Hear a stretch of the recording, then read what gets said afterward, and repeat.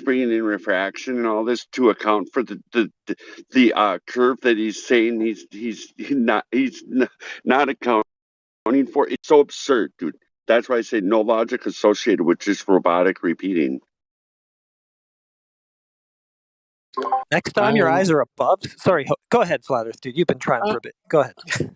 I am robot. I see what they tell me to see. I am robot. I see what they tell me to see. My goodness, I'm a robot. There it is. I found it. There's that 1.225 mile horizon. I just had to look at it this way. I just had to forget that my eyes are above the surface level of the thing I'm looking out at. Just had to, just forget about that little detail. Forget it.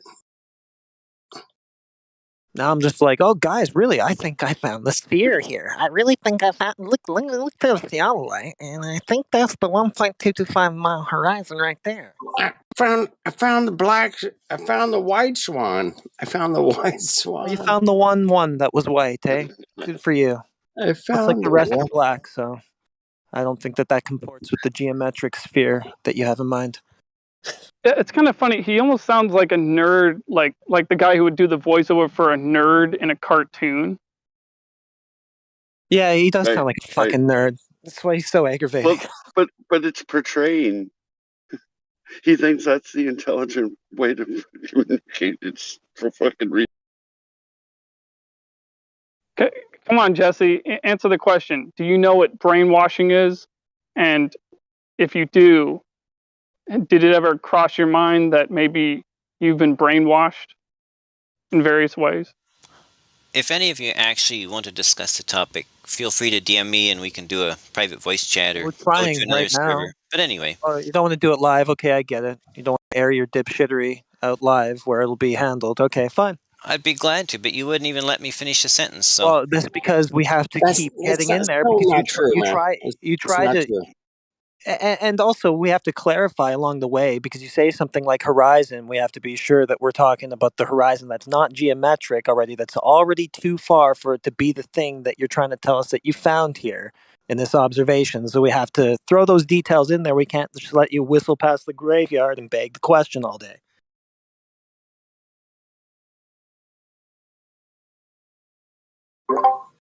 Hey, thanks for not whistling past the graveyard, man. I appreciate it, Jess. Thanks. Well, he was trying to.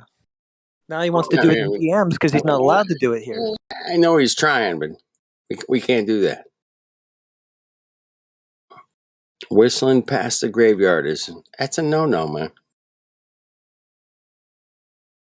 Unless you live in New Orleans. I think they do that in New Orleans. But, it's New Orleans. What are you going to do?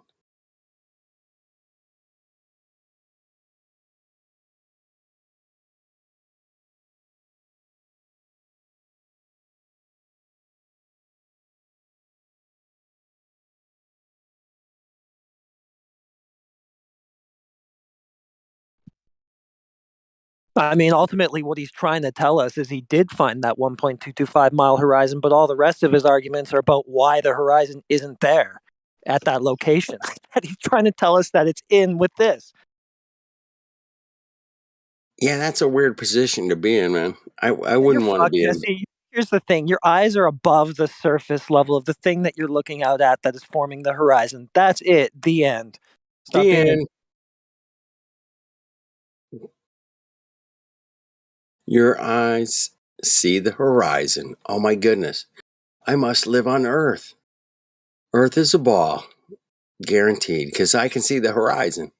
Oh my goodness. What a crazy concept. Yeah.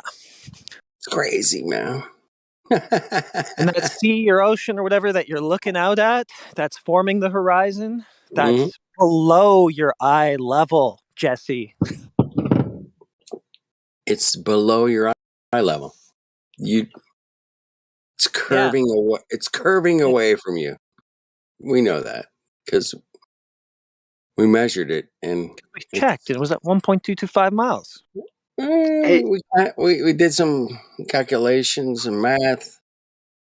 I circumference. say on water that the horizon basically rises up to eye level. It's barely indiscernible, even if you were to consider it as looking down. That's my opinion from my observations.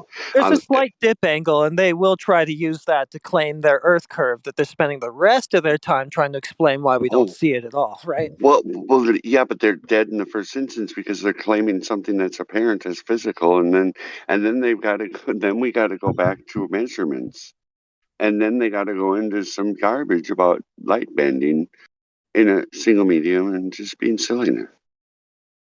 So there's not. Hey, you nailed it. I was in tears, man. You were great. No, it was great, man. It was excellent evening for information being shared, man. And so much information. Damn, too much. Anyway, we'll continue sharing the information. And I hate cartoons, man. Anybody else hate cartoons, man? I can't watch them anymore. I like them, but nothing to do with the globe. It's just really annoying at this point. There's hungry people, and we're dealing with this garbage. I mean, I appreciate the memes. It's funny. It's truthful. It has its place, but in reality, man, I like to stick to reality, like real pictures or real video. And the people who are determined to stay away from reality at all costs, they stop talking once they get shut down in an open forum like this. It just tells me that they're being deliberately, deceived. Exactly. Yeah, he knows it's not going to fly here, so he's going to shut down and say, just come to my DMs where I can brainwash you. I'll pass the brainwashing along where it won't be held in check. Like, if that's what you're going to do, guy, just leave. DMs is a bitch. I mean, I've gotten into it with some. Well, like Prof Phil does all the time. Now he's trying to proselytize in people's DMs too. While he sits here, he's smart enough to know that if it's not going to fly in the air, he'll just keep quiet. But now he's going to try to do it in private. Kind of just gets go. Hey, I want you guys to consider just saying, "Hey, man, fuck this DM shit. Bring your cuckery to the fucking live stream. Let's go." I mean, that's the way to handle it like a man, dude. It's like, you want to DM me this and that. Fuck off. Just come into the live stream, man. Bring your fucking shit, man. Bring it. Thanks. I'll see you in the live stream. That was just dismantled here in live time. Just come to me, and talk to me alone so that won't happen. Yeah. They won't even do that, but even, they might come in the live stream and talk to me personally in DMs where nobody will be around to disrupt my bullshit I'm trying to tell you. Yeah, they try to suck you into the DMs, man. And that's why I'm not I have certain DMs with people that I've, met on here, whatever, man, many places, but DM can get you fucked up, man. I say, hey, man, here's the link to the live stream voice text, man. Or live stream, man. Come on in, bro. Let's go down to the town square and just have Sonny talk to Hoimer or something like that and just see what people think. Come on in here, man. Elijah, we're going to get Sonny. We're going to get, the list goes on, man. There's never, not somebody here to talk to you about where you live, man, or where you think you live. You think you live on a spinning ball shooting through space at millions of miles an hour? Okay, man, that's crazy, dude. You believe in aliens and outer space and the moon landing and everything? That's crazy, bro. That's crazy think, man. He's whining right now in the chat. Who's whining? He says we're trying to avoid debunking his evidence, his so-called evidence. But as soon as he starts laying just laying his evidence out, we already have to call him on several fallacies. As soon as he invokes the horizon or something, we got to remind him that the horizon isn't where it would be if it was where he's trying to say it is with this thing he's showing us. So, well, there definitely is a horizon. Does everybody agree on that? guaranteed. Does anybody have a problem with horizon? Well, the Globers might soon enough. They might, right? Mm-hmm. But I mean, there isn't a horizon, man. I mean, we've all driven thousands of miles across something, or 100 miles or something, man. The horizon looks the same the whole ride, man. Damn, doesn't change. It's pretty cool. Anyway, the horizon is where the sky, which we know is above our heads, meets the land. And that's it, man. I'm not going to argue any farther than that. There's no point, because we can all observe the sky meeting either the water or land. There's only two options here. The sky meets the land. Well, we know the sky doesn't touch the fucking ground, right? We know that because we're traveling through the sky. Every day we drive through the sky. We walk, we fly. Lots of people have flown on the skyways. And hey, thank you, all you pilots out there, man, that landed my plane safely, man. Thank you. Because without the airline pilots, man, I wouldn't have any chance of seeing places that were just unbelievable, man. Like Hawaii.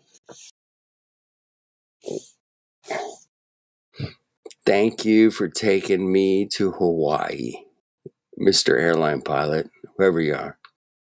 Hey, guess what? You flew over a flat, stationary, non-rotating plane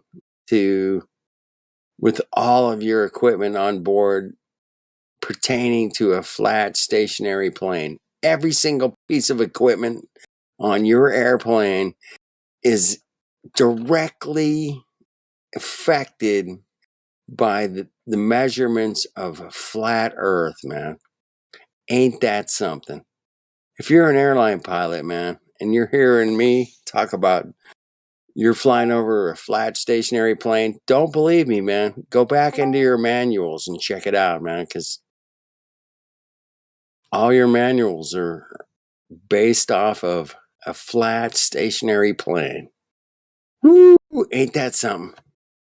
Oh, damn. Ah. I know it hurts. Man. It stings a little, man, but you'll get over it. Trust me. You'll be fine. You will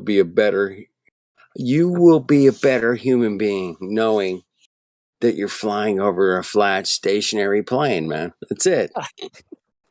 You'll be better. I mean, what would the globe ever do for me anyway? Exactly. You'll just be a better, more aware person that has come to their senses of the reality that they're doing every day. If you're a pilot. Well, there's so many people who feel like they just owe themselves to this globe idea, though. What's it done for you? Why are you giving all this to the globe? What's it going to do for you? Yeah, what's it going to do for you? It keeps you safe from scrutiny and harassment from your peers. Yeah. What about the whole some kind of social status notion? Social proofing. Yeah. Like, what has the flat Earth done for you guys? Oh, for me, allowed me to exist. I'll answer that straight away, man. Go ahead. My life is completely 100% better in every single way, every single day, bro. I walk out of my house, I look up, I'm looking around, I'm looking at the cloud, I'm looking at the sun, I'm paying attention to every detail of where I live, bro. Every fucking detail. Okay, but what about there's that? There's also, I mean, have you found a place for people to live that isn't Earth? That, I mean, it's done a lot for me. Oh my God! Hey, what about for your relationships? Oh, I love my relationships, man. I built my own relationships through many decades of hard work and showing up on time and just being me. You know, what I would say though, if your relationships are strained, well, hold on. If relationships are strained, I wouldn't say that that's something to blame on flat Earth. That's something to blame on the globe deception. Right. Same difference. The point is, ignorance is bliss. You could argue that ignorance is bliss. If relationships are hampered by flat Earth, then it has to do with the immaturity of the other.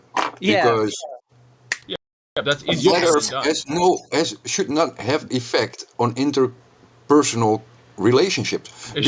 But it does. And the immaturity of those people, though, is going to that in itself. The immaturity in itself of those other people is going to hamper your relationships with those people anyway. That's not necessarily true. But should you be aligned with those people? What have you? But then they find out you're a flat earther and you become a social pariah. No, then you find out who they really are, and then you can cut ties. Why do we become social pariahs, man? Why? Yeah, it doesn't matter, man. Nobody cares, dude. It's like... because of the stigma associated with it. The stigma. Who created? There is no stigma. Who fucking created? There is no stigma. Are you kidding me? Fuck created? Yeah, because that's straight cap. You know that's a lie. No. Ask yourself that question. Who the fuck created stigma? It doesn't matter. Maybe I just hang out with oddballs, but I don't care. It is what it is. We're talking about what it is. No, there is no stigma. That being a flat earther is more detrimental in your day-to-day with your relationship, your professional life, than when I solicitate for a job, I tell them straight up, I'm a moderator at a flat Earth Discord. I tell them straight up. Okay, that doesn't mean you're necessarily a flat earther. But if everyone in your life knows you're a flat earther, what it means is that I keep myself busy with what could be considered bullshit.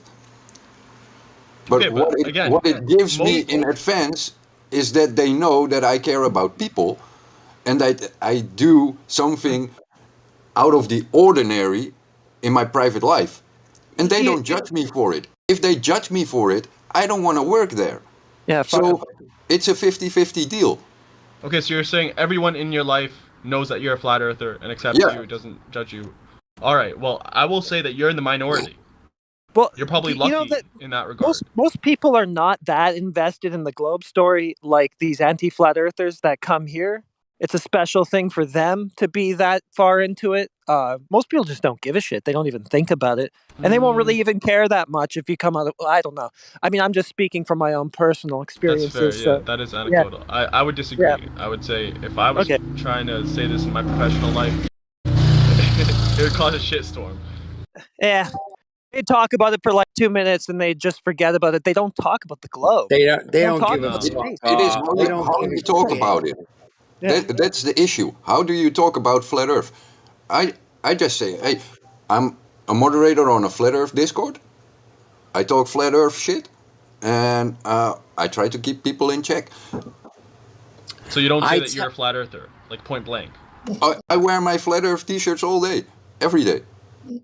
All day, every day. Yeah, you're the exception then. I wouldn't say exception, but you're definitely the minority. Because most people don't have that luxury. Most people, their families even will shun them and they'll become the black sheeps of their families just because of holding that ideology.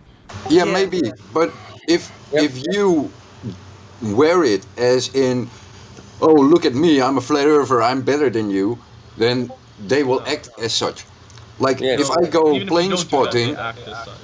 No, but when I go plane spotting and I wear my flat earth t-shirt and I see a NASA dude, also plane fanatic, and he comes up to me and he wants to engage in a flat earth globe discussion. I just refer back to, hey man, I'm just here for the planes. Look at the contrails, figure it out for yourself. I'm just here for the planes. I'm not going into a fight. Yep, exactly, man.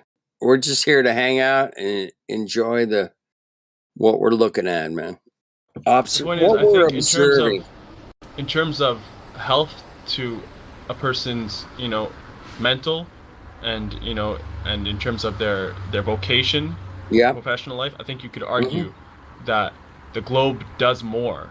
And it's not just because it's a globe, it's because that is the status quo. That is, if everyone believed in the flat earth, then it would be doing more, because it wouldn't be getting shunned and ostracized and yada yada. So Cyrus from the Matrix, basically. Ignorance is bliss, like you started out saying. Yeah. Yeah, I hear that. I totally agree with that too, man. Ignorance is a bliss, like a orgasm, man. It's not even ignorance. You can know. I mean, you'd have to probably be ignorant of it, because the more you know, the more it just fucks with you. Yeah, it does, and it jars against you when everybody else is in on the deception. Yeah, but they don't even know they're in on the deception, man. That's the other problem. It's like what I was saying, is just most people I come across just don't really care that much about the subject on any level, right? Dude, you're out there all the time, handing out shit, talking to people in the walkway on the street, man. Random passerby, strangers that you meet when you're handing a brochure or whatever. They're not really in your life, so exactly. It's a moment in time, man. You just gotta. I don't know. The family. Siblings, I've done so much talking to people on the street about where they live. And it's fascinating, man. You don't know what you're going to hit, man. You don't know. But it is fascinating to find out what you can hit and what you can't. And I think that keeps me going. I don't know about you guys, but that's what keeps me going, man. It's just like, I know I'm going to run into somebody that doesn't know anything about the heliocentric model versus the globe. The globe, they don't know anything, man. They don't know the first thing about the globe. That's what I'm saying. People mostly aren't invested in this stuff. They're so retarded, man. They don't know the first thing about the globe, man. It's like, I always tell people, man, hey, man, you gotta go out and figure out the globe. Go, please. Figure out the globe. Go ahead. Check it out, research it, whatever, man. You figure it out. I did. So you can do it. If I did it, you can do it, man. When I'm at work and we have a smoke break, then me and a colleague who is also a flat earther, but he comes from let's say the Muslim side of things, and we have a chat, and people, we can openly talk flat earth and religion and all that. And everything. People, like Dutch, farmer type guys, very sober kind of guys are looking at us like, what the fuck? And we try to engage them, and they just say, well, yeah, no, that's not my cup of tea. Then you go back to your conversation and you look around and they're still listening in. That's good stuff you're doing, though, by just talking about it as if it's the norm, right? That brings it into the norm, right? Yeah, and it doesn't make us look weird or stupid, because when we talk about it, someone is like, saying about, oh yeah, my phone, this and that, and we got phone towers everywhere, so we bring up the satellite issue, and then other people will look at you funny, and then you point out, hey, look, there's a satellite tower, there's a satellite tower. It's not going to satellites, it's going to the tower over there, and if you're next to that concrete slab, 3 feet thick, yeah, of course you're gonna have some issues. I love it. Yeah, normalize it. Normalize flat Earth. Yeah, normalize it. If you feel like you're being more, or you have some insight others don't, then automatically you get a bullseye.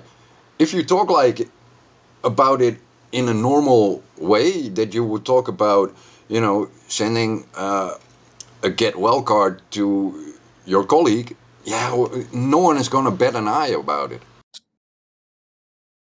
Yeah, exactly.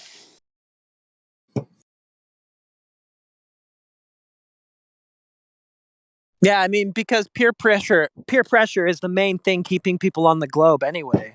I mean, it's not geometry, it's not logic, it's none of those things, none of the things exactly. it should be. 100%, it's just man. social proofing. It's just people wanting to fit in, not be that one oddball. So just make it not an oddball topic, right? Yes. And just be normal with it. Yeah, get people with it. I can't do that. I can't be the oddball. Oh my God. This is terrible. It's terrible. Yeah. Yeah, or be the oddball and know how to play it. Yeah, you're a forerunner. You're a pioneer in this case. No doubt about that, man. We are pioneers, motherfuckers. Yeah, pioneers. You were there first. You were on the ground floor, man. You were there. Yeah. Last few weeks, I took some time off of Discord. Yeah. I was like hanging out in the YouTube chats of, let's say the Hollywood critics, to put it mildly. And you have the Rings of Power coming up from Amazon. Mm-hmm. And I just put in there, Arda is flat. So it cannot be a global show, guys. Arda is flat. And everyone who knows Tolkien knows that Arda is the word for Earth. So I've been spamming Arda is flat all over the internet. How do you spell that again? ARDA. ARDA? Yeah, that's the name for Earth in the Legendarium of Tolkien. I love it, man. ARDA is flat.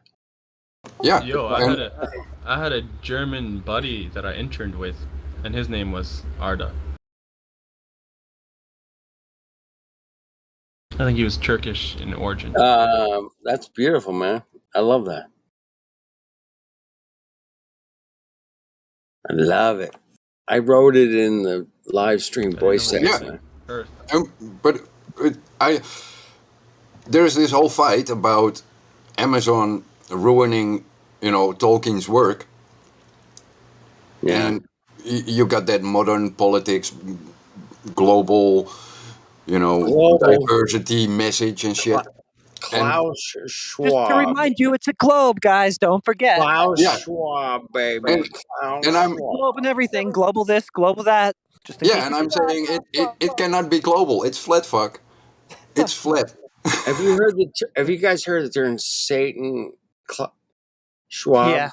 Yeah. Satan Claus. Satan Claus. Yeah. Yeah, I watch Jeff Berwick sometimes. Yeah. I heard that. I was like, oh, that's pretty good. I like that. If we don't laugh about some of this shit, man, we're fucked, boys and girls, man. We're fucked. Oh, yeah. You gotta have a sense of humor about it all. Gotta giggle a little bit, man. Because the Titanic is sinking, man. Tell some jokes. Crack a joke. Yeah, exactly. I'm the band.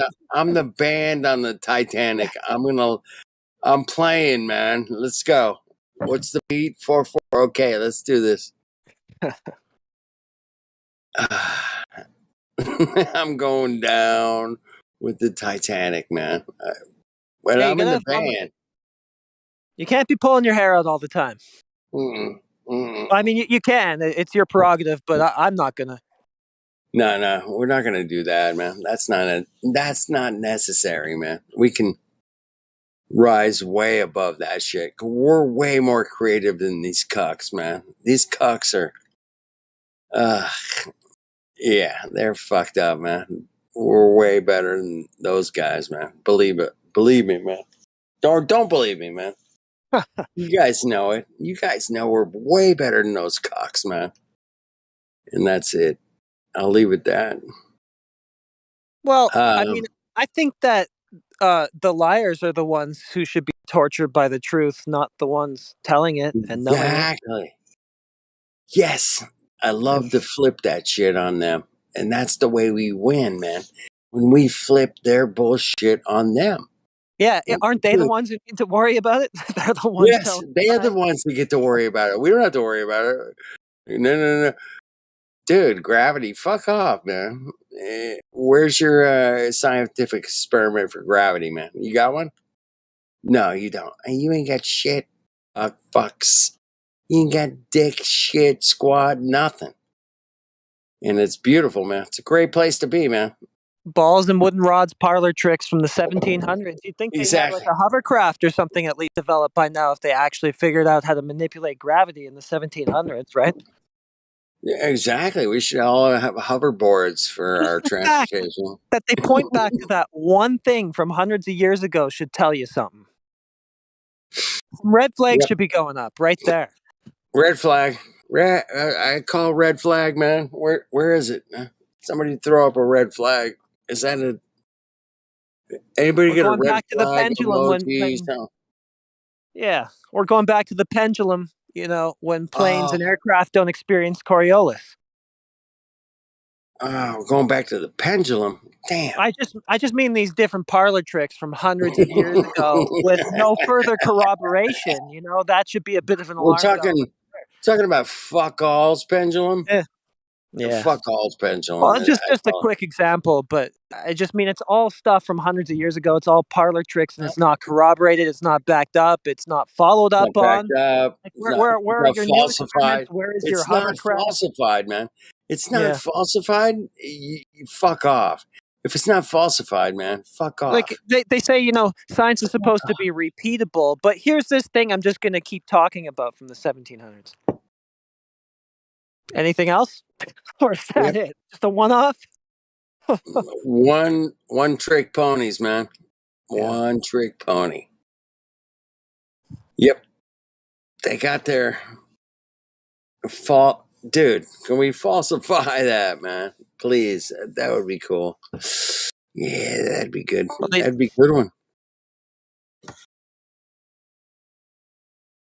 Yeah. Well, they don't know what they're manipulating. Here's how I falsified it. Yeah. We have seasons, right? Oh my God. Oh my God. We have seasons. Oh my God. That totally I crushed it with that. You guys are all retarded. Come on. Oh no, that messed everything up for the surface of this place. Messed everything up. We should close the server down. I just got to give up. We have seasons, okay? Oh my God. I guess we don't even need to check the ground in that case. I mean, the weather changed. How do you have seasons on a flat Earth? I'll tell you, man. Man, I'm stumped. Close the server. Okay, one trick question. Yep. When is it spring in Antarctica? That is a trick question. Fuck off. Well, I mean, it's always winter, basically. It doesn't no seasons, rain. Right? No seasons on flat Earth. I heard it does not rain in Antarctica or snow. Oh, it's a desert. It's the world's biggest desert, right? What? It doesn't rain or snow in Antarctica. Well, there's claimed to not be a lot of precipitation there. What? Whatsoever. That's crazy, man. That's something that I would love to verify for myself, but yeah, I just hate to go to Antarctica is the only thing. I don't like cold, so I'm not going. Yeah, I wouldn't be. I'll kick in, man. I'll kick in for a trip. Somebody wants to go there for a couple of like a year and a half. Yeah, I'll kick in like $200, man. Couple hundred. Get it started. Well, what do you need for funds anyway? You would need a GoFundMe. It's going to be like tens of thousands at least. I think it's going to be like $100,000 for a year in Antarctica. That's ugh, I know, right? Just to go there. I'd rather go to Costa Rica, man. I'll go to Costa Rica, man. I had a buddy, man, that spent a lot of time in Costa Rica. He loved it, man. Yeah. People are chilling, man. Yeah. Costa Rica's nice, man. Yeah. I've been there a few times. Nice place. There you go. See, there you go. Now you've been there a few times. Yeah. Did a few peyotes there. Ceremonies. Well, anything that's going to release you from the constraints of modern society, man, I say, yeah, that's good. Yeah, it was all beneficial. Yeah, it's beneficial, no question, man. I asked somebody that has been through a lot of these ceremonies once, man, can I get there without? And he says, yeah, you can. And I was like, cool, man, thanks. Yeah, you should be using the peyote or the ceremony, as an opportunity to kind of train yourself into this sort of consciousness. So somebody just dropped a Banksy. If you repeat a lie often enough, it becomes truth, which is slashed out. It becomes journalism. Yeah. Can you see that? Now you're doing journalism, aka propaganda. You repeated the lie. You got it. Nah, that's what I'm talking about, man. That is so tight, man. That's what I loved about Banksy, man, is he made you think about art and activism and truth in so many different ways, man. My battery's going to go down any second, so if I dip, yeah, that's all. Throw it up. Throw it up. It's not that I hate you guys. You hate us. I know you hate us, man. That's okay, man. You can hate us. We'll love you anyway. I didn't. Oh, he gone. He didn't charge it. He gone. That was quick. Oh shit, he dropped. That was great. Great conversation, man. Great evening. Talking about where we live and what we're dealing with, man. And I appreciate you guys, man, for putting up with me, man, first of all. And then on top of that, you guys are the most scientific motherfuckers I've ever seen in my life, man. It's amazing, man. Scientific motherfuckers, man. Yeah, awesome. Dude. Flat Earth, dude. You guys are great. Good Flat Earth, dude. Well, I'm a little bit of a cheerleader and a little bit of a fuck up at the same time, but I try to keep my cool. Yeah, I'm not here to ruffle anybody's feathers, man. But it happens. Yeah, life happens. Shit happens. But for the most part, man, been a great ride. And keep it going, man. We never know what we're going to talk about, man. We could be talking about the inverse square law of light today, or Coco 19. You have to have this, or you're not going to be able to have a job. For fuck's sake, that's how far we've come, man. If you don't do this, you don't get to keep your job. Oh my goodness, really? You have to do this, man. You have to put this into your system if you want to work here, man. What? Oh, fuck off. Oh my God. You can't be a teacher unless you take this thing and put it in your system. Put it in your system. That's fine. Okay, that sounds that sounds really good. That's what I told her. Sounds good. Right, exactly. Well, if you don't have the globe in mind, then you don't get the job. That's easy. There you go. There's another example of the same thing I'm talking about, is that if you go to work for JPL, Jet Propulsion Laboratories, or Jack Parson Laboratories, which are, whatever you want to call it, you don't get to work here, man. I actually think that JPL and JPL are two different buildings. The one is Jack. There you go. I like that. And I think that's the confusion that they do on purpose. Dude, that's right where I live, man. It's like 40 miles from my house, man. Tops. Yeah, but let's say, not wanting to go too far off topic, but when you have the World Trade Center, it's comprised of multiple buildings. But, when you say, oh, yeah, it was the World Trade Center, everyone sees two high-rises. So, when they say JPL, you have two different connotations. Yeah. And they think it's the same thing. Even though it can be multiple things. Oh, it's multiple things, man. It's mega multiple things. Mega multiple. That's the problem, man. These Mongos work in mega multiples. And we're constantly getting,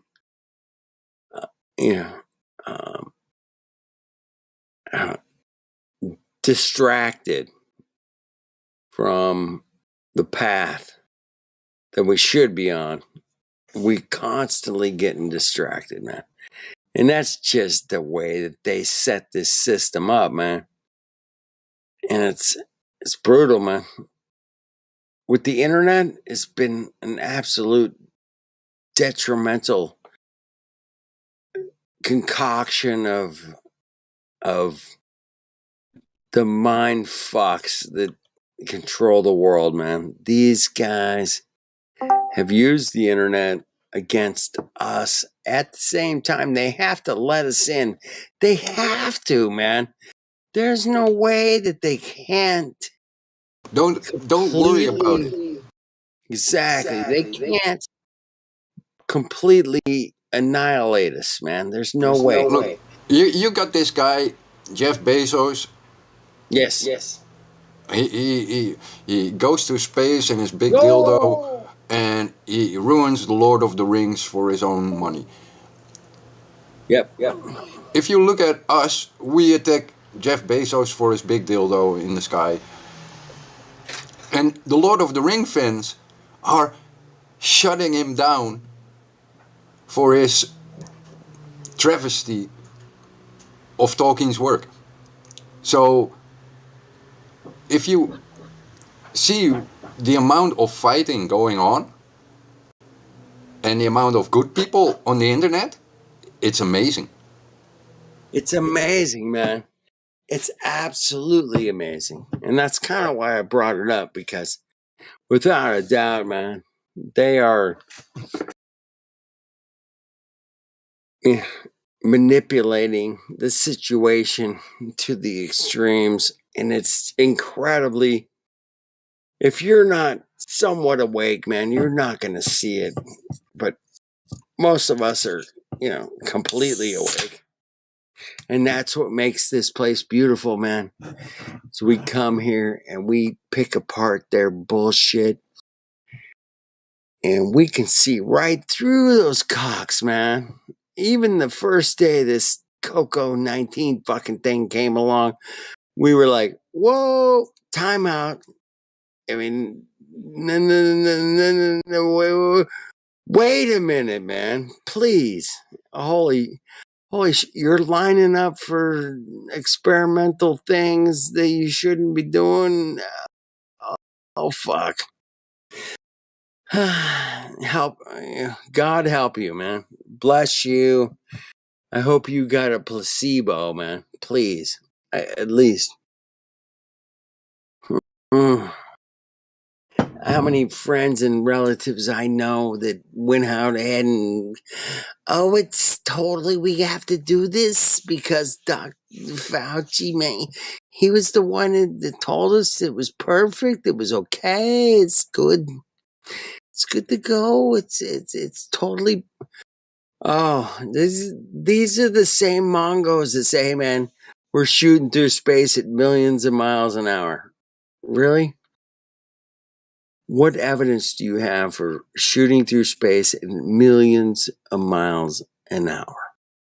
They don't have any, and you can't even let them say it. This has got to be put. Well, we can play with them for an audience. Yeah. You know what I mean? Mm-hmm. And we can allow some of the talk for an audience. We got to somehow come up with metrics as to what's being observed. Right. You know what I mean? I feel like there's more, possibly. You know what I mean? In the YouTube or something? I don't know, man. What do you think? Well, we're pushing information every day, man. We are pushing the most scientific information that we can about where we live, man. We every verifiable, day, man, verifiable, what we can observe every day, man. We are crushing, and it absolutely is making a difference. If it wasn't, like Elijah said earlier, man, back in 2015, 2016, the most search topic in the entire world was flat earth, man. In 2016. You know, it was absolutely I think it created a lot of this anti-flat earth that never went back to look. I suspect that because the 2015 arguments were really weak. 2016 was a different level, though. It was. I'm going to go with 2019, where I felt comfortable to be public, but you may have had a different source of information. Like, you might have been around Helioskeptic. You may have been around people I wasn't around yet. Dude, I was around QE back in 2016. Oh, okay. Well, then, see, you had a way big benefit over me. Yeah, it was Nathan QE in this Discord that made it so, and that was 20. I mean, I've been flat Earth, but seen too far, and then the gas pressure. Holy crap! Once I heard that, it was like, good night. Good night. See you later, pal. Hey, can I tell you a story about a guy at a bus stop? I've told this one time, but he was a lispy guy and kind of like gay or something, but like heavy. And like I told him the Earth's flat, and he was kind of like laughing me off, right?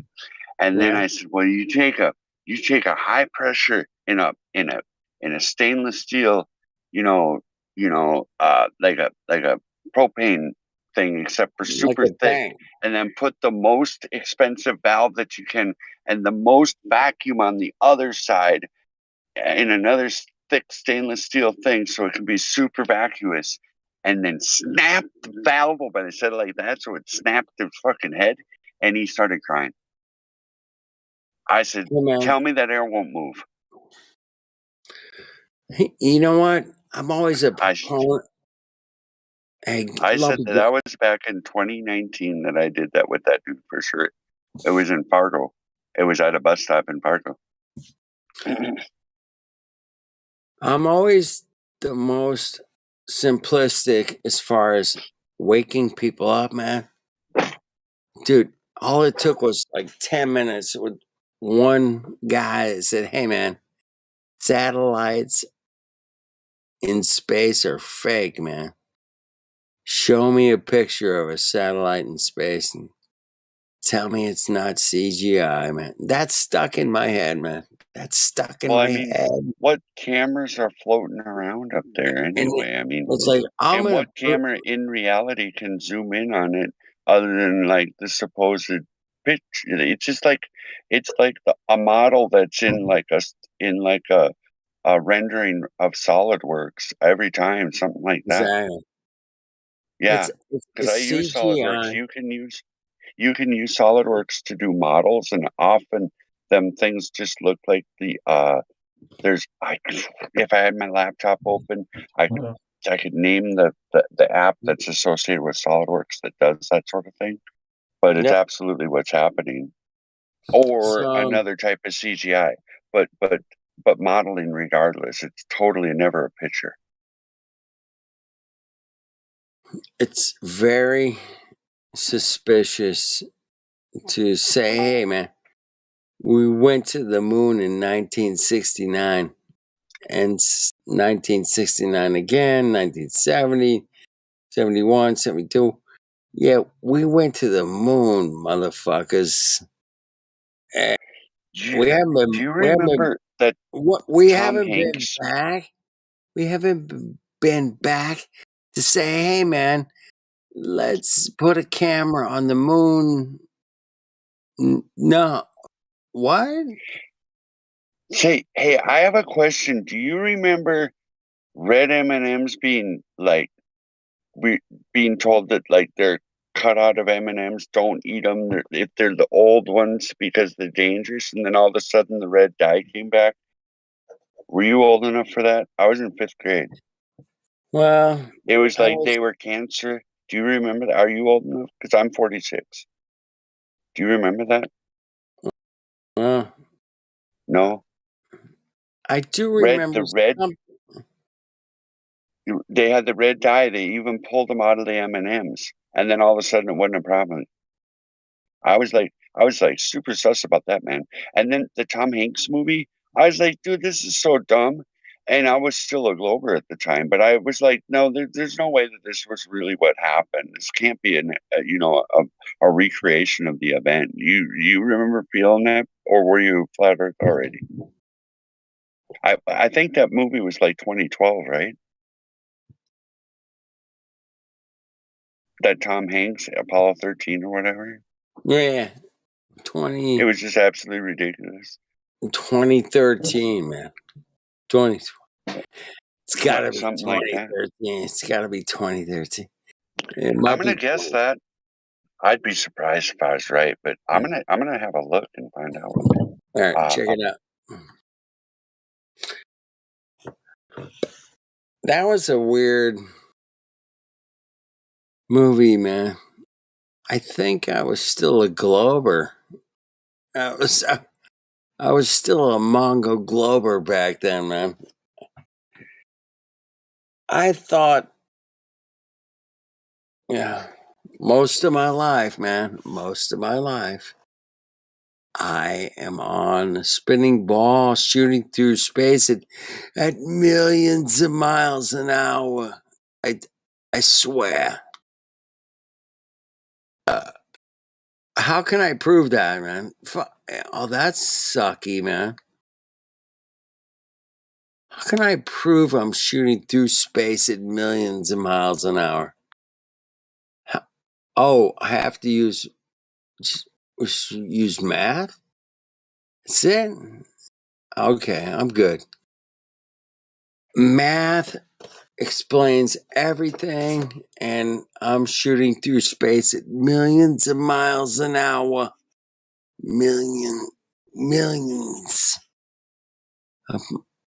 The closest star is 26 trillion miles away. The closest one. And it's not the brightest, man. The closest star is not the brightest, man. Sirius is the brightest.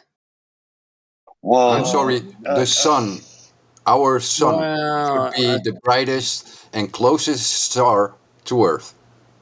Star? Okay. It's just a light in the sky. I don't know. We can call it that, though. I don't want to call it. I just call them like, because there's the wandering stars, and then they got names. And what difference does it make? It's a light in the sky. 26. That's my opinion now. 26 trillion miles away, man. Oh yeah, that's absurd. I mean, that totally like computes in your brain. It totally. Yeah, because it would have to like project itself and then onto something to make like, and not change angular size for like a long distance. Like the claim of the globe people will be that it's projecting through the vacuum as a stable angular size for like an exorbitant amount of the distance traveled. And then they would have to believe that it's like painting itself on the sky as apparent, like a fucking light post, and you know what I mean, at a distance. It's so dumb. It's crazy, man.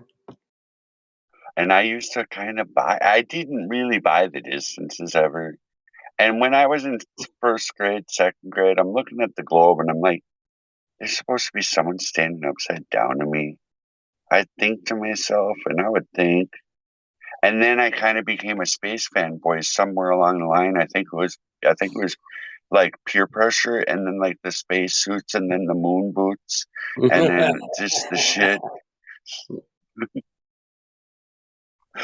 and the peer pressure. But I remember when I was first looking at a globe, the first one, man, at school. It was like first or second grade, and I was thinking, there's no way somebody's standing upside down to me. And I was thinking back then, I'm like, well, dig a hole through it, and it like I'm supposed to be able to dig a hole and end up in China at some point. That was kind of like what I'm looking at. It's like, well, if I dig straight down, and where would I end up here? And then this person's standing upside down to me, and then I was like, this doesn't make sense. I remember it. I was actually a gifted kid, man. They wanted to skip me grades and all this sort of stuff. To be honest, my mom didn't want me in a different grade because she didn't want me bullied. They wanted me to put me up a couple, but my mom didn't want me to. That's a good. My mom was cool. You know what? So now you might be a grandpa. You know what my mom would do? Is she would play games with me, like backgammon, dude, and logic games. And I'd be like before kindergarten. And word puzzles and puzzles. My mom figured out how, because I was the last one. She was smart. So I encourage you guys to spend time with your grandkids and do puzzles and make it basic. Like learn backgammon, or chess is kind of a little much, but there's some logic games and just some games that if you try to, like, if you do the search or something on like one of the decent search engines, you might have a chance of finding stuff that would. I encourage it. I really do. I hope somebody out there is hearing me, and they have like a 3, 4, 5-year-old child that they can really incorporate this, because I think it will help the cognitive function for the rest of the life. And I'm not bragging. I'm just saying what happened with me.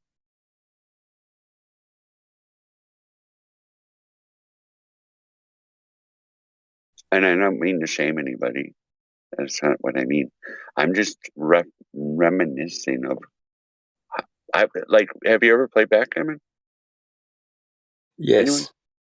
Yes. You have? Okay. So you can see where, like, if you made it like a little bit smaller stacks and then explain what's happening, or playing cribbage, that's another one. The only thing is little hands can't really hold the cards in such a way, so you got to give them time, and you got to have it flipped up for basically a couple months, explaining all the intricacies of the bidding and stuff. The best that I remember my mom doing it.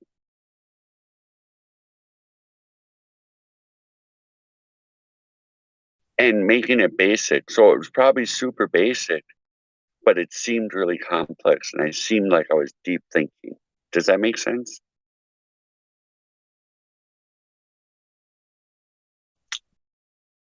Because I don't remember word for word verbatim, but I remember it being what I'd be doing, like at the dining room table.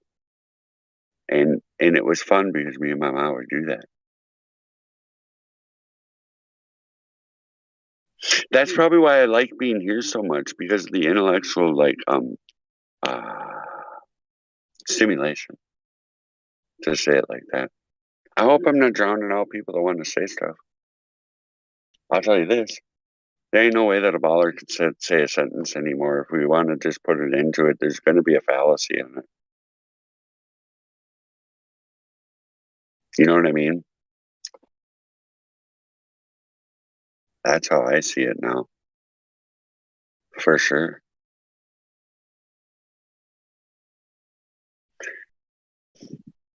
What do you guys think of the years back? What's your opinion? My opinion is it's all just like props that were put in place and a story.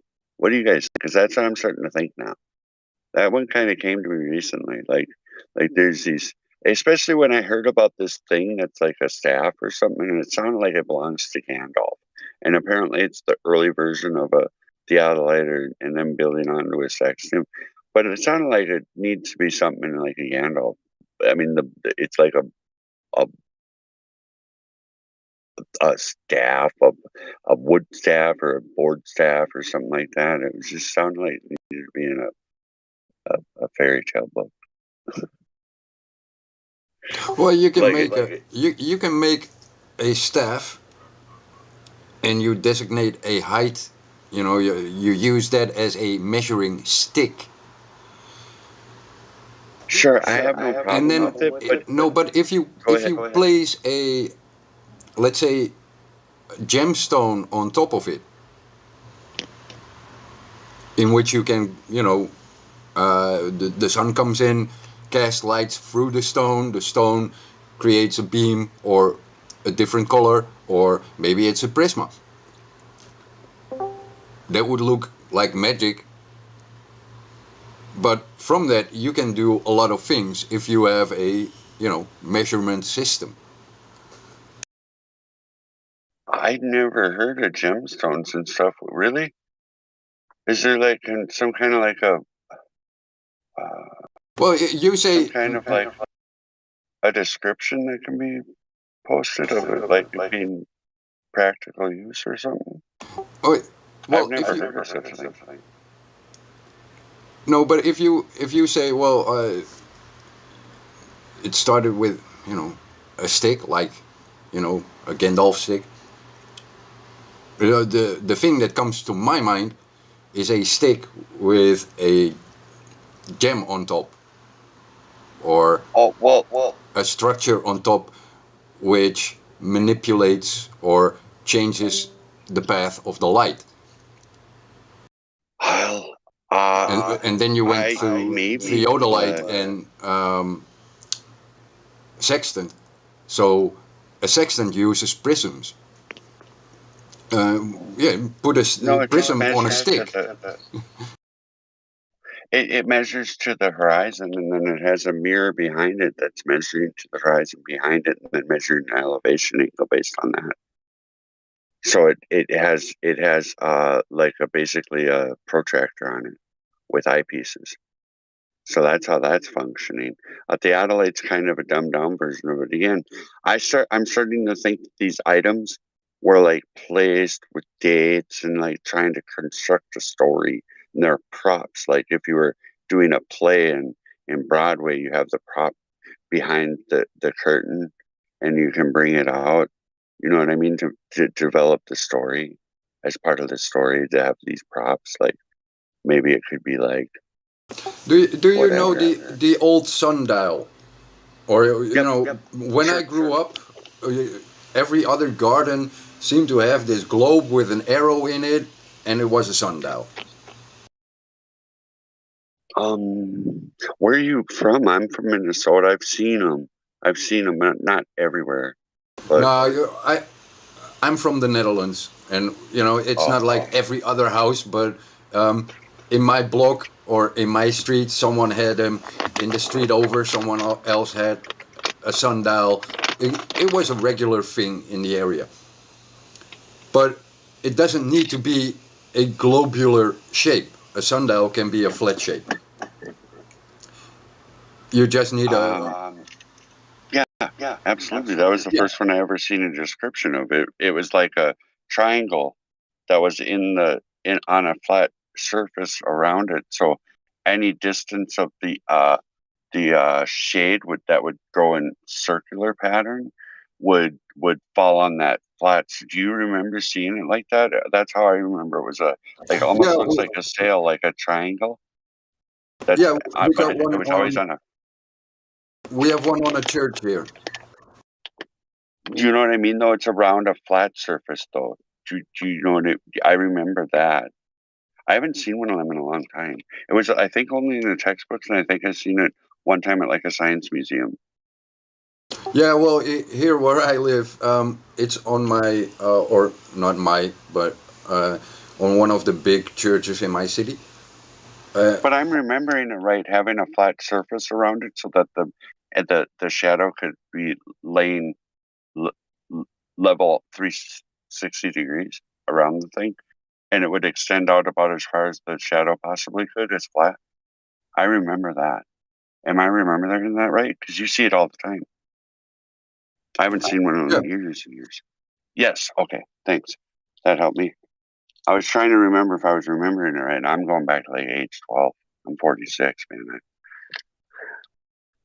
Yeah, but like, if you were ever go to Europe, to let's say the older cities of Europe, then you will find those things on old buildings.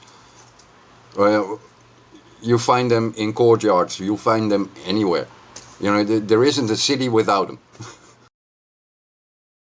You know what we have a lot of times is like demon looking things stuck on buildings all over the place. I see it a lot, especially in these old buildings that look like they're from some other time because we don't seem to build them anymore. But like these gargoyle type faces, and then and built into like Minneapolis, St. Paul. I've seen it down in Des Moines, all over the place, Des Moines, Iowa, Fargo, these buildings. And if you start looking up into these buildings, you probably start seeing these gargoyle, demonic looking things. Yeah, well,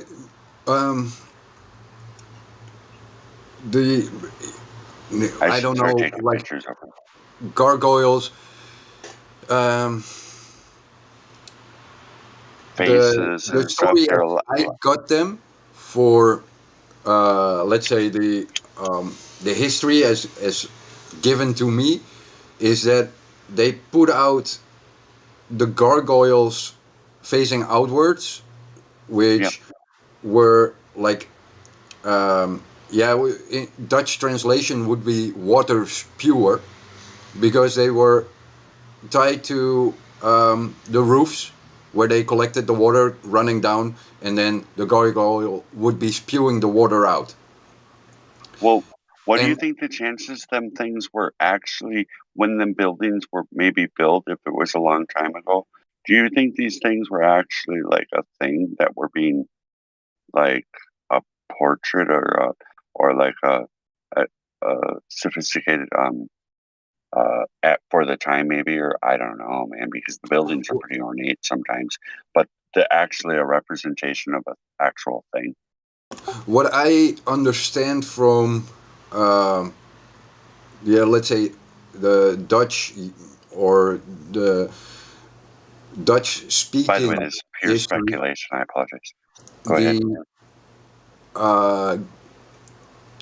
Gargoyles might be caricatures of people they disliked.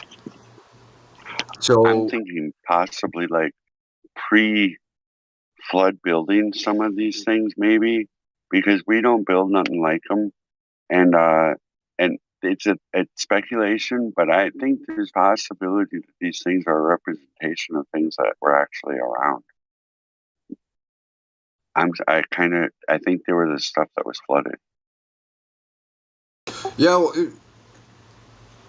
there is a lot, but as they are explained, or how I get it from the history, is that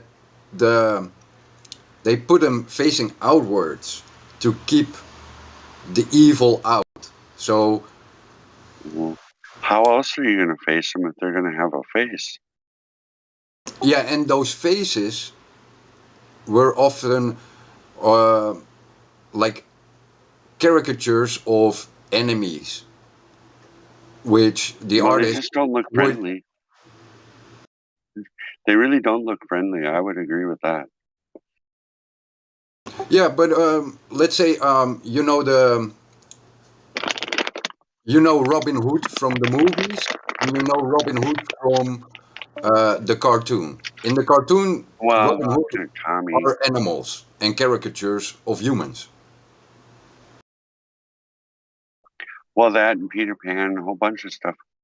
Yeah, but the whole structure of our thought process, if you go into the like entertainment, is all variety of occultic sort of mysticism it's not and necessarily stories that are occult. It is like that they were not allowed to represent the people they were mocking. So if we do, let's say, a parody of Trump and Biden, we can go on TV and take a lookalike and make a funny show. In the Middle Ages, they were not allowed to, so they said, "Oh, that how guy." do we know? How do we know? That is how it is explained to me, and that is how it makes Yeah, sense. Okay, because but I they wasn't gave there. people those nicknames.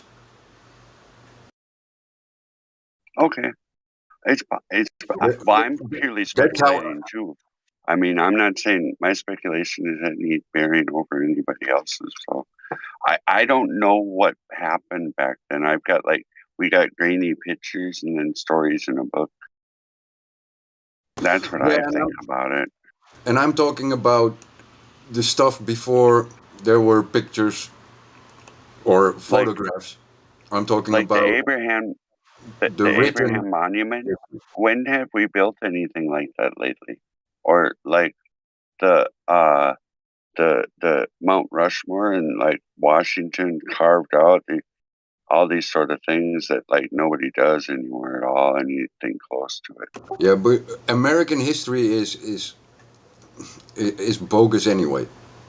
Because the moment you fought your war of independence and your Revolutionary War, and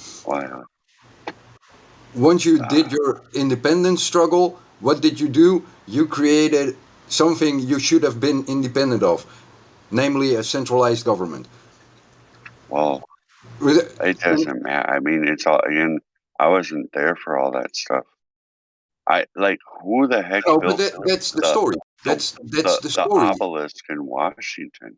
Who's built an obelisk like that lately? Or the Abraham? You know where he's sitting on that big bench? Who built anything close to like that for a long time in my life? Ever in any of our lives? Or anything like any of the cathedrals? Like the Basilica in St. Paul, Minnesota, or or all these places, man. Who builds anything like that? And how are they doing it with nothing but chisels and horses and hungry people that barely had anything to eat? According to the story. Have you ever split wood or split rock? You find a crack in a rock, you hammer in. Oh no, I haven't. A wooden it's dowel, quite easy. And then douse it with water. Wait till the water gets in, heat it up, let it expand, and the wood crack or the rock cracks. Oh, I've never done it. Okay, maybe. Well, it's just that I don't remember. Who remembers anything built like any of that stuff in our lifetime? We don't do that because we use different. We use different materials. We are based on concrete and metal. Yeah, they were based on mud and bricks. Well, we still use mortar and bricks, but it's always box. It's not very ornate ever. Yeah, but like in those days, the priorities of the ruling were different than the priorities are now. Just a second. If you go to we were Iraq, supposed to be more hungry and less resources. And no, that's not even true. Like you can go out and eat most of the greens that you walk past to. You can eat most of the animals you walk past. But when they started centralizing power and moved the people into the cities, yeah, that's when you get food shortages. because now you have to buy your food because you cannot pluck it from the creation itself. You have to buy it because you're living in the city where nothing grows or not enough to feed the whole population. That's how they create food shortages. My country where I live is what natively called Holland, which means woodland. There are no woods of any significance left here because they used it all up. Mm.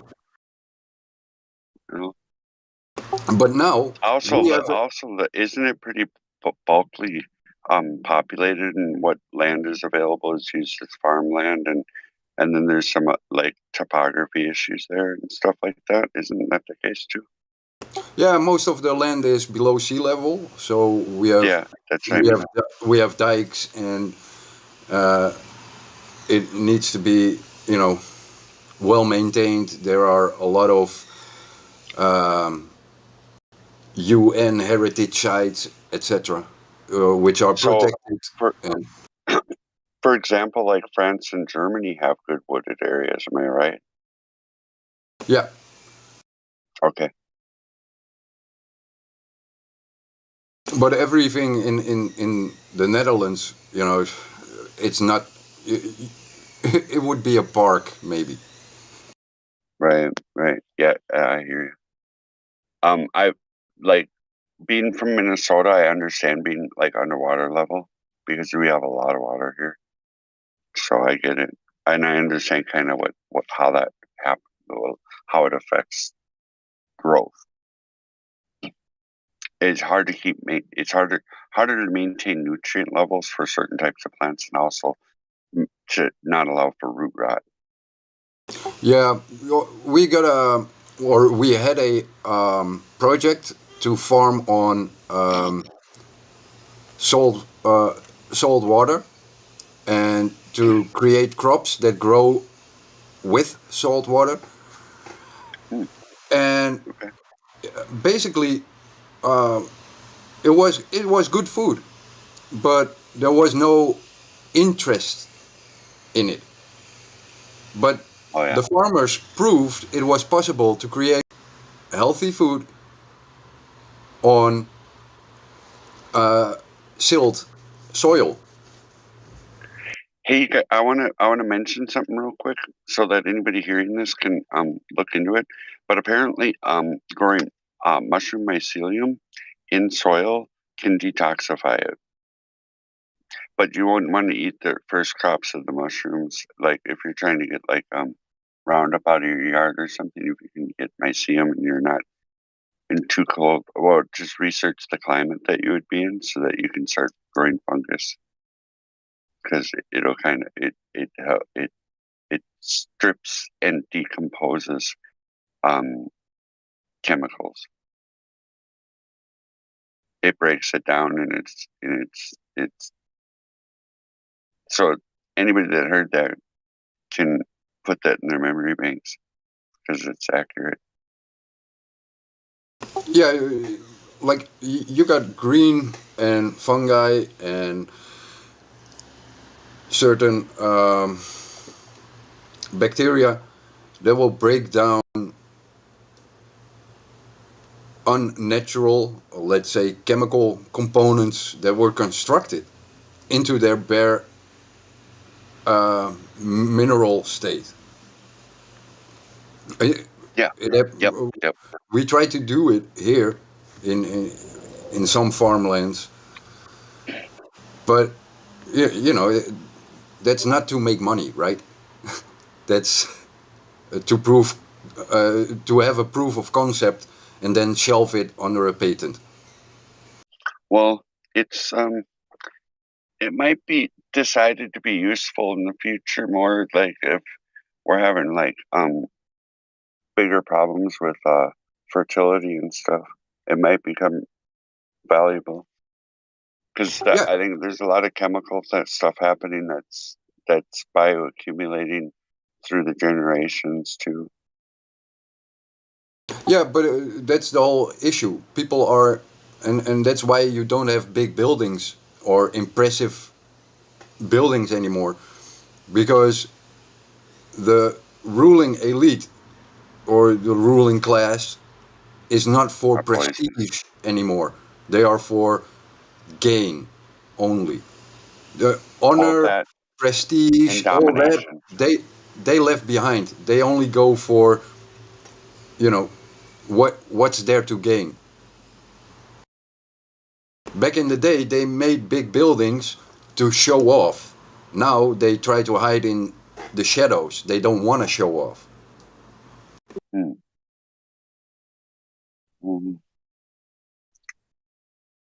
I don't really know what's going on with the elite. I don't think, like, in Minnesota, the Carlson family was really wealthy. Kurt Carlson, Carlson Companies, and when I was like 15, he was worth $4 billion, and anyway, their families seemed pretty much normal, and as a whole, they're not quite as wealthy as the Cargill family from Minnesota, but they're definitely wealthier than Trump as a whole. I mean, they owned all the Radissons in the whole world. Yeah, but they live their luxury lifestyle, but they are not like, I'm gonna put down. They'd buy generic food. I was around them. The properties would have immense value, but everything was like, don't touch it. Yeah, but they have it for themselves. They do not put on, let's say, they wouldn't go into the big city, buy a plot of land, build their mausoleum for everyone to see and see how great I am. That's not what they do. Well, no,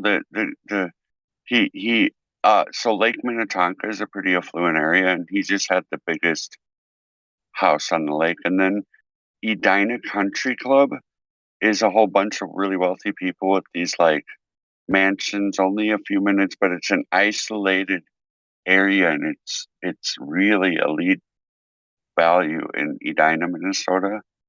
Minnesota is a pretty wealthy state, to be honest. and again, for that family in particular, everything was basically super nice, but like a grand piano, but basically would never get played. And it was kind of like even discouraged to walk on the carpet too much because there'd be plush, and you know what I mean? I'm serious. Yeah, but again, it is for their own keeping. Right. But they would eat generic food. They would save money every way they could. Yeah, that's how the rich do it here as well. Okay. Because you would think they would be interested in eating as healthy as possible, and they would know, or maybe the generic food is the healthy stuff. I don't know what to think. No, So maybe you have the rich that are like, I live in the now and I just want to be happy, and you have the rich that have like 1,000-year plan. Yeah. Those who have the 1,000-year plan is the ones that they're baffling to me. They seem off-world intelligent. Yeah, and those with the 1,000-year plan, they are the ones who have their own organic farms. Yeah. I never knew a Rockefeller or nothing like that. The Carlson family was nothing close to that, but it was a touch into elite wealth that I experienced. And I'm just sharing what I experienced, but nothing like Rockefeller. I've never known anything like any of that. Even the Cargill family, they're really private. They were tied up with that when there was seemed to be absolutely connected to them pepperonis. I don't know what to say. I don't want to like talking about the current thing, anything really other than flat Earth that is. But that's what I'm just gonna say. When that was like the hotness, which it seemed some of it seemed set up-ish, so that it would discredit some of the other stuff that wasn't set up-ish. If you know what I mean. It's really hard to sort through information, to be honest. It takes like dedication, kind of like, and then also like kind of like a group talk. Yeah, well, if you ever get the chance to go to Europe, then go there, do some visiting of old cities, do some mainstream tours. And how much of that stuff do you really believe? I mean, honestly, just wondering if you suspect it as props and stories, because I'm starting to really think that a lot of it is. The issue is you need to hear the stories to get the little truth that is in there out of it. Well, I mean, I live around native lands. Like, there's definite stories that would go back, but it's starting to seem kind of weird. Too. Yeah, but let's say you got a lot of shit about the mud flood and whatnot. The issue is, I don't know. Those things do happen, but it is not a worldwide event. They are isolated events, which then what we would say the colonizers would jump into, because those events created a power vacuum. And then the colonizers would be aware of, hey, there's a power vacuum over there, let's jump into it. Then they jump into it and they get Freemasonry because there is a power vacuum. Yeah, that's kind of the words that I've been kind of punting around my head about the masonry and the buildings. And I think there's a chance that there was higher tech, but then it was gutted to do this dirty, expensive, labor-intensive, dysfunctional sort of a society compared to what I'm suspecting is possibly just beyond our experience to firsthand knowledge of that as the case. Because of all the props and all the stuff, it's just starting to seem like it's props for a play. And it's pretty recent that I've started to think that, because it just seems like they're everywhere. But then again, it could be human supposed evolution. But I feel like we've devolved from. If you take, let's say, Archimedes' principle, they claim to have known about density and buoyancy since Archimedes' time. Well, sure. They knew how to manipulate it. So not having a hot air balloon up until the 1700s is crazy. That means they set on the knowledge. Well, for what if they were able to years. use and then hey, maybe we can apply this. That doesn't make sense. What if they were using mirrors to focus heat from the sun so that they could do things like lift large stuff, or I don't know, man. They had those mirrors in ancient Greece that they used to burn ships off the coast with. Well, that would be very rude. I'm saying precise. and dependable, where you could put people up there and they wouldn't be afraid of dying to be doing certain kinds of work. And yeah, but the thing is, if you go from what they had, what is known that they had, like the acid battery, where they could create electrical current from fruit, you know, yeah. stick a diode or two diodes in a lemon and you get a current. Do you see where I suspect that's a prop? Yeah, I can see where it is a prop, but That it could be. I'm not saying definitely. Yeah, but if, let's say, if it's a prop, then they admit that humans had a period of, let's say, decline On from, purpose.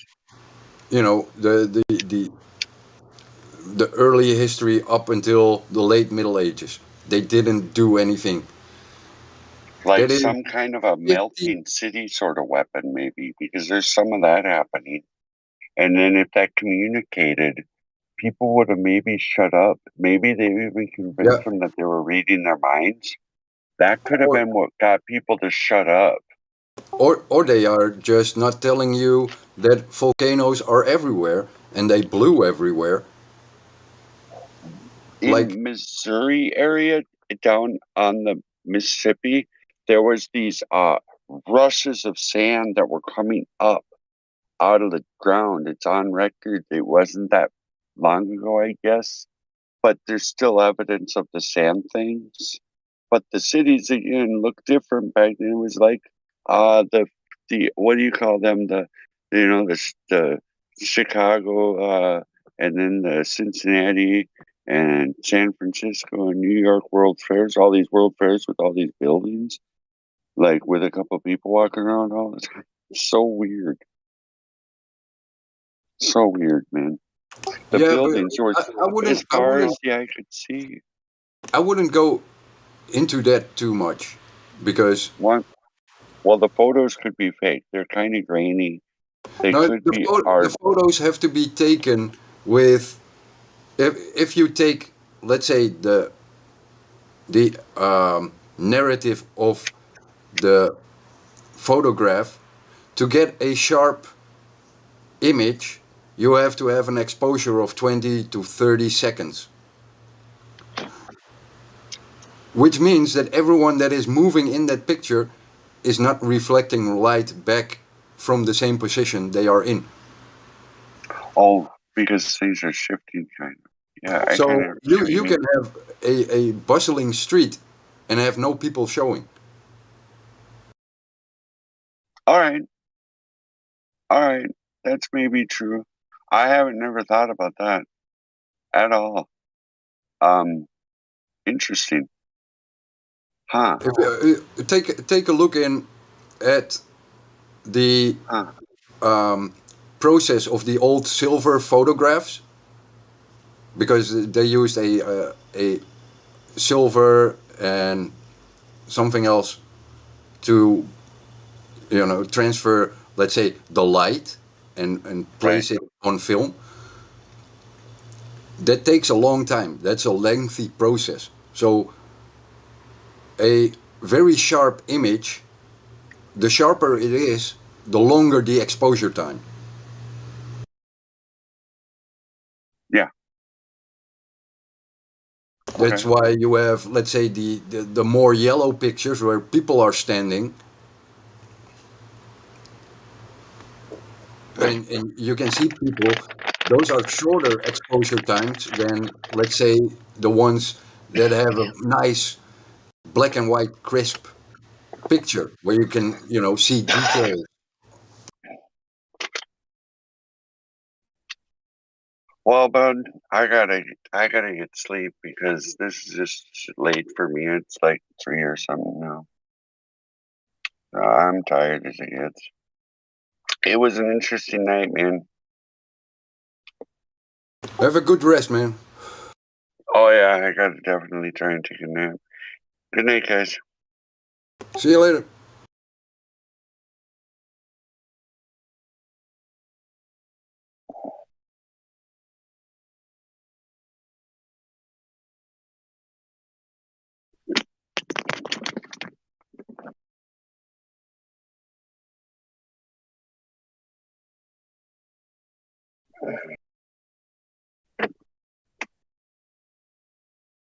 Mm-mm.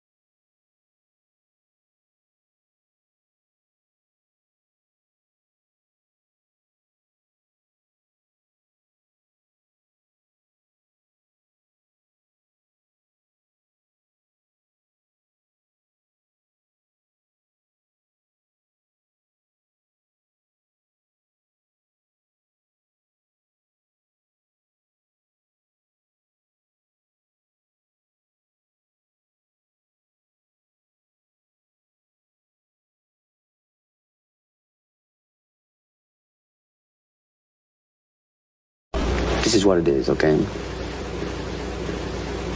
I said, empty your mind. Be formless, shapeless, like water.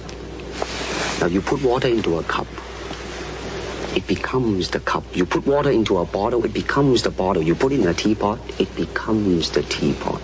Now water can flow or it can crash. Be water, my friend.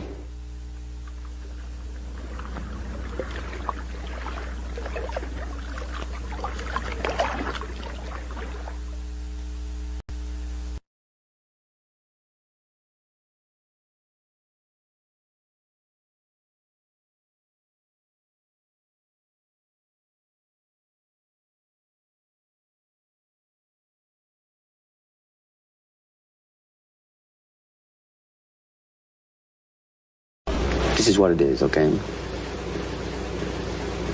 I said, empty your mind. Be formless, shapeless, like water.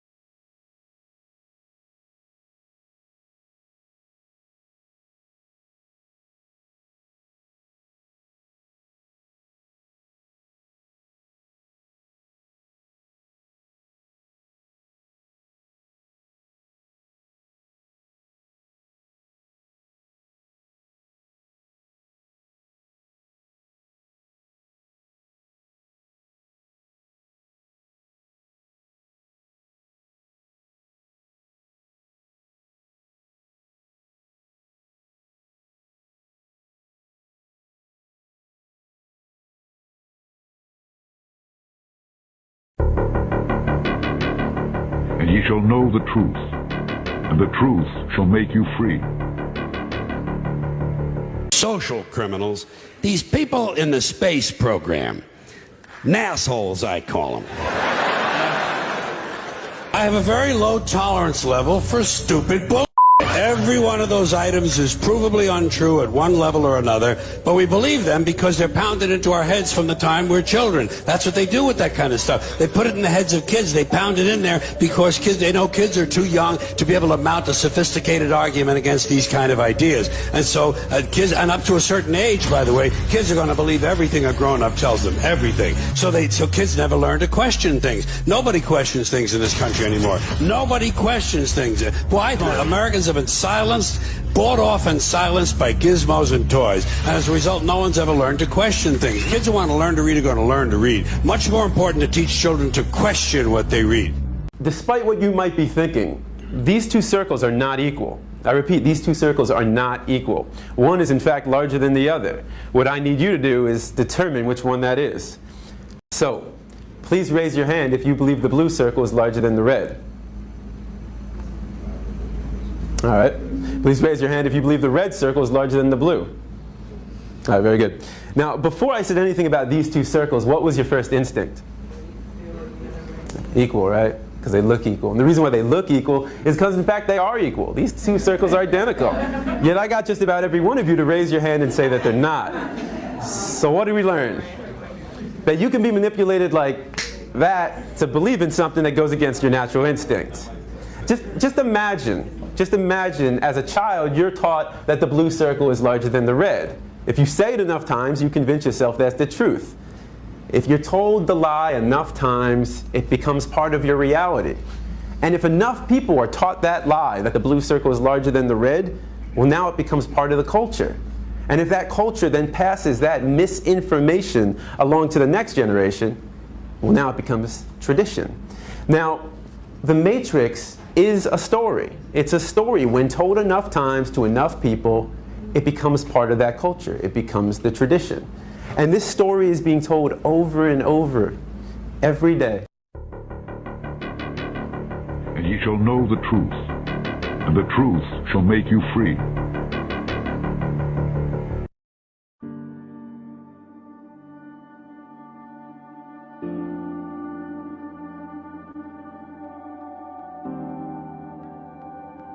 Now, I don't want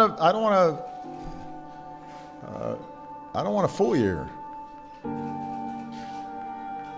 Last month, for the first time since 1972, NASA released a blue marble, a single snapshot of the Earth taken from outer space.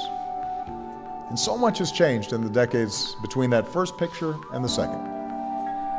Borders have shifted, generations have come and gone. Our global population has nearly doubled. But one thing hasn't changed. Our planet is as beautiful as ever. It still looks blue.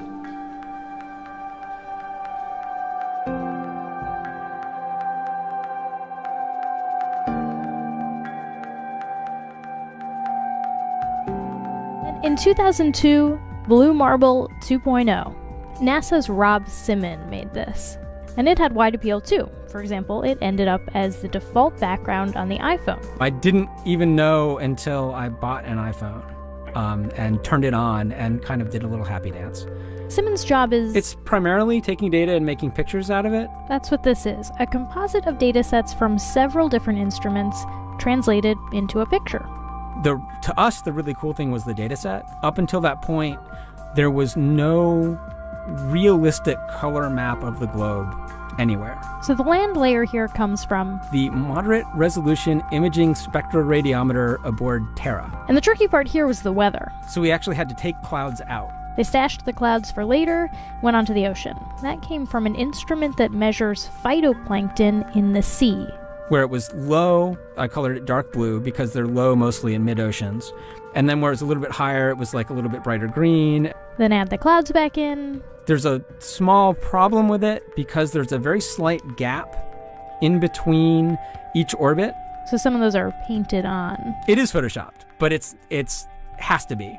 Then there was another layer to sort of simulate the atmosphere. And then there's this little bright spot. It's called the specular highlight. So it's the reflection of sunlight off of water. Those are the pieces, but you can't just slap them all together. It just didn't look realistic. It looks kind of flat, or the clouds are sort of too see-through. So I just hit Command Z a lot. There's artistry to creating the world. What I imagine it to be. Unfortunately, I'm not an astronaut. I've never been to space. But I've looked at these images over and over again, trying to sort of get the essence of it. It is photoshopped, but it's has to be. It is photoshopped, but it's has to be. It is photoshopped, but it has to be. It is photoshopped, but it has to be. It is photoshopped, but it has to be. What you're seeing here is a mirage. A lie is a lie, and it don't matter how many dumb sheeple believe it. And the truth is the truth, hiding right out in plain sight, and still people don't see it. Man, this shit got me heated, and I won't stop till the elite are being defeated. They keep us deceived about everything that we think, and they keep it a secret. What we're taught is not conducive with reality. Big bang, evolution, and there's gravity. I tell the truth, and then these motherfuckers laugh at me, telling me the earth is photoshopped because it has to be. Most people accept the deception happily, but what they're doing to us all is a tragedy. God created the heavens and the earth in a verse, but we're living in a Freemasonic galaxy. They say we're monkeys on a ball flying through outer space, but there's no proof, it seems to have vanished without a trace. NASA and other agencies falling down from grace. You can take that bullshit pseudoscience and get out my face. I'm the antisocial type. You're a government prototype.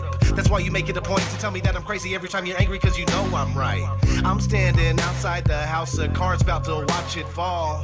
No more living on a cartoon ball. Horizon means horizontal. Indoctrination is awful because you're taught the glow model. Ever since y'all could crawl, we follow rapists and murderers, liars, thieves, and sun worshippers, saying we can't see curvature cause we're all too small. And though it's never been proven, they say we're ripping and shooting. The earth is spinning and moving. Oh no, no, not at all. It's a criminal enterprise where deception intensifies. Assholes got us all living life on a cartoon ball. It is photoshopped, but it has to be. What you're seeing here is a mirage. They say that we went to the moon 6 times, but pure BS is the way that smelled. Now they're telling us that we can't even leave the planet because of the Van Allen radiation belt. Yeah, okay, sure. NASA, what you lying for? You lying now, you lied before. I can't take this anymore. The only thing they took to space was your imagination. Fake aliens are coming, now they have you waiting. We need to do something about it, no procrastination. Trying to cause the masses to awaken, that's the path I've taken. But you can see if you check all the percentages, so many people having cognitive dissonance. But that's what happens at the loss of your innocence. Then you get involved with all of this wickedness. They try to do all the humans this way. So are they just idiots? Who is to say? Conditioned by the television, it makes your decisions, opinions, and you just obey. Stuck in the material domain of Satan, where everything in each and every day is pagan. Mandela effect, cause the game is changing. People waking up and now the cage is shaking.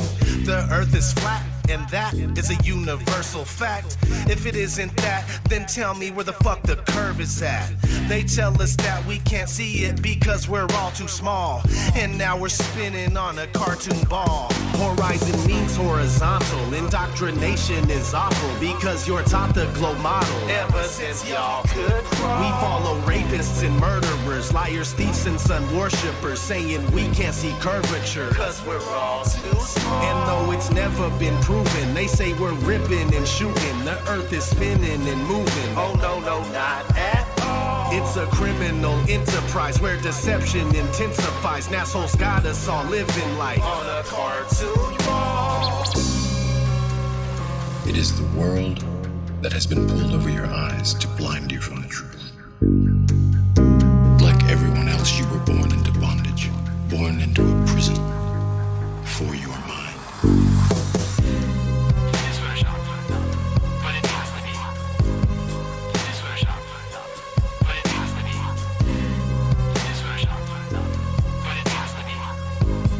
What you're seeing here is a mirage.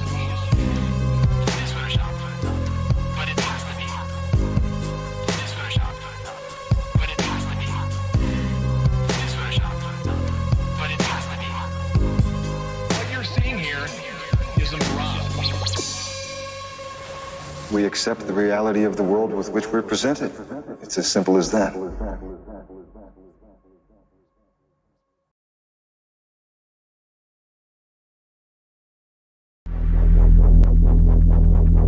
ye shall know the truth, and the truth shall make you free.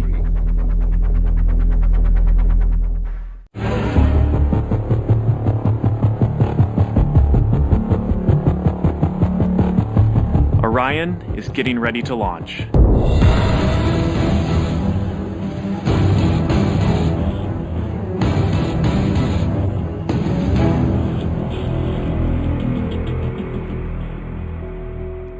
My name is Kelly Smith, and I work on navigation and guidance for Orion. Before we can send astronauts into space on Orion, we have to test all of its systems.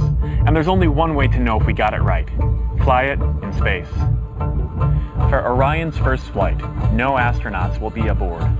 The spacecraft is loaded with sensors to record and measure all aspects of the flight in every detail. As the spacecraft and the upper stage begin their first lap around Earth, Mission Control in Houston is monitoring the progress of the flight. Orion's over 100 miles up and going about 17,000 miles per hour. Just as it passes over the Indian Ocean, we lose communication. This is expected.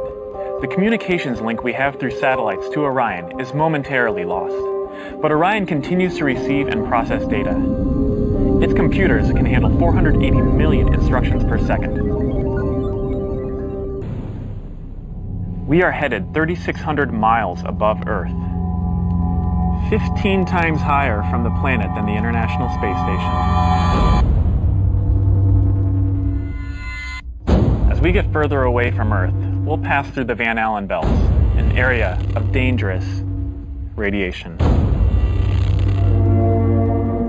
Radiation like this could harm the guidance systems, onboard computers, or other electronics on Orion. Naturally, we have to pass through this danger zone twice, once up and once back. But Orion has protection. Shielding will be put to the test as the vehicle cuts through the waves of radiation. Sensors aboard will record radiation levels for scientists to study.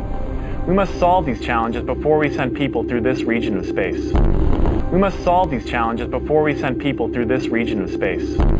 We must solve these challenges before we send people through this region of space. Here's Apollo 12 astronaut Alan Bean being interviewed about the Van Allen radiation belts. Any ill effects from the Van Allen radiation belts? No. Now, I'm not sure we went far enough out to encounter the Van Allen radiation belt. Maybe we did. I don't know the distance to the Van Allen radiation belt. The belts are 1,000 miles to 25,000 miles above the Earth. Then we went right out through them. No effects on your cells? We didn't even know it. I don't think anybody, well, maybe somebody said you went through the radiation belt, but we didn't feel it inside, and we didn't get any, added radiation. Not on our mission. By the way, they hadn't been discovered yet. So you see, he wasn't even sure what the Van Allen belts were, and when he was told, he basically says that the radiation belts didn't apply to his mission because they hadn't been discovered yet. Okay. Okay. Well, maybe somebody said you went through the radiation belt, but we didn't feel it inside. Not on our mission. By the way, they hadn't been discovered yet. The guy just said, maybe somebody said we just went through the Van Allen radiation belts, but how is that possible if they hadn't been discovered yet? Well, maybe somebody said you went through the radiation belt, but we didn't feel it inside.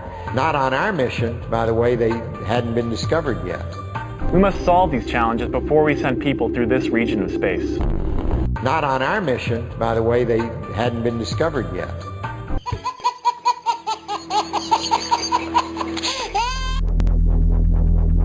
And ye shall know the truth, and the truth shall make you free. Twilight Zone.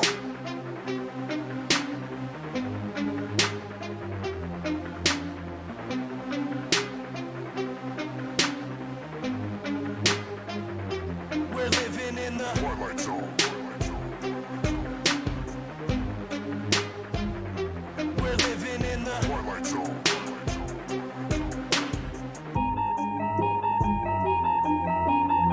These These crazy days that we live in just cause me aches and pains. Lately my life is like a season of Stranger Things. This place is flooded with demons and they invade your brains. This is an artificial hell and they create the flames. Day to day I just try to stay strong and make it through. Wake people up from their slumber, that's what I came to do. Please don't believe what you see on TV and think it's true. It's all just targeted programming and it's aimed at you. It's everywhere, you're getting lied to and yet you barely care. People with common sense are now very rare. But the way that they brainwash you isn't very fair. They can shove that mind control programming up their derriere. I do not consent to the way they tailor society. Ain't no variety. Plus I really hate when they lie to me. I use music as a tool to release the anger inside of me. You don't know how fucking crazy it's driving me. That we're living in the Twilight Zone. They claim you have freedom, but they don't honor it. The world is a prison and you're the occupant. We're living in the Twilight Zone. The government's useless and they're incompetent. And satanic pedophiles are prominent. We're living in the Twilight Zone. The things that you believe are the total opposite. And being called crazy is just a compliment. We're living in the Twilight Zone. It's ran by the New World Order conglomerate. But there's a storm coming and there's no stopping it. We're living in the Twilight Zone. It's where we live and control you through fear and terrorism. They wanna keep you in a mental prison where they tell your vision through the television. Where the ignorance is bliss and they just keep you living in it. You're a business, getting us citizenship. What did you really think that your birth certificate is? Get the straw man on. Money isn't paid, it's all a banknote. It's only a bill exchange when you pay that loan. Like a monopoly game, but you can't pass go. When you turn on the TV, all did you get politically is entertainment? The news that you see is all suggestive. Lowering frequencies contribute to our stress.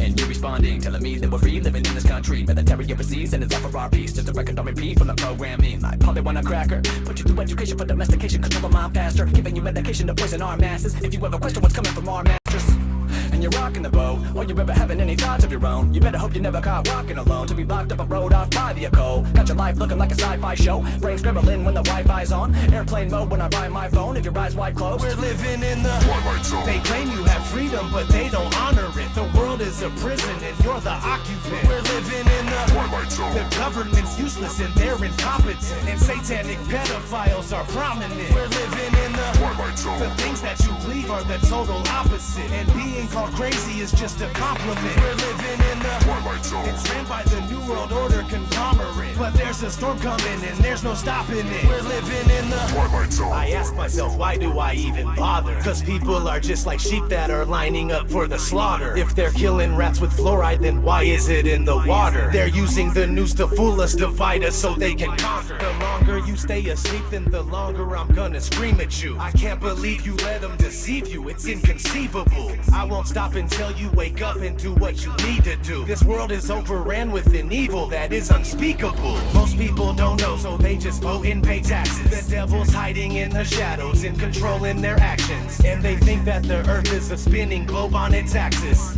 But I don't have any time to devote to this madness.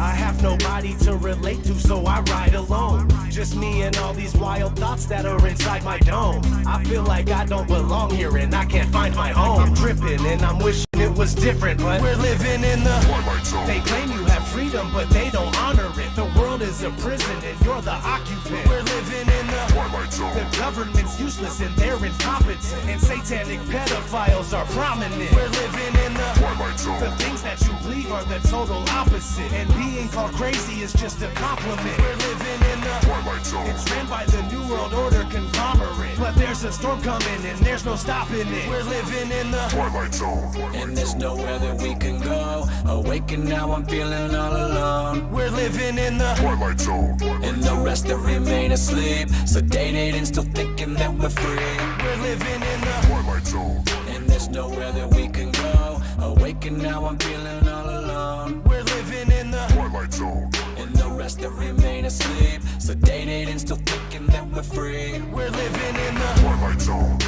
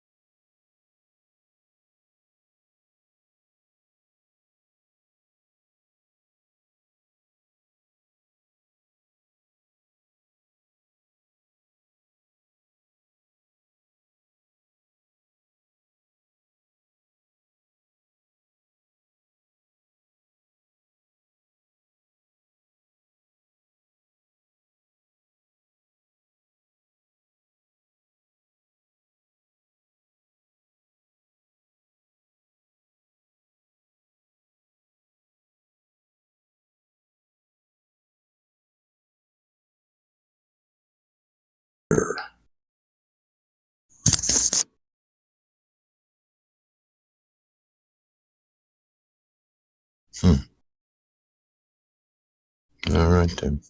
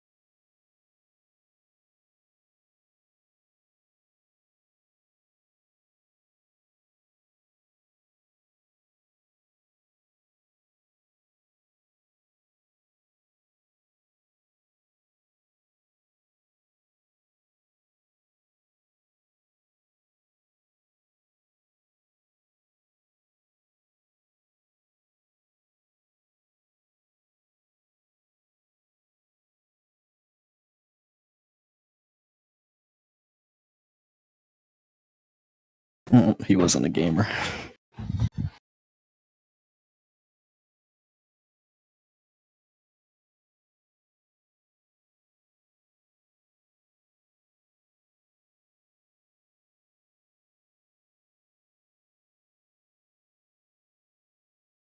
Come on now.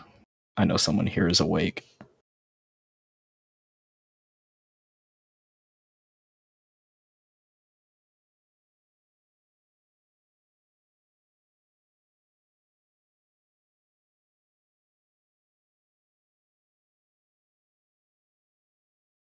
We got another gamer in here who just joined. Calling you out.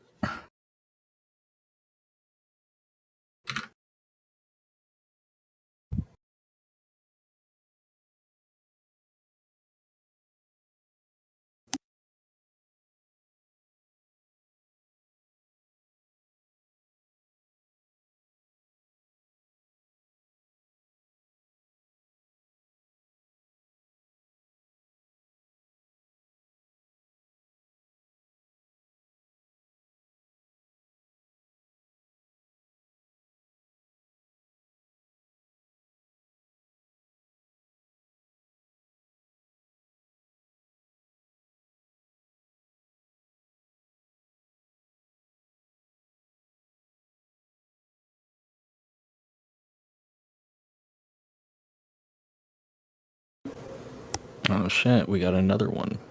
But they're on mute. It's a damn shame. What's happening, Octane? Oh, there he is. Whole lot of nothing. Just chilling. 3 in the morning. Or 4. 4. Beautiful time of the day. Oh yeah. So what you doing? Yeah, it's mid-morning here.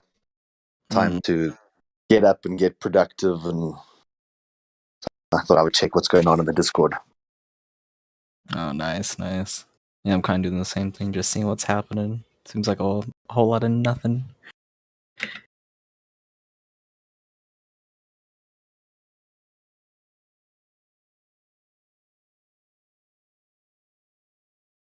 Oh, we have another victim who just joined. Oh, and they dipped. It sounded like you had something on your mind, though, saying, oh no, another one joined on mute. Or what is it that you want to chat about? I mean, I'll chat about anything. I don't know. I'm more or less just bored, just seeing what's happening.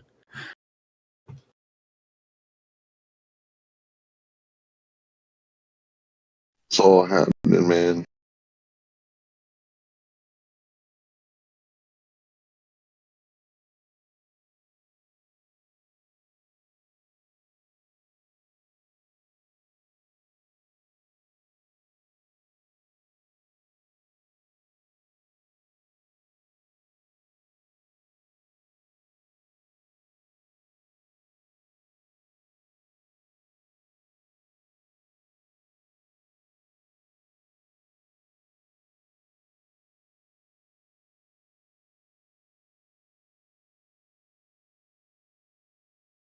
Okay, see you later.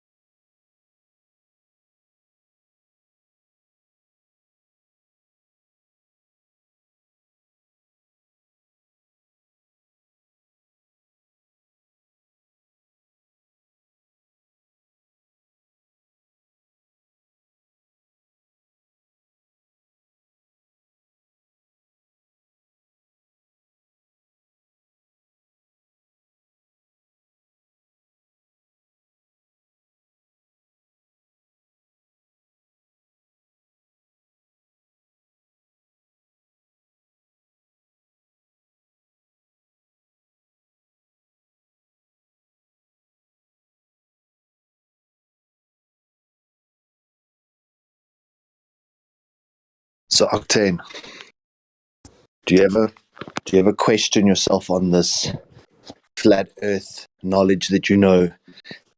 Like ever wondering if it could, in some way, be a psychological operation to get certain of the population to believe that it's not a sphere? I'm sorry. Can you repeat that, or maybe like, yeah, can you just repeat that? The question was, I was thinking to myself last night, what is the likelihood that the flat Earth truth that we've discovered is actually the psychological operation? Oh, so that's like the psyop, like the flat Earth is the psyop.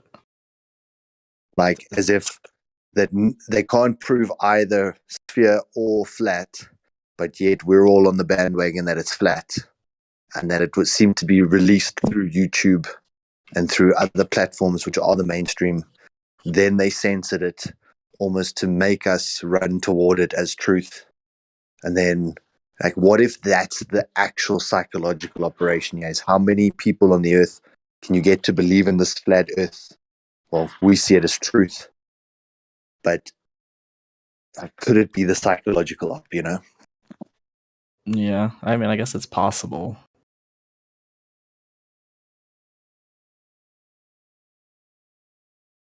Well, you got 100% evidence that it is flat? I mean, I don't have any evidence that it's, I mean, it looks flat. I always give you guys that.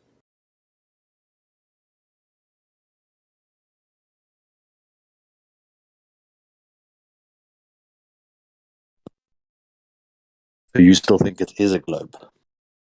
Yes. Based on what? Because someone told us that it is. Well, not just that. It also depends who's telling it or who's saying it. And plus, I mean, there is like photo evidence, video evidence. It's not proof because I mean, I can't see it, with my own eyes. And yeah, there's a level of trust I put in them. But I would say that's fine. It's okay to trust people, especially when you have the evidence to,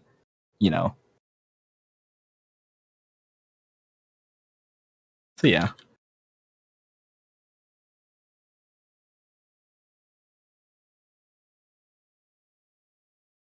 See, that's the part that to me is very peculiar, is that has your mother or father ever lied to you?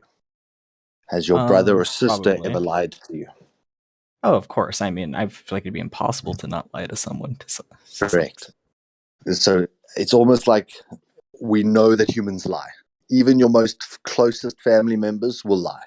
If it benefits them and they need to, they'll lie. Now, I'm not saying like they told you that you're their child and you're actually adopted. It's not like a big lie. But the point is that small ones, yeah. they lie all the time. But yet somehow we believe strangers who you've never met are incapable of lying. Well, I wouldn't say they're like incapable of lying. I agree, like the government if they're a has. scientist, like if they're a scientist and they wear a white coat, then they're incapable. And then every word that drips out of their mouth is truth. You can take it to the bank. You don't need to question. You don't need to. It's like, but we know even our family members lie occasionally. So why would a white coat be the person who would never fudge a result to gain more research funding or, create a way to look at something that require or generates more funding? We always say, no, it has to be true. Searching for gravity waves in distant galaxies. It's a very important thing to do. We better allocate $2 billion to it.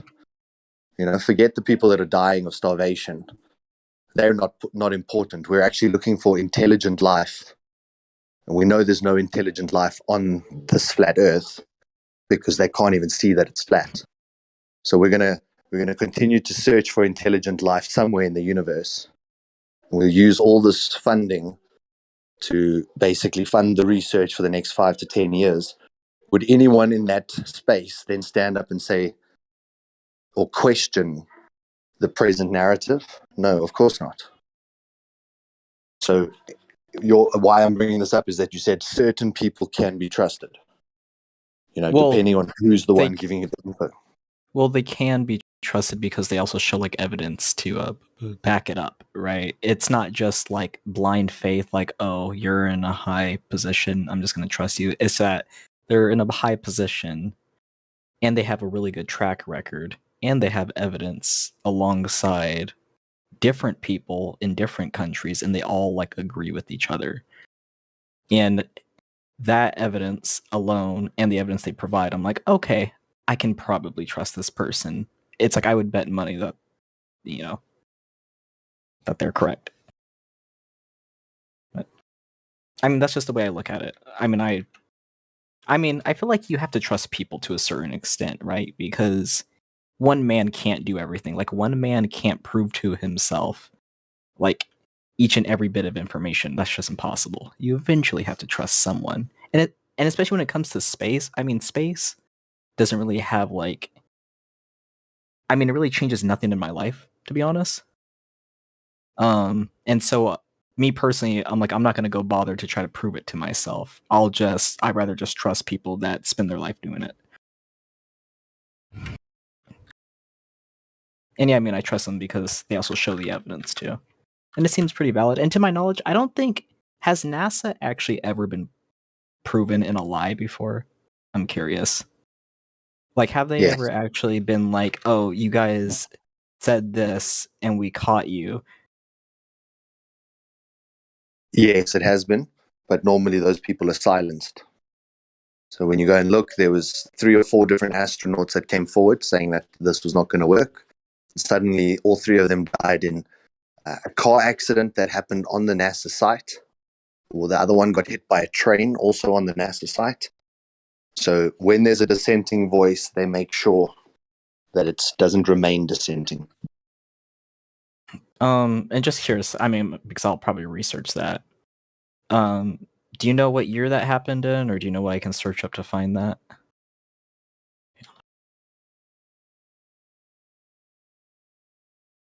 Because I'm always good to. I mean, It's called Gus Grissom.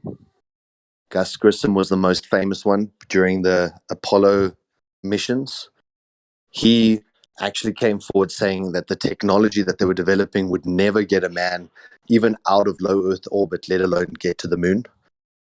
And then during a simulation, they locked the doors and there was a gas leak, and they basically burnt the man alive inside the piece of equipment and then said, oh, it was an accident. And then the next time they used the equipment, we went all the way to the moon. Nothing went wrong. We've never tested it on the Earth. It never successfully worked on the Earth. But hey, it worked 7 times from 1969 to 1973. So when you start to dig, you'll see dissenting voices always get silenced on this topic, whereas dissenting voices normally create robust discussion. So the same thing with you saying, like, you see their evidence. A photo is not considered evidence. And even now, courts will disregard a video, saying that a video cannot be used as evidence because videos can be manipulated. We know about all kinds of computer programs where you can change people's faces. I'm sure you've seen the deep fake videos where you can literally make yourself look like you're Biden speaking, and you can speak in his voice with his face in video. So the idea of thinking of a picture or a video being substantive, or that it's sufficient evidence to support something, is false. Then when it comes to what is the actual evidence, if you can be specific with what you've seen from these guys that you think is justified. But I think, like you said before, you haven't even questioned this because there's been no need to question space because you don't see how that could affect your life. Well, I mean, like, I have questions about space, but no, yeah, I'm not questioning space. And one thing about the picture is that, like, I don't just trust one picture and I roll with it. It's the fact that we have probably now hundreds of thousands plus, and all those pictures seem to agree with each other. like one picture of something in space doesn't disprove another picture in space that someone else took. They all seem to fit. And not to say that's proof, but that would be like evident of it possibly being true.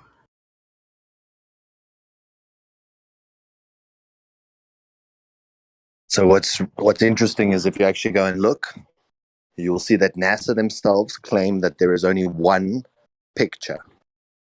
It's called the Blue Marble. That was taken in 1970 or 1971 by the Apollo mission, or maybe it was 69. Taken by the Apollo missions. That's the only one that they've ever touted as being real. Everything else they acknowledge is ribbon data or strips of data that they use computer-generated imagery for to recombine the strips, because we send like a satellite, quote Yeah, unquote, because it's in low Earth satellite orbit. doing orbits, and each orbit gives you a strip, and each strip gets attached And there. then you put that on a ball. And, yeah. and then they call that an image.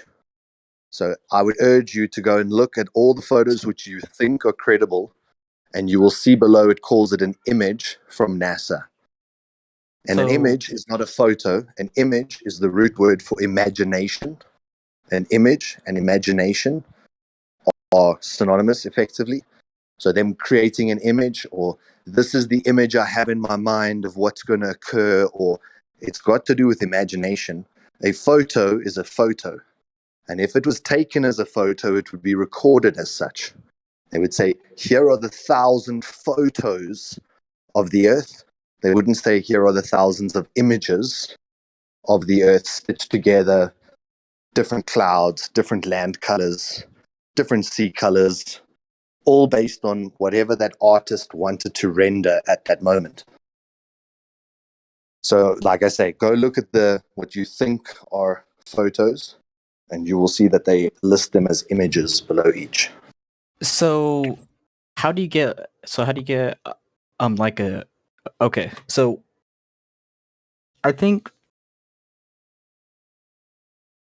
you might be playing too semantically in it, because just because imagine or like imagination, like that's where it comes from, that doesn't necessarily mean what people are talking about. Yeah, I don't know. This just seems like a semantics argument. Like, oh, they say this word, so it must mean this. When no, it's not semantics in terms of tomato. This is definitional. So the same thing, if you were going to court, they would say, let's get our definitions in order. Who's the plaintiff? Who's the defendant? Right. And Okay. So let's get our definitions in order. Right. Exactly. So I think we should. So image has a definition, and photo has a definition, and they're choosing the right word based on the definition. If it's an image, it's an image. If it's a photo, it's a photo. That's not semantics. That's definition. So, like, let's say I go on Wikipedia, right? And I type in the word camera. And on the first sentence, it's like it captures a visual. Like it doesn't mention photo. Like, I think it's just semantics. Like when people say I'm like a computer, God, I'm like blanking out here. Here, let me just link you this. I'm just gonna link you this, okay? Because I think people are just being a little too semantical here. Just like read the first sentence. And this is from Wikipedia. I would argue this is a pretty valid source. And I think you're just playing too much into semantics. That's all.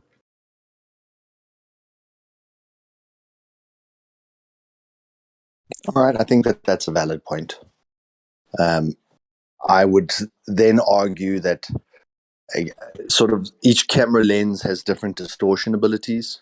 So, yeah, for example, GoPro is going to create this rounded. Even if I'm just standing at ground level, it's going to look like I'm standing on a massive ball. Yeah, because it has a high FOV. Yeah. Yeah. So now that would be, I would agree, would be an image, because it's capturing an image, even though it's distorted. We would call it an image. But if I want to talk about realism or photorealism, we talk about capturing a photo of what actually is, and not a distorted image of what could be. So, but I do get your point in terms of the word image being like Yeah, like some snap people shots. replace like people just use it in their own way or what the majority sees it as, and I think that's how most people will use like image. Like, oh hey, I got this image of something. It's like that implies that it's still real, but they're just calling it an image. Like, oh hey, I got an image of this, or and those I don't photos. think people use that. I don't know. Do you use that? You say, I captured this image, or I've got this image of Yeah, I something. mean, I heard it before. I don't use it. You'd normally say picture, or you'd say photo. If you're talking about something that you just captured as is, then normally you would say picture or photo. I don't think Right, you'd exactly. use Yeah, image. normally. Yeah, normally I agree, but I've heard some people say the other. I think people use them like interchangeably because most people see it as the same thing. But one thing about the NASA thing and like we only have one photo that we claim, I've personally never heard of that to my knowledge. I think like every single Apollo mission, they have taken pictures of the Earth. Yeah, check everything I say. Check everything I say. Don't trust anyone. I know you were saying that you should be able to trust certain individuals, but when I talk about something like this, like go look up all the pictures that you thought are photos, and you will see they listed as images. When you go and you look up the next thing about are there real photos of the Earth, even if you go to NASA sources, they say the second photo of the Earth was taken in 2020. So they even acknowledge that only the second photo was taken 2 years ago. So prior to that, there was only one time where you captured the entire quote unquote Earth's surface in one capture, in one photo. That was their claim. When you go and look up a funny thing happened on the way to the moon, you'll see the outtakes of Neil and Buzz and all the guys using a window in the shuttle to basically emulate the Earth at distance. And the camera continues to record. They thought that they'd press stop. The camera zooms out and it shows that they'd blocked up everything in the capsule and that they were using a round window to simulate the Earth being at a vast distance. And as they zoom out, you see the light become really exposed, and it shows that they were actually really close to the Earth at that time. So a funny thing happens on the way to the moon.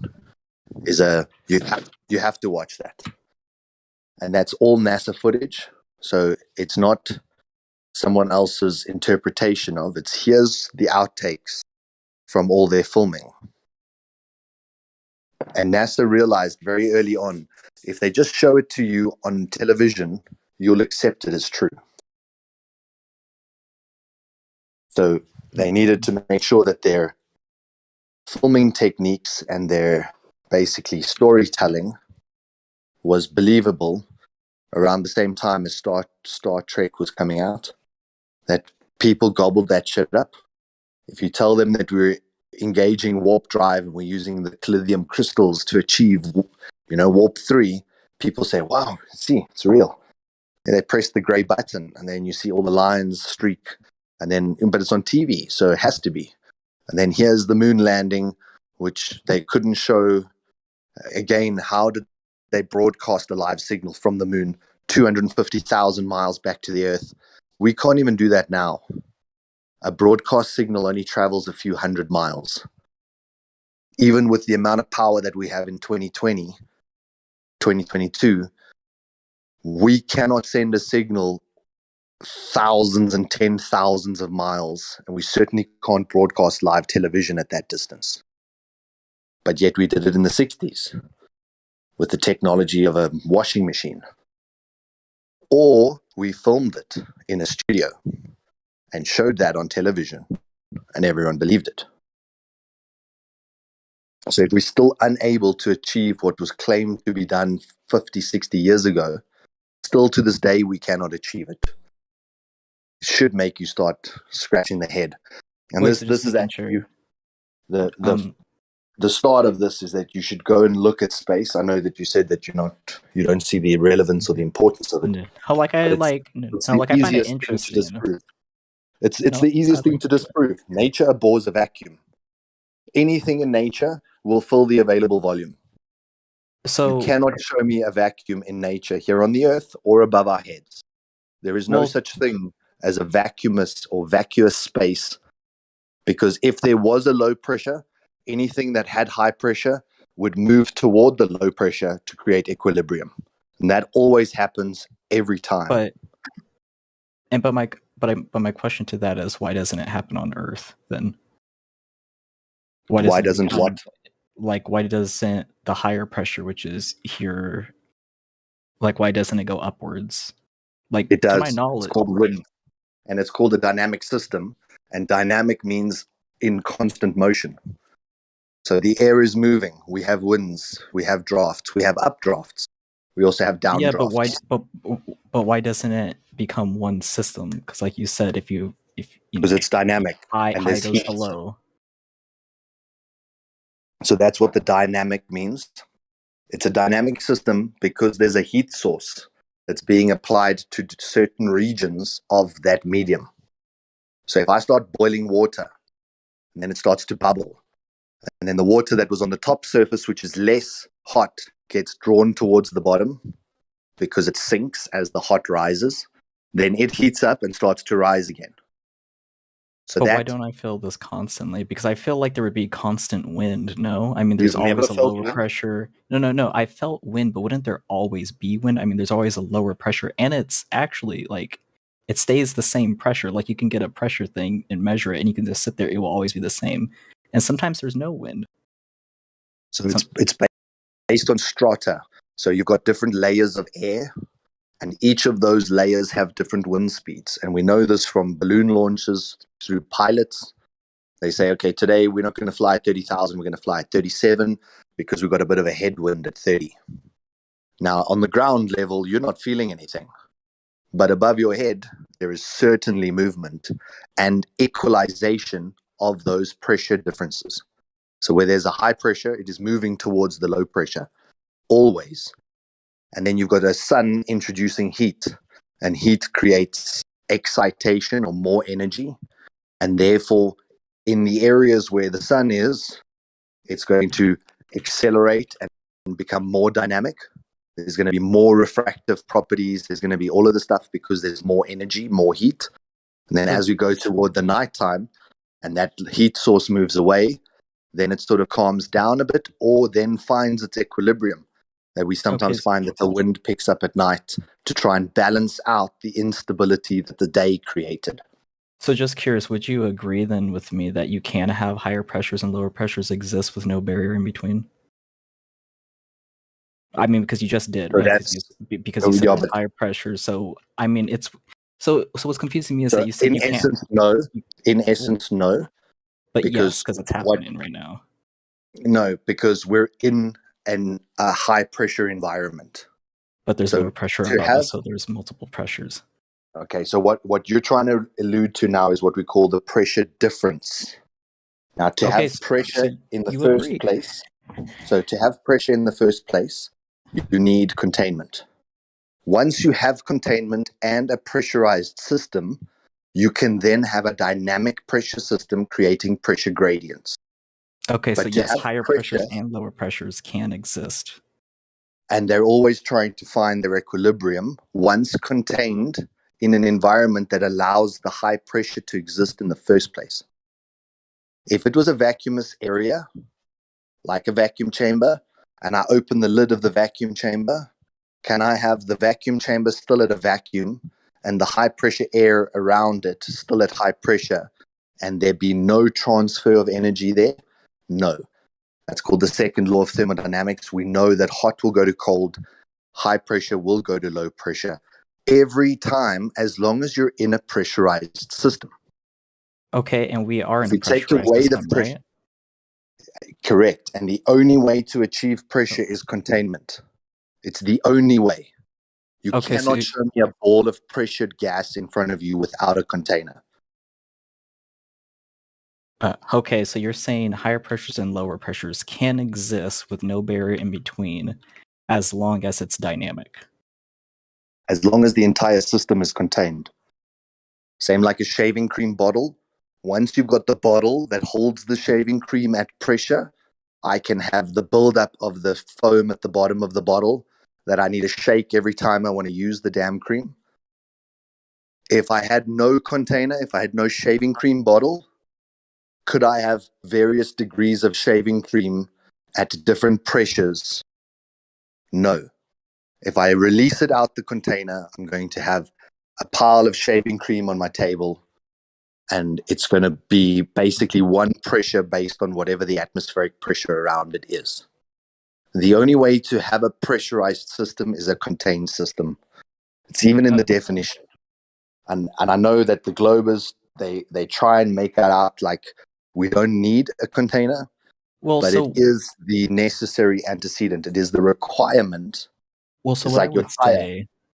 say, what I would say is you don't need a container to have pressure. What you actually need is just gas. Because if a gas bounces off of something, that's pressing on something, right? So you technically have pressure. So I wouldn't even say you need a container to have pressure. You just need gas. Because if you don't have gas and you have a container, you don't have a pressure, right? Can you demonstrate that? Can you provide any citation that would support that ludicrous assumption? Because gas expands. So gas moves away from other gas particles until it reaches the walls of its container and is forced back in on itself, at which point it starts to interact with its own gas particles. But gas expands. That's the natural property. It doesn't contain itself because of gas. It doesn't create intermolecular pressure or pressure points at the center of the gas ball, because as it starts to bounce off of itself, it's going to move outward in an expansive direction. Right, but would you agree while the gas No, right, but would you agree while the gas bounces off each other, that's pressure because it's pressing Okay, but that's pressure. I just explained to you step 1 is expanding outwards. Step 2, and there's pressure doing that, right? Listen. Step 2 is interacting with its container. Step 3 is then moving back in on itself to be able to interact with itself. Wait, why can't it interact with itself in the beginning? Why can't we just start at step 3? No, I'm asking you to start at step 1. Step 1 is there pressure while it's outward. Okay. Now, while it's expanding, it is bouncing off each other itself, right? False. Okay, so you're saying when gas it's expanding, so when it's expanding, its pressure is dropping. This is how simple it is, Octane. Like, it's only in your imagination that you think that what you're saying makes sense. In actual reality, if I release a little bit of high pressure gas right now, and I leave it in the room to expand, has it gained pressure or lost pressure by expanding? It's lost pressure. It's lost pressure. Okay, so that's the logical thing. If the gas starts to expand, the pressure is dropping until it reaches the walls of its container and more gas is introduced to allow it to start to press back in on itself, to start to build up the high pressure in the first fucking place. So without the container stopping the expansion and the reduction of pressure, you cannot have high pressure. And it's the same with the Earth. The Earth would be bleeding its pressure into space, constantly losing its pressure. Okay, let me jump in. So, but there is pressure while it's expanding outwards and losing pressure, because you just said it's losing pressure, so it had pressure to begin with. You didn't need a container. No, false. You literally just admitted that it loses pressure. That means it has pressure to begin with. False. Yes. The pressure inside of my shaving cream bottle, because it's a container, and then I release it from the contained pressure, and it expands, thereby losing the pressure. Okay, that but was it has achieved through the gas. you have to have something to lose it, right? How do you lose pressure when you don't have pressure? That's what you're saying. The shaving cream outside the bottle, how much pressure does it have? How much does it have? It had less than when it was in the bottle. Correct. So when it's contained, it can be at pressure. When it's out of containment, it loses its pressure. Right, meaning it has pressure. So So before we put it in the bottle, it had no pressure. Then we put it in a bottle and we squeeze as much of the stuff into the bottle as we can get in, causing the pressure in the first place. Then we release it from that bottle and it loses all that pressure. And you're saying, oh, but it had pressure to start with. No, it didn't. We had to cram it into a container to achieve the pressure in the first place. But when you let it out of this foam bottle, it's like there will be pressure because it's losing pressure, because you admit when you let the gas out, it's constantly losing pressure. That still means it has pressure and it's not being the contained. container. It had the pressure from the containment in the first place. It had, but it still has pressure even outside the container. Only because you crammed it into a container to achieve the pressure in the first place. This isn't higher grade, bro. Okay, well, the original point is you're saying that you need a container to have pressure. I'm saying you need gas to have pressure. You need a container to measure it. So gases can have pressure without a container. 1,000,000%, because gases can bounce off of each other. They can bounce off of just random objects. Go look at the definition of pressure, please.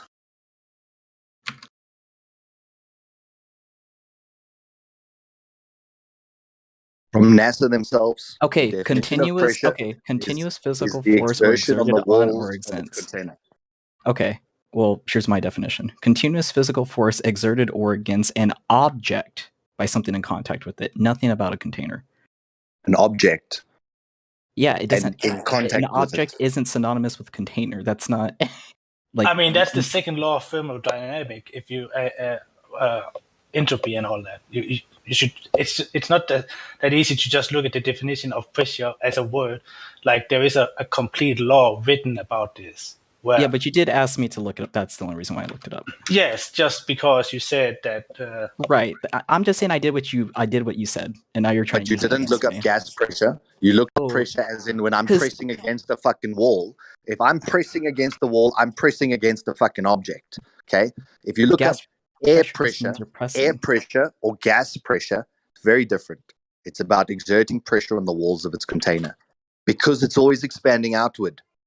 Meaning it does not want to move towards itself and create a pressurized environment. It wants to move in the opposite direction, outward, away from pressure, until it meets something that forces it to be in its uncomfortable state of being in a higher pressure environment. It's like if you were in a crowd of people, and there was no walls, you can push those people away from you. But if I want to cram those same 100 people into a small room where there is walls, then I can start to create more pressure by pushing those people inside of this fucking room. If there's no exterior boundary, then how could I ever create pressure? It's like being on a sports field. Put 100 people on a sports field and let them move anywhere they like. So are they still going to be sitting? Wait. Let me talk, please. You're going for 2 minutes. Okay. Yeah, but I'm finishing a point, and you're trying to interrupt every time I get because to it's the 2 punchline. minutes. Because I talk for 10 seconds, you talk for 2 minutes. Right, and the point was not finished. Like I said, the final point of my point was the 100 people on a sports field. Will they still be pressed against each other, shoulder to shoulder, or only when you cram 100 people inside of a room will they be pressed shoulder to shoulder? Well, this isn't like analogous. It is analogous. No, it's completely analogous, and I'm asking you for a simple answer. You're comparing a gas molecule to people. Yes, because you wanted to bring up solids, and you wanted to bring up pressure on objects. Aren't they? Therefore, isn't gas that's where your mass? mindset is. I'm trying to address that with an analogy so that you can then understand. It's a very valid analogy, Soldier. Very well played. I have to tell you, very well done. Oh, which scenario? Okay. Which scenario will have them still pressing shoulder to shoulder when they're in a room or when they're in a massive sports field? When they're in a room. It's simple one. When they're in a room, when they're contained. Correct. Okay, now can I go? Okay. So first of all, do you guys even have proof of this dome that's keeping in the pressure? Or is it just speculation? Yes, there is.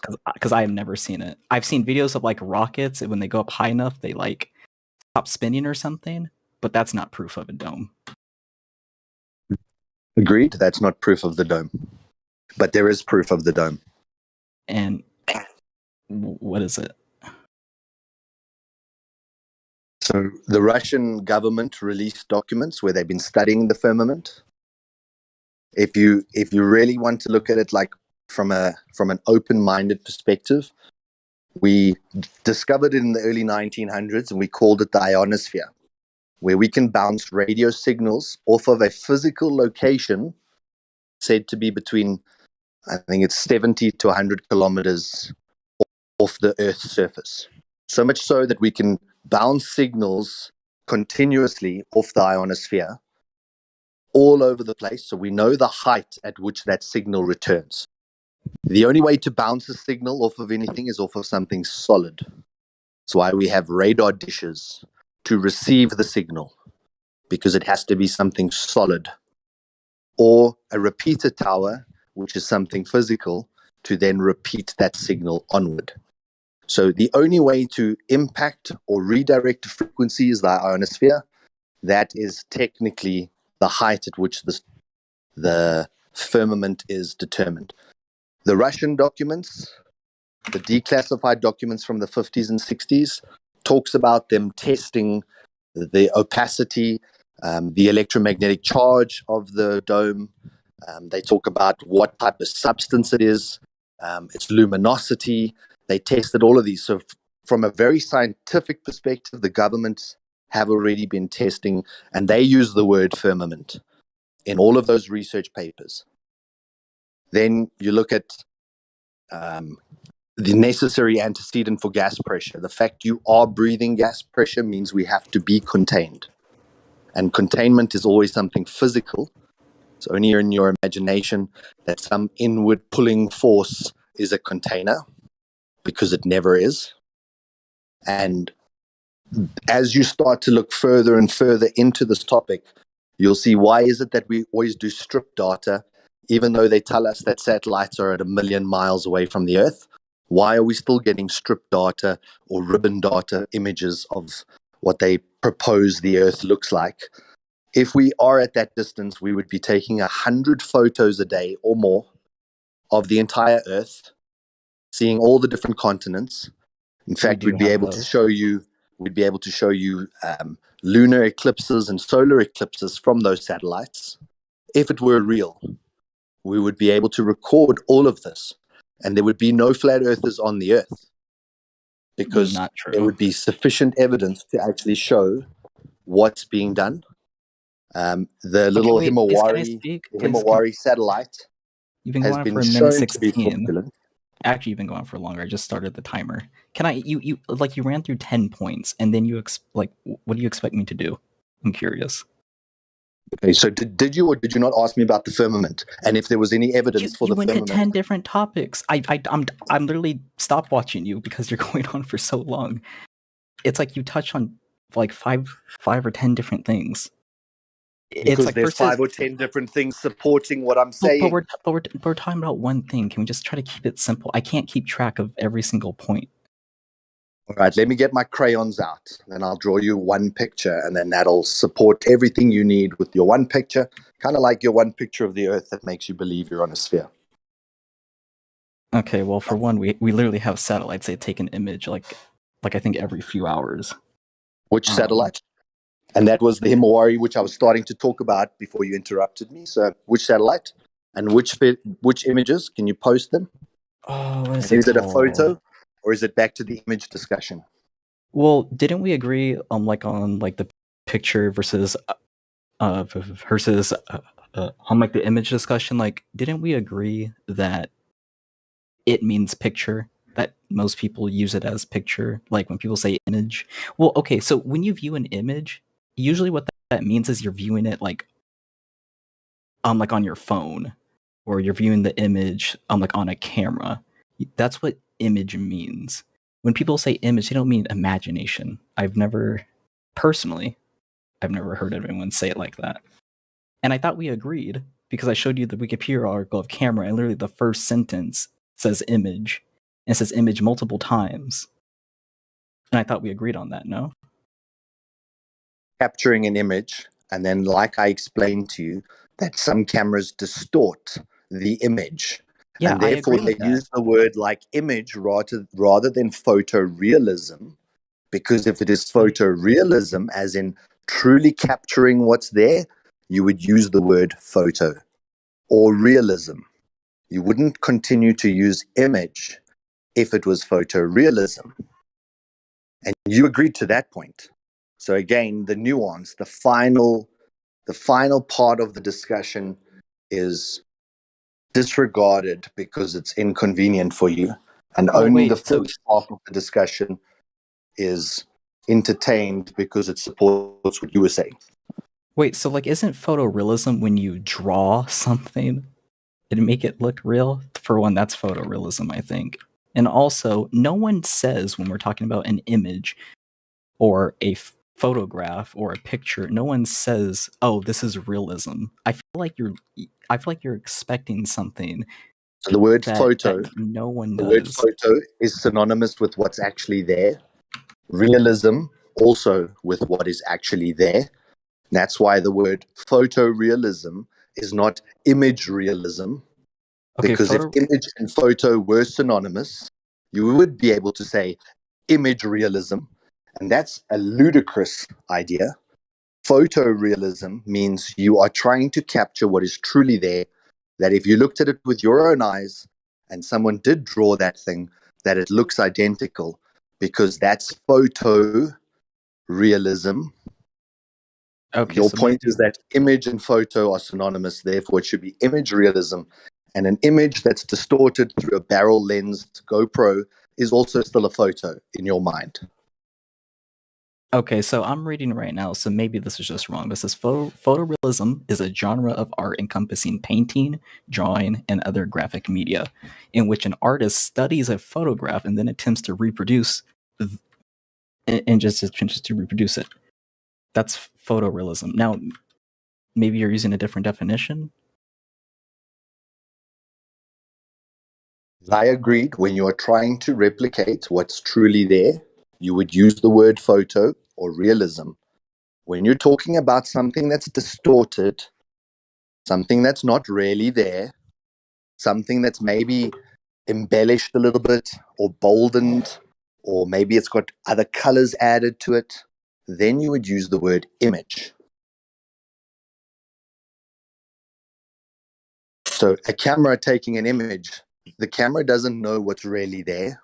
The camera doesn't know how much distortion it's going to be applying to that image.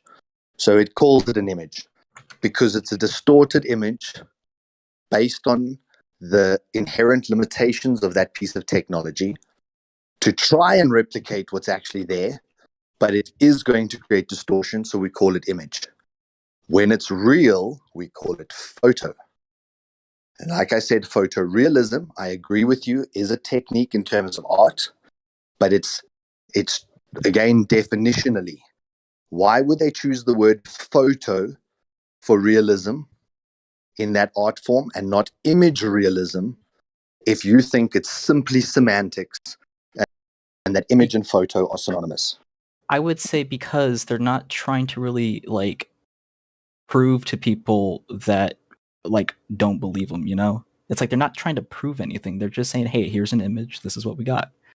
And I mean, how do you get basically like an image? Like how do you get an image? By taking it with the camera. That's the only way you get an image. So you have to use a camera if you want to get an image of something generally. And I mean most people just use the word image in place of photograph because no one says photograph anymore. I haven't. Oh, hey, let me see that photograph. I don't know. I don't really hear it that often. I might hear picture a lot. I mean, to me, this just seems like semantics because pretty much all throughout my life, I heard image and it has always meant like something is real. You know, maybe I'm wrong, but that's what You it seems heard like. it, Also, guys. NASA goes. We're all being lied to. Everything is a lie now. Nothing is real. Everything is an image, doctor faked, Okay. coerced. But Godric, I need what's going to on? go to sleep. I'll The catch you guys later. definition of an image, according to the Cambridge Dictionary, is a picture in your mind or an idea of how someone or something is. That's the So this definition came of from an where? image. Cambridge Dictionary. Thank you for that. Wait, what is it? Camper? Cambridge Dictionary. Oh, Cambridge. CAMBRIDGE. Quick shout out to Solar for his patience. He took you through some really important lessons A regarding picture is Painter. anything that shows a representation of someone or something. This could be a photo, but it could also refer to other things like drawings and paintings. A photograph is something we can take with a camera. We often do so when we want to capture a moment and have a physical thing that will allow us to remember it forever. There is clear differences between these three terms. It's not the same. An image is not a photograph. A photograph is not it could be an image, but it is not. A photograph, it can only be taken with a camera. That's the thing. Like, there is clear differences here. I mean, I don't see a problem. It seems like it could be used like interchangeably. Isn't that what you just read? No, I could go through it again, but I just closed the page. But there is clear differences between these three. An image cannot be a photograph. It's not interchangeable. Yeah, it's not the same. They're three different words, different maybe I'm definitions. looking at something. Rotate the image. You can adjust its color. Wait, I think I'm looking at the same thing, and I see the definition for image, and it says a picture or photograph, especially when shown on a computer or television screen. Did you just not scroll down? Here, I'll link it if you want to scroll down. I don't know if you scroll down, but that's what I'm saying. Here, I'll link it. So if you scroll down, it says a picture or photograph, especially when shown on a computer or television screen. You can rotate the image, resize it, zoom in and zoom out, adjust its color. The new scanner delivers exceptional image quality and reliability. But then you have also read it. I mean, I just read it. I mean, so it seems like from your own source that I'm still in the clear, it seems. Unless I'm reading this wrong. If anyone wants to else verify. But again, I think this is just a huge semantic game. Because literally on every definition, I'm finding an image, and it literally says a picture or photograph, especially one shown on a computer or television screen. So. Let me look it up. Yeah, like just go to the link. Go to the Cambridge one. And then just scroll down. Maybe I'm reading it wrong. And like I said to you, the image, the term for image is that it's captured something. Is that image truly a representation of your reality? Not necessarily. But when you say photo, it is a true capture of your reality. So like I say, I agree that this is a bit of semantics for someone like you who's going to argue that they live on a ball without even having one piece of evidence that they live on a ball. Perhaps the image and photo discussion, perhaps the image and photo discussion is not adequate to truly address how fraudulent this is. The fact that they say that it came from a region of space where there's a vacuum and that we're taking photos or images from that region, as I explained to you with the whole pressure system, it cannot exist. So saying you have photos from a place that cannot exist renders those images or photos void. You cannot have high pressure adjacent to the infinite vacuum of space without some physical barrier dividing it. To have pressure in the first place, it's the pressure exerted on the walls of its container. We are breathing pressure, therefore we are contained. Therefore, that region of space cannot exist to be claiming to be taking images or photos or any other of the semantical type argument. The easiest thing to disprove is that space is not real. A rocket-powered motor needs to propel off of something. It compresses the gas, then it comes out in like a bell-shaped formation. Then as it exerts the pressure on the other air molecules that are already pressurized because they're in a pressurized system, it can then propel itself forward. The same way that a boat presses off of water and an aeroplane jet engine compresses air and forces it out the back against other high pressure air, allowing forward motion. The moment that you've got high pressure gases being exhausted into a vacuum like space, there is no pressure or pressure buildup created from that exhausting gas. So rockets cannot work in space. Cameras, they said that they were taking the photos on film. How does film react to radiation? The amount of radiation said to be outside of our magnetosphere. The film becomes overexposed, and every piece of that film would show as white, a solid white, due to the radiation exposure. When you look at the Hasselblad cameras, they were not insulated with lead to protect the film. The spaceships that they supposedly used to go out there were also not encased in lead to protect them from the harmful radiation. After the first few, they discovered the Van Allen radiation belts, which they said would kill a man. The Orion project, which is still said to launch now in the 2020s, they're still trying to study how to send man through the region of space where the Van Allen radiation belt would cause death in a matter of minutes. Supposedly. But we supposedly went through that zone multiple times in the 60s and 70s without even any of a hiccup. None of the astronauts came back with radiation poisoning. So, like I say, space is probably the easiest thing to disprove. But if you haven't even started there, you'll never grasp flat Earth. Solar, question for you. You raised a very interesting point. The All right, space I'm going to belts spice you having to guys be later. lined in lead. How much additional weight do you think that would add to the spacecraft? Because lead isn't exactly a light substance or a light Absolutely. And for that material. amount of radiation, I think they guessed or factored a guess of between 2 to 4 meters of insulation in lead. So if you had 2 to 4 meters of insulation around that craft, you would never have been able to send it up in the first place. Like you You know say, how much? it's the difference between, as we add weight, we need more thrust. Yeah, As we that's need what I'm more saying. thrust, we need more fuel. As we need more fuel, we've gained more weight, which means we need more thrust to lift the weight of the fuel, which means we need more fuel to then lift against that thrust. And it eventually gets to a point where you cannot send any mass up into the sky, as it's all dependent on the mass versus thrust. Pushing, because like I mean, a 747, each of those engines can move 250,000 pounds, so they're responsible for a quarter of the weight. At full capacity, those things are pushing close to 1 million pounds of thrust out, so they can move the plane. So, which is interesting when you look at a plane in comparison to a spacecraft and how much lead would be required and the size of the motors to actually push that thing, plus the amount of fuel required to push all that weight. Holy crap, dude! Correct. And then when you consider, okay, so that's now to encase the capsule. So now, while we're inside the capsule, we're safe because we've got this 2 to 4 meters of lead encasing us. And then when you step out and you start doing a moonwalk or a extravehicular walk or one of those excursions outside of the craft, how the fuck did they walk around in little material suits that didn't even have a lead lining layer? So there was no radiation protection built into their suits.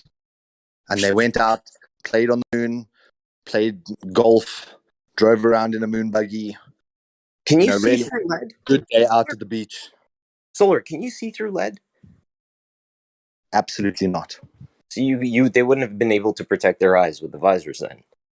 Correct. And through the radiation exposure, in some of the tests that were done here on the Earth, is that even with your eyes shut, the radiation is damaging your cornea and the lenses of your eyes, that you start to see like sparks and they would have melted. Like it would have been this thing that even with their eyes shut, they would still be seeing light traveling through the cornea, causing permanent damage to the eye for the amount of time that they're there. Holy shit, dude. Wow. Space is so easy to prove wrong. We got lead. Well, just with the radiation aspect alone, you can disprove it. So now we've got him on gas, and we got him on the radiation. Well, he left. Yeah, well, it's Weasel though, right? He'll be back. He was here yesterday. He'll be back tomorrow. I'm sure of it. Well, we just have to keep him on point if he comes back, you know. But Tim. The idea of lead though, solar just blew my skull. Think about that, man. Just the aspect of lead alone required in the spacecraft and in the visor of the astronaut alone disproves space. And disproves any image that they claim was taken in that region, because the film would have been overexposed. And the Hasselblad camera had no protection built in, and was still using film as a medium for capturing the image. So it's, you know, I think he does have a point in terms of the image photo discussion. It is a nuanced point, but it's not going to convert a globe off the outset talking about an image versus a photo. And that's why I wanted to bring it back to the region that those photos were said to be taken in. You're right. Yeah, exactly like you were saying. He skirts around the point, only listens to a portion of it. But to me, it's 3 a.m. where he is, and he's sitting in a flat Earth Discord. He's a little closet flat earther. He's just waiting for something to prove him or prove it to him. Otherwise, why would you be up at 3 o'clock in the morning in a flat Earth server if you believe you live on a globe? The explanation of the stadium was great in relation to the container to illustrate the pressure lily pad you were doing. I think that was awesome. I don't know. You threw a lot of information at him. I didn't. The fact that he came back and said, "You've touched on so many things, and I don't even know what to go on anymore." I don't know. Yeah, it's peculiar. And consider that the images are unethical. They're a lie because they're doctored, sewn together, painted over by artists, and they don't tell you that. They make people think this is the real deal.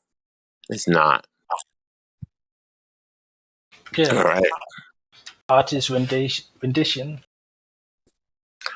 Artist rendition, sewn together by 30 satellites, artists adding on, let's put sex in the clouds.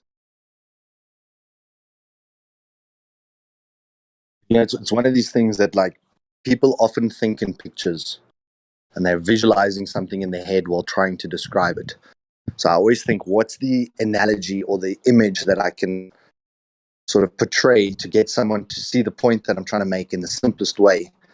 And a lot of them get really frustrated with me. And then they start saying that it's not analogous or that I'm using a misrepresentation. But it's the crux of the argument. Is he saying, if we put 100 people on a sports field, they're all going to cram towards one another so that the dude in the middle is being crushed. Just because that's the natural state of people, is to all press towards the middle and squeeze the guy in the middle until he can't breathe any longer. It's like, no. Human beings, like gas molecules, will rather spread out. We'll rather have our own little patch of grass here on the field rather than continually standing pressed against someone. It's only when you say go into the golden circle of a concert where you now have a contained boundary and you've still got the same 250, 500 people in that same space, that suddenly you're now forced into a scenario where you're shoulder to shoulder to the point of almost being uncomfortable in that space. But it's only through containment that you can achieve that. If there was no containment, the people would spread out. The same like the gas molecules, they would spread out. How often have you talked to him in the past, Solar? Sorry, say that again? How often have you talked to Weasel in the past? You think I've talked to Weasel in the past? Have you? Talking to him. I don't recognize the name. Sorry? I don't recognize the name. Bruh. He He's been sounds around for a bit. The fact that you like someone that I've spoken to. The fact that you had that patience with him, you had some great patience for him and some great points. I hope you took them into consideration.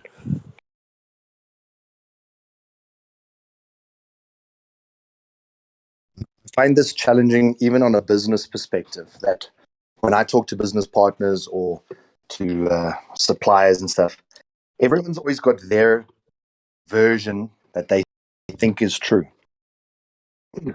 And no matter how well you present your substantiation for what truly happened, if someone's got a vested interest in not seeing it that way, for example, say your supplier provided you with stuff that's not right, it doesn't fit the purpose, they're going to continually argue that it's within tolerance and that it's now up to you to make it work.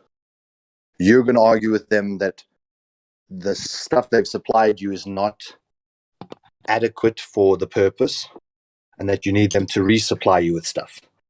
And that argument can almost go indefinitely based on the one side having an incentive not to see your point. The supplier does not want to see that you're right and have to resupply all the equipment. You, on the other hand, just want what you paid for. So you're going to continually fight for what it is that you thought you were receiving. And to me, it's like this same dance that we do with Globers. The whole time I'm asking myself, how do you get to a point where there's actually progress? Either that I concede or that they concede and that you can start to move forward. If the supplier agrees that the bolt holes were not in the right place, at least now you can start to move forward. What do we do about that? Do we change the structure? What do we need to do? But there has to be some agreement for there to be progress. And with these Globers, they double down perpetually because they cannot agree on even one point, because that would start the landslide of needing to address more things. And, having arguments with suppliers for sometimes several months on something that's very simple, it just makes me feel that trying to convince a Glober to see the truth is actually just a futile exercise entirely.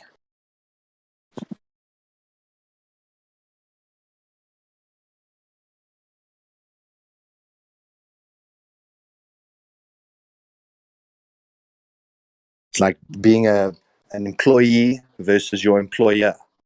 Your employee always feels like they're being underpaid. The employer always feels like they're paying you too much.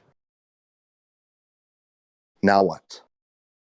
You have a stalemate where the employee continually asserts that he's being underpaid. The employer continually states that you're scoring out of him. And then what? Like how do you progress that discussion? Now, it's the same with this Glober discussion. It's like they want to be incredibly analytic and scrutinize anything that we say. But anything they say, they don't need to look at, because it doesn't actually interest me that much. But if you make a claim like image or photo, he'll pull up the definitions and he'll show you screenshots and send you links. When you say to him, just check if space is fake. No, I'm not that interested in that. I'm not going to go and Google that. So you're kind of saying we need a third-party objective view, an objective third party like a union to settle this matter.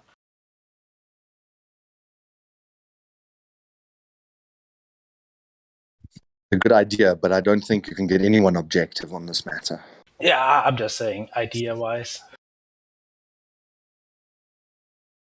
Well, I'll ask you guys, how much appeal do you think? So we have, let's say, for instance, Solar is engaged with debate with Weasel, right? Do you think that there should be like onlooker engagement where we can back up Solar saying, hey, good point that you raised, Weasel, you need to answer that? Like, should there be pressure from the court, so to speak? What do you guys think? I mean, we couldn't do that objectively. Like, we would definitely, we would take part in one of the sides. And I'm pretty sure Solar, he was on point. He didn't need help at all. Yeah, I think I find that that's valuable, especially with people who are consensus minded. So they come in here saying, but everyone believes what I'm saying. And when you start to have 3 or 4 people who corroborate what someone else is saying, suddenly the consensus is against them. Yeah, and then it can make them feel like that they're on the wrong side of the argument. If you can second if you've got a fellow flatty, let's say, and you can second what they're saying, I think it's always a good opportunity for you to say, like, I can provide a second on that or witness that or whatever. I get what you're saying, but again, like if we know that, let's just in this example, Solar is discussing with someone, and 2, 3, 4 guys want to chip in or just hear themselves talk, that ends up in a very messy listening for the audience, for example, and it also confuses a lot of time because often it just goes off. Then we just go on a tangent that we shouldn't have gone into, and the discussion between Solar and whoever it was will suddenly dim out. You know what I mean? We're getting off point because That is a very good observation. Yeah, dogpiling, it can happen. exactly. Even though people have the right intention with chipping in, it often takes away from the core of the discussion between two people, and also like Solar said, like if we are 3 guys that the consensus is weighed against the other guy, that is also a negative effect, and people can go into defensive mode and just be really stubborn about anything, so I can see a lot of negative side effects about 2, 3, 4 guys chipping in on a 2-man discussion, because it in essence of this Discord, it's also a lot about the audience, like how are the audience receiving this message, and the less messy it is, the better it is. Absolutely. I very much believe that if you can't say it simply and succinctly, you shouldn't be saying it. And a lot of flat earthers, like you said now, they almost want to hear their own voice, and they want to be seen as smart, and they start throwing in as many big words simultaneously as they can. And, it's kind of like if you're reading a book and then suddenly it says that the woman was, some English word that you've never heard of in your life before. At that point, if you hear a word that you're not familiar with, your whole brain hits like the stop sign. You almost start estimating or guessing what that word could mean to try and make it rational. But unless you go and find what the definition of that word is, you're not going to continue reading, or you're going to be disrupted in your reading because you don't know what's actually been said. Yeah, and exactly. With the guys that are coming in here are like kindergarten. We need to be going to them with a crayon, like maybe four words in a sentence. Keep it short, keep it simple. Let it sort of be received by the person, and have participation. So I try and ask them the whole time, does that make sense? What do you think about that? Because give them a chance to also present their side of it. Active onboarding.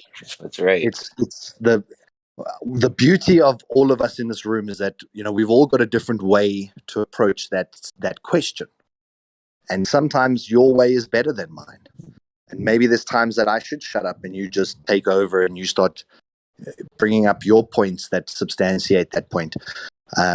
And that's where I think it is beautiful to have 3 or 4 guys in a discussion like that. But like you said, it's hard for the listener if all 3 points, all 3 people, all 3 flat earthers are trying to make separate arguments to that one person's question. Then they're completely overloaded. And then the listener is also, they're confused because they don't know which one of the points is going to be addressed, or maybe none of the 3 are actually well substantiated. But it's that people want to, instead of just supporting, like, yes, what Solar said there was accurate, they go, what Solar said was accurate because, and then they go into 5 new points that take away the focus from what was just said. Whereas I'm trying to keep it short and simple and get a response from the person. Do you think gas will expand? Yes. Do you think that it will now have a lower pressure once it's expanding? Yes. So I also leave a lot of open space so that they can respond to what I'm saying. And then some people jump in thinking that I haven't finished my point, because you can raise another 10 aspects to that. But I'm trying to lead like a kindergarten person by the hand. Yeah, we are breaking down stuff step by step, yes, as you are about to say. before I interrupted you.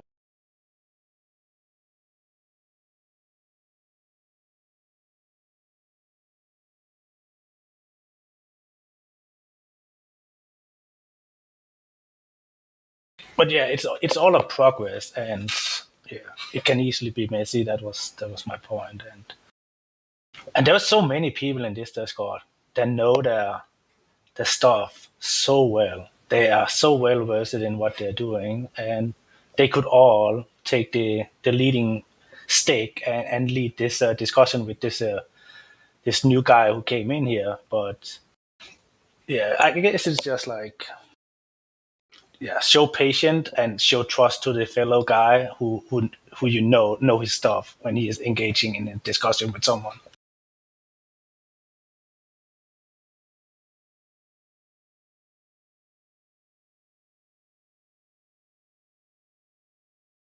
Yeah, exactly. For me, it's about getting them to that aha moment.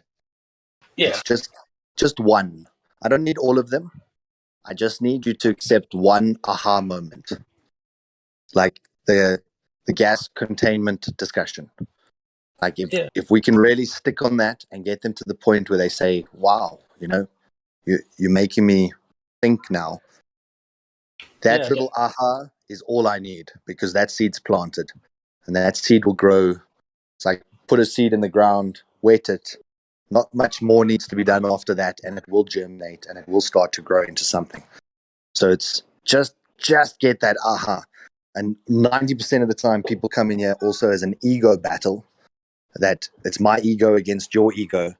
And then I'm going to call you little boy, or you're so stupid because, and as you start to do that, all you do is get the other person's ego up. And then you literally are having an ego battle that no longer is productive to the discussion. So that's where like my patient approach of trying not to trigger their ego, but it's hard because sometimes they just are retarded. Yeah, I mean the aha moment point is so perfect, because that's semi what the essence of this place is. Like no one really wants to convince someone that this is the truth. They want this aha moment so people think for themselves, and they start to, oh, maybe I can do this, and maybe do a side test or do something else or read up on stuff, like double check the claims that has been made, or the statements that has been made, go out and do, apply yourself and study, pretty much, think about it, study, research, like read up on certain subjects and topics.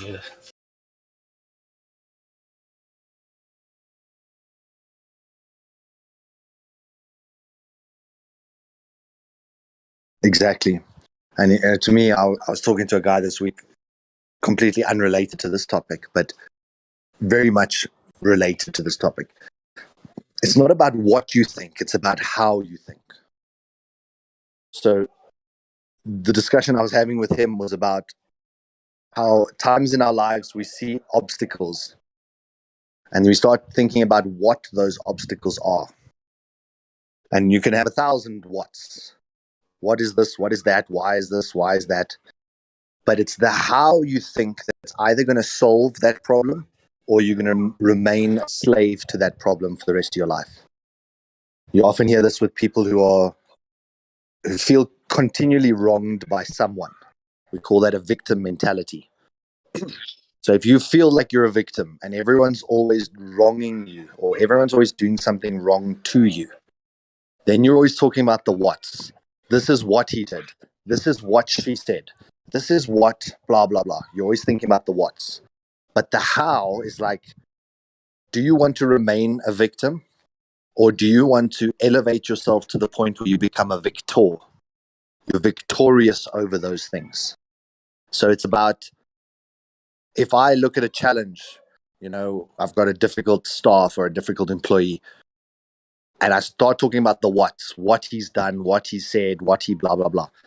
Then when I start to think the how, it's how do I achieve a better employee? How do I fire him to employ someone better? Or how, once I start thinking of the hows, I start to unlock opportunity, potential. The same thing with the victim guy. If he continually thinks about what's happened to him, he will remain a victim. But if he starts to think how he can overcome that, he will then elevate himself out of the victim status. Now, it's the same how it relates to the Globers, is that the Globers don't know how to think. They've only ever been taught what to think.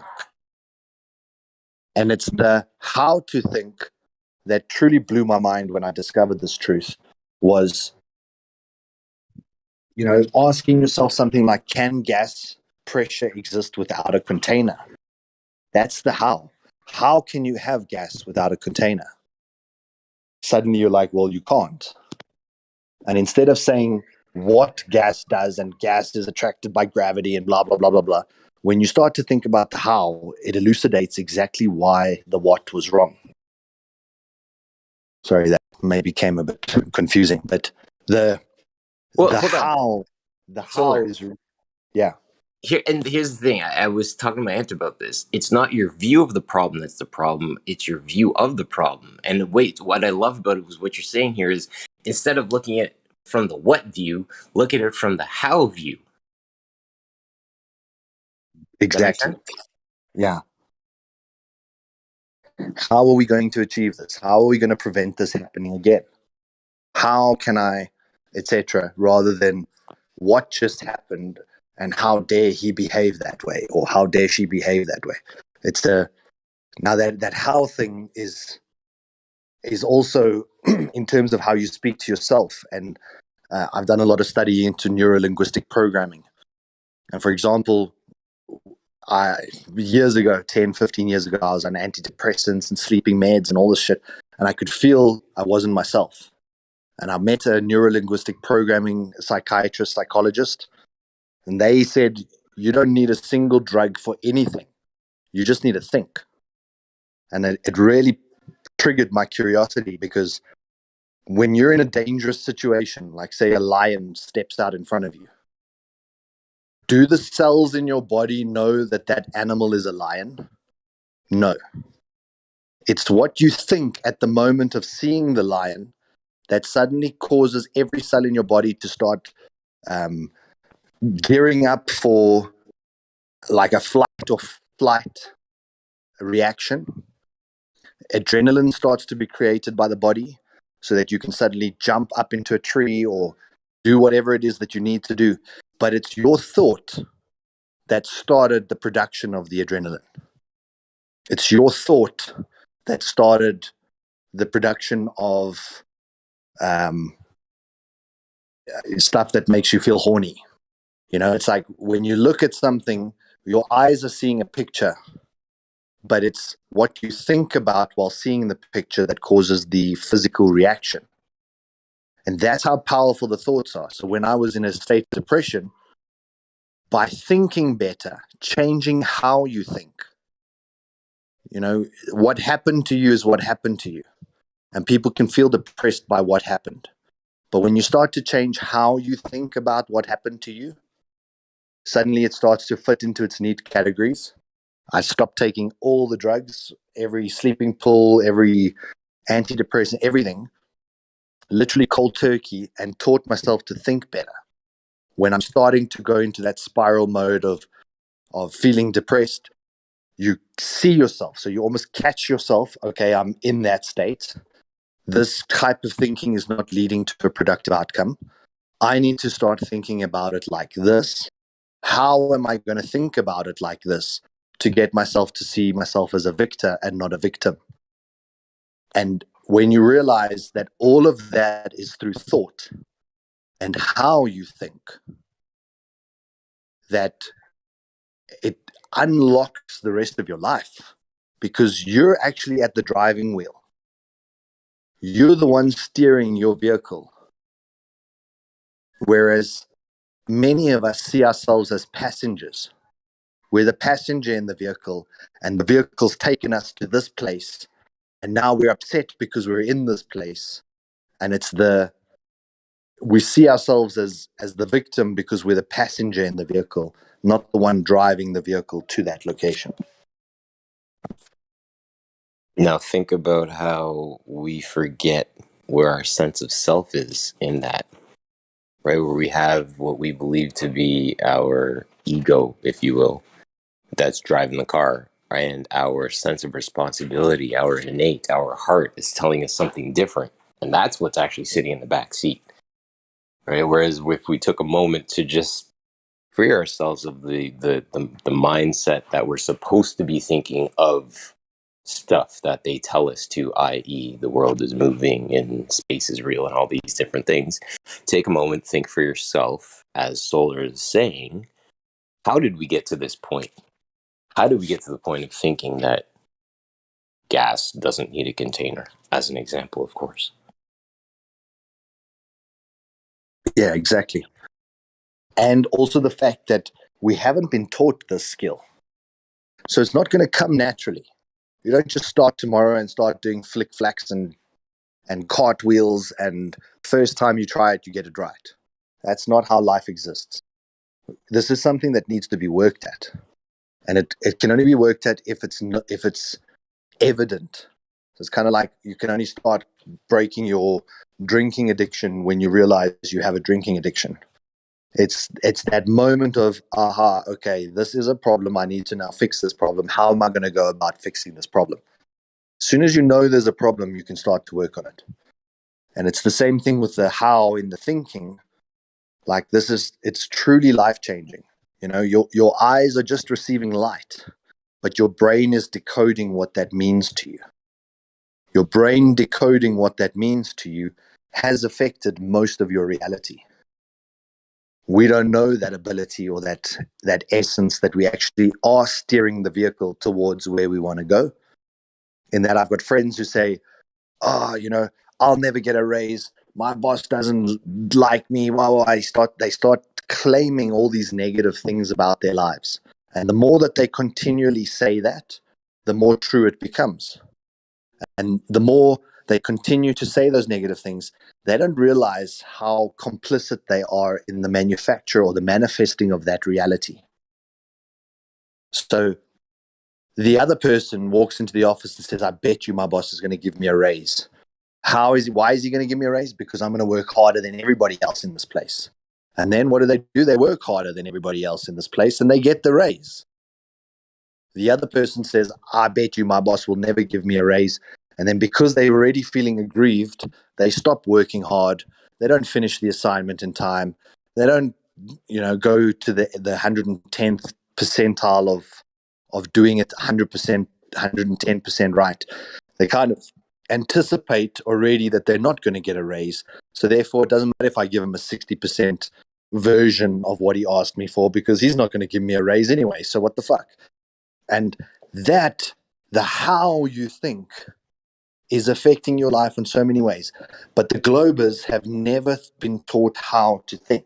And they come in here saying the what the earth is, what it does. And when we say to them, but do you realize the fallacy in how you're thinking? Have you ever thought about it this way? Then they look at you with a blank stare because no, they've never thought about it that way because none of us were ever taught to think the how. We were always just taught to think the what. And if you cannot get someone to the point of realizing that they're thinking the how wrong, then they're only ever going to fixate on the what's. And then it doesn't matter what thing you provide to them. They already have another what the earth does, what it looks like. So you say, no, but the earth is this way. It's flat and it's not rotating. They say, no, but we were told what the earth is. The earth is round and it is rotating. And then they'll just hold on their watts, you hold on your watts, and there's no progress. But the how is everything.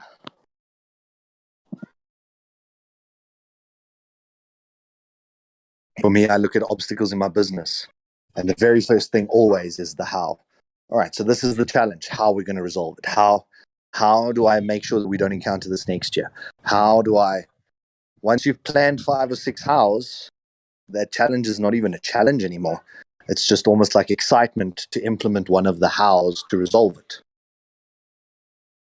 But if you constantly fixate on what it is and what's wrong about it and what you can't do to fix it and why it's going to come again next year, then you're going to be constantly a victim of your reality.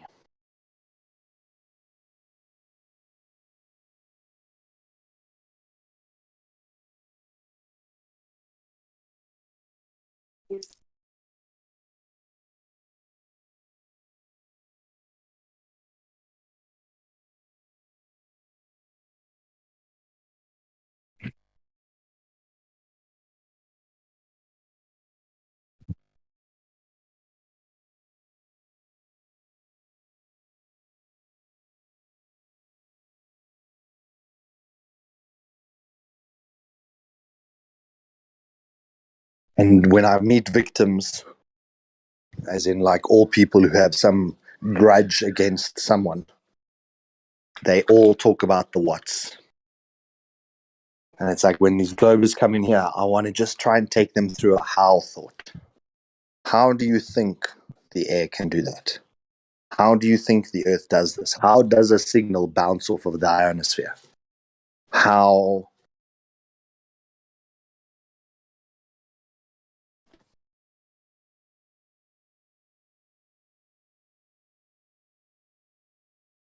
it can't. How do you have gas pressure? Only through containment. How can you have a region of space next to a high pressure earth? You can't.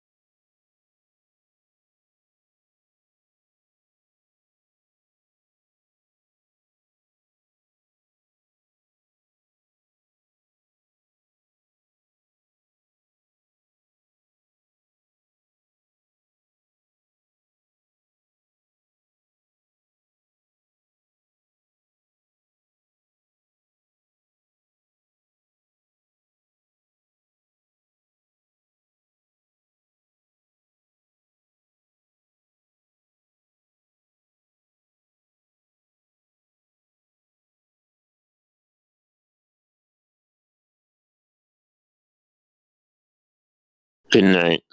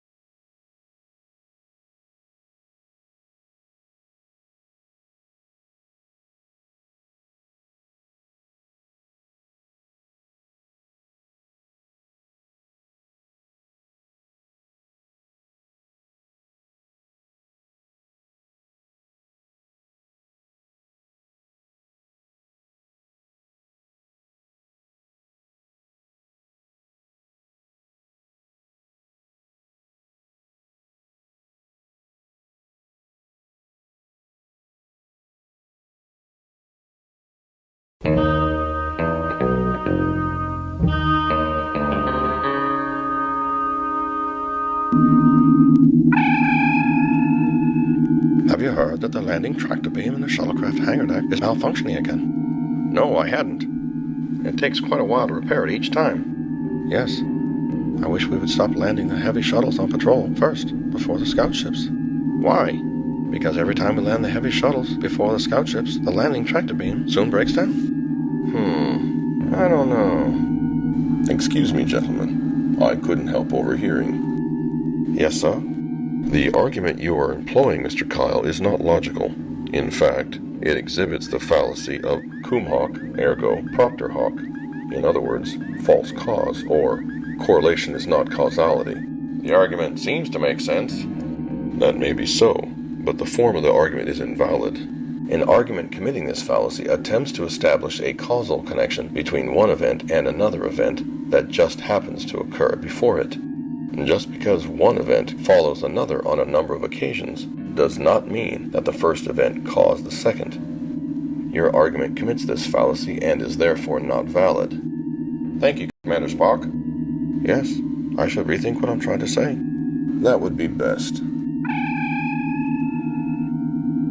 Even if an argument seems to make sense, it cannot be valid unless the form is valid, and that it does not exhibit one of the logical fallacies such as cum hoc, ergo propter hoc, or false cause. It's only logical.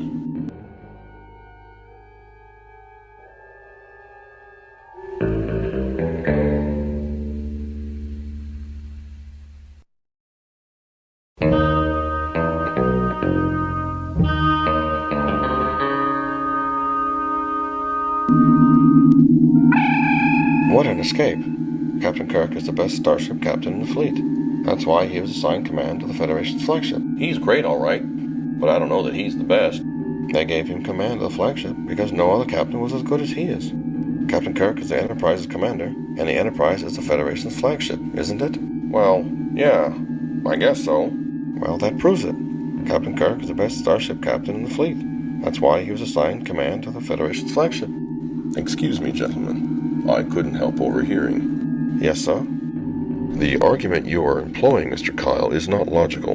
In fact, it exhibits the fallacy of petitio principii, also known as circular reasoning or begging the question. The argument seems to make sense. That may be so, but the form of the argument is invalid. Arguments employing this fallacy all assume a premise statement which has the same meaning as the conclusion. You essentially were saying that Captain Kirk is the best starship captain in the fleet, and assigned to Starfleet's flagship because no other captain was as good as he is. You employed circular reasoning because the phrase no other captain was as good as he is the same as saying he is the best starship captain in the fleet. Oh. Indeed. That is not to say that Captain Kirk is not the best captain in the fleet, Lieutenant. I believe he is. It's just that your argument does nothing to prove it. Thank you, Commander Spock. Yes, I should rethink what I'm trying to say. That would be best.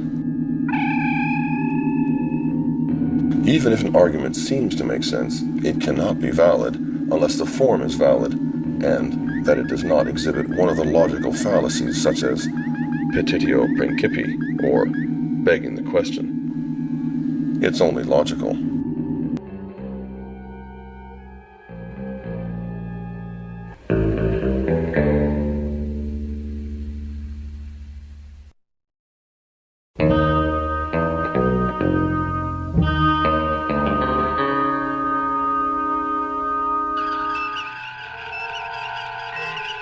Where do you think the captain is going to put in for shore leave? It'll be Wrigley's Pleasure Planet. What makes you think that? I don't think. I know. Because everyone on deck 6 and 7 thinks so. They can't all be wrong, can they? Well, I don't know. Excuse me, gentlemen. I couldn't help overhearing. Yes, sir? The argument you are employing, helmsman, is not logical. In fact, it exhibits the fallacy of argumentum ad populum, also known as appeal to the majority. The argument seems to make sense. That may be so, Lieutenant, but the form of the argument is invalid. Your argument exhibits the fallacy of attempting to prove a conclusion on the grounds that all or most people think or believe it is true. The main problem with arguments using this fallacy is the fact that many people agreeing on something does not prove what they all agree on is true. Belief is not proof even if many people believe. You use this fallacy with your statement that we are going to spend shore leave on Wrigley's Pleasure Planet because everyone on decks 6 and 7 believed that we were. Thank you, Mr. Spock. Yes, I should rethink what I'm trying to say. That would be best. Even if an argument seems to make sense, it cannot be valid unless the form is valid, and that it does not exhibit one of the logical fallacies such as argumentum ad populum, the appeal to the majority. It's only logical.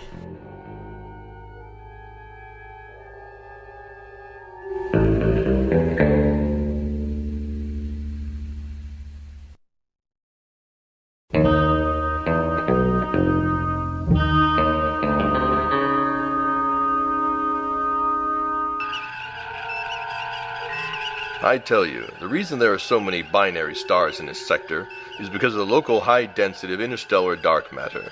Really? Because of dark matter? It must be. Chief Engineer Scott thinks that's probably the reason, and if it weren't for Commander Scott's expertise during our last encounter with the Romulans, we wouldn't be here. Well, I guess you're correct. I, of course, overheard your remarks. Yes, sir? The argument you are employing, Chief Sulu, is not logical. In fact, it exhibits the fallacy of argumentum ad verecundium, also known as appeal to authority. His argument seems to make sense. That may be so, Navigator, but the form of the argument is invalid. It employs the fallacy of appealing to the testimony of an authority outside his special field. This is not a convincing argument because the expert, Mr. Scott, while an expert engineer, is not an expert on astrophysics, and thus his views about the prevalence of binary stars is only one person's opinion. Your argument, Mr. Sulu, commits this fallacy and is therefore invalid. Thank you, Commander Spock. Yes, I should rethink what I'm trying to say. That would be best. Even if an argument seems to make sense, it cannot be valid unless the form is valid and that it does not exhibit one of the logical fallacies such as argumentum ad verecundium, the appeal to authority. It's only logical. Return to your duties.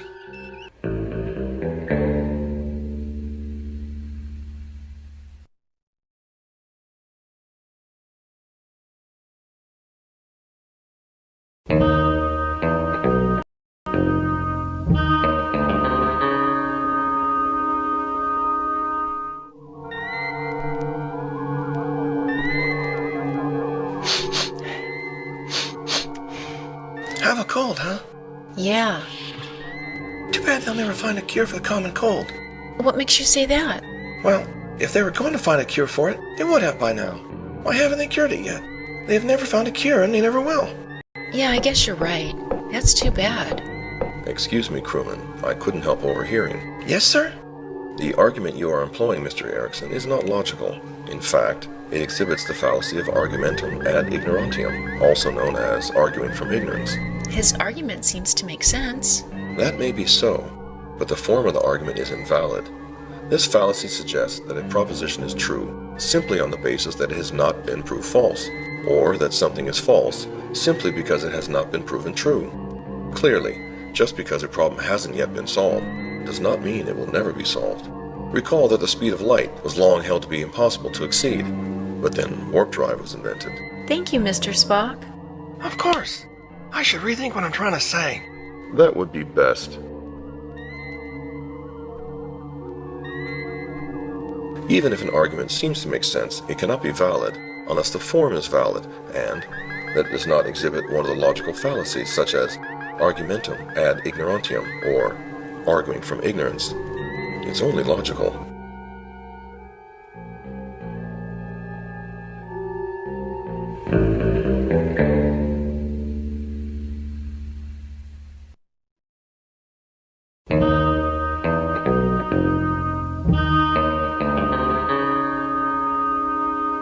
All right, you all have your orders.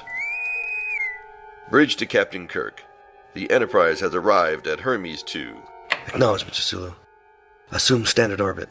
I'm on my way. Let's go, Scotty. Aye.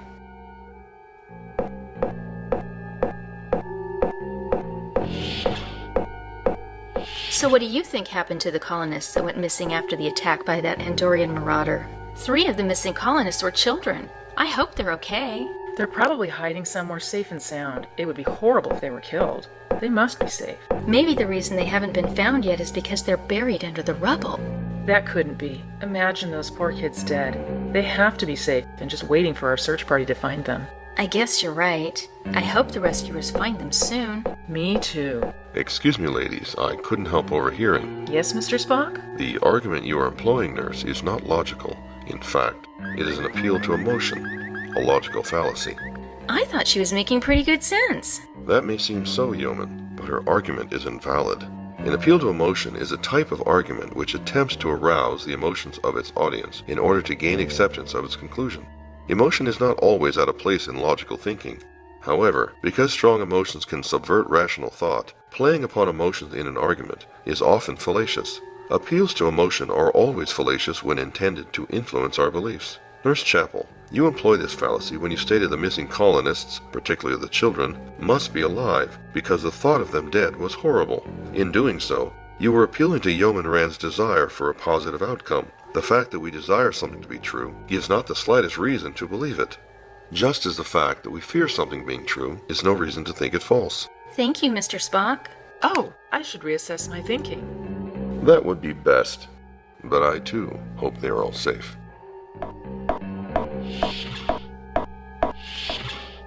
Even if an argument seems to make sense, it cannot be valid unless the form is valid and that it does not exhibit one of the logical fallacies such as an appeal to emotion. It's only logical.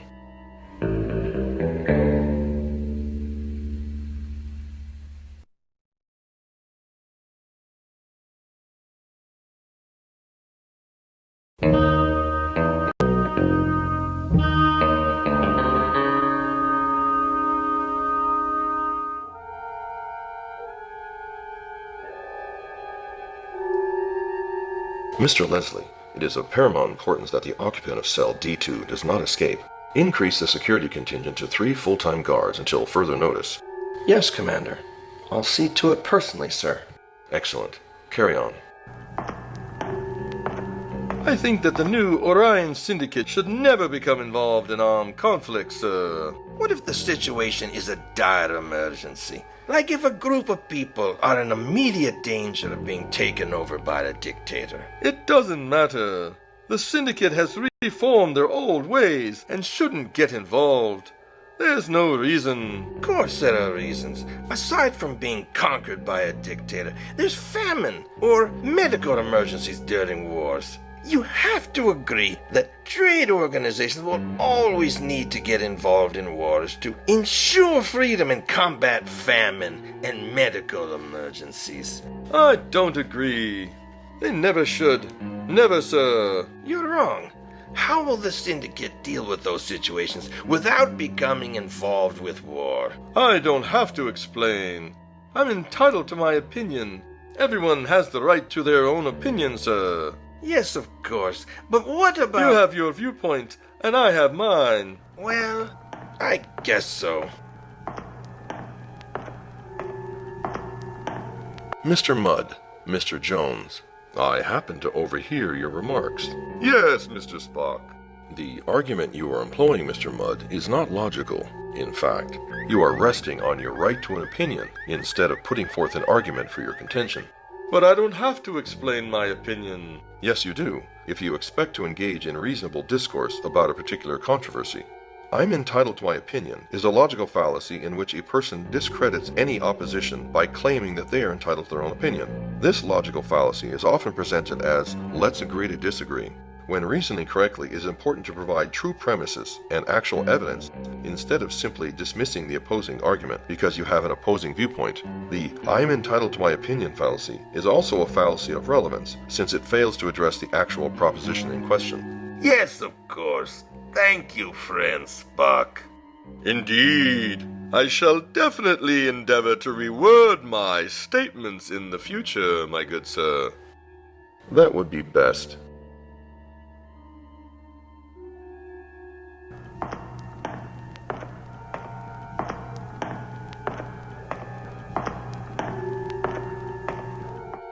Even if an argument seems to make sense, it cannot be valid unless the form is valid, and that it does not exhibit one of the logical fallacies such as, I'm entitled to my opinion, or let's agree to disagree. It's only logical.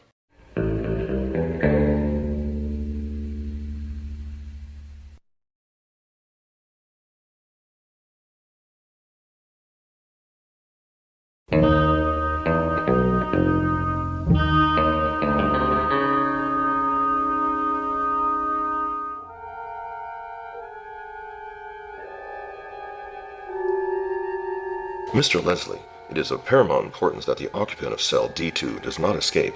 Increase the security contingent to 3 full-time guards until further notice.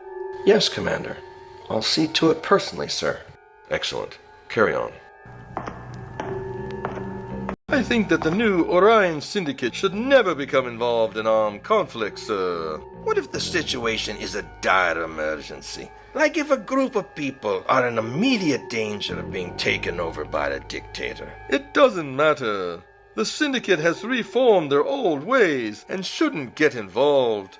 There's no reason. Of course there are reasons. Aside from being conquered by a dictator, there's famine or medical emergencies during wars. You have to agree that trade organizations will always need to get involved in wars to ensure freedom and combat famine and medical emergencies. I don't agree.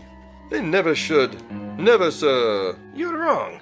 How will the Syndicate deal with those situations without becoming involved with war? I don't have to explain. I'm entitled to my opinion. Everyone has the right to their own opinion, sir. Yes, of course. But what about... You have your viewpoint, and I have mine. Well, I guess so. Mr. Mudd, Mr. Jones, I happen to overhear your remarks. Yes, Mr. Spock. The argument you are employing, Mr. Mudd, is not logical. In fact, you are resting on your right to an opinion instead of putting forth an argument for your contention. But I don't have to explain my opinion. Yes, you do, if you expect to engage in reasonable discourse about a particular controversy. I'm entitled to my opinion is a logical fallacy in which a person discredits any opposition by claiming that they are entitled to their own opinion. This logical fallacy is often presented as, let's agree to disagree. When reasoning correctly, it is important to provide true premises and actual evidence instead of simply dismissing the opposing argument because you have an opposing viewpoint. The I am entitled to my opinion fallacy is also a fallacy of relevance since it fails to address the actual proposition in question. Yes, of course. Thank you, friend Spock. Indeed. I shall definitely endeavor to reword my statements in the future, my good sir. That would be best.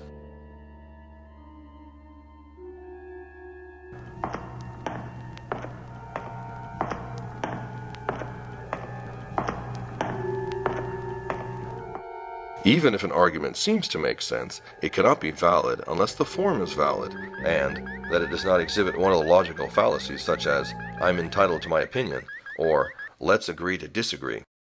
It's only logical.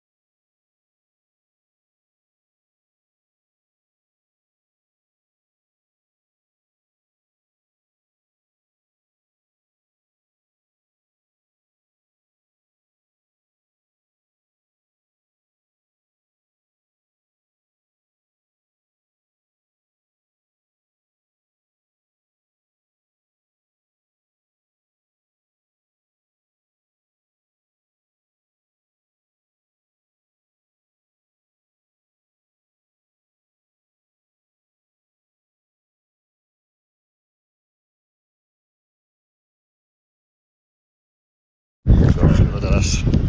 Hi bud, what's your name? It's Jamie. Jamie, I'm Dale. Pleased to meet you, Jamie. Thanks for stopping and talking to me, mate. I'm going to ask you just a couple of questions. First and foremost, would you consider yourself a reasoned person? As in like logical? Logical, rational. What I really mean is, do you understand why you think the way you think and why you believe things that you may believe? Yeah, I tend to look into my beliefs quite a lot. So what I'm going to do is I'm just going to ask another couple of questions and then I'll get to the topic, right? Sure.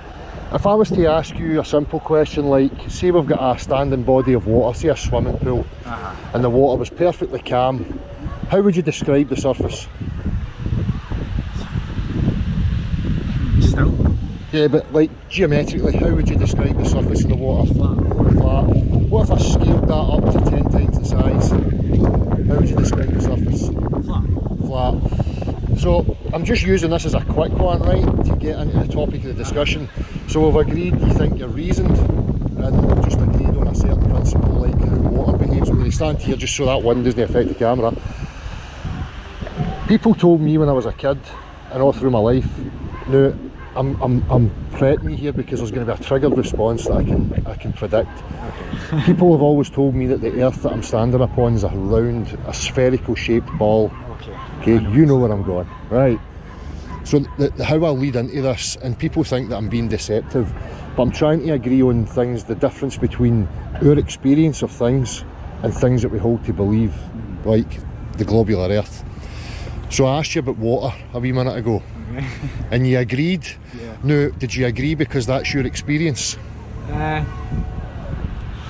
Oh no, I've never saw a body of water that massive, but like the principle. Look, could I analyse this and say that you're being defensive already, based on what you agreed upon? Because you're weary of where this goes, because you don't want to commit to anything, and I don't want you to commit to anything. That's not what I'm here to do. I'm not trying to convert into or trick you into, accepting something. I'm just trying to highlight how we reason and the tricks that we play on ourselves. So you would accept water behaves like that? Yeah. Do you think there's a contradiction there to the globular earth claim? True, if you looked at it at a large enough size, I could see how it's not flat. It does take on a... Have you experienced that? Oh no, but... This is another aspect. You and I as human beings, no fallacious reasoning, appealing to consensus, appealing to authority. I don't consider what I see in the TV to be usurp my direct experience of the reality, so I don't accept what I see in TV. How would you reason with me to help me to accept that the earth was a globe? You've never experienced the scale that you're talking about, but you're trying to reason your way to would it be fair to say, I don't want to, I'm very careful not to lead you to this. Would it be fair to say that you're trying to reason your experience of reality to fit the image you've seen on the TV? Because you've never seen the earth as a globe, have you? Yeah, I do have to reason it, but I kind of just, I go on what the kind of scientific consensus is, and it makes sense that we wouldn't be the sole flat earth, flat planet. So is this the whole notion of the planetoids and everything above us appears to be round balls? So there, would you agree that that's kind of false reasoning? Because it's like me saying to you, well, there's a pool table, the balls on the pool table are all round, so why would the pool table be flat? Do you see what I mean? It's it's a false logic, really, isn't it? I mean, again, if I'm trying to establish what I'm standing upon, I think it's a red herring to be looking above me to intangible phenomena to try and assert that because they're circles, we're on a circle or we're on a ball. I don't get the reasoning behind that at all. I just think it would make sense that we're the only anomaly of a planet to have to not follow this kind of globular form. And you accept that these things are balls? Yeah, I've saw them. I saw Venus. You see them two-dimensionally? How do you establish that it's a sphere looking two-dimensionally? Because your vision's two-dimensional. Well, this is where it gets pretty philosophical. But it is though. I mean, you understand that vision is two-dimensional. You don't see three-dimensionally. You don't see. But you perceive depth in a way. You get depth perception, of course. But if I was to say there was an object up there in the distance, two-dimensionally, you can't tell me what that is until you get to it and you can move around it and access it in 3 dimensions to know what it is. But also if a bit closer to home, the moon. The moon. So if you look at how the moon the changing, I don't know what you call it, the changing phases of the moon, like which corresponds to how the sun and the moon and the earth will relate to one another. That wouldn't happen if it was flat. Right. So again, we're talking about these things. You mentioned philosophically, so we're talking kind of philosophically. Yeah. I'm trying to establish the shape of the earth here, and so far we're talking about what's above us. So again, I'm going to say and make the statement that's a red herring. So if I came to your home and you asked me to establish the dimensions of your floor, and I started to look at the light bulbs or the fixings in the ceiling, would you accept my reasoning? No, but that's different. I don't know. I don't exactly know the physics of it, but the physics of how, you know, a planet comes to be that shape is determined by the laws of the universe, which apply everywhere. See, you're getting to touch on the main point of why I do this. The majority, and I've been doing this at the university for quite a while, and what I like to highlight is the fact that human beings accept things to be true, but they don't really comprehend why they believe it. Yeah, Would you say that's fair for you? Yeah, for a lot of issues I do actually believe that. A lot of people just take for granted what we're told and we don't really look into it. A lot of people just don't think ahead of themselves and just kind of take what authority figures. What authority says. I don't agree on this exact issue, but for a lot of issues I do agree that we don't. Even regardless of the issue, the point I like to highlight is the psychology of that and where I think there's an issue, because it's to your detriment. I don't think it's acceptable that human beings walk around professing things to be true and they don't comprehend what it is they profess to be true. I would agree with that. Exactly, so that's the point I'm always trying to bring up, and I think it's always beneficial, because if you've never thought about it, now you're going to think about it a wee bit, because you don't want to be walking about accepting things that you don't comprehend. Would you say that's fair? Oh yeah, and I always like to know why I think something. Can I get to the bottom of it before I make my own decisions? Well, you can't be informed otherwise. Well, I'll share that with you, because that was my experience. I believed complicitly, well, I didn't even invested belief, but I accepted that I was on a globular earth blindly. And then I started to analyse it, and the further I went, I couldn't justify maintaining the belief anymore. You know, because I'd turned my attention to it. I think you have to have a certain amount of bias to want something to be true. So if I say a simple thing, come back again, I want to bring it back to the experiential part again. So you and I are standing at the seaside and we're looking at a thing called the horizon, which is an optical phenomena. Again, like water, how would you describe the horizon? It's flat. A flat straight line? Yeah. So again, that's your experience. Have you experienced curvature?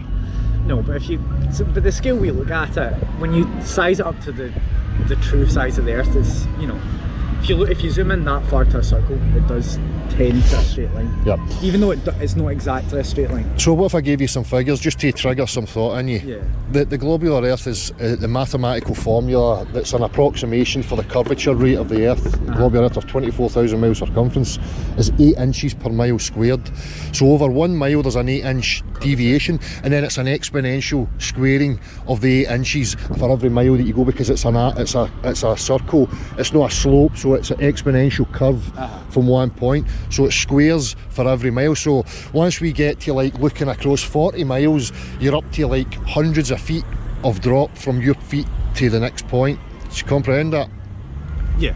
So when we're looking at the horizon then, I say I'm at the west coast and I have two land masses with a distance of 28 miles between them. So I've got a nice straight line between them. Now from the central point to either side, there should be a drop of over 100 feet at either side, which is no detectable. What, sorry? So if we're looking at the horizon, if you're looking at the horizon, I'll use this as an example, and you've got a landmass here and you've got a landmass here, and you've got the straight horizon between them, right? If I'm looking at the centre of this, so in a globular Earth you would always be at the top of the ball. So if I'm looking at the centre, there should be a drop to this side and a drop to that side, which should be observable. Let's know. You can go by other things. You can see the sun setting beyond the horizon. You can see things travelling over the horizon.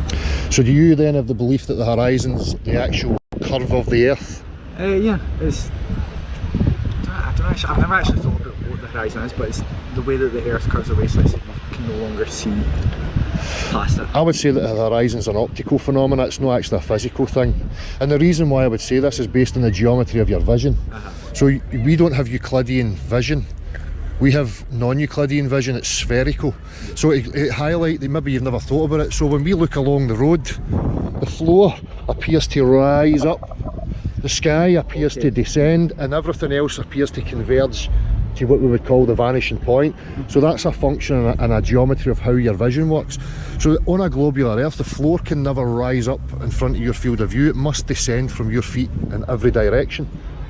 So when we're looking, what I would say then as a suggestion is that there comes a limitation to light, that eye being able to resolve light at such acute angles. So things start to obscure. And for me, I can observe that and I can recreate, I can test that on a smaller scale. So I can mess with, you know, the humidity of air, I can mess with the temperature of water, I can place objects at a further distance. I mean, you've seen it on a hot day, looking along a long road, things appear to disappear from the bottom. Yeah. So again, you know, we're looking at something optical. True. Right? True, but the thing is, if we, I don't know, at least my beliefs is, because I do see myself as a kind of spiritual person, so there's only so much that we can know because it's all based upon our perception of the earth. We don't perceive UV like butterflies would, so we only go on our perception. So it might not be round, but from what we can observe of the earth and at least our perception of it, but I do believe it is. what you and I see, when you say we, who are you talking about? Humans. So you're appealing to non-entities. What I'm trying to do is talk to you directly as a human being, forget about everybody else, and us two reasoning with each other. So we've established how water behaves, we've established that we see a straight line that we call the horizon, but still you're searching to try and defend something. And again, I want to be fair, you don't fully understand the globe Earth, but you're still trying to defend it. I do understand it, I just can't articulate it. You can't articulate it. So if you can't articulate it, do you think you fully comprehend it? It's okay, I mean, listen. No, I don't fully understand it the way that I could explain it to someone else, but I think I can rationalise it in my own brain, just the way that I cannot understand thoughts. Yeah. And do you think that they're reasonable, the way that you're rationalising it? Do you think, you know, again, it's maybe not important or relevant to you, so you're not getting to the depths of being totally critical with yourself, like the way I had to be with myself, because again, I didn't want to be wrong, and I certainly don't want to put myself out there to be labelled as a flat earther or any of these things, because that's a lot of pressure to take. So I had to make sure that I was being true to myself. Now, when I ask these questions, people always label, you're a flat earther, you're a this, you're a that. And I'm like, I'm trying to establish a ground of reasoning and get to the root of the things that we believe in, and it's so difficult. And this kind of defensive reaction is quite common, that people, you know, what I see personally is that people don't know about the globe Earth, but they'll try and rationalise and try and defend something. And I'm going to suggest to you that it's because of peer pressure. It's because you've seen the result of being a flat earther or denying that the globe Earth exists, and you don't want to be labelled as that. Would that be fair? I don't know, like looking at the body evidence and I wouldn't see the reasoning for it being a lie. For it being a lie? What? I kind of, like, you'll never know for certain in life, but like, of all the things that I have to look to, like all the evidence, all the photos of the earth, things like that, I can't rationalise why someone or some group would try and perpetuate a myth. But you understand human beings lie. True. And again, I believe that for 30 odd years of my life, was I lying? Or did I just have a blind belief in it? So I wasn't part of a conspiracy. I wasn't out there telling my kids or anybody else lies when I was talking about things that I didn't understand in regards to outer space and planetoids. I wasn't telling lies. I just had never analysed my reasoning and why I had accepted these things to be true, which is the most important thing. I'm just trying to highlight why we believe them and to try and trigger something in you, because at the end of the day, look, I'm in support of every human being. I want you to be critical, I want you to be sure of yourself, and I want you to understand your own being, and that's the main goal for me. Not to say I've converted you to a flat earther or I've now made you a globe skeptic. At a human level, I want you to be able to be thinking properly and just consider things a wee bit deeper, you know, so that you don't pass it on to the next generation and then, you know, the snowball continues. Hopefully we can get a ground of reasoning properly, you know. Yeah, but I don't think there'll be a compromise between us, but I envy the kind of philosophy you're going by to consider things deeper, even if we don't agree on that. But that's another most important part. It's the fact that you and I don't have to agree. But we can stand here without any emotional investment and just have a discussion, and people are too emotionally triggered because, as I say, if it's an objective claim, why do you need to get emotional about it? Because it's no an attack on your person. Yeah, it'll be true whether you believe it or not. But what happens is the trigger tells you that they feel it's an attack on their person because there's a cognitive dissonance happening where their ego's taking a bit of a bashing because they're being asked questions about things they don't really understand while making assertions about it. So I think it's great, you know, that people like yourself take the time and that we can have these wee discussions about it, and I hope that you go on and think about it some more. I could stand here and talk to you all day, but I don't want to keep you, you know. Is there anything else you want to say in regards to the matter? No, my brain's racked. Your brain's racked? Yeah. Are you going to go home and make sure that you know it's a globe? Yeah. Thank you very much. What I'll say to you, quickly, if I told you I could fly, but I can't demonstrate it for you, but when you go home, check on Google, because there's loads of videos and images of me flying. Would you accept that to be true? No, not right. So remember that when you're looking at the globe Earth. Okay. Don't want images. You want to be able to experience it. Alright, my man. Much appreciated. Thank you, brother. Take care, my Take man. care, my man. Thank you. So much appreciated.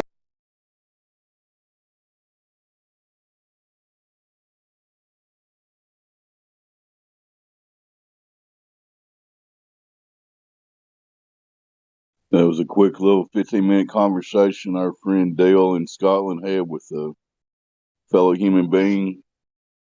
He's talking about how people reason with each other. And that's a good example there. We have Elfstone here. Would you like to talk? Hello, Elfstone.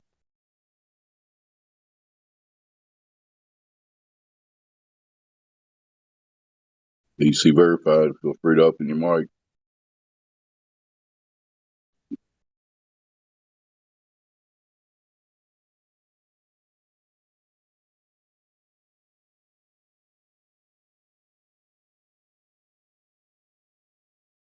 All right, I guess you didn't wish to talk right at the moment. Anyone else on here get anything to say? Yeah, I'm here, Elstone. It just took me a minute to get my headphone and mic pushed into the phone. Oh, okay. Welcome to the server. What brings you by here?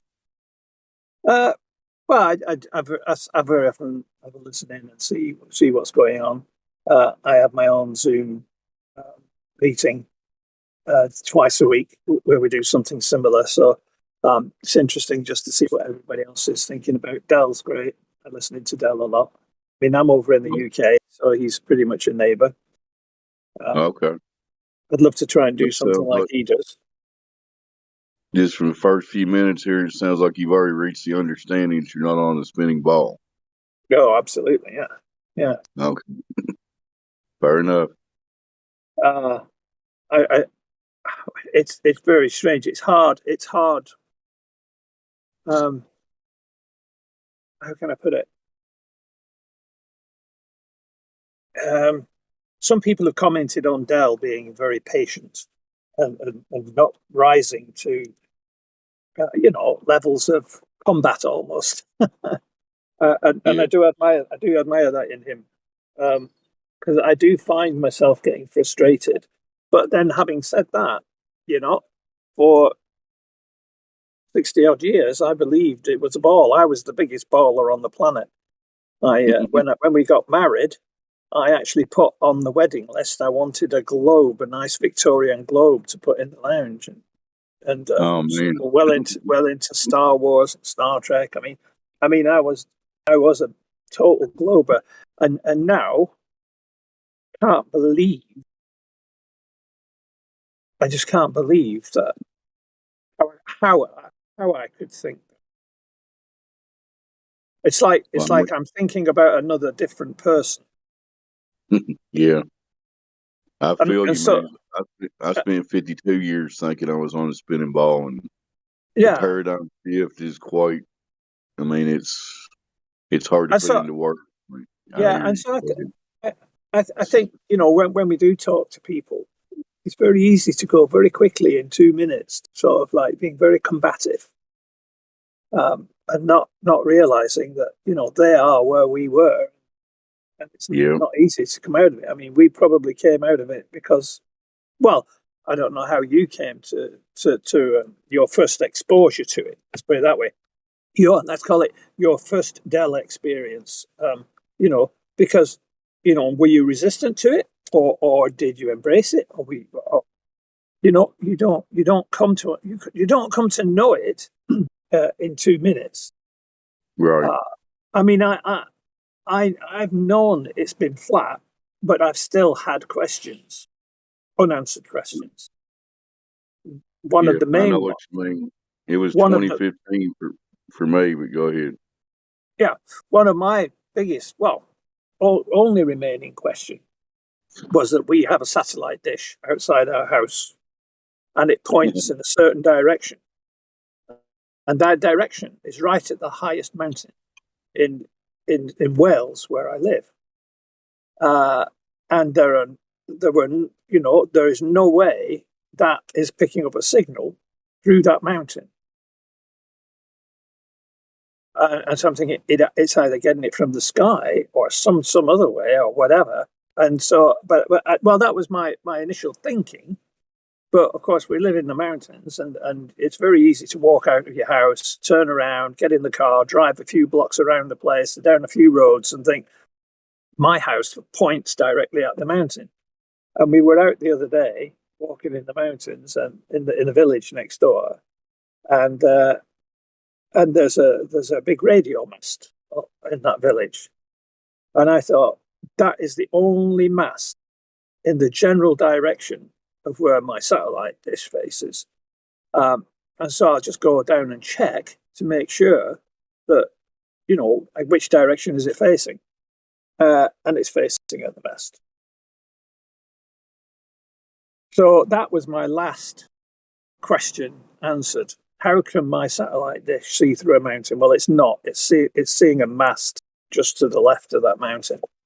And so that's it. No more questions. I'm flat, completely flat. But I was before. But it's just one that I needed to resolve.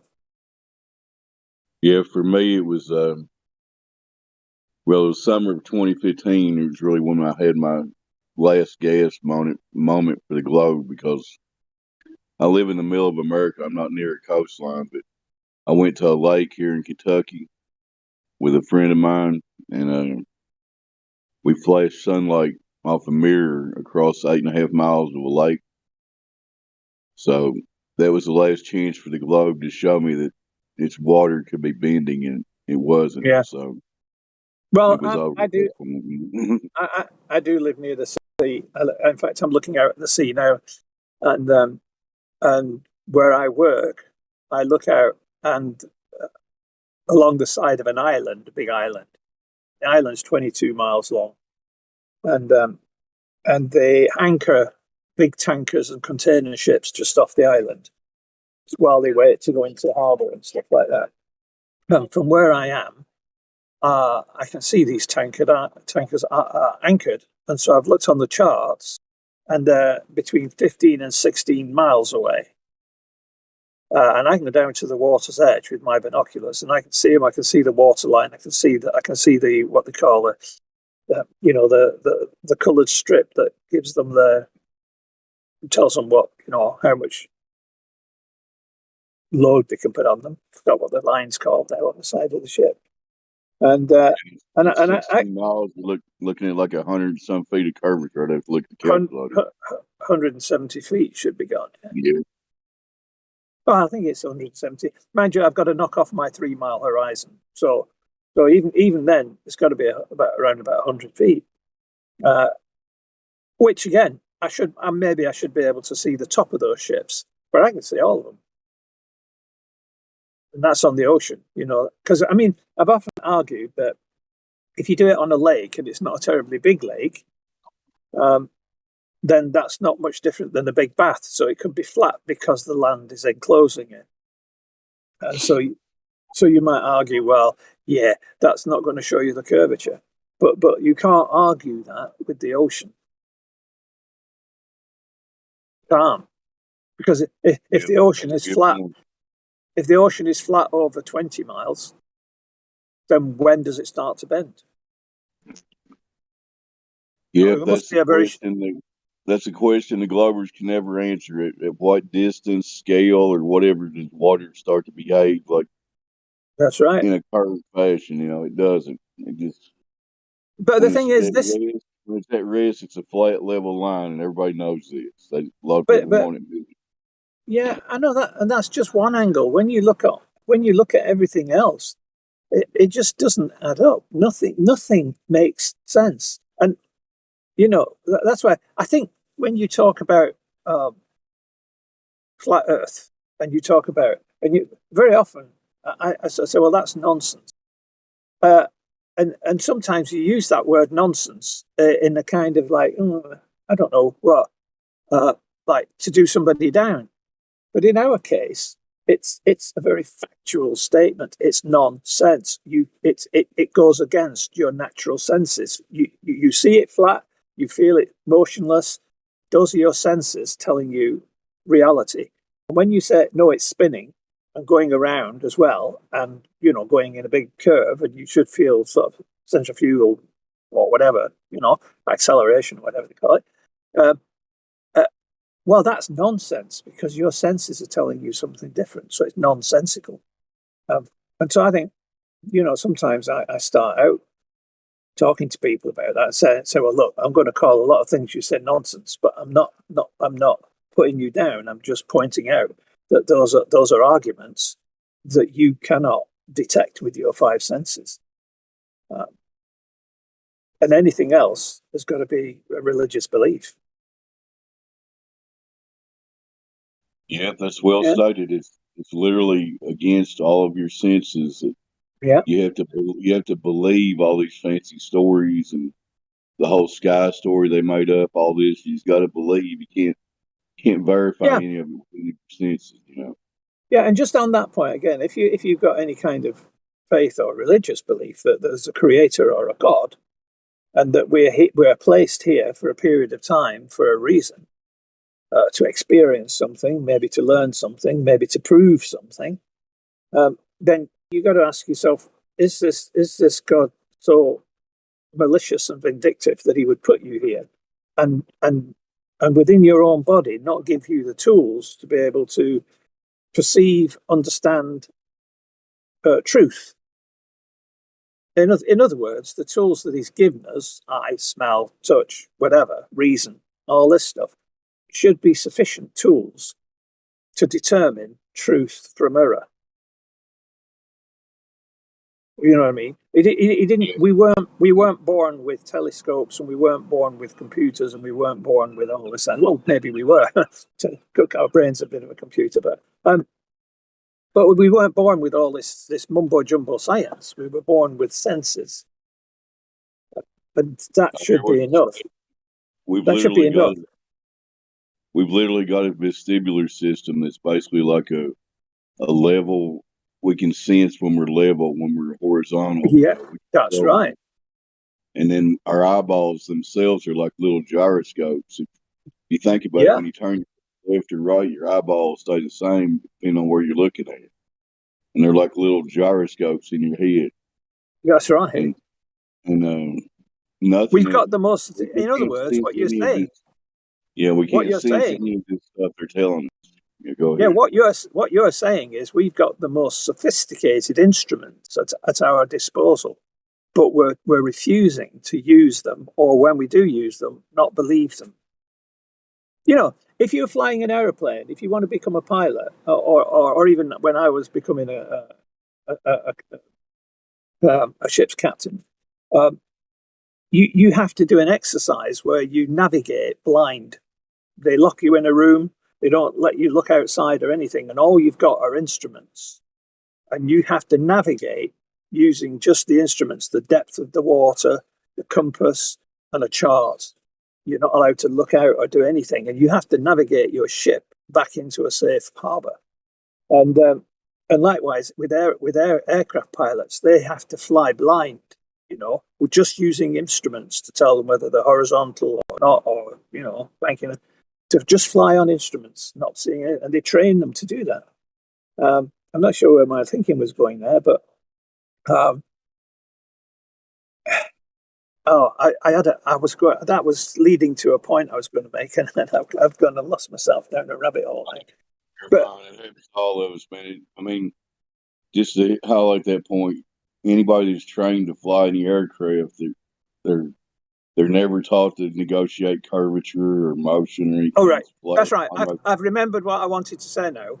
And that's ahead. if you're trained as a pilot or a captain to navigate blind, that's just trusting the instruments. And yet what we are doing as human beings is not trusting those instruments that you described earlier, your eyes being a gyroscope, your vestibular system being, your false horizon, your horizon thing. We've got those instruments, but we're refusing to believe them. And if you were an aeroplane pilot and you were looking at the false horizon, and you didn't believe it, and and it was foggy or whatever, and you didn't believe that instrument, you're dead. Because you're going to hit the ground. Yep. And yet, so we'll believe an instrument that some man has made, but we won't believe the instruments that God gave us. That's where I was going with that. Yeah, they've literally indoctrinated so many people to not trust their senses. It's one of the things that blows your mind once you realize this, that there's so many people that have been taught to just ignore their senses. Yeah. And just trust what smart guys say, Yeah. All my family live in America, and my daughter's over. She's just come over from Provo in Utah. She brought a little boy over, and she's visiting with us for 17 days. And, we ask what they want to do today, and we chat a little bit. We comment on the antics the little boy gets up to and this and the other. But I'm finding it very, very hard to have a conversation with her because I want to just talk about real things. And I know she's completely 100% in the Matrix. And it would be like Dio wanting to talk to somebody in the Matrix. They've got nothing in common to talk about other than the Matrix, and that would just cause a lot of trouble. And it's a shame. I'm going to have to say to her, look, the reason we're not talking very much is because, there's loads of stuff I'd like to talk to you about and tell you about, but you kick off if I do. It's a shame, but I feel it now. Yeah, that's always a difficult thing when somebody's that deeply indoctrinated, and if they won't even meet you on some common ground, like, for example, Dale was trying to approach that guy with the appeal to his reasoning, how he reasons about what he believes. Yeah. A lot of people won't even go to that with you. They'll just ignore you, just write you off as the crazy flat earther. Yeah. And, I mean, I just have to be so careful because I know she can be triggered so easily. She's got a little boy. He's 5 years old, and I know in America they've just authorized 5-year-olds to be vaccinated, haven't they? And I just want to say to it, surely you're not going to get him vaxxed, are you? Surely you're not. And you know what? She'd probably turn around and say, "Oh, he's already heads up, since we're on YouTube, just say jabbed or something. We try not to talk about that. Oh, sorry. Oh, sorry. Okay. Yeah. It's all right, man. Yeah. Forgot about that. I forgot this was being live streamed. I was just chatting to you for a minute. Oh dear. That in itself tells you there's something wrong with this place. Yeah, unfortunately, we live in a society where we truly don't have free speech, even when we allegedly do have free speech. But, Oh, it's the best. It's the best where you can turn on the TV. You got your CNN, your Fox News, your NBC, all that stuff, right? And it's totally legal for everybody in the world to, in public and on TV, talk about certain things, but not on YouTube. Yeah. Well, I'm afraid that's all she ever listens to is CNN and mainstream media. So, well, in other words, she's fully plugged into the Matrix. Yeah. I'm going to talk to her a little bit about it because I've got the 16 emergency landings that prove a flat Earth as a copy. I've got the actual physical book, and that's out in the lounge. and I've left my, because like I said, I do a live Zoom twice a week with my Flat Earth group, and I leave that playing so she can hear us talking about it. And I'm just thinking, when are you going to ask me? When are you actually going to say, Dad, do you really believe the Earth is flat? And then we can start a conversation now, as opposed to inane things that like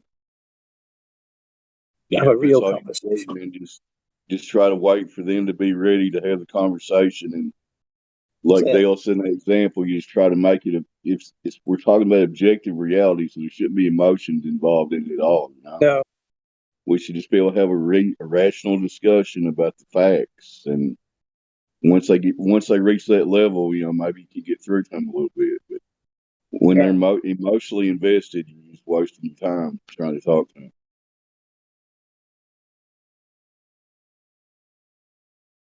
Yeah, it's a tough one because they're only here for 17 days, and you think to yourself, look, am I going to waste 17 days not actually talking about anything important? Yeah. Yeah, I hear you, man. It becomes tedious around my family.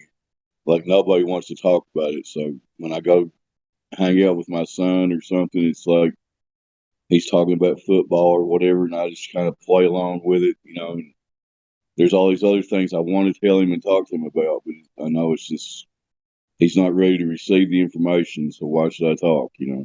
So I just keep my mouth shut. Mm. Yeah.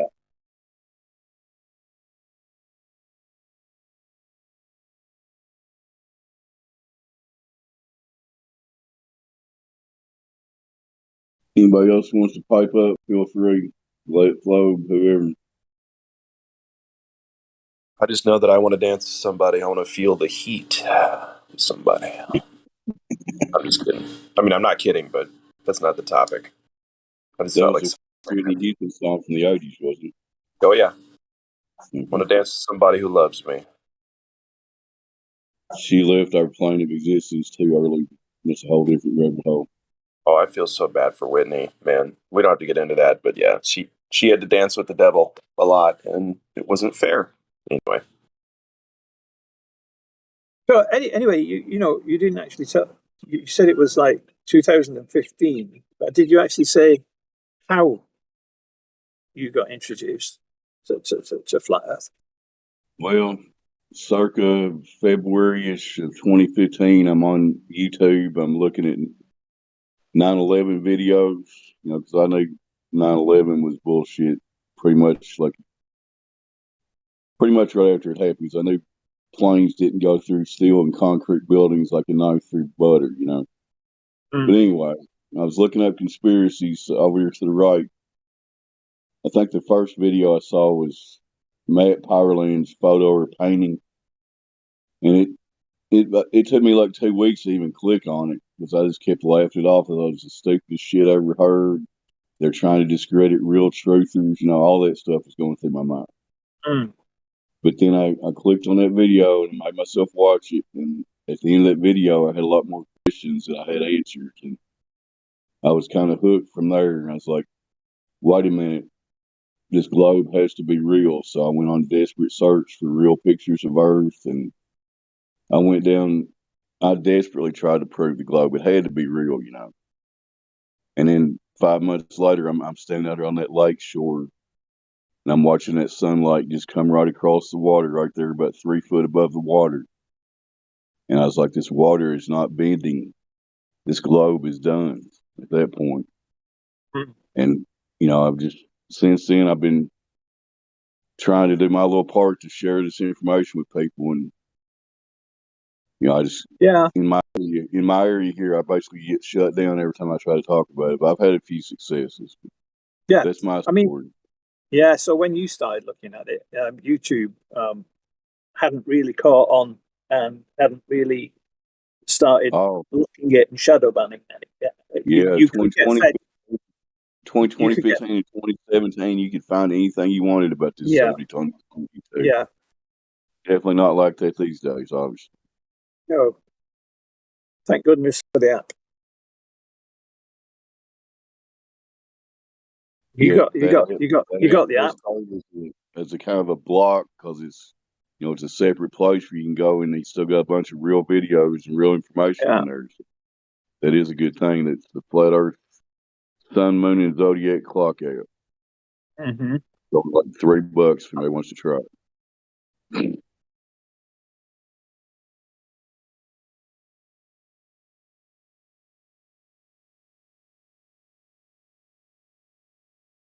I'm going to just confess. Actually, I think I'll do it that way, rather than challenge her belief in a globe. I think I'm just going to because we're going to go to the beach this week several times, and we're going to be looking out at the ocean. It's going to be as flat as a pancake, and Yeah, I'm going that's to the just say, perfect time to do it. You're looking at the ocean.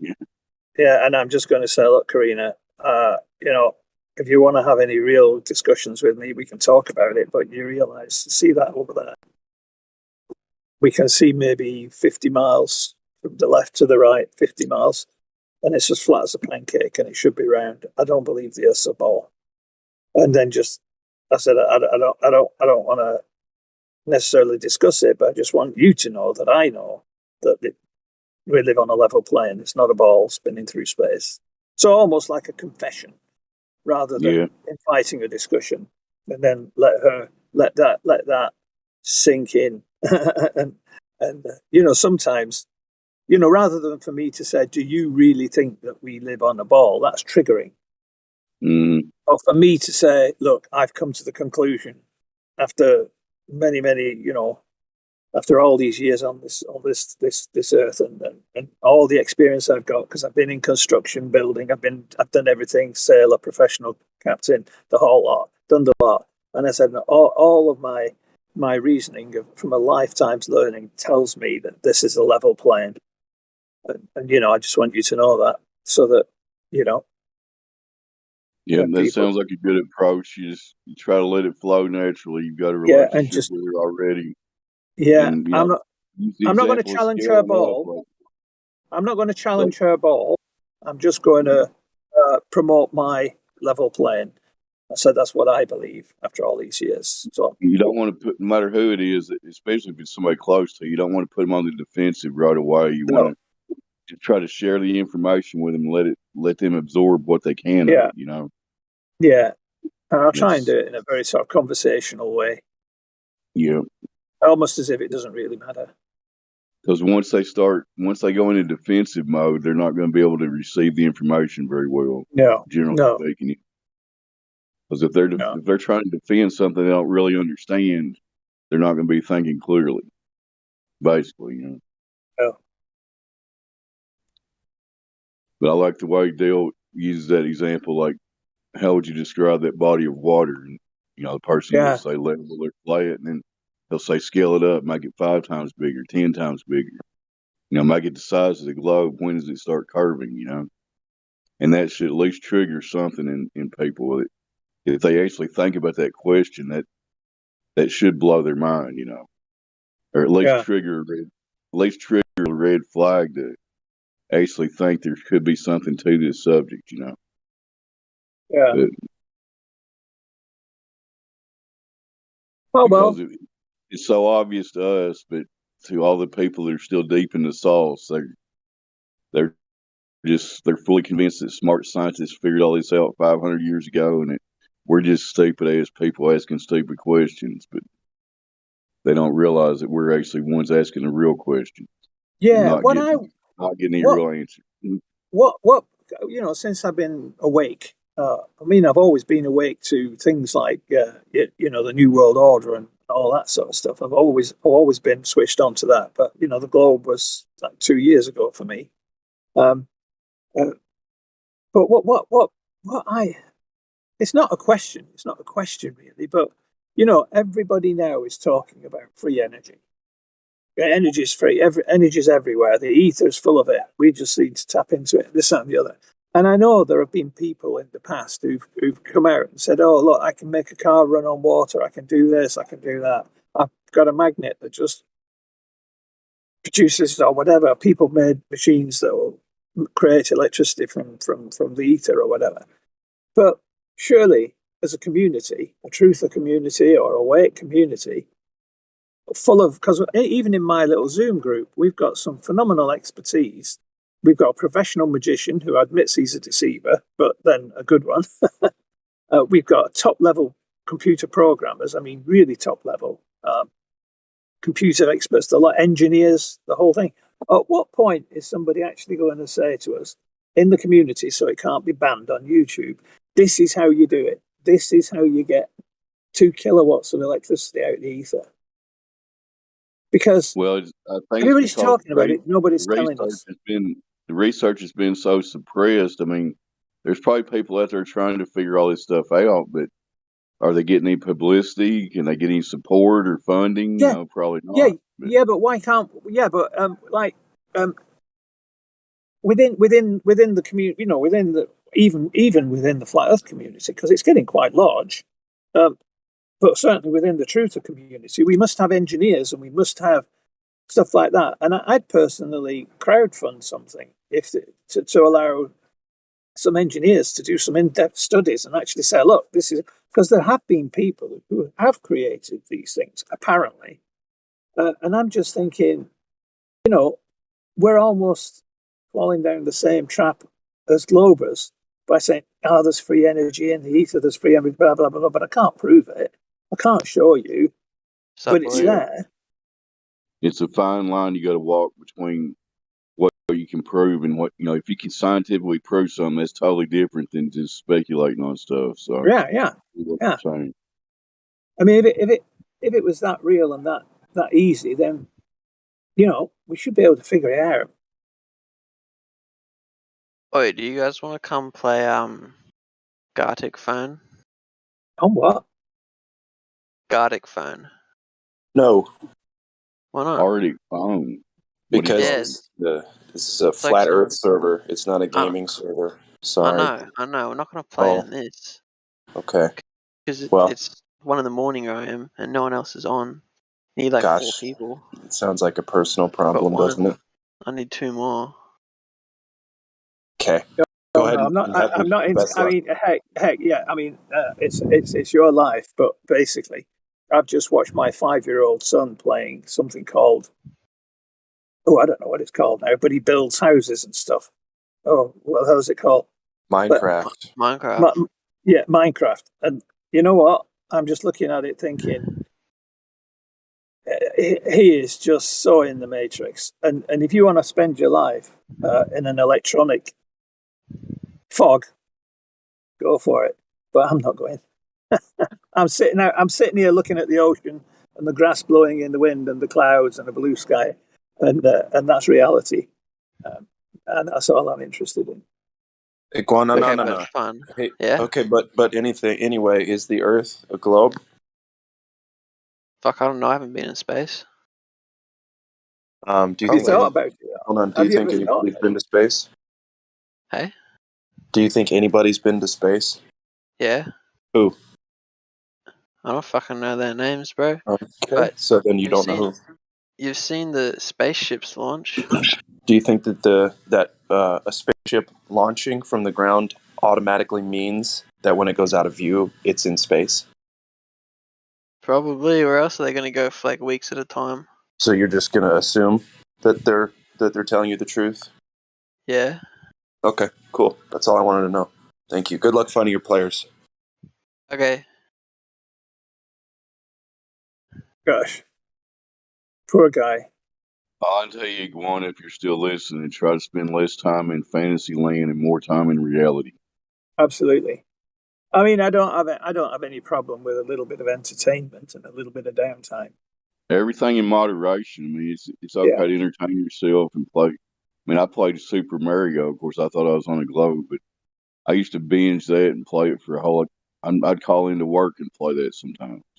Yeah. When I was young, but at some point, you got to draw that distinction and start looking at reality and focus your attention on reality. Dude, I still play video games a lot. I still play a lot of video games. I just don't come in here and invite people to do it. That's not what the server's for.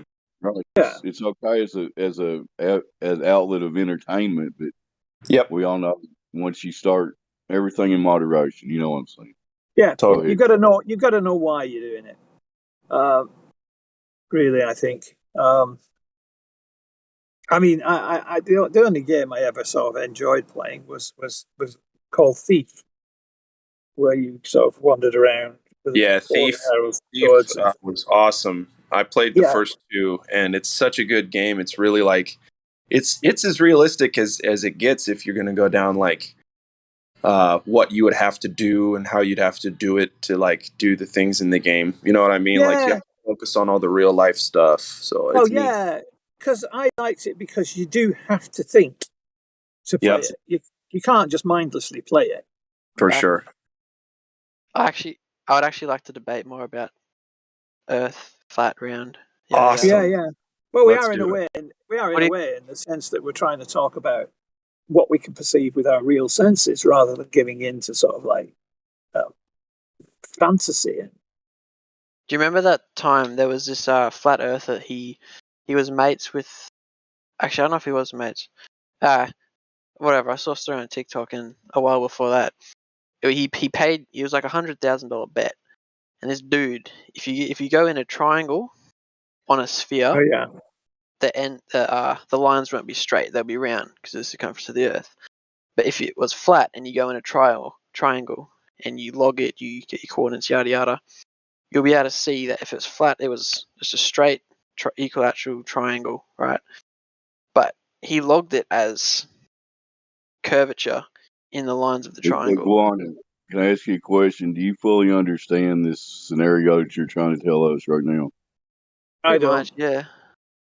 You can Do you search it fully up. understand what you're talking about? I mean, I'm fucking Are you just bit are you drunk. vaguely repeating something you heard somebody say that debunked flat art? I've No, heard. I saw it. It's an actual thing. I've It heard of. sounds like I've heard of. It's it a sounds like proposition. Matthew's 4-point dilemma. He tried to pull up all the time. You guys have shut it down so many times. Yeah, I've heard the proposition that there's or like you know it's a proposition of an experiment that you could try. But to be perfectly honest, I'm going to admit that Okay, here's something else. to do it practically would make sense to me. But when you try and get me to try and do it in my head, I'm afraid it's a bit too much like mental gymnastics, that particular one. I tell you what, there's another problem that we just had raised in my Zoom meeting, and that was that we had somebody came on who's our magician friend, and he was saying that this business about the moon, the heliocentric people tell you that the moon orbits the Earth every 27 days, and yet we claim that it goes around the Earth every 24 point or 25 point something hours. And even that, if I could model it, if I could physically get a ball and a moon and sort of, I could probably understand it. But to ask me to try and do the mental gymnastics to imagine that just blows my mind. And I think it's one of those things. If I could do it, if I could model it, I can understand it. Okay, here's this though.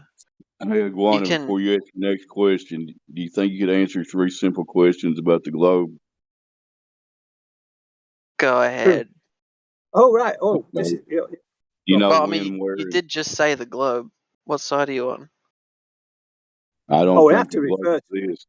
Check my icon. It no globe. But anyway, if you still think it's a globe right now, it's okay. We're just trying to share information with you. We're not here to convince you or anything. So I want to know if you know 3 simple questions about the globe. Let's see if you know them, okay? And if you don't know, just say I don't know. Fair enough. You there? Go on. Yeah, go on. All right. Do you know when, where, and how there's been a direct measurement of Earth's curvature and how they do it? I mean, well, the ancient Egypt people built the pyramids in the geographical center of the Earth. Okay, is that some vague story that you heard in school or somebody told you, or do you know any details on it?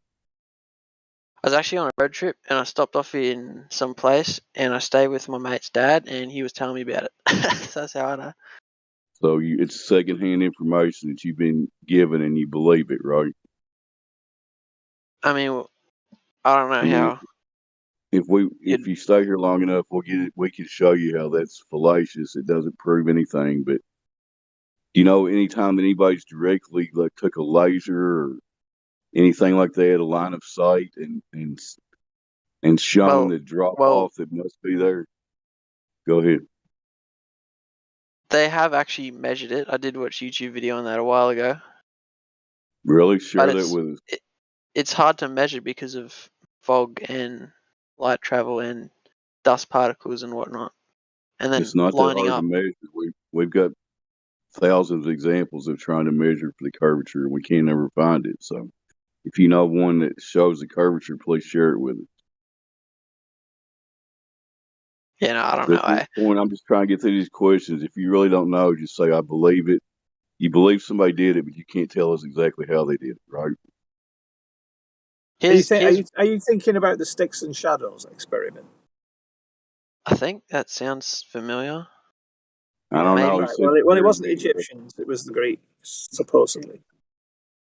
But anyway, can we just chop that one up? At the end of these three questions, you can ask any question you want, okay? Can we go to question 2? That first question, you just believe somebody did it, right? Do you agree? Somebody measured the curvature. Okay, you believe that, right? You don't know sure, it. someone's probably done it. Probably wouldn't be that accurate because it's such a big distance, but Okay. yeah. Question 2, real quick. Do you know any time in history that anybody detected the movement, the acceleration of the Earth? We're supposedly in motion. We're going around, we're spinning on our axis, and we're going around the sun, and the whole solar system's going through the galaxy. Any time that we've scientifically detected that motion and how they do it? Go ahead. I mean, to launch satellites, they bounce them off other planets' rotation. They have a good That's going with the system there. pre-assumption you have to have a globe and all this other stuff for the satellites to exist. So, we need a direct detection of the movement. Do you know when that was done? If you don't know, just say, I don't know. Say you just believe it. Well, I believe it, yeah, for sure. What's the third question? Okay. Third question, how we're all breathing right now? We've got gas pressure around us. Yeah. Generally, at sea level, it's 14.7 psi, they tell us anyway. Yeah. So, gas pressure, as far as we know, it's a natural law. It's called the second law of thermodynamics. To have gas pressure, you must have containment. So, of any demonstration in reality of having gas pressure exists without a container?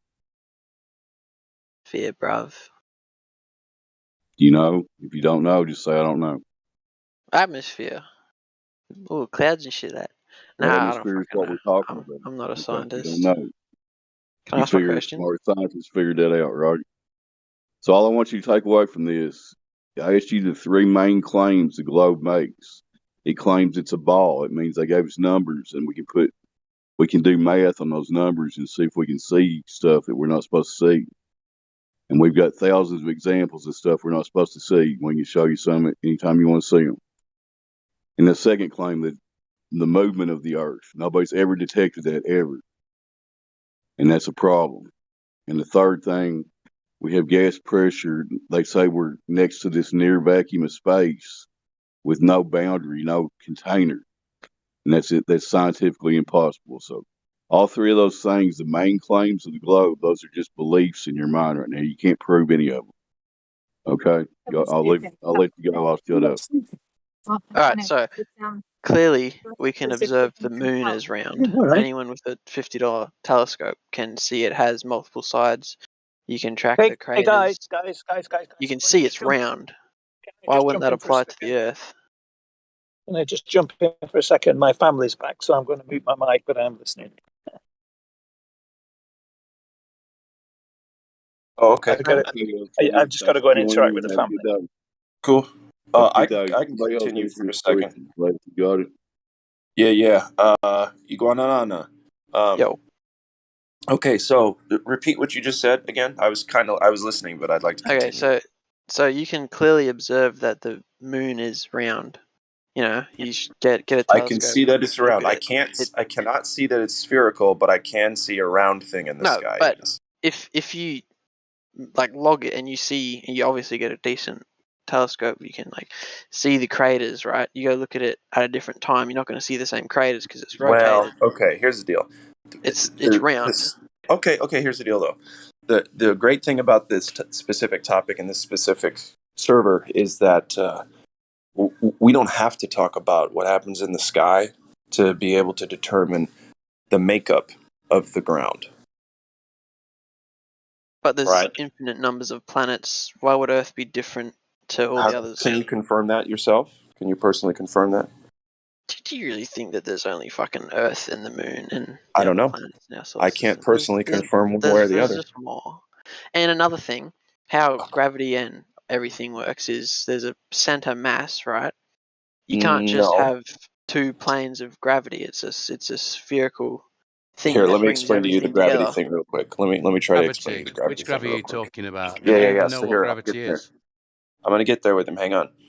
So there's two types of accepted gravity in the world, in the mainstream. Okay, the first gravity was the first one thought up out of nowhere, and it's mass attracting mass. That's Isaac Newton's fairy tale story that he came up with to explain an apparent downward acceleration.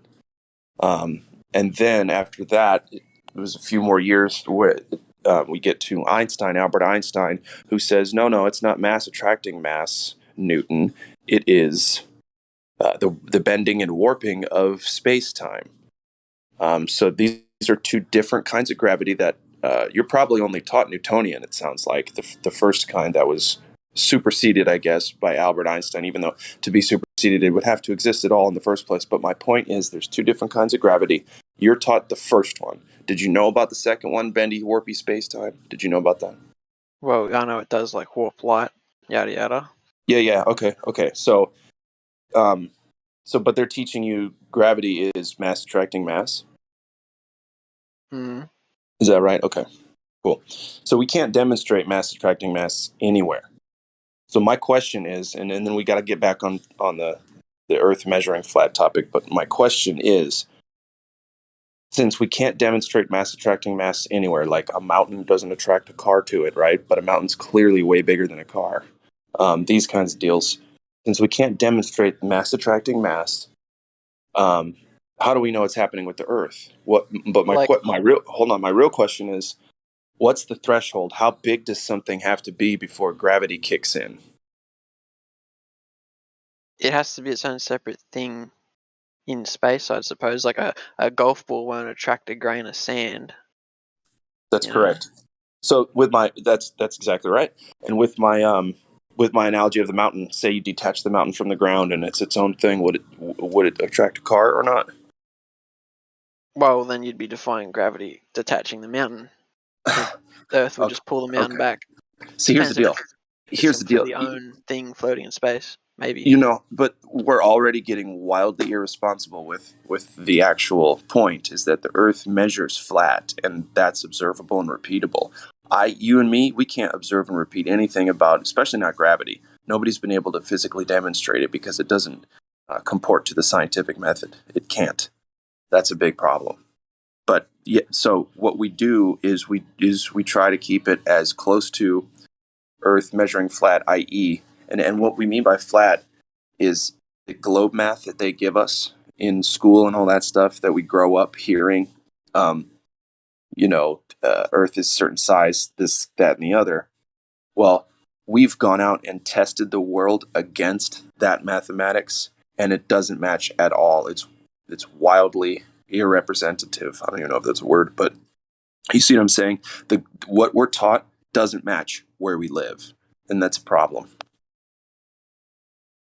Yeah, never paid any attention to that shit in school.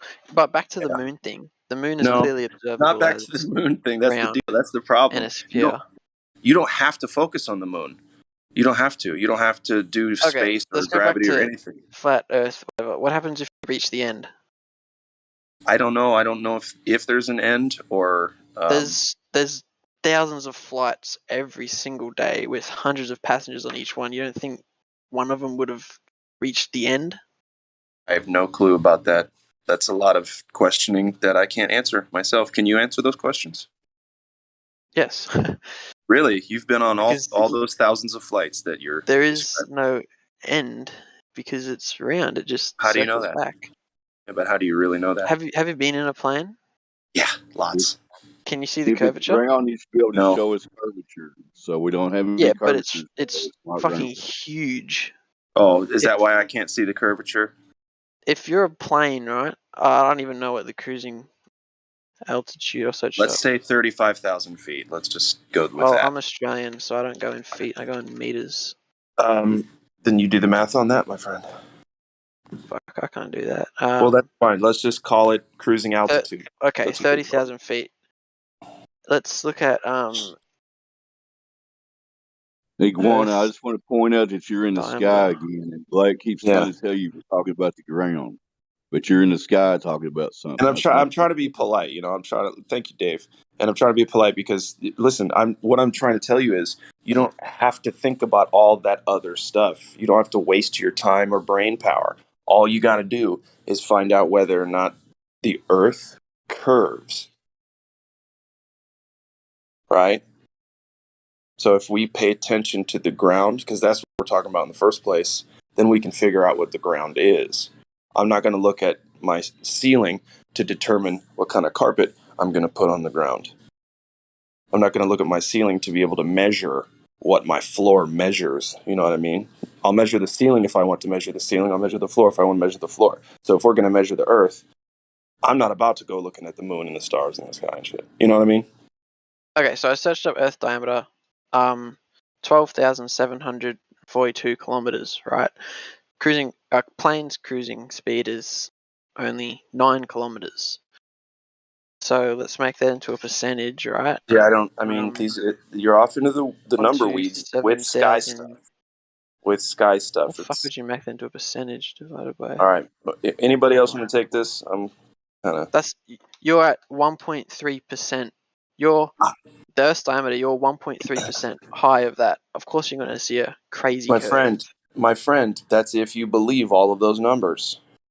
What happens if you get to the edge, bud? What You just edge? teleport. What edge? Yeah, what edge? Because it's round. Iguana, you need to take a step back and actually think about what Glad's trying to tell you instead of bombarding him with questions, please. No, I'm being serious. I'm actually genuinely curious as to what happens when you reach the. About this subject, all we want you to do is think for yourself. And we're I'm trying thinking. to share information with you. I'm trying to ask questions and get a reasonable answer. Let me try to give him a reason. David, okay, let's look at the world map. So if there's no curvature, there's no ball, and everything else in the sky goes poof at that point. We need to find the curvature on the ball. We need to find the motion of the ball. Those haven't been proven. That's a problem. Don't you understand that? Sure, but the question I'm asking is what happens when you get to the end? So I'm looking at a map here. You've got hold on. China, Don't go with the map. Please don't go with the map. You've got Australia. You've got because it's just North a cartoon. And South America, yada yada. Maps are just cartoons. When you're talking about the end, we are restricted from going below the 60th latitude parallel. Yeah, he's not paying attention. He's not paying attention, guys. He's just talking. No one is allowed to independently explore below that parallel, so we don't know what is out there. We cannot answer that question for you, okay? Well, who's stopping you from just getting in a plane and sending it? The Antarctic Treaty. No, we're not talking about up and down. No, that's just cold. You can't go there. We're talking about like left and right. You reckon if there was more land mass, they would have expanded onto it? Do you believe everything you're told, kid? Is that what it is? I'm not told anything. I'm just thinking rationally. Like, you're not thinking rationally. If you're arguing that there is no edge, then it's infinite, right? Surely, if it's infinite, we're not making any claims in this regard. We don't know what it is. We are simply not allowed to travel everywhere freely. There is an Antarctic treaty that is prohibit us to travel through the 66th parallel. So we cannot travel there. We will get turned around. We cannot travel to the North Pole either, so we cannot explore that region either. So even if there was an end, which we are not claiming, we are not allowed to go there, and we cannot confirm or disconfirm. I'm talking about left and right, bruv, not up and down. What? South and west. I don't give a fuck about the poles. I'm talking like left and right on the map. Iguana, listen, you're talking about something we cannot verify. Why not? There's no way we can verify that. Yeah, there is. Okay. Imagine this, right? I don't know No, we don't the want to cargo imagine ship anything. routes, but what if you wanted We to don't want to ship imagine something from Japan to, geez, I somebody don't know else. my American very well. Let's just say Los Angeles. That's on the west coast of America, right? Los Angeles, Hollywood, whatever. Fuck me. You wouldn't go through China, and you wouldn't go through just above Africa. You just go across, right? Why are If you you think about it, there's randomly talking about stuff that does not matter to the subject at hand? Why are okay. you doing it? Think about this. If you are in, I'm really just not that great at knowing where countries and shit are. Okay, let's say you're in Africa, and you head No, let's east, say and you keep going. You're going to go across China, and you're going to end up in America if you cross the sea. If you go left, and you go west, you're going to go across America, and you're going to end up in China. Wow. It's just facts, bro. Because it's I random. mean, you clearly don't know If it how was we. flat, what, you just teleport I back mean, to the start? it did say Toronto. Listen, okay, He said Toronto, listen. Toronto. If we have this, let's just call it a disk. North Pole is in the center. If you go the opposite direction of north, you will go south, no I'm matter not what. talking about up and down. Listen. If you go west and you keep true west, where you will go in a circle You around travel north. along the equator. Yes, exactly. In a You would never circle. reach the poles. No, exactly. Exactly. That's what I'm saying. If you travel the equator, you'll go back to the same spot where you just started. Okay, you take a dinner plate, it's round. The center of that dinner plate is north. The outer circle of the dinner plate, that is all south. If you go west and you keep true west, the North Pole, the direction to north, will always be into the center, but you will end up going in a circle. This you don't need a globe for that to circumnavigate from east to west or west to east. How do you think compasses work? Literally, as I literally just described, like there is a center But point in the north. if the entire diameter is south, how would that work? As I just said. So what? North is the middle of a flat plate, and south is everywhere else. Have you even looked into this at all? Like just a little bit? Not really. I come here to try and get some blokes to come play. This map is not a one-to-one. It is only visual. Can I say something real quick? He came here looking for video game partners, and then he decided, fuck it, let's just start talking to some flat earthers, see what bullshit they say, see how wrong they are. So his premise was video games. Just putting that out there. Okay. Well, I'm still open to the offer if anyone wants to come. It'll be fun, trust me. But anyway, back to the edges, right? No one is claiming an edge. What about lunar eclipses? Yada yada. Oh, okay. So we are going now from circumnavigation and to lunar eclipses. You can see how we are, jumping in topages. Like that's just because my mate's messaging me. He says, "Wait, you don't believe in gravity? What about the tides? The interaction between the Earth and the Moon sort of proves gravity exists. What about lunar eclipses? Partial lunar eclipse visible in Asia next month. How can a lunar eclipse happen if Earth is flat? A lot of countries have sent satellites that orbit Earth. Russia and the US have the ISS and all form of these photos. We can see around Earth, but he still insists the Earth is flat." That's what Barra said. Barra's in this chat. He just can't speak, the poor bloke. Say hi to Barra. So, are you going to take the topic seriously while you're looking for people to play your video game? You know how gracious we're being. I'm taking it seriously. Get to stay in here. Okay. I'm serious that if you follow the equator, you'll end up in the same spot you left. But when did you? But when did you do that yourself? Oh, I haven't done it myself. Okay, then why are you making claims about it? Because the Earth's round, and if the equator is a round band. If you haven't done it, see, listen, if I haven't eaten an apple, I can't talk to someone about how the apple tastes. Does that make sense? So you haven't eaten an apple? Oh, I have eaten an apple, and I can tell you they're delicious. But that's because I've eaten Green an apples apple. or red apples? No, we're not going to do that. No, I'm serious. Green apples, red apples. Did you hear what I said? Green apples or red apples? I did not specify a color. I know. I'm just asking. I'm intrigued. The point of me saying that was that if you haven't done something, you can't talk about that something that you claim has been done. Can't talk about it.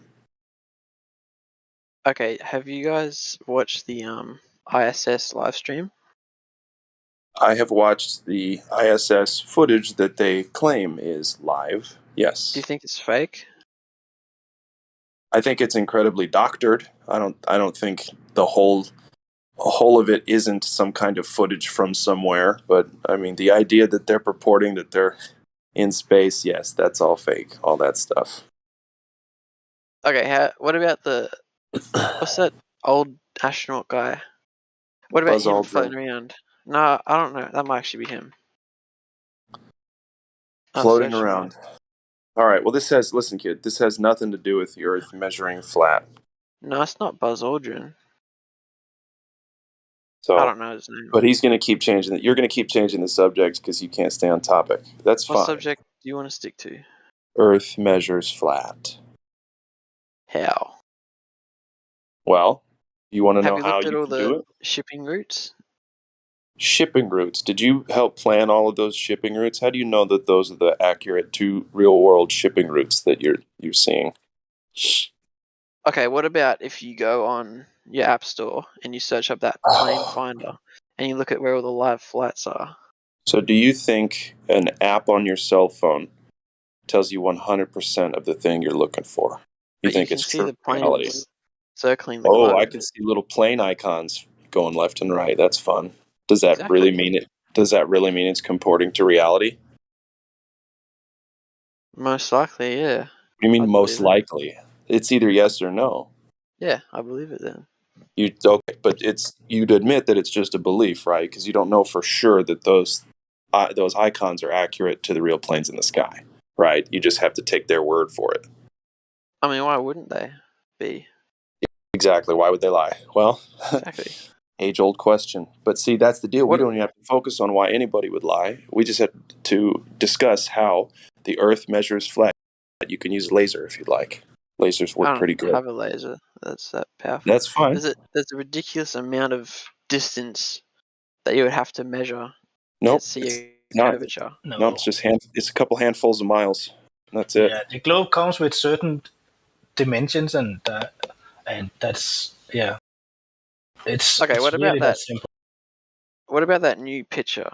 Actually, no, we've already been over that warping shit. Pictures. So I hope, even in this server, anywhere, that a picture doesn't convince you 100% of anything. No, Does that make sense? Convincing. It's convincing because that's all you've been told your whole life.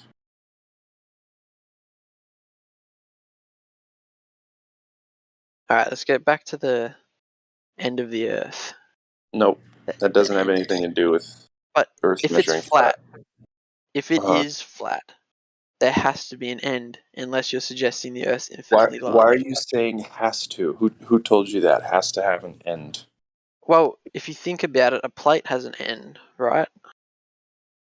But, we're not even making claims that it's circular like a plate. No, we Well, can't even make that claim. Your Discord bio suggests it's round. That's true, That but I didn't make the dude place. suggests it's round. I didn't make the place, so Do you reckon it's square? I don't know. Nobody knows that. We already gone over this. We are not allowed to freely travel and explore those regions of the Earth. All right. So we cannot determine if there is an edge, if there is, on how far the plane is extending. We don't know. That's and that true. is fair. It's okay to not know everything. That's right. Yep. I gotta go. I love you guys, but before I do go, I agree. It's okay. So, like, human beings don't know everything, not even close. And guess what? We're never gonna. And guess what? That's okay. It really is. Have a good one. Okay, let's go to this lobby chat unless it's full. The debate text chat. I'm gonna put a picture in it. And sure, you can say as much as you want. This picture's fake, whatever. It's actually a cartoon. Why the fuck can't I? Oh, you can't put pictures in it. Okay, go to the meme competition one. You can put pictures in that. What? No, you can't. The fuck? Whatever. I'll put a link in the debate text for the picture. Alright. Who wants to open it?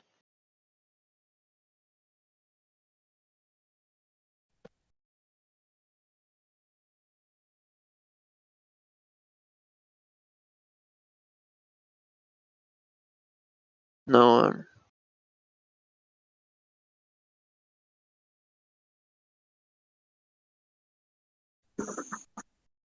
I'm in my car now, so I can't look at the link. Is there anybody else that can respond to this guy? What? Can you hear me? Yeah. Yeah. What link did you put? Describe what you put. Oh, it's just world a map. Google image of a map of the world. We don't claim any maps. We haven't been there to verify any of it. So No, I even said that. I said you can believe it, not whatnot, yada yada. But I mean, it would be a big fucking secret for 7 billion people to hide that this is the layout of the continents.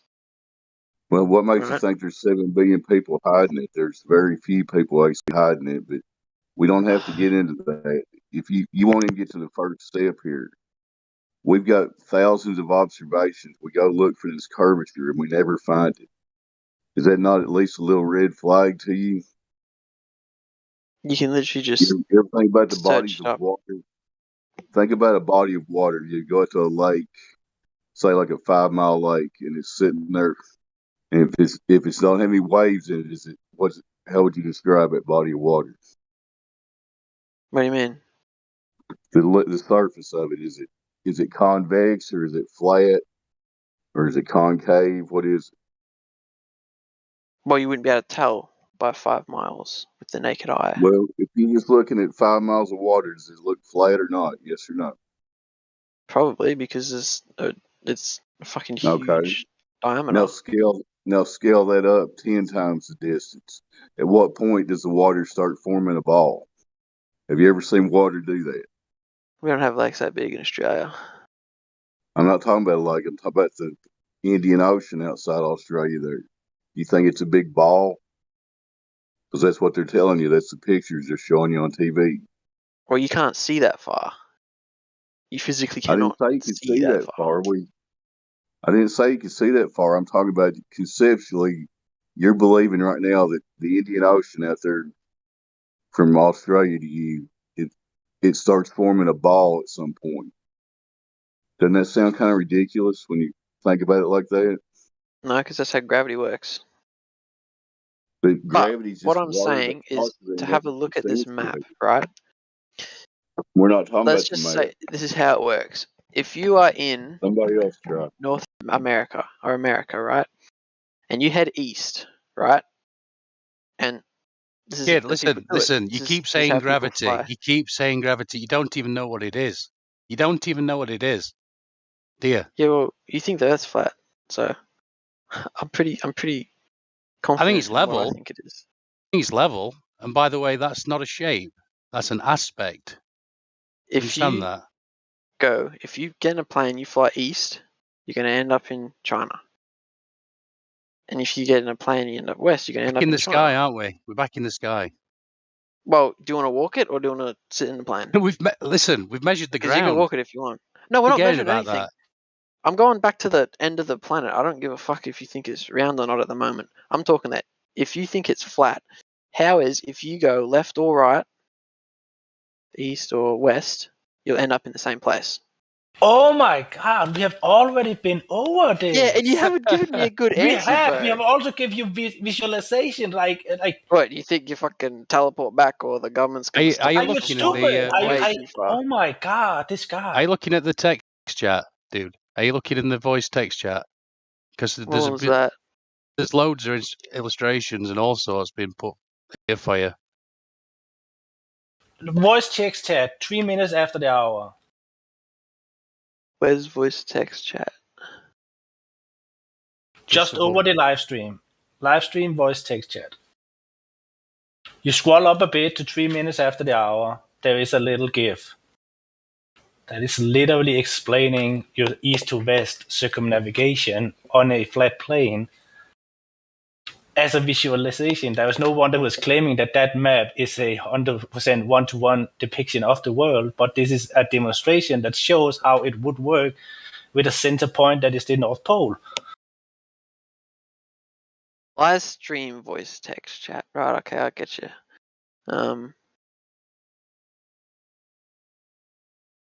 Yeah, I can't find it. Anyway. 3 minutes after the hour. Apply yourself. Find it. It's not really hard. You have to voice text chat just over live stream. Scroll up 2 times. North 3 minutes Pole after the hour. There's a little circumnavigation. GIF. Check that GIF out before we go any further. So you're saying that's how it works? That is a demonstration of how it works, yes. What about the people that are in the South Pole? You think the South Pole is the entire end of it? I mean, you're claiming a pole now. No one is claiming a South Pole. Do we have a compass that is pointing towards a South Pole? But you said north is the center and south is the outer. Yeah, if you travel like away from north, you will travel south no matter where it is. That's not the same as saying that in the opposite side, or what you can see here as an ice rim or the white rim, that is a South Pole, because that would be, that's not the right Why term the for that. fuck does Australia look so round? I mean, stretched. Oh my God. I literally said this is not a one-to-one depiction of how the world would look. This is a visual demonstration of how it works. Okay, how does the sun work then? Because Oh half of it's lit up at one time, right? Yo, our friend, and check out the flight path. You were asking for a comparison on flight paths. There's an observation for you with respect to flight paths. Plane on the right side, globe on the left. Now, I know you mentioned earlier in the chat you were asking for Johannesburg observation. What the fuck's Johannesburg? South Africa, my friend. You mentioned South Africa. So here's your South Africa observation from Johannesburg to Santiago, Chile, which is in South America. So your 2 southerly points that are visited with a refueling stop in Senegal. Your confusion is that you're taking the flat plateau map and you're attempting to understand from a perspective of a globe. So it's like if you took a sheet of paper and wrapped it around a globe. It doesn't work the same, because your lines, if you look at the picture above that, your lines then become distorted. You introduce this elongation, this triangular peak pattern, this mountain. That's where that push down. If you imagine taking a piece of paper and you wrapped it around a globe, that's exactly what would happen. You need to take that map that you're applying and literally peel it up so it appears flat, and then you can understand in perspective, because why would a plane fly up and then fly back down again? Makes no sense. What makes no sense is a massive Arctic wall that the government won't let you fly over. You asked for flight paths. I gave you flight paths. Oh no, I see. When you'd like to discuss the Antarctic Treaty, that is another conversation. We have already been over this. He's galloping from topics to topics, back to the other topic, and never really conceding to anything. Yeah, you're not really here to learn, are you? You don't give a shit about it, really, are you? You're just here to troll, and that's fine. Whatever. I mean, not really. My question is, when did he prove the globe? Hey? He never did. I mean, do you have... I don't know, I just got here, and I'm just here asking questions for us to give you proof of whatever. Now, have you give us measurement of who measured the curvature of the Earth? The spin rate, how did they detect that, and how do you have gas pressure without a container? Have you given this to us? Nope. I mean, Dave did go over the 3 points with him, But yeah, David's driving or something like that. So, and he conceded to that everything was just based on a belief. There was nothing he could demonstrate or show us to prove anything. Yeah. Elbow, he did answer the 3 points, and he conceded they were all beliefs. He didn't have any proof for any of them, so just to catch you up. But hopefully he'll start taking it seriously. You try, Elbow. Okay, let's think practically about this, right? So all you Just have put aside your beliefs. What do you think is more sellable? The Earth is a spherical shape, and the center of gravity is the core, and the gravity pulls pulls into the center, which is how gravity works. Yada yada. It's the same as every other planet that you can observe by yourself. It's not some fucking government cover up. Whatever, you think the North Pole is. Hold on. Would you try and sell that the entire Earth, as big as it is a dinner plate, and what, the fucking government won't let you fly over the South Antarctic radius? Hold on. So let me ask you this. So you had a lot of claims there. You're saying other planets. Like, have you ever been to another planet? Oh yeah, every Wednesday, lad. Oh, exactly right. So you haven't been there, exactly right? No, every Wednesday. That's what I said. Yeah, your mama, but you haven't been there, right? Oh, yeah, every Wednesday. Sometimes Tuesday. Depends how long So the flight do takes. you want to get banned, or do you want to have a conversation? Want to have a conversation? Okay, so stop. But you're not taking me seriously. You're not taking me seriously because I asked you a legitimate question, and you keep saying every Wednesday. So are you going to be serious? Wednesday's Planet Day, bruv. Okay, then can somebody mute this motherfucker? Because I'm getting tired. I think you have gotten the chances he every should have other gotten. We should have planet a moderator to do something about not this guy. be Hey, dude, you're not as clever as you think you are. Earth? You're not as clever as you think. Right. I So definitely again, am. you haven't been to another planet because. Hold on, sorry, because my pushes I got put them down. So you haven't been to another planet, right? Nobody has ever been to another place. What you see in the sky is what you get, right? You see the stars, you see it's the light. all round. Hold on, you see them. But yeah, you can see that it's a spherical shape. Hold on. Yeah, you don't attribute shape because you don't see the whole thing. You only see what you see in the sky. Now, the Earth, have you ever experienced it as a ball? Yep. Where? I just looked at it like on TV. Where? Okay, I've seen King Kong on TV, therefore he's real. Hey? I've seen unicorns. Are they real? No, unicorns aren't real. Okay, then. So they could show you a bunch of stuff on TV that could be fake. Could it not? I don't know. Some shit's real. Okay, so it's true, but you can't validate the shape of the Earth from the TV because you haven't experienced it no other way. Correct? No, but I'm not saying that. I'm saying that all the other planets that you can observe yourself are round. What planets have you ever observed? Well, I don't have a telescope, but my dad's mate's got one. Okay, so you haven't observed other planets because you haven't been there. No, you can look at them, and they're round, and they're clearly round. See a star out there, you can't tell what's the shape. You see a circle, but you can't tell anything from a binocular. I mean, from a telescope because it's a mono a lens. So in other words, you're seeing one. You don't have depth perception. Yeah, but if you look at the craters right on the moon, and if you come back in 2 or 3 hours, it's going to change because it's rotating. I've already been over this, so it's clearly round. No, you never see no other. You only see one side of the moon your entire life. You only see one side. Nobody have ever seen. No, it doesn't. All you see is one side. Supposedly, it rotates exactly, so we only see one side all the time. So you have never seen the other side. Yeah, that's a news story.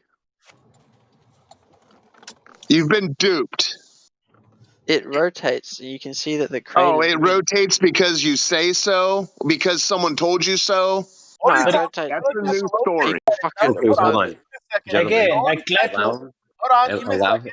Give me a second. The only type of rotate that it does a cartwheel. Yes.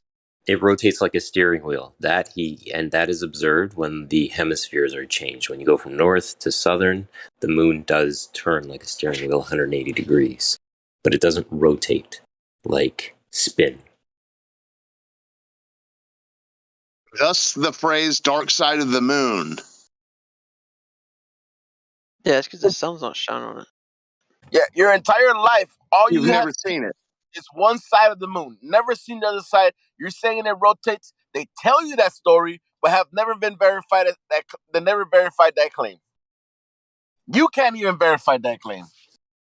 Yeah, because I'm not a fucking space dude, bro. What are they called? Astronomer. The other thing that you can throw out is Wow. the idea that the moon is not an object, because the moon does appear to be translucent at times. As soon as something appears to be translucent, i.e. you can see through it, that removes the idea that it is a solid object, regardless of the craters and landforms that you potentially think that you see in it. You mean transparent?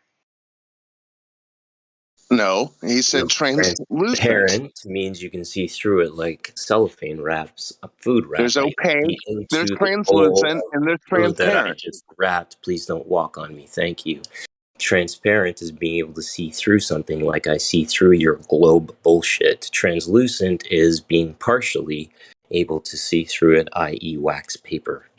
Yeah, I'm not trying to walk on you. I'm trying to highlight the fact that this phrase translucent, this term translucent, is a new term to him.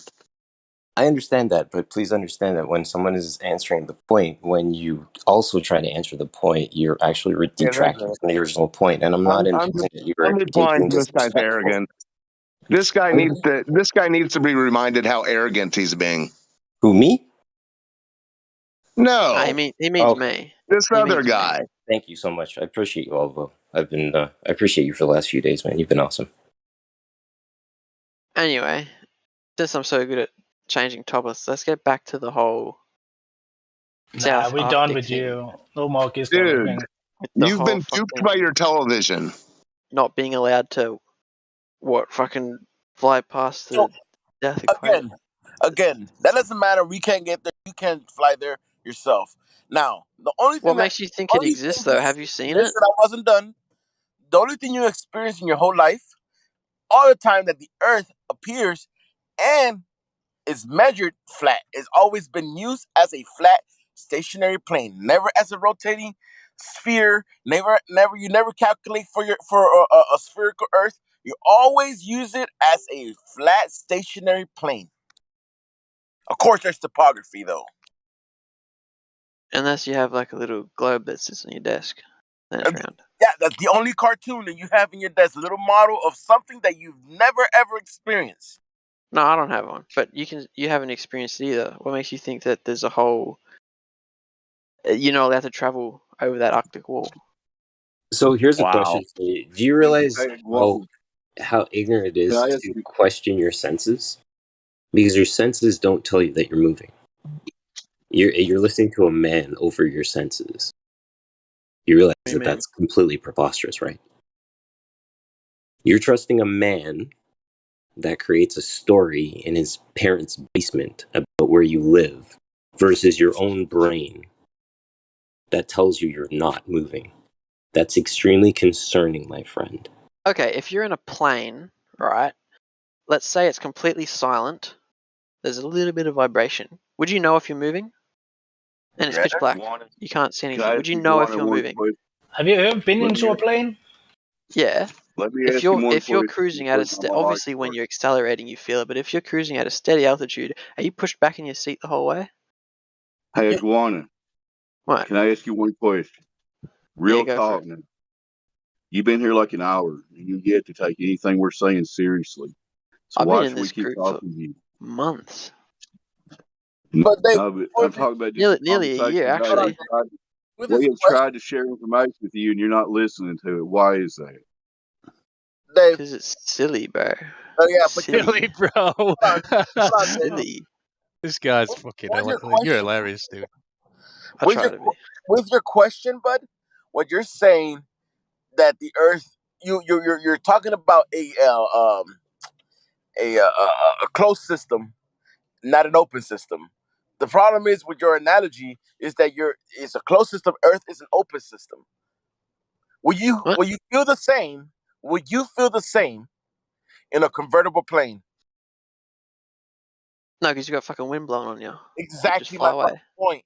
In Earth, you're in an open system. No, because there's that atmospheric cover. If you go up and you go into space, you'll fucking die, right? Have you ever been up high? The oxygen's thinner. Into Get to a point where Narnia. there's none. We go into Narnia. If we go through that wardrobe, what happens? You understand, we see Mr. you understand Tondas. what I'm saying? Your analogy doesn't fit. Your analogy, listen to me. Your analogy doesn't fit because you are attributing a closed system. According to them, the Earth is an open system. In other words, you are rotating on the actual top of the fucking car or the plane with all the wind on the outside, all the air on the outside. So you will be spinning 1,000 miles an hour with all the wind hitting your face. Yeah, but there's the atmosphere that stops that.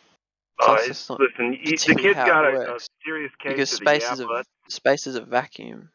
Yeah, you got a not- serious case of the yeah buts kid, and the last thing I want to say today to you is if you want to actually learn anything, you're going to have to drop your supreme confidence in what you've merely been told and actually listen to those of us who have truly looked into these subjects. Thank you. Yeah, you're saying but the atmosphere. What is the atmosphere? What is atmosphere? Well, I'm not a fucking scientist. Okay, so you're saying shit out of your ass. Atmosphere is an oxymoron because it's where you're saying atmo is gas and sphere is a shape. Unfortunately, gas does not have a shape. Gas can't have a shape because it has no molecular bonds. Now, gas is free moving. In other words, if that's what is it? Gas 101 or something. I forgot what it's called. But when what happens to gas has to be contained to be able to hold its shape. Now, gas, atmo, which is air, it is freely to move everywhere. So there's nothing that you can do about it being containing you or anything like that next to a space. Okay, do you know about the ozone layer? What is ozone layer? I don't know how fucking tall it is, but you know how there's a tear in it over Australia? Because of hairspray? Aquanet? And more UV rays go through it. You've got an old script. Hairspray? Hairspray? What? I said hairspray. Aquanet. Dude, you're chanting an old story. My friend, you do Not realize really. that the sun doesn't project rays, right? Oh, are you fucking serious, guy? It does. Brother, there's no magic like beams that shoot out from the sun. Okay, if you're a little fucking The sun, light listen, skin hold on, cunt and you go out in the middle of the summer, I'm gonna you're walk gonna on get you right burnt now. by I'm the gonna sun. walk on you and just tell you that the sun is an incandescent light source. It is just like the light bulb in a room. You turn it on, it takes advantage of the gases in the closed system. So when you get that, you'll understand that there's no ozone layer nor nothing to be torn and no light rays to be shot. Thanks. Okay, then what gives you sunburn? Oh my lord. I love how it used to be a hole, now it's torn. This is classic. No, the hole is the torn part. Yeah. The hole in the ozone layer. Have you never heard of it? And before, we've heard of it decades ago. And before the hole in the ozone layer, people didn't get sunburn. Oh no, you still get sunburn. You just get. Oh yeah. So what gives you sunburn if the sun doesn't give off rays? Anyway, my mate got kicked. Yeah, so do you know what is ozone? No, it's just fucking thing in the space. You had a question about gas? You had a question about what did you have a question about? Not Do particularly. you know what is ozone? Not particularly. So you're telling a story you don't know anything about. Ozone is just another gas. Okay, put it that way. So again, gas can't hold a shape, so how could it have a tear? Well, I don't really know how the ozone Yeah, works. exactly my point. Just a So big you're layer. yeah, that's the story they've told y'all. This is that story they chanted. Their stories. You know, I could give you a bunch of stories. You know, and it's just a lullaby without verification. Like I could tell you how to get to Narnia to my wardrobe. Doesn't mean that that's what you're gonna do, right? It's just a story. I could fuck with a Narnia in my wardrobe. That'd be sick. Exactly, right? But it's just a lullaby. I mean, do you Actually, want to it's go? not. It's a movie and it's a book. Not a It's lullaby. it's like I said, it's just a lullaby. It's a fucking story.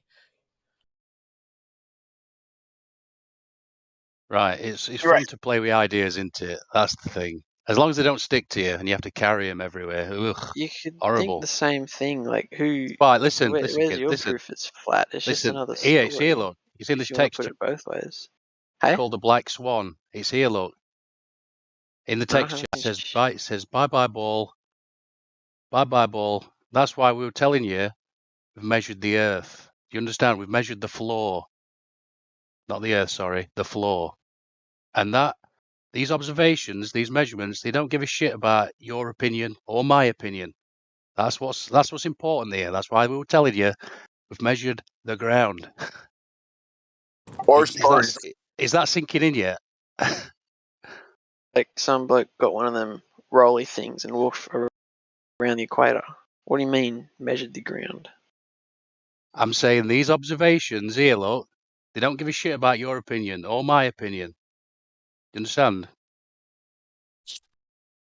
When Don't know what you're going on about. when Andy says measure the ground, let me ask you this: do you know what level is? Do you know what down is? Level, like flat. How do you propose we would extrapolate what down is? You look down. You look down. Okay, now we're gonna build something. So how do we illustrate what down is?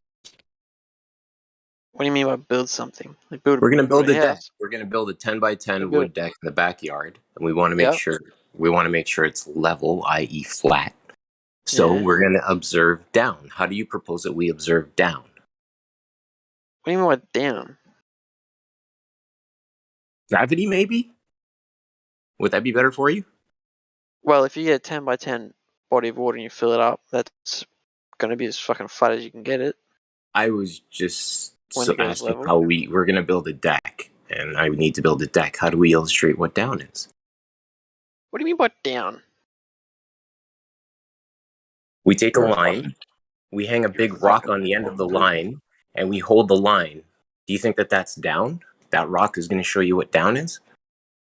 Well, it's going to be pulled by gravity to the center of the Okay, Earth, no so matter where it's that going to you be are. pulled by. It's going to show you what down is, and then when we take what down is and we look what perpendicular to that down is, what do we get? Perpendicular. So perpendicular to down is what? I'm still not following. Okay, so what's perpendicular? What's perpendicular, my friend?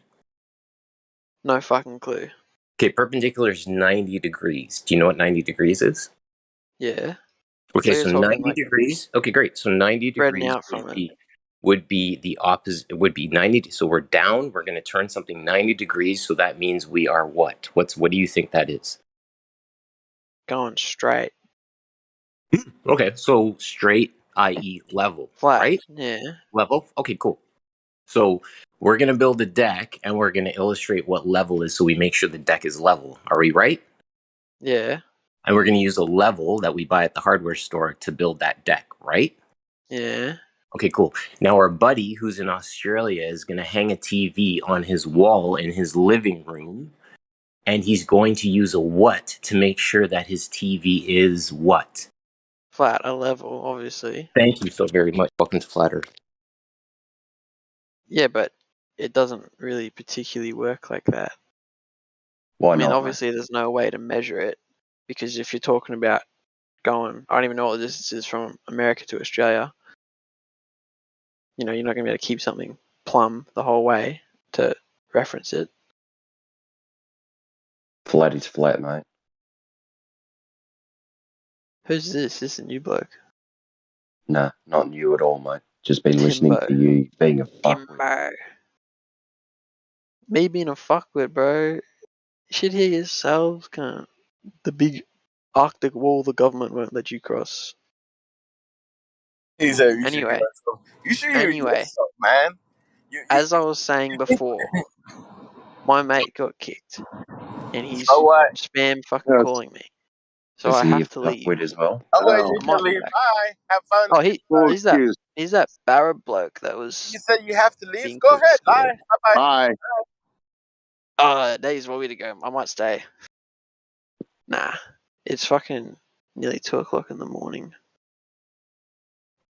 I might see you later. I might not. I just want to tell you, I'm going to throw up a link for you in the voice chat if you can see it. It's a video.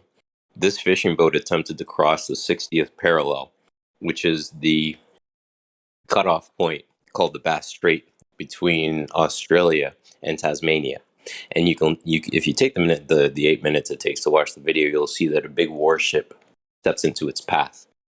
Take that into consideration when you talk about your warships crossing boundaries and stuff, and why would they stop you? Travel from the bottom of Australia to Tasmania.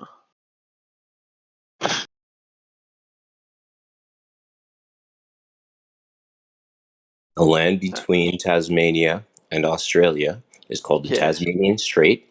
That's also the 60th parallel, and it is where the treaty kicks into play. What? So you can't. So if you watch that video, you'll see if you attempt to cross the 60th parallel, what's going to happen to you. So you're saying Tasmania is some like no man's land? You're not allowed to go I'm there. saying to you that you should watch the video to see what's going to happen if you try to break the treaty. Don't get caught up in the weeds, bro.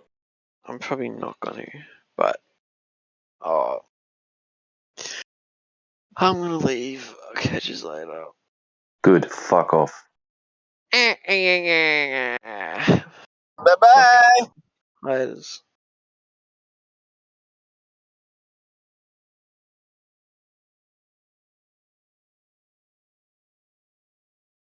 You still don't want to come out of Fairyland? That was not his intention of joining here.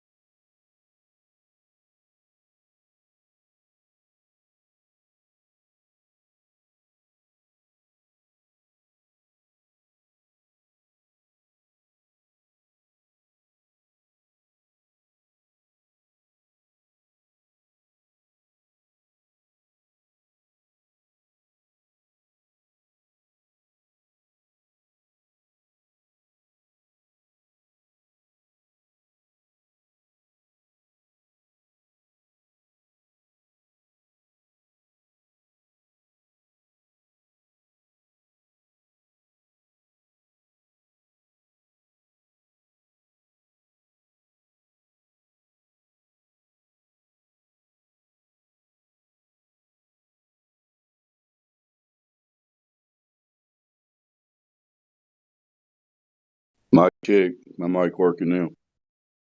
It works. Yes. Thanks.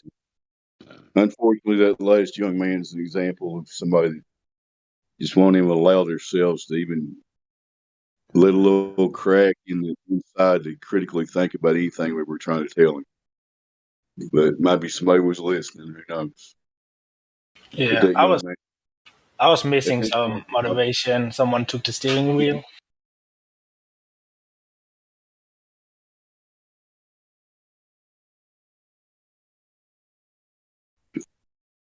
But that was a good effort by everybody, showing patience as much as we could. We gave him every chance to actually think about the subject, but he didn't want to take it seriously, so that's up to him. Yeah. There's too many people. There's too many people like him that won't even get scratched below the surface and actually give us any credibility at all. Maybe having a point, when actually we got the entirety of reality is on our side if they just listen to us and prove it to themselves. But anyway. Yeah, he liked to jump as soon as a good or decent point was made. Yeah, I don't think he had any intention of learning anything or listening or listening. There's a very good reason that God gave you 2 ears and 1 mouth. Yeah, he was all about that east to west could only happen on a globe. Then we show him how it could work on a flat plane, and as soon as that was said, he jumped to. But what about the edge? What about the moon? What about the sun? What about planets? I mean, I'd go one step further and say it's maybe it's just my cynical mind, but I think these people are being sent here. Yes, of course, it's possible that some douchebag has a little bit too much to drink and just wants to troll. But I'm not saying that's not possible, of course. But I think it's more sinister than that. I really do.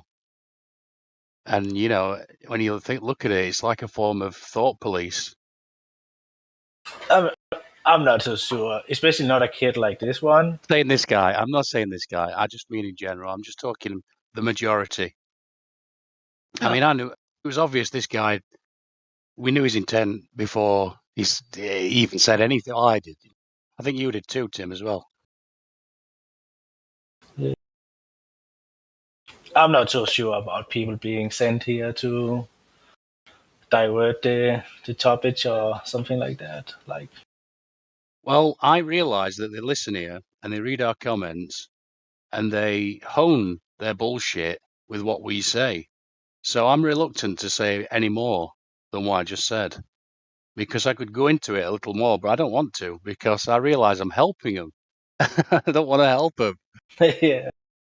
So I just there's red flags is all I'm saying. There's things that they do that stick out a mile, and it's like, oh, and in the first 5 seconds. I just think that the majority of these cocky gaming youngsters, they are just like this guy. They have convinced themselves that everything we have to show them is silly, and even if it makes sense, it's still silly. And this is why he is jumping as soon as a point is made, because he's not gonna entertain the idea that this could actually be true. Mm-hmm.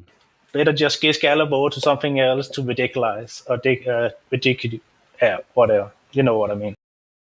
But what if they didn't actually have the intellectual capacity to entertain the ideas that we're putting?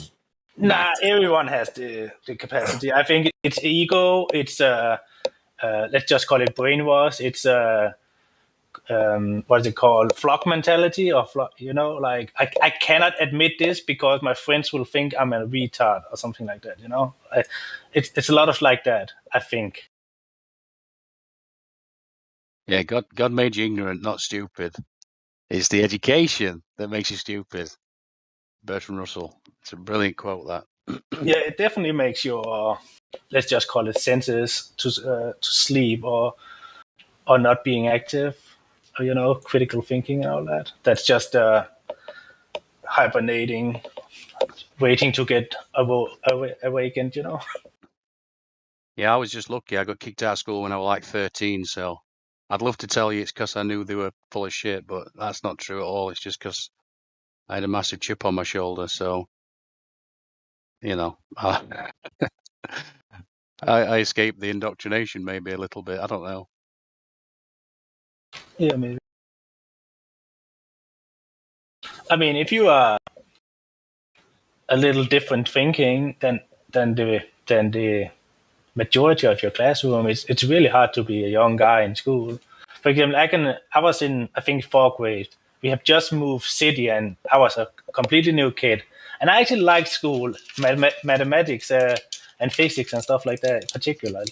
So my first math class, I had my papers up, I had my book up, and people were like, "Hey, get it down, get it down. We want the teacher just to sit and talk for 45 minutes instead of making math, and that's just peer pressure, like. You know how Hollywood always shows you that kid that's staring at the tree outside the window? Well, I was the kid that jumped out the window.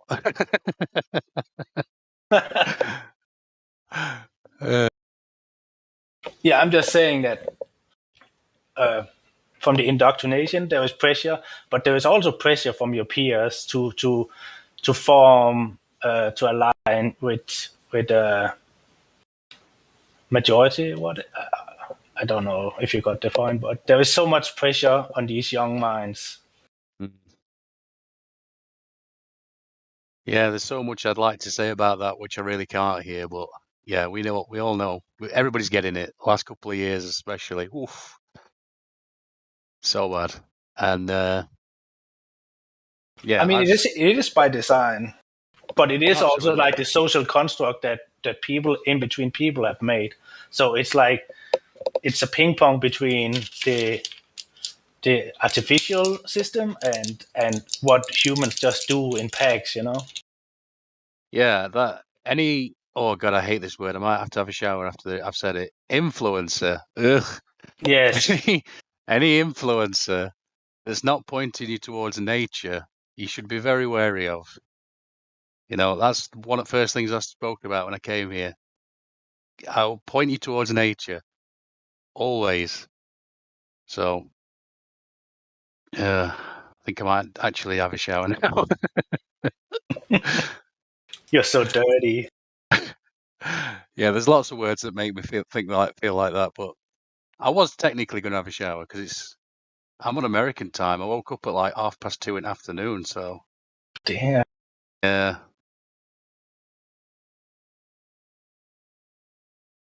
But I was enjoying the conversation with this English guy, Elfstone. I was listening to that for a while, so I joined in. But then he left. We had to deal with that clown, so. Oh well. It's always a different day in here. Well, of course, but it's never the same. That's what I'm saying. It's always now, Tim. All right. Yes. Always now. But you know what I mean. It's every new guy. It's a different experience, even though it's many of the same topics as we are going over. If you ask the eagle or the tree, what time is it? They'll tell you. Yeah. What do you mean? I would what have time loved is like it? a It's guy now. like. I What would else have could it loved be? like a guy like Deuce have been here, like to really take the steering wheel, like because he would have shut him up. Like one with power that could just mute him when he was like talking shit. Yeah, I will say this: some of trolls I've noticed the characters, and I don't mind listening to them as much. I don't know. That sounds weird, I guess, but some of them are just incredibly difficult to listen to. That guy the other day who sounded like the snake from Jungle Book. I mean, the accent was wrong, but the cadence was perfect. And they muted him straight away. Helio was like, "You're on one." I don't know, you were having a bad day, but he just muted him straight away. And I thought, I wanted to listen to that guy a bit more because I don't know. I knew that whatever, I wouldn't trust him as far as I could throw him, obviously, but I just wanted to listen to him a little bit more. Yeah. But yeah, some of the trolls are difficult to listen to. I mean, this Akumu virus on Nathan's channel, he's the worst. The double speak, ugh. Anyway, I suppose I'll go and have my shower. Alright, catch you later.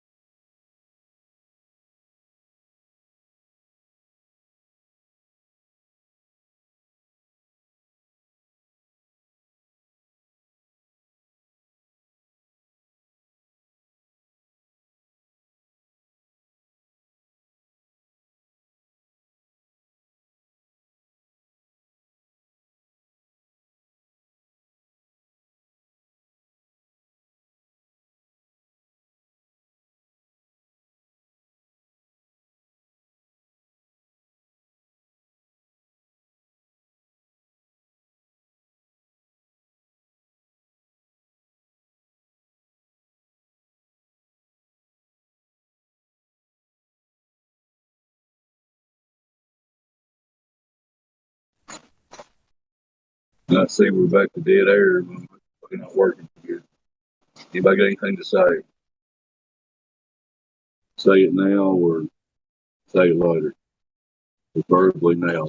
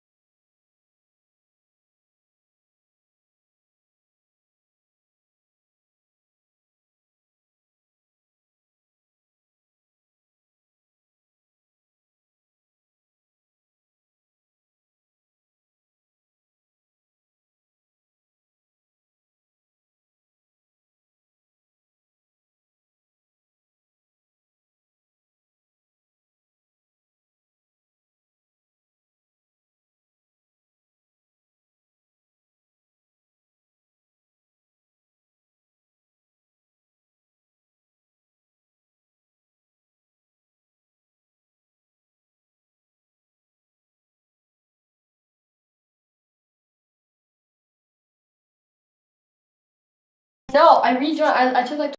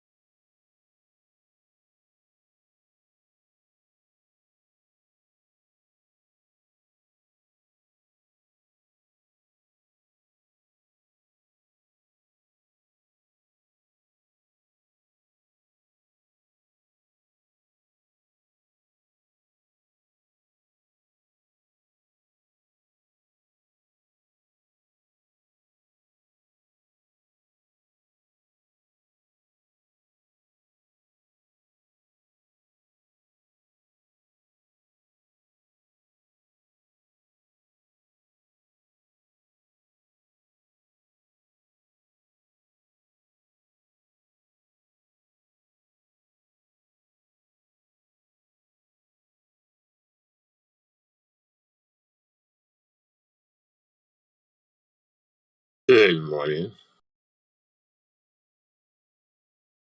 Hey, Godric.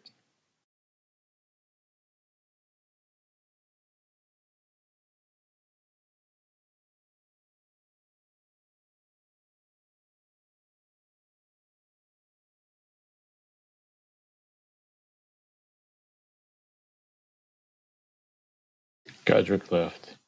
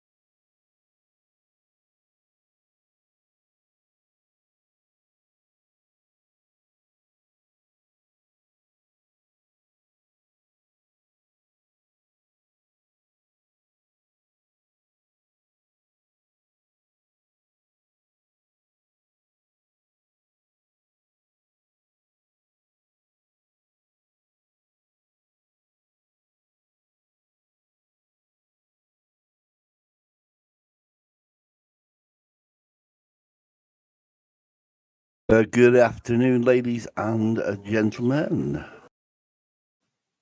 Hello. Good day, Sir Matthew. And how are we today? Doing well. It's a nice day today. Yeah, it's not too bad here for a change. Yep, nice weather in it. Not too bad. Bit overcast, but. Hello, Stuart. Hey, Mr. Elstone, how you doing, mate?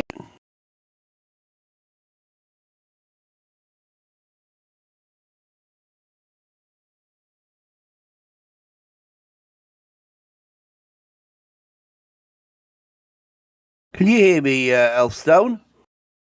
Yeah, can you hear me? Oh, just about. You're a bit faint in the background there. What are you up to?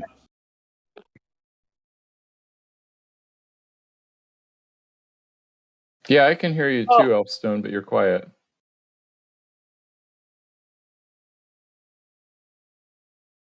I take it, Elfie, you're out and about, I presume. You're on your mobile. Hang on. Is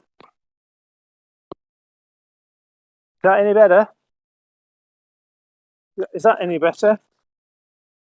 Yeah, you're on. Yes, much better. Yeah, but just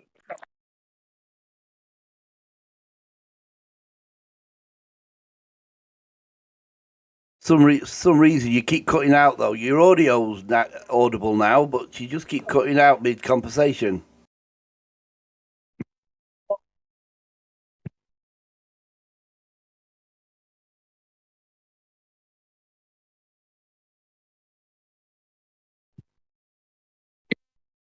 So, flat facts, there was no conversation going. Do you have anything specific you wanted to talk about? No, not really. Just to say, I just came in, say hello to everybody and whatnot, and just usually interesting though. It's usually interesting when you get people in here like that are arguing for their ball, but doesn't look like we've got anybody in arguing that their ball.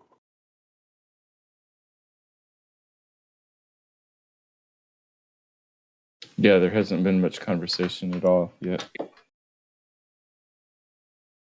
Right, must be good weather about most places, so everybody's probably out and about doing whatever. And I just jumped on now and thought, let's see what's happening. Whereabouts are you anyway, Matthew? Southern California, so it's 9:32 a.m. right now. It's what 9:22, right? 32, so, but yes. Yeah, sorry, 9:32. So we're at 5:32. So you up? But yeah, quick, you're quite a bit behind us, then, aren't you? Yeah, quite a bit.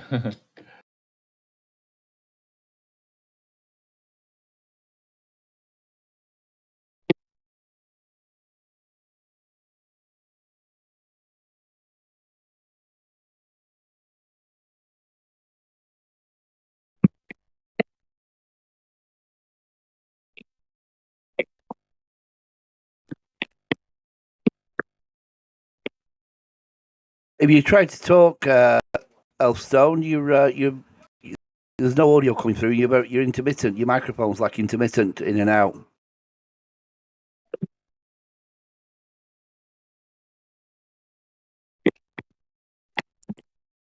Nope. All we're getting up here is an yeah, one of them.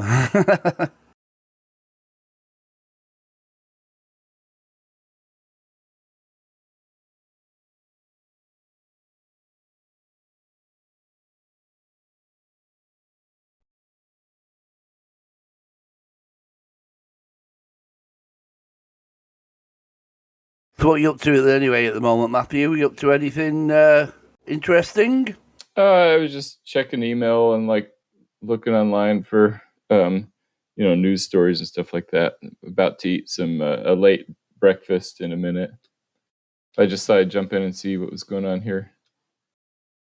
Yeah, pretty much same here. I'm just doing a bit of playing about with my websites and everything and whatnot, and I just thought I'd flick onto Discord and see what's going on, and hopefully might be able to sort of like awaken some ball that might be arguing the toss in here, but nope. Sure, quiet. yeah, let's hear it. What's your top?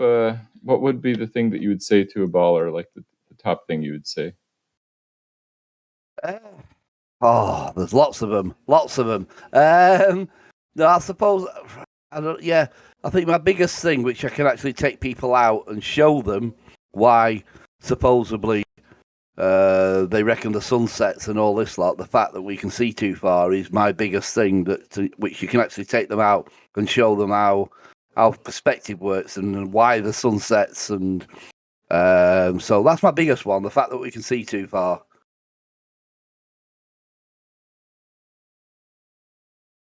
Got it. So what do you mean by sunsets? Like, what do sunsets have to do with seeing too far? Like, did you see? Here, I'll post a picture. Well, no. Right. Well, I'll wait for your picture to come up, and then I'll comment on it. If you It's just a picture of a sunset. Yeah. Well, obviously, the baller argument will be that sun there is obviously going to be going down beyond the physical horizon, and they have to believe that we are spinning in depending on where you are, because it sets in the rises in the east, sets in the west. So they have to believe that they are spinning away from the sun for that sun to appear, because obviously, according to the helio idiots, that the sun's fixed and we're rotating, the Earth's rotating around the sun, and the fact that the Earth is spinning is the reason why. So to explain the fact that that sun is not going behind any physical horizon, it's going behind a optical horizon, but because of the distance, it's like I say, I can take people out into the street. I did it to my sister. The fact that a street light is 15 foot above your head where you stood, look down the long street. If it's long enough, those street lights will eventually hit the ground and possibly disappear. So it's all down to perspective as to how far you can see, and that is exactly what happens to the sun. The fact that it goes far away, not the fact that the Earth's spinning and it's going beyond a physical horizon, it's going beyond the optical horizon. Yeah, the tricky thing with the sun, though, is it's one object, so the top of the sun is farther away, but the bottom of the sun is closer to you, but you can't see the bottom for some reason. Well, the fact, I mean, like I say, that picture you've just put up there now, if you was to possibly get a nice zoom camera or whatever and zoom in on that sun, you would probably open that horizon up again and see the whole sun again. But in this one, the sun's sort of halfway through the sunset, so when you zoom in, you would still just see the half sun. That's because the sun's a celestial body and not a physical body, so to speak.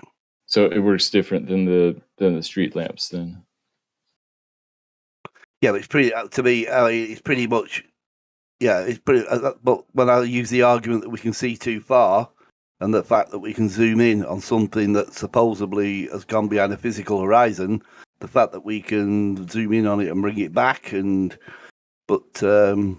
it's just distances really. Like I say, the fact that the horizon meets up at the perspective as far as your vision can see. So, what was your sister's reaction? Did she say you're right, or?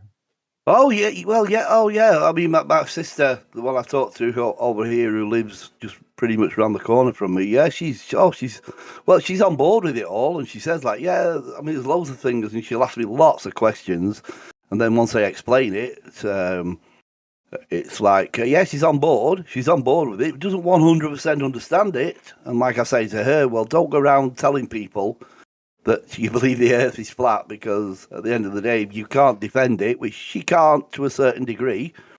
She can't 100% sort of combat any sort of the usual thing from a baller, isn't it? It's insults and usually insults and sort of sarcasm or whatnot. But if you're able to rebut it and come back with a logical explanation, then I say to her, don't go around saying the Earth is flat and you know the Earth is flat, because at the end of the day, if you can't defend it, then don't. But she's got the general perspective, you know what I mean? And she understood. I took her at sort of like when you say right street light, and then explain that how the horizon merges, or the ground merges with the sky so far, and that is the sort of capacity of your eyesight, how far you can see.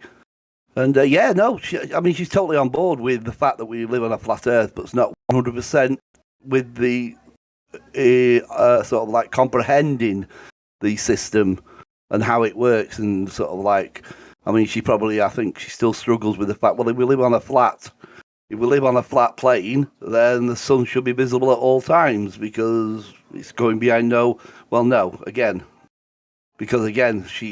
a lot of people in that, when you tell them that, they're still they're mixing the crappy heliocentric with the flat Earth system, that the sun's X miles away, so far away and so big, and yet no, take that out of your head. Take the space, take everything that you've been taught with the heliocentrism, take that totally out of your head, and we've got a smaller, closer sun. So yeah, it's getting her head around those sort of things. But I mean, she comes up with me. One of the arguments is, but I can't understand how does a plane fly. I mean, they're trying to tell us that a plane goes around the globe, so we'd have to dip and keep going around a ball. Well, exactly. It doesn't. It doesn't. It just stays flat and level its whole flight and all this lot. But so yeah, no, she's coming around to the idea, and yeah, she keeps asking me questions, and yeah, it's one of them really. Well, I'm back. Can you hear me now? Just about. Yeah, just about. Yeah, we can hear you. I don't know whether this is a volume thing here. Let me see. Is that any better? Yeah, oh, lots, yeah. Oh, lots. right. Yeah, it's obviously a volume thing on this stuff. Oh, all right. Better now? Oh, yeah, much better, yeah. Okay, What you? Yeah. What are you up to at the moment?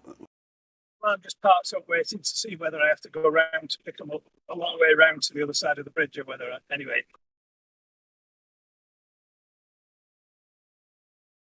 Bridge is bad. Right, so you just jumped in here to see what conversations were going on? Right, I presume, yeah, that's your that's your zoomed in, that's your zoomed in image there, Matthew, yeah. Right, yeah, it's the same image but zoomed in. But is that not just cropped and enlarged? Right. That's not actually. It's like I had this argument. Oh right. Oh, Kiwi. There you go. Kiwi's just put a perfect one. Sorry, bro. We got you holding up by the ankles, Matt. Yeah, Kiwi's. That's what I was saying. You zoom in, and you're opening that horizon line again. The distance. Yep, exactly that one, Kiwi. Yep, that proves my point. Yeah, so in Kiwi, in that one, the sun hasn't set yet, right? No, at the beginning you can see it's on the horizon line. It's there on the horizon line. Oh, the glare is, yeah, but the sun itself is still. Nah, Matt, I'm sorry, my dude. That aspect right at the beginning, if you want to like even screen cap it, you can see that the sun is sitting on the horizon. What we would deem to be, we've been told, the sun setting. Therefore, it going beyond the horizon, down into the horizon. However, within the view of the video, as soon as we grab the sun, if you will, and bring it to us again, we change our purview, we look at it, because again, the ground is not changing, the sky above us is changing, so we pull it back to our view, it appears again. So we're just chasing it.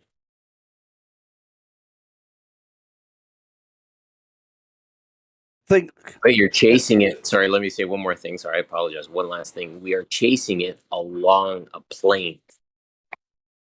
Oh, exactly. I mean, that one that you posted there, Matthew, that just seems to be. And I had this argument with someone else on a Facebook, and I actually put a video of it on my on one of my web pages that they showed an image of a boat disappeared. You could just see the top of it, and they attempted to say that the then supposedly she put two other images that supposedly were zoomed in, but you couldn't see any more of the boat, but it was zoomed in.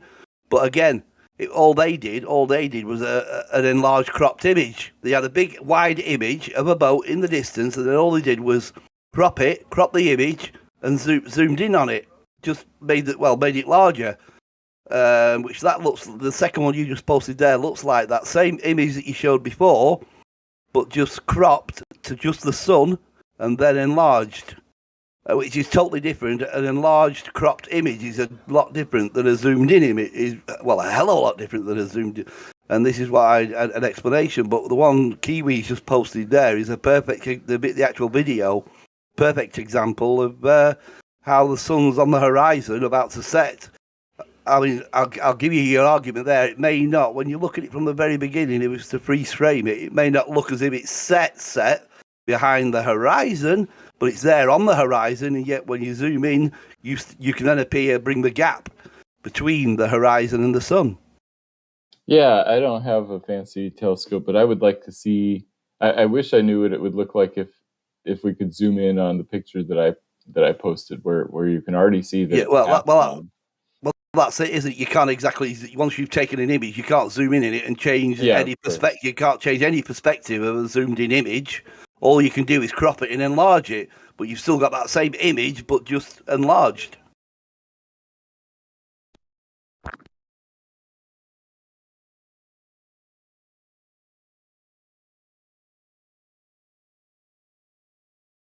Anyway, I'll just say hi. How are you doing, Mr. Kiwi, mate? Just say, you all right there, dude? I'm good, man. How you doing? I'm absolutely brilliant. Yeah, fantastic. As per. Happy Saturday to you. And to you, mate. Thank you so much, man. Yeah, no, I'm always not. I try to listen and still be engaged in real life chores and all that stuff around the house. But yeah, man, it's always a pleasure listening to the engagement, especially with Matthew Learns.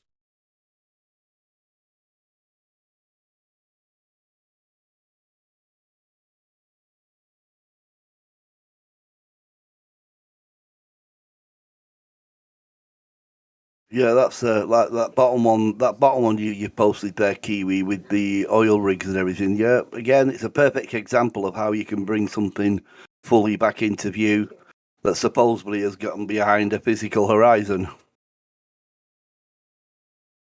Yeah, I'm actually looking up one piece of information that I have to go with that platform observation. Just give me a quick second. I'm gonna just Google something. Bear with me. Yeah, it's an interesting video. It seems like those platforms are too small to see at first, and then you zoom in, you can see them better. Well, that's it. Like I say, it's just it's just perspective of your eye vision. It's as far as you can see from your naked eye. That gives you the impression that that platform, however far it is away, because I mean, as far as the heliocentrism is concerned, that a 6 foot person standing like that picture shows you there, that someone's standing on the edge of an ocean or whatever with those oil rigs in the distance. A 6 foot person should, by Earth's sort of supposedly helio-mathematical curve calculations, is that a 6 foot person should be able to see no further than 3 miles before the curvature starts. So anything further than 3 miles, as a 6 foot person standing at the edge of water, 3 miles away, you start to get the curvature, supposedly. But I mean, them oil rigs, they're well further than 3 miles. And yet we can bring the bases, like that video shows, you can bring the bases right back in and you can see the whole rig again. So, yeah, the perspective of the ground, as that video again shows, that the sky and the water merges at some point, at any point, it will always merge. So, yeah, simple. I mean, that's one of the proofs that we do not live on any curvature. There is no sign of any curvature whatsoever.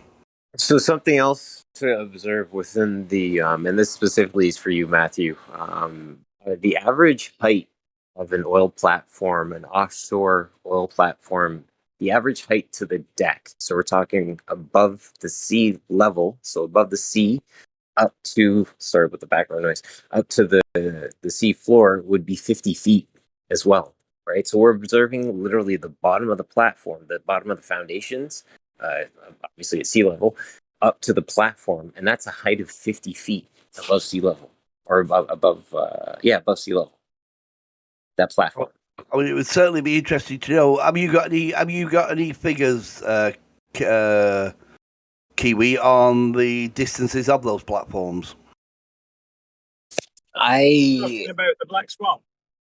Well, I can't say that that little video I posted is specifically the Black Swan. I can't say that. I think it's just an observation of an offshore oil rig platform.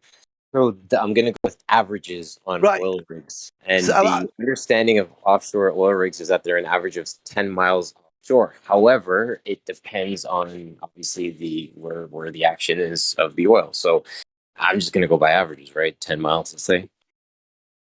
Because we've got a gas rig off close where I am here, and that's a long way off. I'll have to find out just how far off it is so we can get.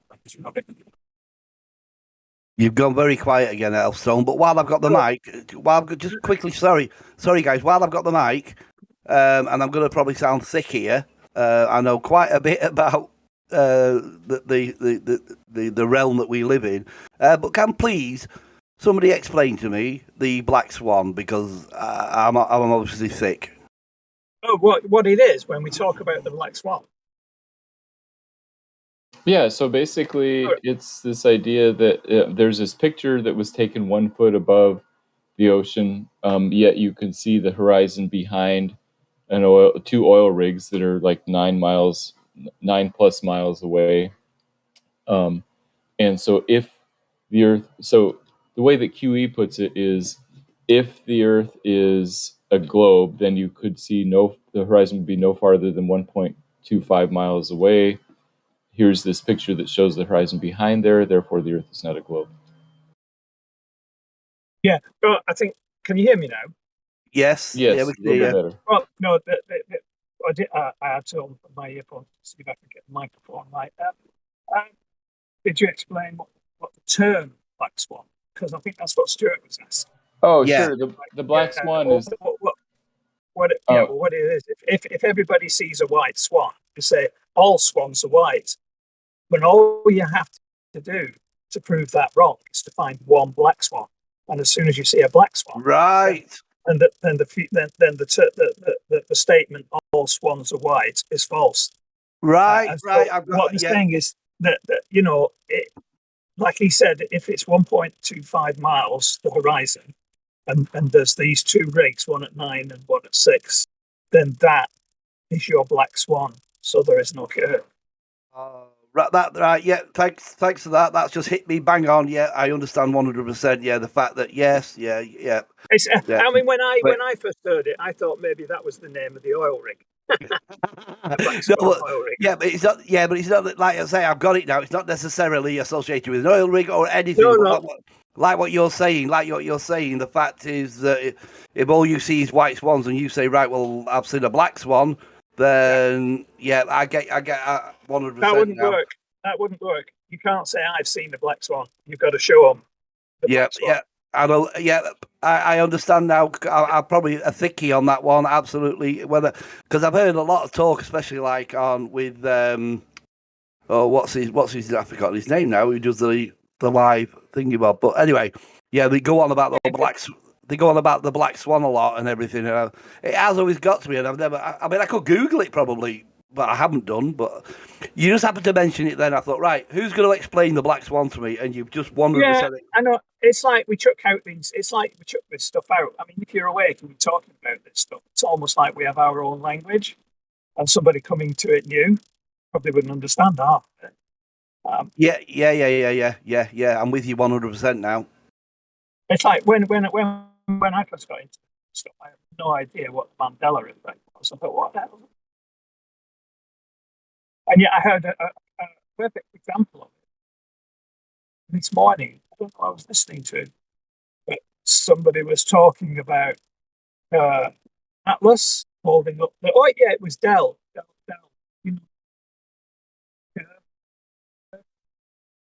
You're very intermittent on you're very intermittent there on your mic again. Yeah, it's the battery on my phone, so I better just go and let it charge.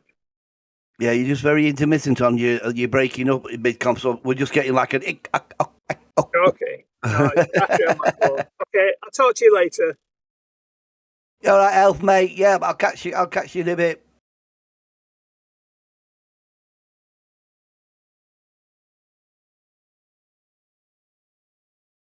Yeah, like you posted again there, Matthew. Yeah, it's absolutely 100% proof of the fact that we do not live. I mean, and how the simplicity of showing somebody the fact that the picture you've just obviously put up and the video that Kiwi put up there, how they can deny the fact that what is it? No, it's refraction, isn't it? The sun's refracting those images above the physical horizon line. Yeah, the thing is that it depends on the weather, what you'll see. Sometimes you'll see half of the oil rig, sometimes you'll see the whole oil rig. So it depends on the atmospheric conditions, it seems like. Or do you think you'd always get the same thing?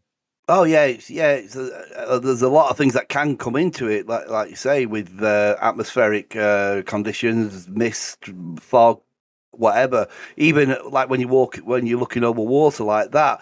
I mean, when you talk about rifts of waves that are constant. I mean, some of them can be up to anything to from 6 foot to 50 foot high. So you could have even the waves of the water, sort of like when you're talking about that distance. So yeah, there's many things. But when you've got calmish water, like that particular video shows there, when you've got calmish water and the fact that you can zoom in on something X miles away and then prove it to be totally false according to the globe sort of like mathematical equation of the Earth's calculation of the curvature. So yeah, it just debunks it 100%.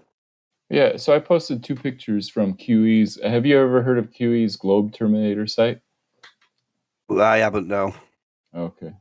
QE is this guy named Quantum Eraser, but he posted those 2 pictures that are allegedly from the same camera and same position. So it shows 2 different things based on the day, I guess. Yeah, but like you say as well, there's some. I mean, you look at that image there. That the fact that you can also not only see the actual rig, and like Kiwi was saying, that the fact the platform is probably 50 foot off the water, and you can see the structural sort of like foundations underneath it, but you can also see the horizon itself, but beyond it. Right, and in the bluish picture on the right, you can see the horizon in front of the left-hand one, right? Yeah, like I say, yeah. I mean, a lot of what we can see or what we can't see, like you say, all it comes down to is optical sort of like, and like you say, atmospheric conditions, which is probably the only thing that will control what you can and what you can't see and how far you can see, not the fact it's behind the curve of the ball. Yeah, so it's atmospheric conditions that determine what you see, and sometimes you see too far, and sometimes you don't. Yeah, I mean that's a Globie's argument as well. Well, if the Earth is flat, why can't I stand on the coastline on the west, sort of like east coast of the US and see China? Well, that's just a pathetic argument. Yeah, it would be way too much atmospheric interference to see that far.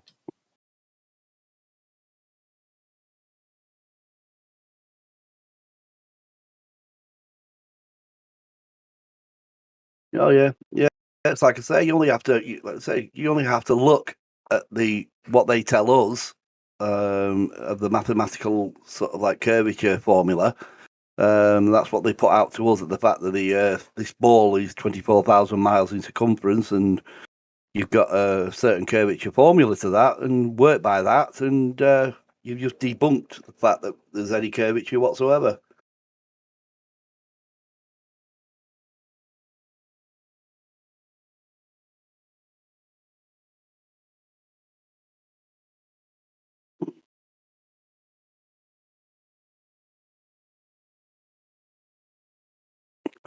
But like I say, when you ask me the initial question of what's my biggest, I would say that's one of the biggest ones. The fact that yes, we can see too far. The fact that our optics, our technology optics of today has outgrown their lie, and the fact that we can see too far, especially using optics. Okay. So, what any other ones? Like, what other things do you typically like to use? There's quite a few. As far as, I mean, there's loads of stuff you can mention. Like I say, I mean, the fact that the other one I told you about when my sister says about aeroplanes, the fact planes that supposedly were told fly around a ball. If you explain to someone how a mechanical, not an electronic, but a mechanical gimbal works. The fact that it keeps it keeps something on a level, and you explain things like that. And yeah, I like to if I'm talking to someone, I like to sort of like talk. There's a lot of theories you can talk about. I think any flat earther will probably say, or shall I say, a globe denier will tell you in honesty that there's a lot we don't know, and a lot is speculation. But the fact that what I can physically go out and observe and experiment and is usually the biggest things I like to sort of like go by. But yeah, there's lots of things obviously that just it's like it's like what's the name says, you can have 3 baskets. And if you was to observe what you see and what we're told and whatever, the fact that you've got a basket of a globe, one that works on both, and one that it just works on a flat Earth, many things will go in just works on a flat Earth. Quite a few bits and bats will obviously go into the works on both, but nothing will go into the only globe basket. And you can prove those points. But yeah, there's a lot of things that I can use.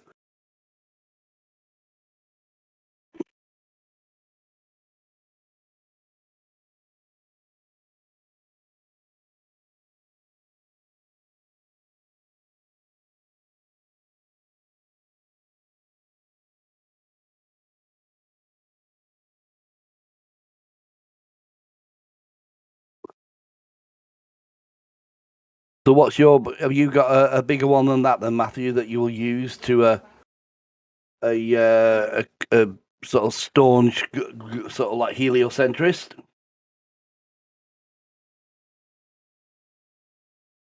I guess the biggest thing you could say to somebody who's a heliocentrist is that we don't feel motion. And that sort of makes intuitive sense to most people, unless they've taken physics, because then they'll just say, "Oh, humans can't feel motion; they only feel acceleration." Of course, people believed in the globe as the center of the universe, the geocentrists, for hundreds of years. So that doesn't say the Earth is not a globe; it just says the Earth isn't moving. Yep. That's another one, I suppose. But like you say, the heliocentrists will say, don't they, that because of the scale of everything and whatnot, that we don't feel the motion. Like you say, we can only feel acceleration. But when you think about it, in what the heliocentrism sort of like a model gives us, is that we're corkscrewing around in a spiralistic motion. So that spiralistic motion is acceleration. The fact that it's going on a spiral around supposedly the sun and flying through all these motions that are going on in a spiral. That any spiral, if you make any adjustment to your direction, that is acceleration. Yeah, but it's a tiny acceleration, right? 0.03 meters per second squared. Whoa! Whoa!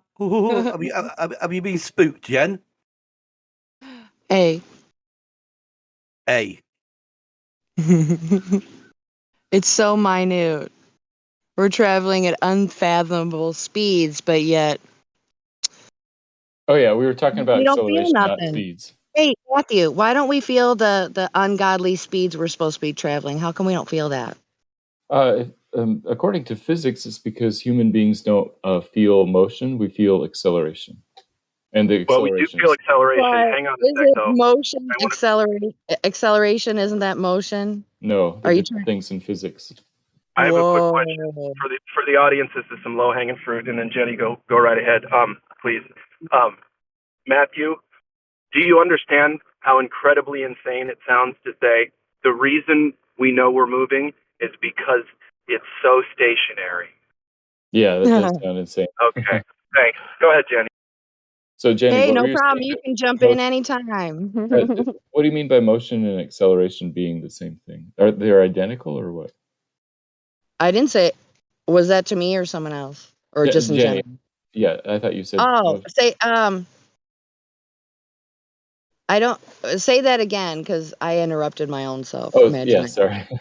Are acceleration and motion the same thing, or are they different? No, how could they be? They're two different words. Yeah, so what's the difference?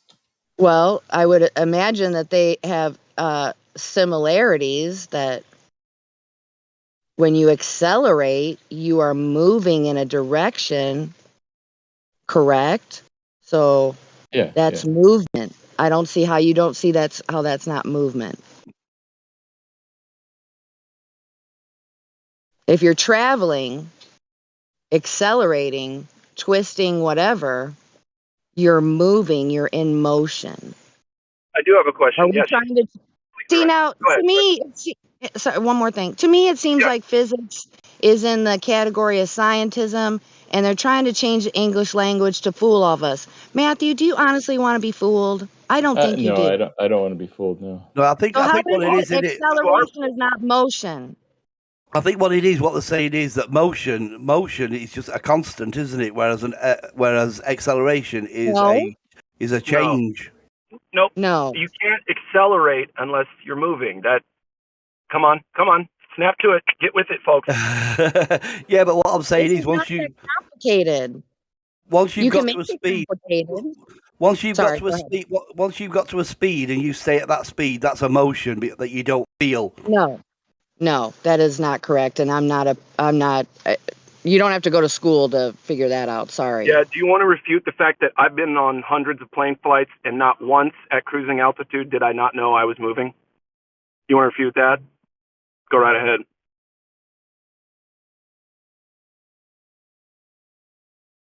Yeah, so once you are in any kind of motion and you increase your motion, that's acceleration.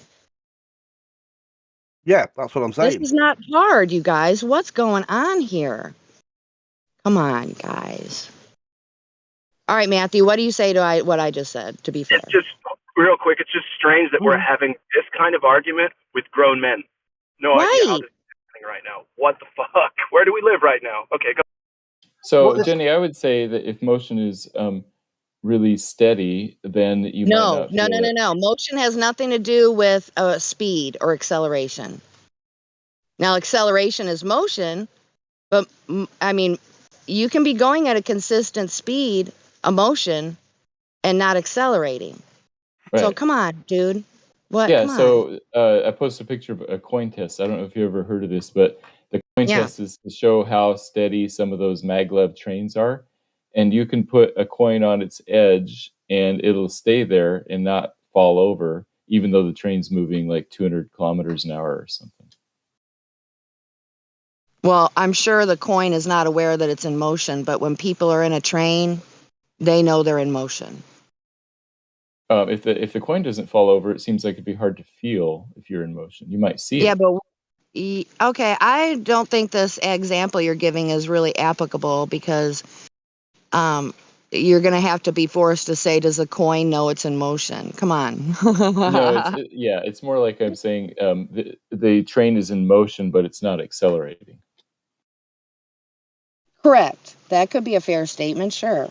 Yeah, so that I think that helps to show the difference between motion and acceleration. It's possible to have motion with no acceleration. When you change your motion, that's acceleration. Isn't that the simplest way to say that? That is a good way to say it, yes. Okay. So how did we get on this topic to begin with? I think it had to do with what you guys were talking about before I came in. Flat Facts asked me what's the best argument to give a globe earther. And I said probably Miggy's point number 2 but we never feel any motion. So if you were a flat earther and you said that's what you would say to a globe earther. Yeah, because it's sort of common sense. You sit there and you're like, oh yeah, I've never felt any rotation. I've never felt any motion. Of course, that just with geocentrism, they still said the Earth was a globe, but just not moving. Yeah. But, it's so easy to manipulate water. I'm sitting right now in Tennessee, land between the lakes, and I'm rustic camping, right? I'm not even an official campsite, but there's been many people who've camped here before, and it's really cool. Anyway, so there's not that much breeze, at least where I am, but I know there is a breeze because I can see the water in front of me being manipulated, and I can hear it. So these unfathomable speeds that we're supposed to be experiencing, I would say from everything we know about living on Earth, that would affect the water amongst many other things. So I don't know. Why do people want to believe in this NASA Disney fantasy reality they want us to contend with? I don't know why that's so important. Matthew, can you tell us why? Oh, go ahead. Go ahead. No, you go ahead. It's okay. Matthew, can you please tell us why it's so important for you to believe this stuff? I think it's important to believe the truth. No, you don't. Please stop lying to us. Sorry, Matthew. Yeah. No, she's right. She's right to laugh. You're lying. Yeah, be careful, Matthew. Don't leave. Come on, give a bad answer, please. Can you please give me a human answer? Yeah. The Why reason. Why do you want to believe it? Not why. Why do you believe it? Because the thing is, Globers simply want it to be true, whether or not it is. That's what you do. You really want it to be true. Because it's not true, that's all you can do is want it to be true. So why is it such a need for you to believe the mainstream narrative on this one? Why I want it to be true? I guess I'd have to say that I like the mainstream narrative and I want everything to sort of fit together and make sense. And that is the best one I've found so far. So I like So it. does the idea of lands unknown, does that scare you? Like it could be infinite or there could be other, I think it's more exciting to imagine what really could be, not what's in space and what they tell us. I was searching through Google News just because I haven't in a long time, and I saved the article and I haven't made time to read it just yet, but I just read the headline and it said that a new star was photographed from the James Webb telescope. Is it James? From the Webb telescope. And I think I read half of the important part where it said it wasn't a star, it was a piece of pepperoni, which they're throwing right in our face that we don't know what's real and what's not. That's really awkward, dude. That's what your mainstream narrative of putting out there.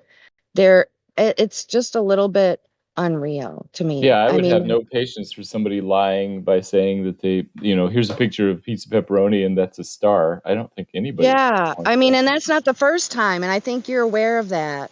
When they had that, oh shit, fuck, I had a tick on me, motherfuck. Woo!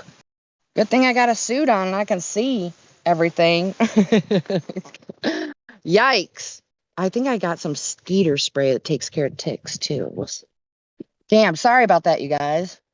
All right. So anyway, you guys go ahead. I'll listen for a while. Oh, that's an interesting story. I hadn't heard, I hadn't seen any tweet about. Let me go find that. No, Cuddy posted it at 9 past the hour, so I'm looking at it now. Oh wow, it's more popular than what I thought. Ooh. All right, Cuddy. High five, bro.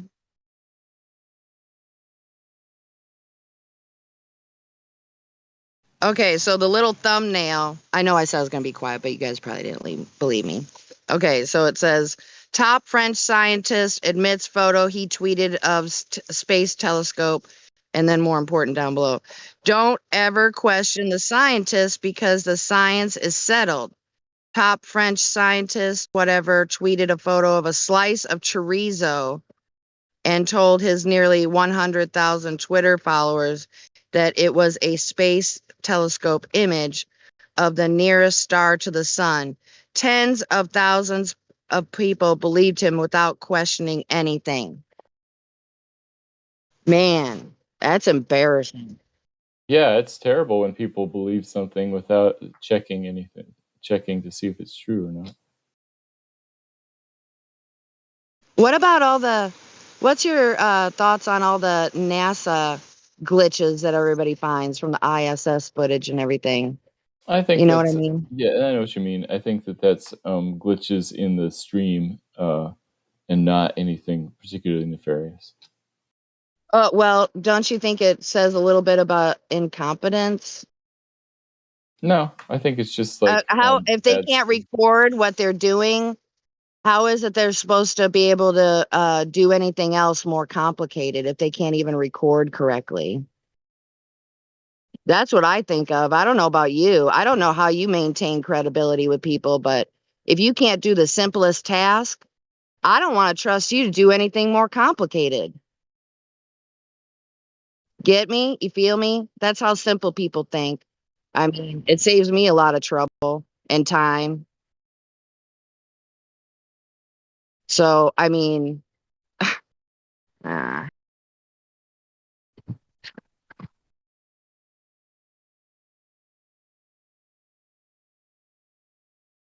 I mean, does that sound ridiculous to take that way of thinking? I mean, Yeah. So, for example, yeah, go ahead. the article that claimed that a French scientist tweeted that apparently is wrong because it's just a picture that somebody posted on Facebook of the blood moon a while ago. So, shouldn't there be some sort of repercussions with his place of employment? I mean, that's No, not. I'm saying the article is false. That there was no French scientist who ever tweeted that. Oh, okay. Well, I can tend to believe that because when I read the little thumbnail text, to me that sounds like somebody that is not a scientist. Scientists don't say that stuff like that. Yeah. Is that a They Snopes think debunker? differently. That sounded like that could have been a flat earther, if you ask me. Yeah, so I posted a 2018 post of somebody jokingly saying, "Hey, this is tonight's red moon from 2018." Whoa! In the same picture. Yeah, the same piece of pepperoni or chorizo. Yeah, chorizo. Yeah. So here's the Which thing. is not the same as pepperoni, for the Yeah, record. I'm worried that It's hard people to are actually pronounce it, reading the article and thinking it's true. They're reading the article and thinking that some French scientist actually did claim that that was James Webb, but Yeah, here I got it right here. He had to do an apology. French scientist Itana Klein posted on Twitter a snapshot of what he called Proxima Centauri taken by the James Webb Telescope. So you I'll show believe you his that? apology. Yeah, I'll show you his apology that he posted. Wow. Yeah, I'd I be think there curious to should see be it more considered. there should be more repercussions than some flimsy ass fucking apology that he's forced or the person is forced to do. Like that's really going to be genuine. He said like, "Oh, sorry you got offended by a joke." Oh, so he always meant it as a Wow. joke. Yeah, here it's in French, but I mean, yeah, once you if you translate it, and then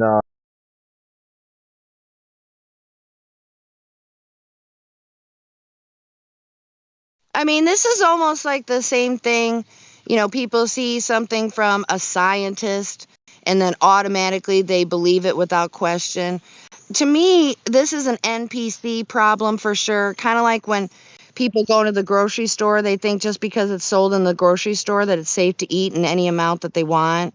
And then next thing you know, in whatever time frame in the future, they are so overweight they can't even hold themselves up and they got to lean over the shopping cart to shop. yeah, You this know, guy. it's Oh, sorry. Yeah, here's more. Any one of these stories you can look at. You know, there's multiple sources now. okay, so what else is there going to be besides an apology? I think there should be more than that. An apology, that's not even a slap on the hand, in my opinion.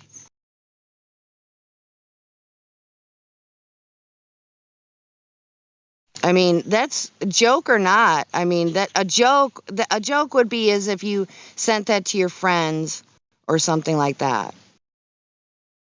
Not trying to fool gullible, innocent, non-questioning people. Nobody thinks that's fucking funny.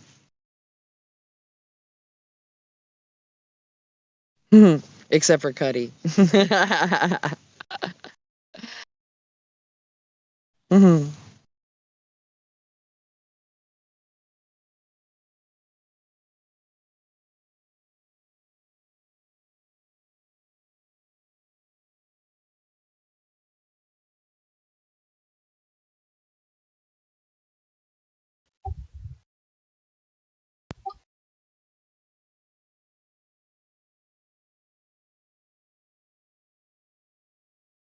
Yeah, his original tweet was obviously a joke. I mean, he even talks about French aperitif in Spanish. Well, if it was a joke, he would have put a lot of spaces way, way down for people to see after they read all the main part and say, haha, I fooled you. But no, he didn't.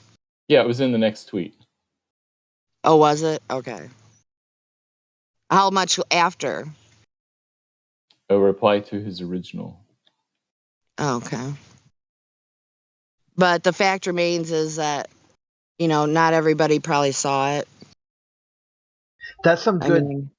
That's some charity to offer him to say, "Hey, you were joking," but in a way too. I mean, people are going to believe that's a picture of Elvin. I don't think anybody ever believed it was a real picture. No, they've shown. Oh, go ahead. People don't take scientists as comedians. I'm just going to say that. Go ahead, Crit. Yeah, and also too, like people have been fooled by like frying pans, the undersides of frying pans, and a bullet hole. Yeah, the bullet hole. Yeah, there was a bullet hole in the ISS. The cigar. Remember the cigar? Oh yeah, the cigar for the black hole. Yep. The bottom of a bottle too. They had like a bottle, like a beer bottle, and they had the light shine through it. Wow. So I don't know of any unknowing globe earthers that think this shit's funny. I'm just saying. So to say it's a joke, that's like saying something mean to somebody and say, "Oh, I was just joking." That's what that's like. And I'm offended.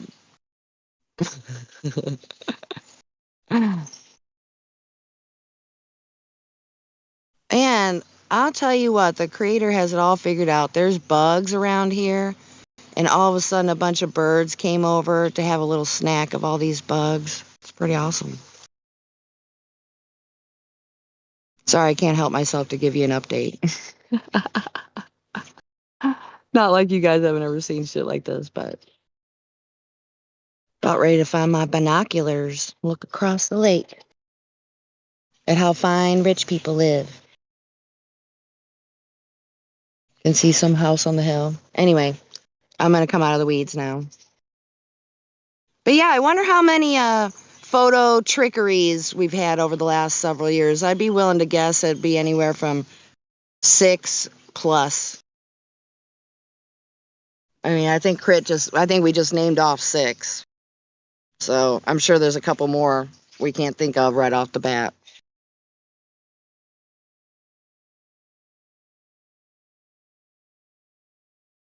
But yeah, the bullet hole one, that was pretty crazy, man. Hats off to the person that first found that and posted it. Album cover. I forget what album that was. Do you remember, Crit? No, I just remember that Chris Hatfield is a responsible numbnut that did that. Oh, yeah. Well, he doesn't know that. Remember? Okay, I don't remember all the details or how to elaborate on this, but remember when he did that song on the ISS and they all forgot that there was supposed to have been a delay? Yeah. Oops. Like his big thing too is like he just would make these videos of him eating shit just on the ISS, always stuffing his face with something. And then How scientific. Yeah. And then the one time he was on like Today Show or something like that, and he said like you look out from the ISS and the Earth, it just looks so flat and gorgeous. Wow. What an asshole. Yeah, I was gonna clip that because I just found that one. What a fucking asshole. Because he knows it's fucking flat, fucking bastard. You know, it's interesting too because they at one point I was using that guy because I was talking to some people about like they are high grade military officers. Like, why would they lie? I go, yeah. Earlier they had said that the DoD was just nothing but a lie. All this defense spending. If you want to get worked up by that, I'm like, okay, sure, let's follow that logic. Okay, now you've got a bunch of high grade military officers pretending to be astronauts. Do you suddenly trust them now because they're talking about space, or do you still see them as part of a problem? I go, because this Chris Hadfield was part of the bombing of Afghanistan. He was a Canadian Air Force at the time. Whoa. So I go, is he now trustworthy because he's an actor not? Because when he wasn't an actor not, you've been like, this guy is a psychopathic murderer. Wow. He's like dropping bombs on villages. Like what the hell's wrong with this dude? I bet you a lot of people don't know that, Crit. I just would be willing to stake my life on it.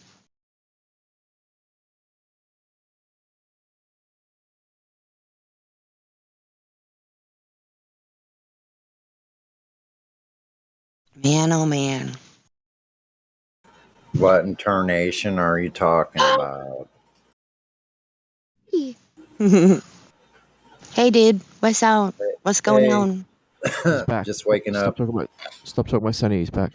Shh.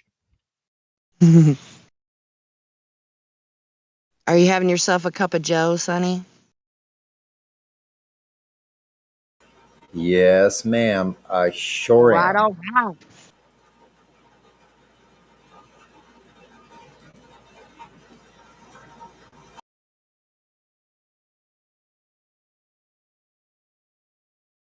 So yeah, we were just talking about that actor not asshole Chris Hadfield and how he's a psychopathic murderer, but everybody trusts him to be an actor not. That's what we were talking about. Oh, I didn't know Who about did the he murder. murder? I didn't know about the murder part. Oh, Afghanistan. He was some sort of fighter bomber pilot during the Afghanistan war.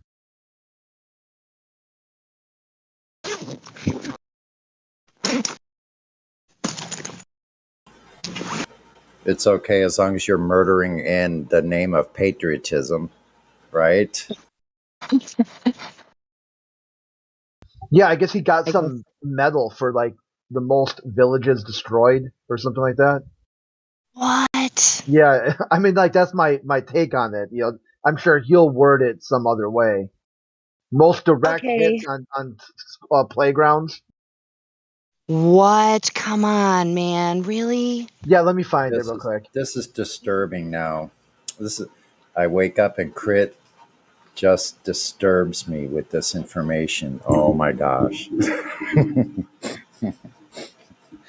How is killing innocent civilians a part of war?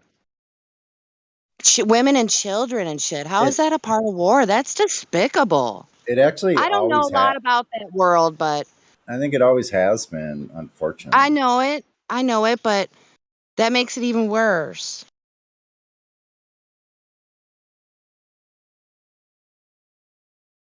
Damn. See, the thing too is like, why would they use this dude to fly for or be part of NASA? He's a Canadian citizen. This sort of like, there isn't any Americans to pick from. Like they had to pick this dude. Yeah. So okay, prior to his career as an astronaut, Canadian Air Force pilot for 25 years, Chris Hadfield had dreamed about going to space after watching Apollo 11 on the TV. Huh. I thought that, yeah, what's up with that? Lifelong dream.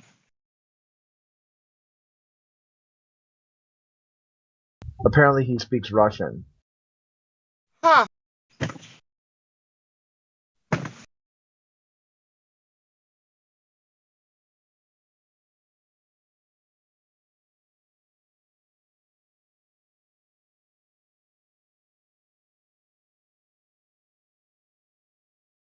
Is that? Speaking Russian.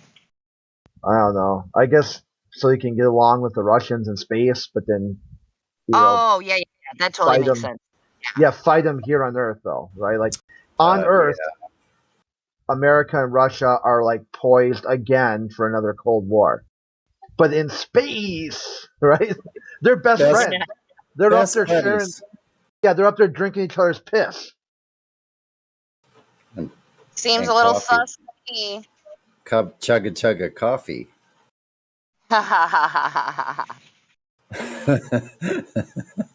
Nice. I like hearing Jenny laugh. Makes me Oh, laugh. I definitely need it, so bring it on. I know, right? Yeah, sometimes me too, man. Life can get pretty serious. So if you want to laugh in the morning, just think of the globe Earth.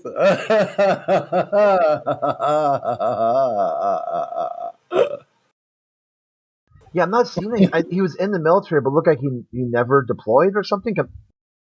I guess maybe I got mixed up with another dude because it says that he got the rank of colonel.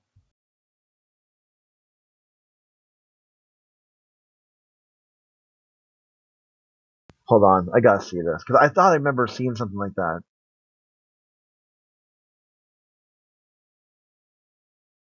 I have a really good imagination. I could make that comedy show a lot worse with the Mr. Hatfield thing. But I digress.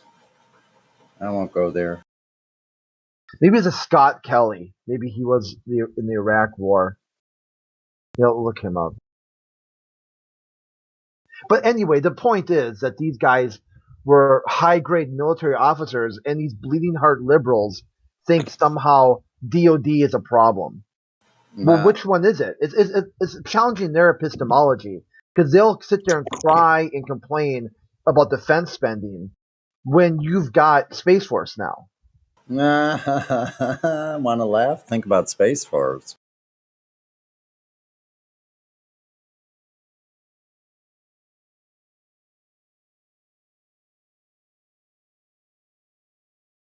A lot of Scott Kellys. Trying to figure out which one it is here. If you want to know where all your children's future energy is going to be funneled into, Space Force. Okay, yeah, here. It was Scott Kelly. He was like a fighter bomber pilot during the Desert Storm. Mortgage your kids' future today with the technology of tomorrow. Space Force. I'll work on it.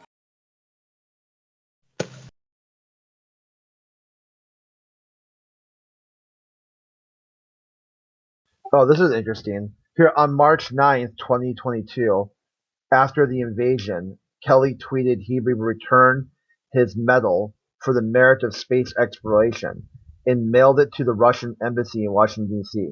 He told the former Russian president, Medved, whatever, Dmitry Medved, to give it to a Russian mothers whose son had died in their unjust war.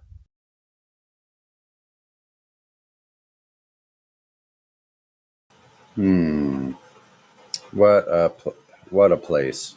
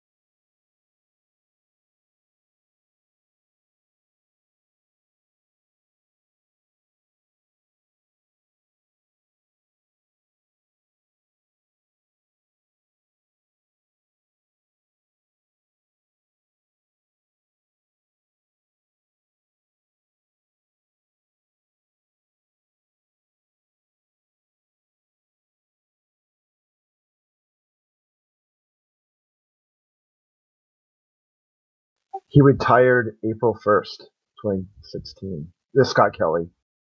He's got a twin brother who's also a colonel or captain, I guess, in the Navy. 06.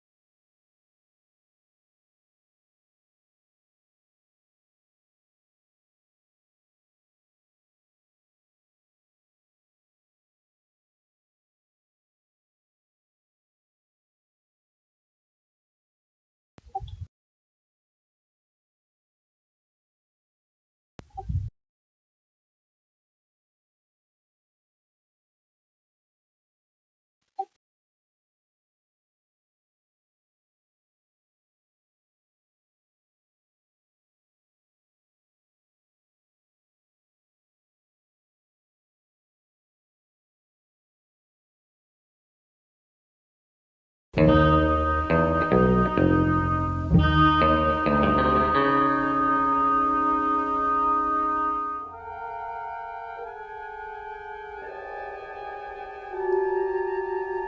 Leslie, it is of paramount importance that the occupant of cell D2 does not escape. Increase the security contingent to 3 full-time guards until further notice. Yes, Commander. I'll see to it personally, sir. Excellent. Carry on. I think that the new Orion Syndicate should never become involved in armed conflicts, sir. What if the situation is a dire emergency? Like if a group of people are in immediate danger of being taken over by the dictator? It doesn't matter. The Syndicate has reformed their old ways and shouldn't get involved. There's no reason. Of course there are reasons. Aside from being conquered by a dictator, there's famine or medical emergencies during wars. You have to agree that trade organizations will always need to get involved in wars to ensure freedom and combat famine and medical emergencies. I don't agree. They never should. Never, sir. You're wrong. How will the Syndicate deal with those situations without becoming involved with war? I don't have to explain. I'm entitled to my opinion. Everyone has the right to their own opinion, sir. Yes, of course. But what about... You have your viewpoint, and I have mine. Well, I guess so. Mr. Mudd, Mr. Jones, I happen to overhear your remarks. Yes, Mr. Spock. The argument you are employing, Mr. Mudd, is not logical. In fact, you are resting on your right to an opinion instead of putting forth an argument for your contention. But I don't have to explain my opinion. Yes, you do, if you expect to engage in reasonable discourse about a particular controversy. I'm entitled to my opinion is a logical fallacy in which a person discredits any opposition by claiming that they are entitled to their own opinion. This logical fallacy is often presented as, let's agree to disagree. When reasoning correctly, it is important to provide true premises and actual evidence instead of simply dismissing the opposing argument because you have an opposing viewpoint. The I am entitled to my opinion fallacy is also a fallacy of relevance since it fails to address the actual proposition in question. Yes, of course. Thank you, friend Spock. Indeed. I shall definitely endeavor to reword my statements in the future, my good sir. That would be best.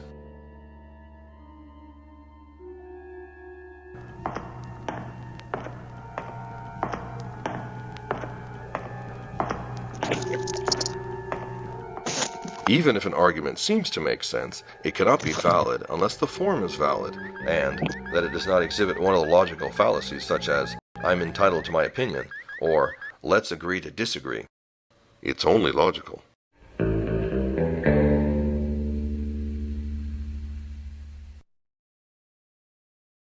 Nice.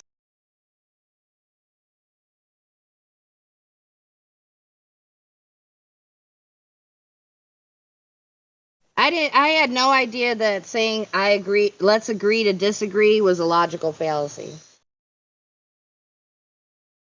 Really? Really. I need to do more studying on that. Why is it agreeing to disagree logically fallacious? What he said, maybe I wasn't listening. I should probably listen to it again. Yeah, because I see that as a you do you. You do what's best for you, and I'll do what's best for me. And if you don't like what I'm doing, and I don't like what you're doing, just leave each other alone. Right. It's kind of like a lot of the times when the globalists come in here hot. You're like, you're undermining all of human advancement. You're driving society back to the caveman ages. But they also say Flat Earth is a fringe group on the internet that's completely irrelevant. I'm like, okay, if we're that fringe and we're that irrelevant, how are we also responsible for all of society? So how about if you leave me alone, I leave you alone, and just go about your life and see what happens? Like sort of that agree to disagree. Yeah, it's okay to say we agree to disagree. The recording was saying that it's not a logical argument. That's okay. Some things aren't logical arguments. It's okay to say them. Like, oh yeah, I gotcha. I like chocolate ice cream. Well, that's not a logical argument, but it's an expression of preference. Or I just tell you that's not an answer. Like, what's your favorite ice cream? You tell me chocolate. No, it's not. That's not an answer. Chocolate's not ice cream.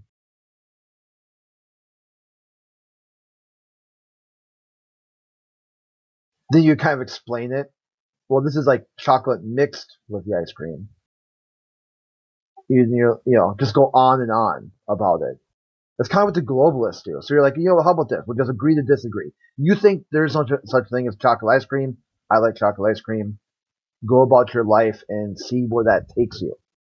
Because I can predict that level of brain farting, you're not going to go far in life.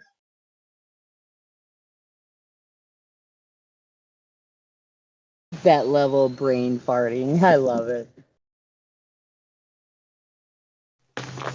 But yeah, what's one thing we're not going to do? When you get back to the live stream, there's just one rule. What is it?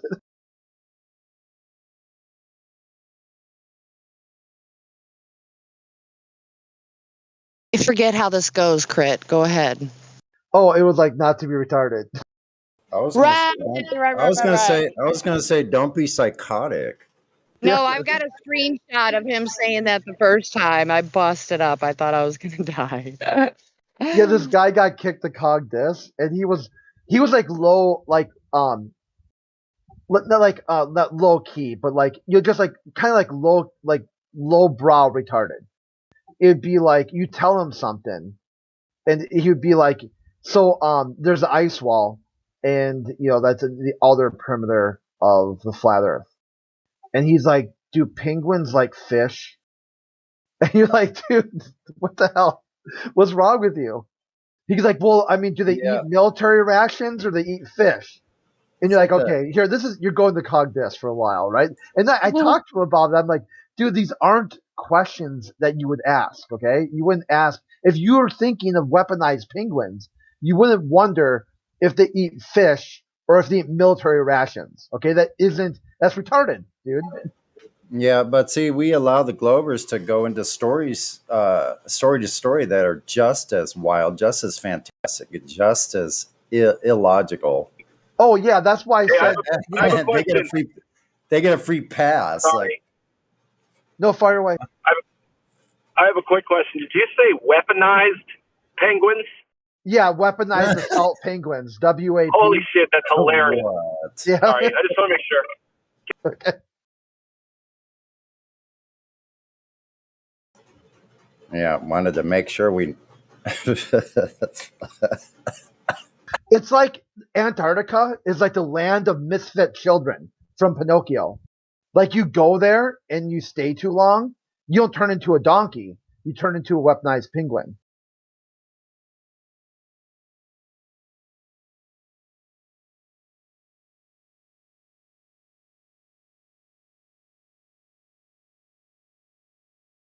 I mean, I didn't mean to kill a conversation or nothing, but man, I'm trying to. So like KJ said, weaponized penguins could be like the penguins of Madagascar, right? I think they have their own movie too, but yeah. Oh, just call that. Yeah, just like that. Yeah. I mean, if ever there were weaponized penguins, those motherfuckers fit that bill. Get it, Bill? Like the beak of a. Yeah. Anyway.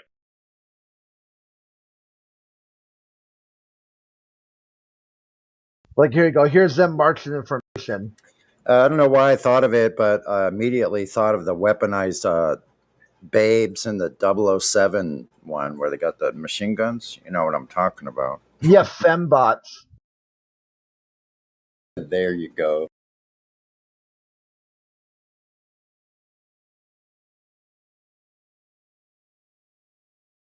The weaponized tatas.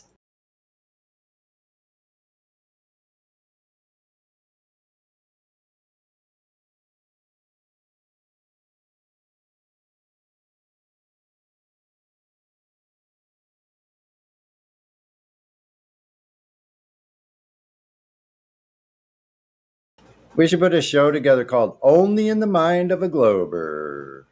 Ooh, that sounds fun. Yeah, right? Start start writing your list down. We'll just compile all that information and we'll have a show. Yeah, it's they're kind of like show topics for like why they would lie when that was about to kick off. Like you just rack up the contradictions. So only in the mind of a Glober would they tell you that they have an ever expanding universe that's contracting. Only in the mind of a Glober would someone say that aircraft can land no problem on a moving runway, and say that it's moving and not moving at the same time. Only in the mind of a Glober would they say there's just one critical mistake for alien hunters that they keep making.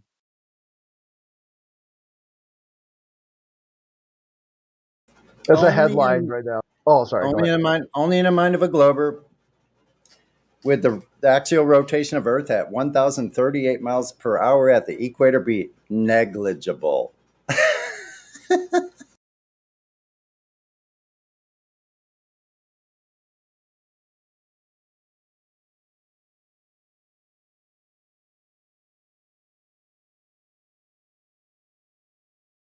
Only in the mind of a Glober would they be using a geometric horizon that no one has ever seen. Yeah, that's a good one. Yeah, oh, yeah, only in the mind of a Glober, they'll debunk something and not even know what it is. You'd be like, oh, you've debunked flat Earth. Can you tell me what flat Earth is? Well, I don't know. How do you debunk something? You can't even tell me what it is. I know. Like, you said you debunked flat Earth. Okay, what is it? They can't even describe it. They're always telling us that we have the wrong information. Then we always press them. Okay, well, you have the right information. So could you provide that? No, don't have anything. That's psychotic, man. Really. Right, Matthew? Ooh, let me play. Only in the mind of a flat earther can the sun be above the horizon but completely dark. Only in the mind of a Glober. Hold on. Would a Glober use a flat Earth? Like, gee whiz. What about the Twilight Zone in the ocean? Wouldn't the sun be right overhead at some point and it's still dark? You can't see that? You've never heard of that before? No, I don't know what the Twilight Zone is, where the sun is directly overhead but it's dark? Yeah, in the ocean. Because of weather or what? No, just because that light attenuates. It doesn't go on forever. The medium blocks light. So there could be nothing between your eyeball and the sun, but it's still pitch black outside? Yeah, because you're underwater. Oh, underwater, sure. Yeah, like if you go deep enough underwater, it gets dark. Right. It can get black, like pitch black, like nighttime. Like complete darkness. Right. And I think it's only like 300 or 400 feet where that happens. Yeah, and the sun could be above you. And you wouldn't even know it because it's pitch black. Yep, I agree. Only in the mind of a Glober, a full moon at midnight, the Earth should be completely blocking the sun's view. Only in the mind of a Glober, that's refracted.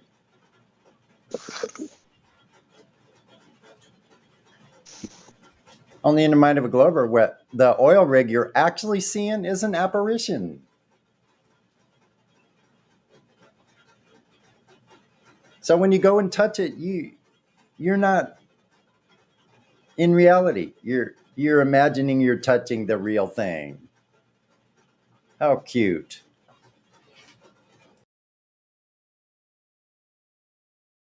The sailors aren't really navigating along the coast with real objects. They're all dealing with apparitions. That's why they're so accurate.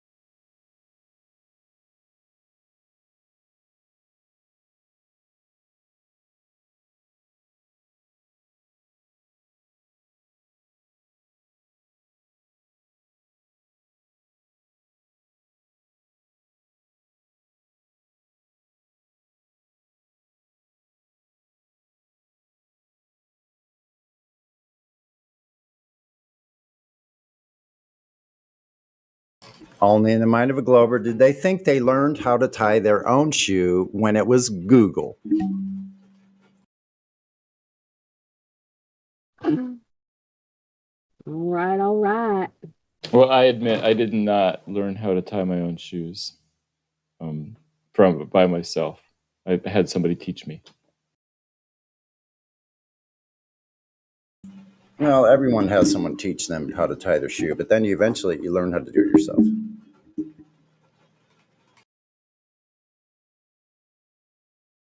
Except in the globe Earth. You don't think for yourself with the globe Earth. You have to look everything up.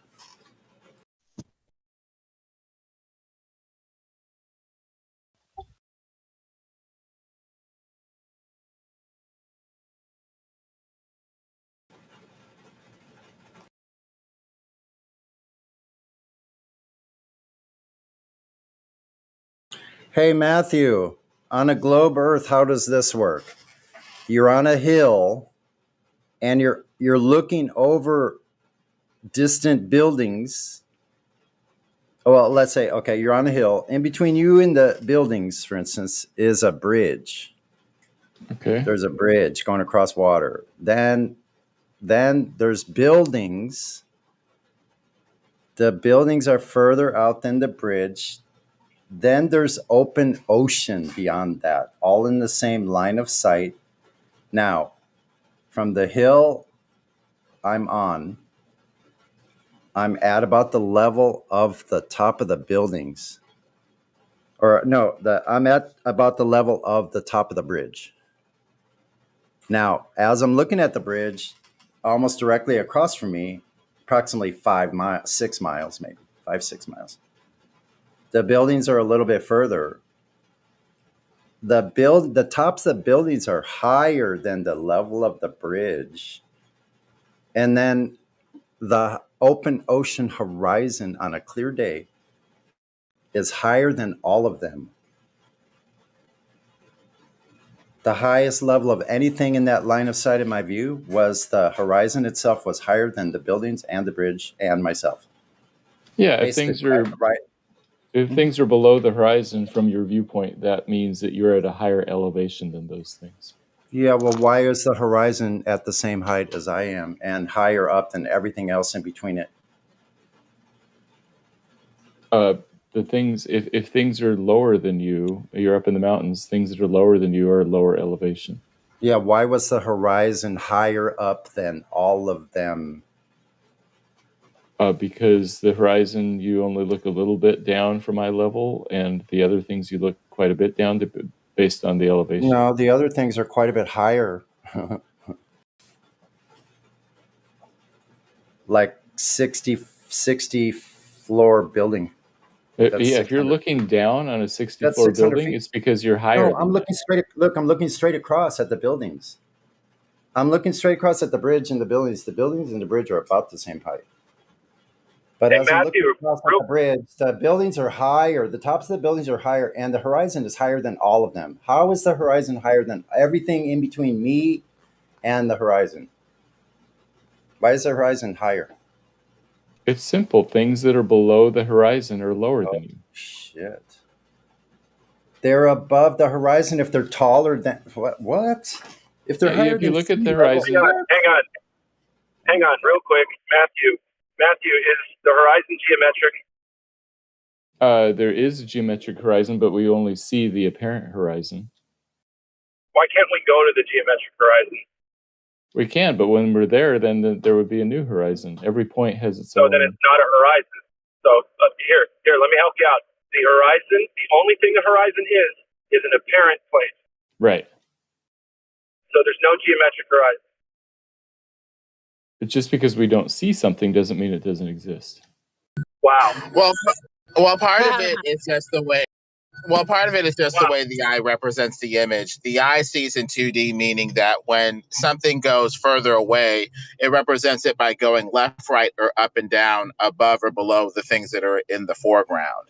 And so it's not necessarily that we have a geometric horizon that's rising to eye level like a hump of Earth curvature. We may just have a visual artifact based off of the nature of the way that the eye processes the image that is flat and planar with nothing, really going on globe-wise. And so we need to differentiate what's going on optically with what's going on a supposed ball.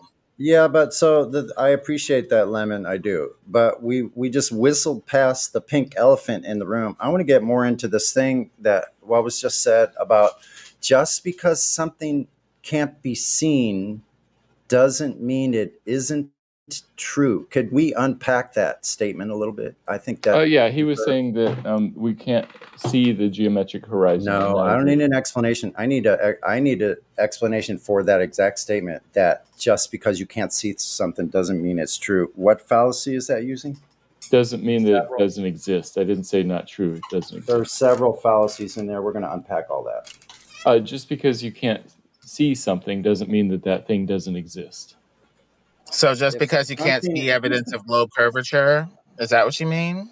It doesn't mean that it isn't a globe or something? Yeah, that would be an example. You can't see the curvature doesn't mean it isn't a globe, even though every observation shows it's flat. So, for example, just because you can't see radio waves coming out of your cell phone doesn't mean that they don't exist. Okay. Hey, Matthew, is there any way to see radio waves? Yeah, you could use an oscilloscope and use some instrumentation, that type of stuff. We can't sense it directly. Super duper. So that's a yes. You can see radio waves.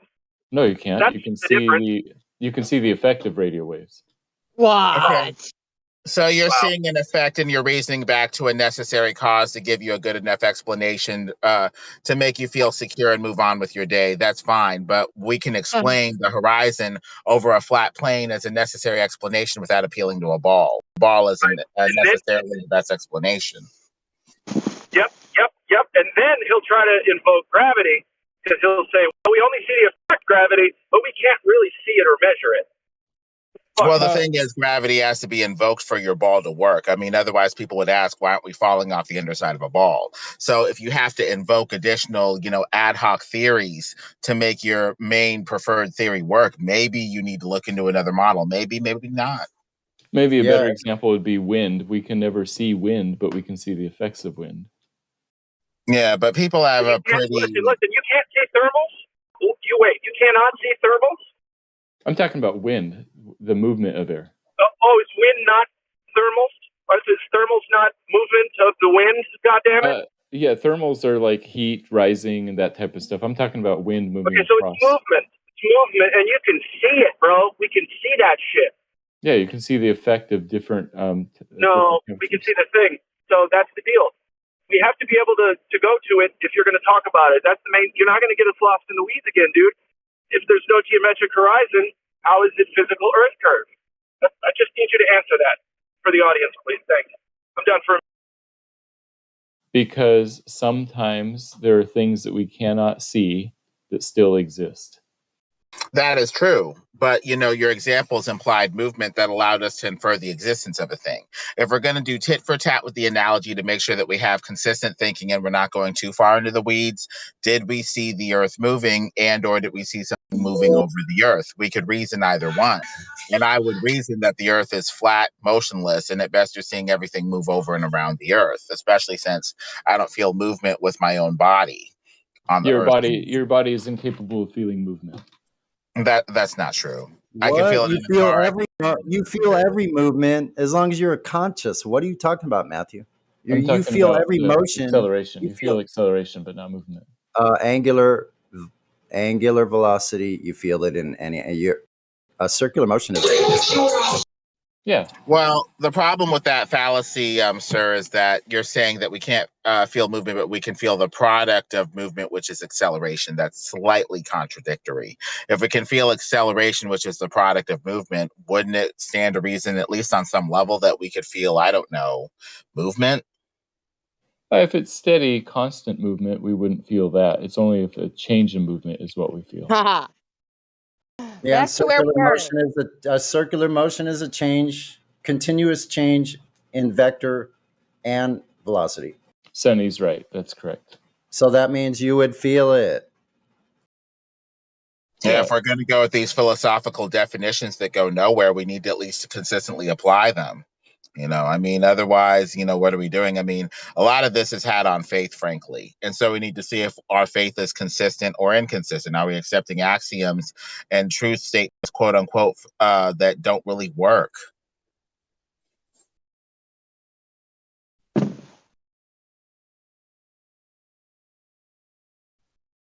Also, the horizon rises toward the level of the eyes like a flat table. Now, I know that you globers shoot back. It doesn't rise perfectly to the level of the eyes when you look at a HUD display.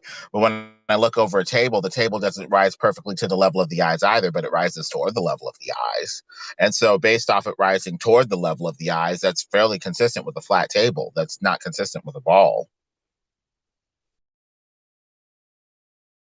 The only way to get the ball to rise up to the level of the eyes is if you're slightly below the ball or if you aim the camera slightly downward. So now we need to see if our eyes are being pointed slightly downward or if we're below the ball as it rises up in the distance.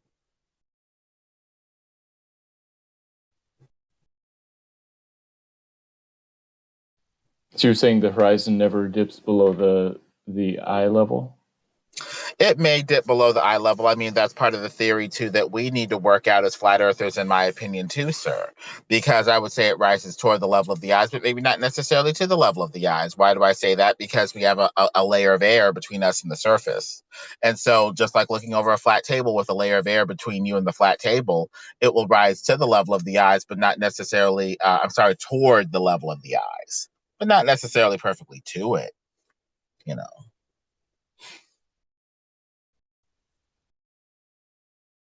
Yeah, when you raise up in elevation, yeah. We've already shown in quite detailed ways and observations that things can disappear from the bottom up on a flat plane. Even inside my apartment here, there's no refraction.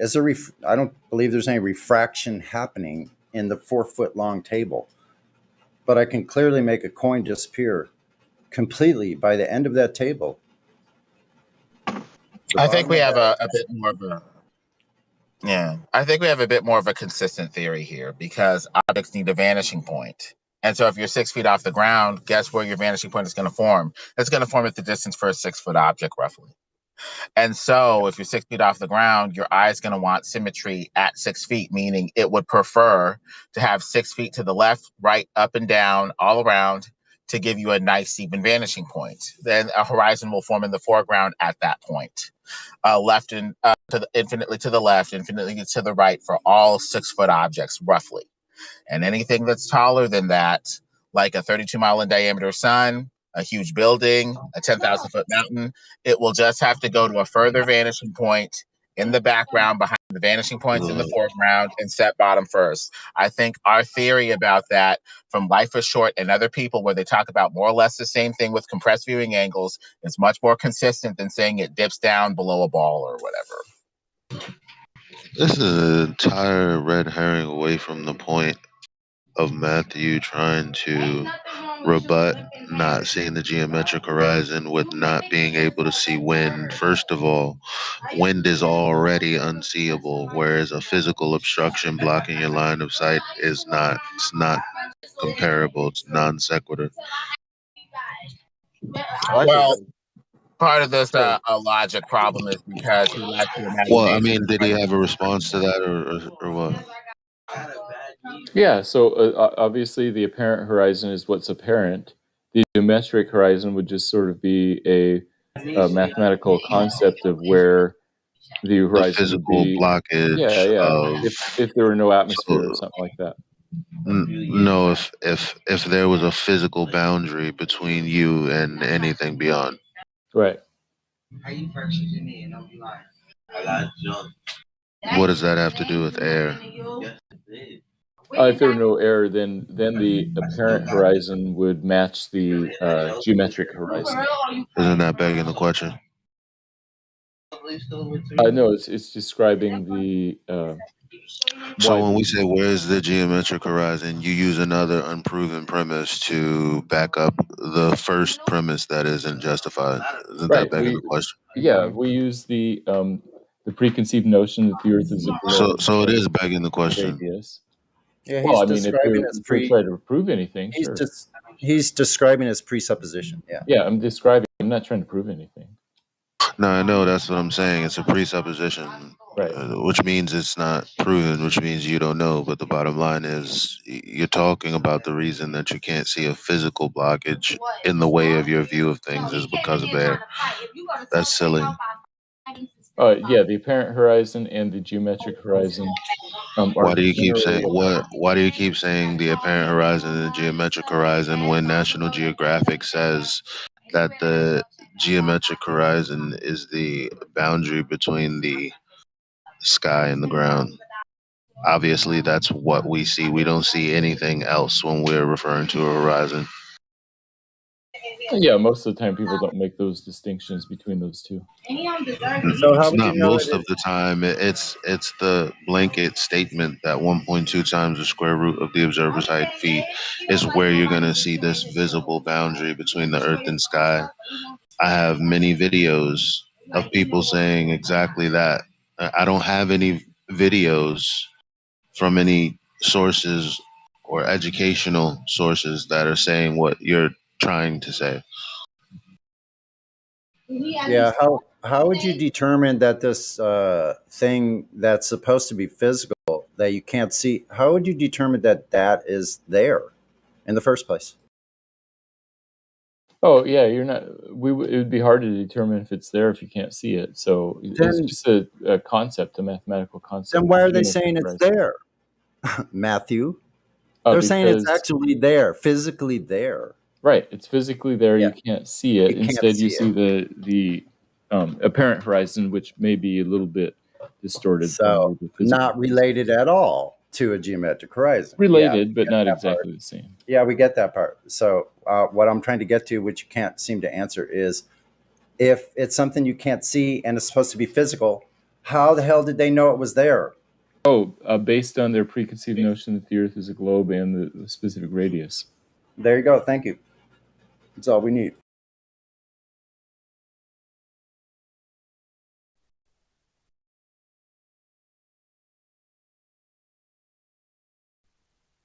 Matthew, I know that you think that a globe is probably the only thing that could give us what we see, but I think, Matthew, that we need to reason another possibility or another alternative over a flat plane. Matthew, do you think that shorter objects reach a vanishing point closer to the observer than taller objects? Do you think taller objects need to go further into the distance to reach a vanishing point than shorter objects? Yeah, I would say the law of perspective generally makes things appear smaller. So if something is bigger to start with, it has to go farther before it's too small to see. Okay.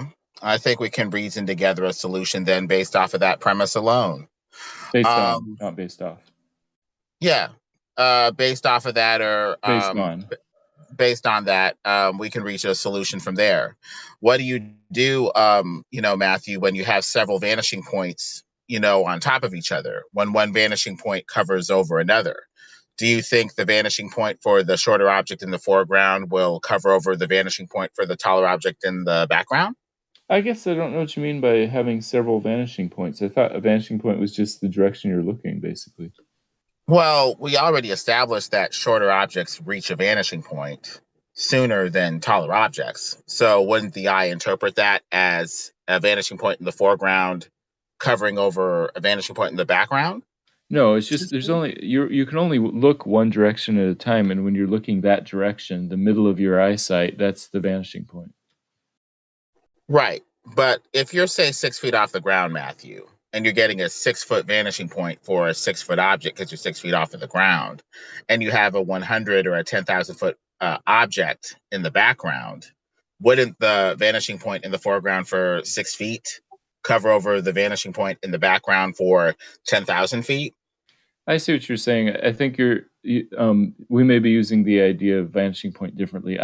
By vanishing point, I mean the direction you're looking and the point to which things appear to shrink. as they're getting farther and farther away. And it sounds like you're saying like a tall object reaches some point where it's no longer visible. I would call that like something else besides a vanishing point.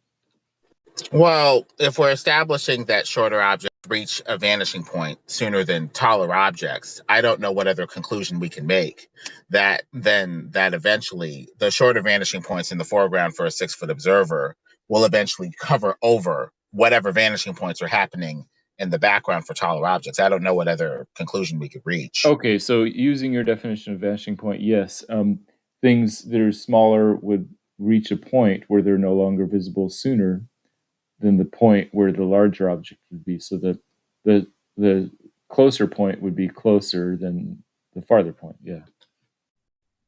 I guess the next logical, question would be, if a penny that is smaller than a car can obstruct the car visually, can the penny reach a vanishing point and at that vanishing point still cover over larger objects like a 10,000 foot mountain in the background? If the answer to that question is yes, then a horizon extending left or right in the foreground can obstruct huge amounts of what's going on in the background, even the bottom of that 10,000 foot mountain, because of the vanishing points that are forming in the foreground as a logical consequence. But I guess we need to compare theories from that point. Yeah, I guess I see what you're saying. In general, though, the law of perspective makes things get smaller. It doesn't cover things over. I guess we need to ask whether, like the penny in front of the car, can the penny that has reached the vanishing point at, say, the horizon still cover over huge amounts of object beyond the penny or the horizon or these vanishing points in the foreground? If the answer to that is yes, then now we know why the horizon appears to obstruct objects bottom first over a flat plane. Yeah, I don't think that it would. Why does it do bottom first instead of top first? That's where your eyes are positioned. Your eyes are close to the ground, and so that's where the symmetry is. Your eye is 6 feet off of the ground, so it's demanding 6 feet left, right, in all directions, up and down. Is it getting it? No. It's getting 6 feet from the level of the eyes down, and infinite room relatively to the left, right, and up. So the restriction is downward. And that's where the most narrow angles will be logically. That's why it tends to disappear bottom first, as opposed to wherever the restriction is, if you're close to the ceiling or close to the wall or close to the left or the right wall. Yeah, it's an interesting idea. I mean, it's a little bit hard to visualize exactly what's going on there, but yeah, it's interesting. It's actually not an idea. It's actually not an idea. These are known things. The way perspective. No, these are known things. The way it's objective is what it is. These are known things. The way that perspective works. These are known things. It's not imagining. This is actually the way our eyesight works. So are all ideas false? Some ideas may be if they lead us to inconsistency. An idea is false if it leads to inconsistent action, ineffective action, or contradictory action, where you're asked to rip up a premise that you've already prior accepted and, call it into doubt. If we already accept that shorter objects reach a vanishing point sooner and closer to the observer than further objects that need a further vanishing point, and we already accept that a penny can obstruct a car, perhaps the penny that has reached a vanishing point in this analogy, the horizon in the foreground with a bunch of objects of a certain size like the penny in the foreground that have reached a vanishing point, could potentially obstruct huge amounts of taller objects in the background. That would be a consistent application of the principles. That would be, quote unquote, the truth. Yeah, I think that small objects can obscure large objects. I think that's true. Yeah. And so therefore, if it's doing that in that axis, if it were dropping any amount vertically in that distance, everything after a certain point would drop away, disappear. You'd never see them. So the penny covering up a mountain far, far in the distance, the mountain wouldn't even be seen if it were a globe. It's as simple as that.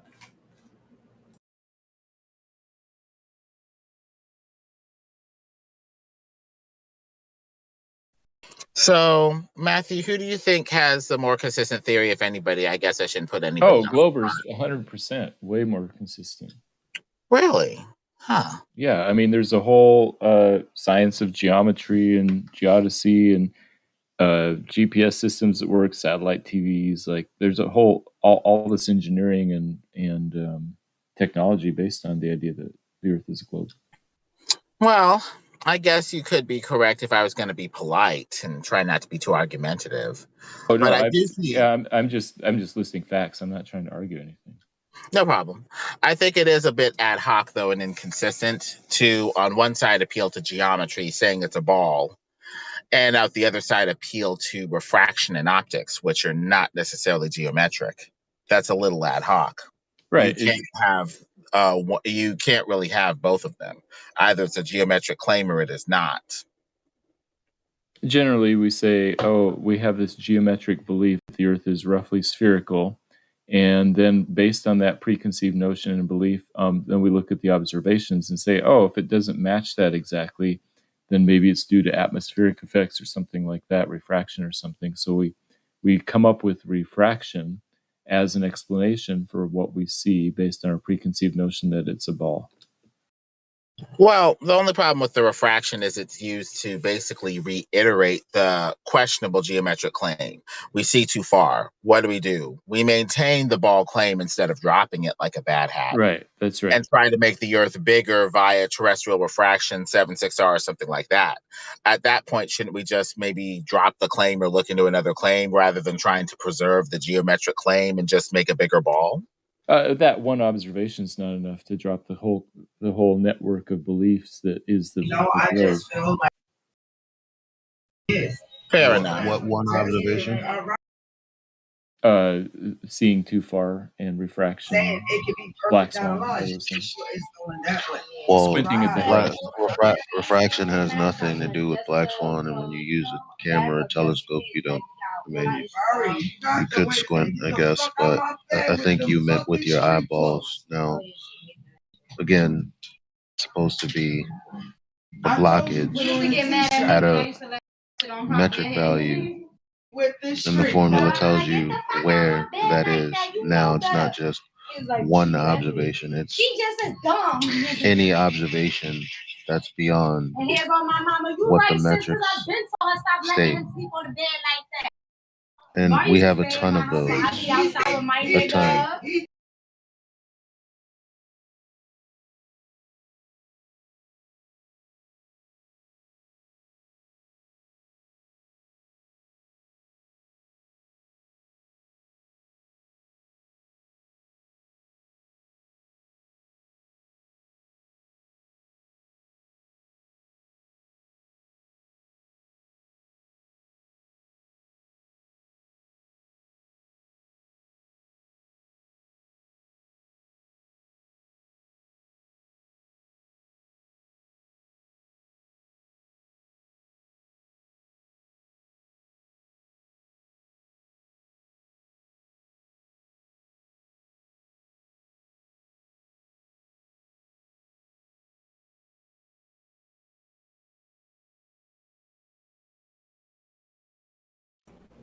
We have satellites, therefore Earth is a globe. Earth is a globe if we have satellites.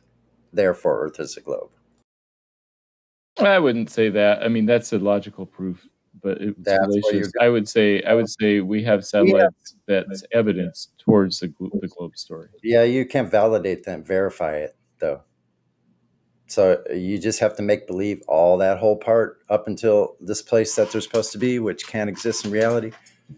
You're going to have to keep changing it because we called them out on it. So anyway, that's the way that's working. They're going to have to keep adjusting because we keep finding out more, and they can't refute anything we say because it's dealing with absolutes and objective reality, which the globe doesn't have a leg to stand on. In a court of law, that would be the globe has no standing.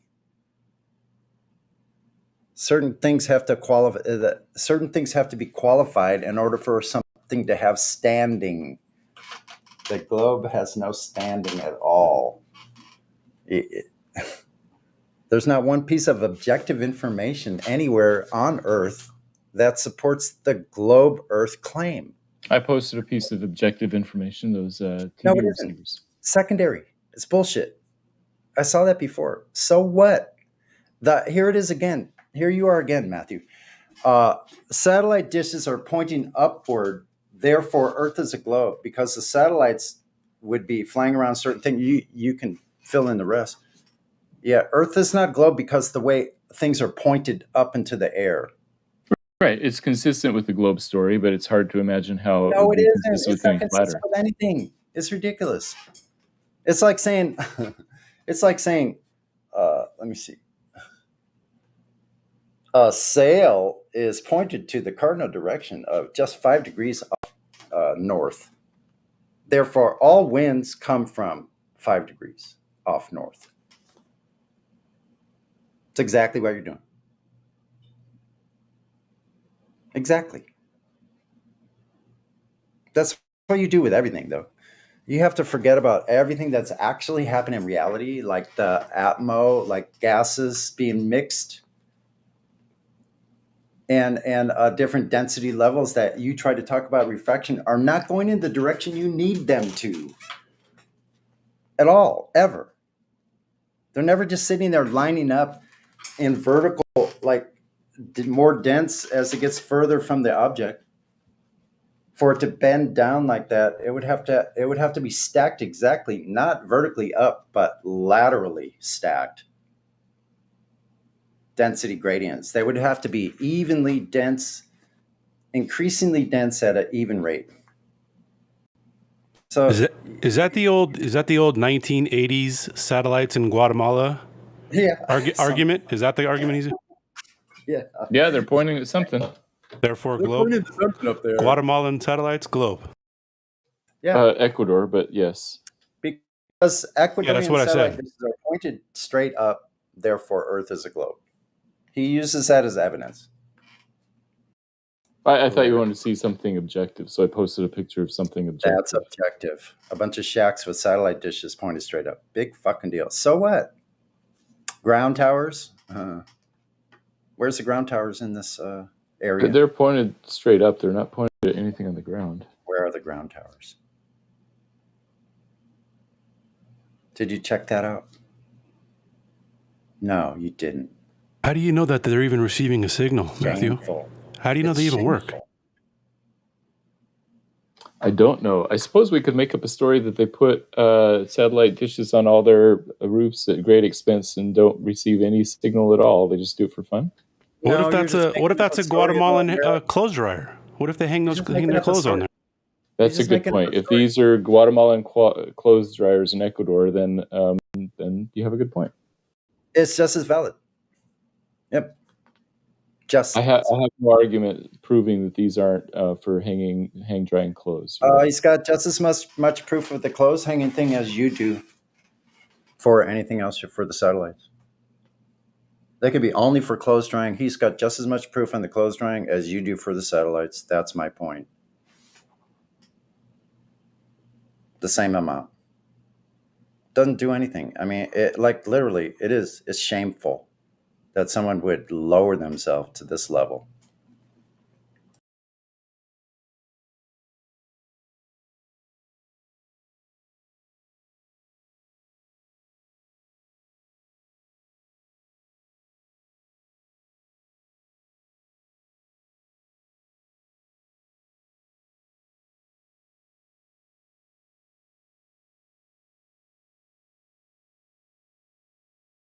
It is kind of funny if you think about it, though. My best proofsies. Exactly. How hilarious is that? Yeah, I wouldn't call them proofs. I'd call them evidence, though. I don't think proofs. So what? Sir, you must stop.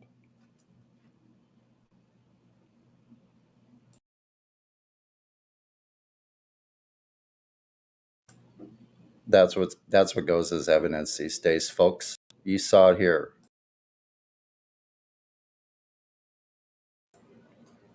Because if you had something real, you wouldn't be providing Ecuadorian and fucking satellite dishes. That's all I need.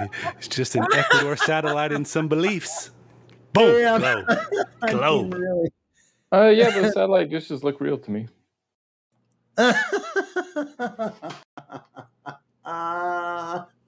And he keeps going.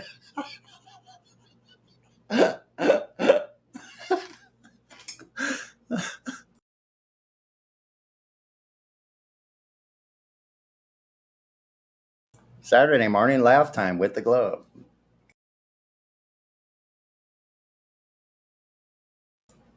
I have freaking 6-pack from freaking laughing. Tell you what. It's been a great year for laughs with the Globe. I kind of miss the arena though. All that. I like, dang, it had to go. Why did it have to go away, Matthew? Yeah, I don't know. I went in there once to try to talk with Nathan Thompson. It was me versus Nathan Thompson, but I don't think anybody understood what I was saying. Well, there's your first mistake. Just kidding. I'm only joking. One of my favorite pastime is ribbing other flat earthers. I think it's fucking great. Great fun. Hey, Matthew, I've been meaning to ask you, in your humble opinion, who is the world's most preeminent globe earther? Who's the world's expert on all things global?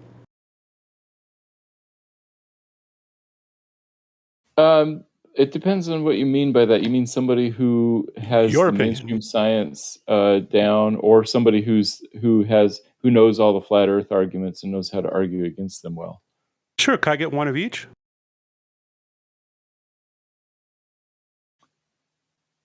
I don't know who's the best. I would pick some astronomer or something for the first one. For the second one, I would say McToon probably is the best anti-flat earther.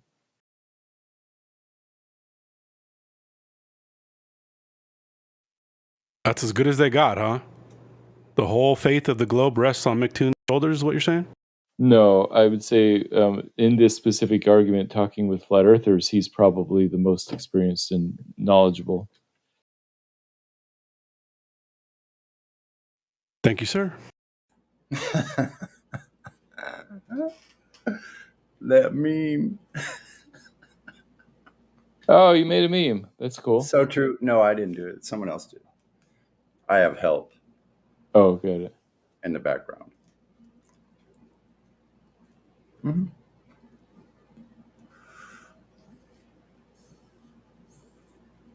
So no geometric horizon.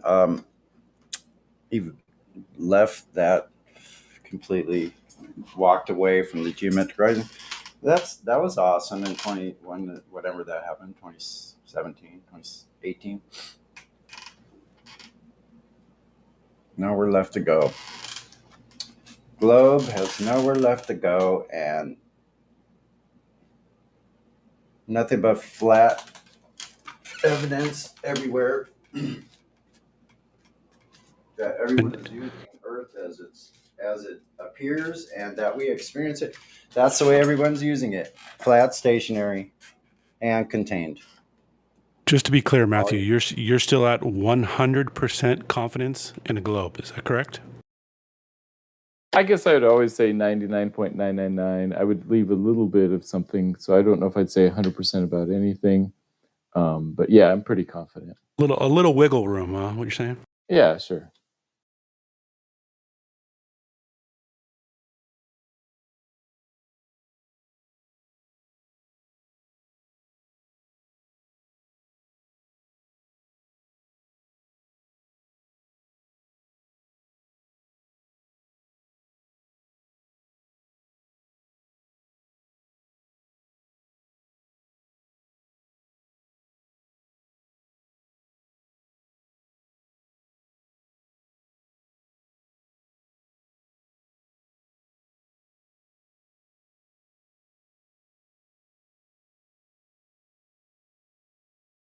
I mean, the first comm satellites were balloons. Why wouldn't they just be using those for so-called geostationary satellites?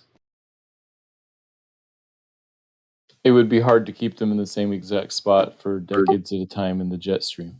Yeah, but it would be really hard to get something to orbit a ball that doesn't exist. Mm-hmm. But easier than keeping a balloon in the same spot. It'd be easier to do something in Narnia Fantasyland on a ball that doesn't exist than to do something in reality. What he said. Oh no, I see. If space Well, doesn't look. exist, then it would be impossible. Yeah, it'd be impossible without the ball too. You need the radius measurement to do Without any the of ball, that. it would So, be impossible. yeah, totally Yeah, impossible. So where's the radius measurement to get that to work? Based on calculations, what do you mean? Okay, well that's not a measurement. So yeah, definitely no satellites. It's just geostationary balloons or whatever they got.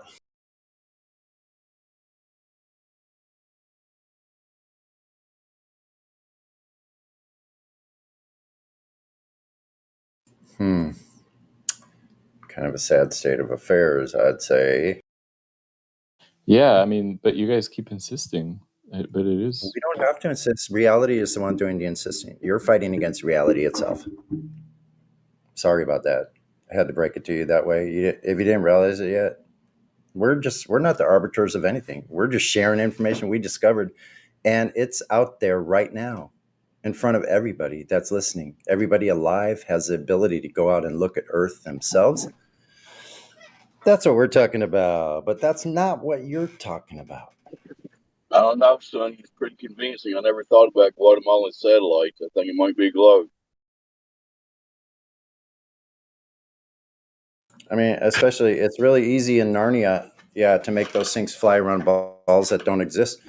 Especially when you're discounting every other piece of information, like all the ground towers, all the undersea cables.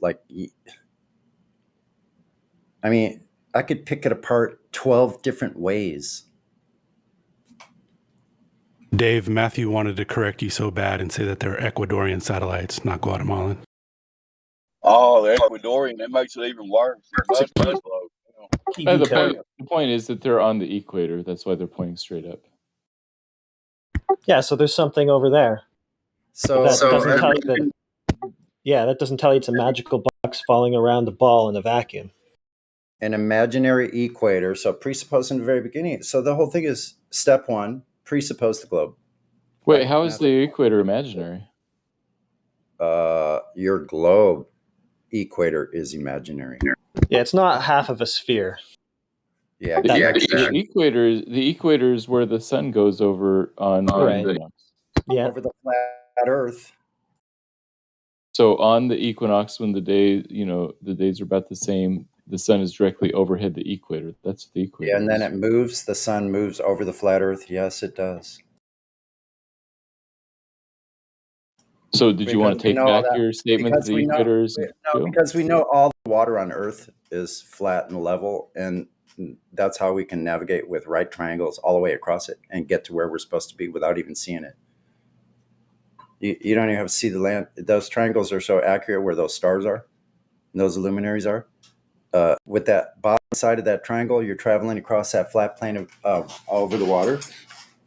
That's how you know, in spite of all those waves and currents and everything, that you're in the right location. And you do that with flat charts over a flat water with elevation angles using a right triangle with a flat bottom to it. Yeah. All the other things about the stars are written in black and white ink on almanacs. Man, that's what you take with you, navigational almanacs, to find out what those stars have been the same angle every location there. Ever since they started those. You don't know anything about that. Are you talking about the triangle calculations that I just posted from QE's website? No, I'm talking about I'm talking about navigation in a general way with a sextant. Yes, over water. Yes, that it's horizontal. Yes, that's the only way it does work, and that's the way it is working. That's why it's used the way it is, because the stars are in the same locations over geographic spots on Earth, the same spots they've always been. That's why they can write them in black and white and type it out in almanacs. Matthew.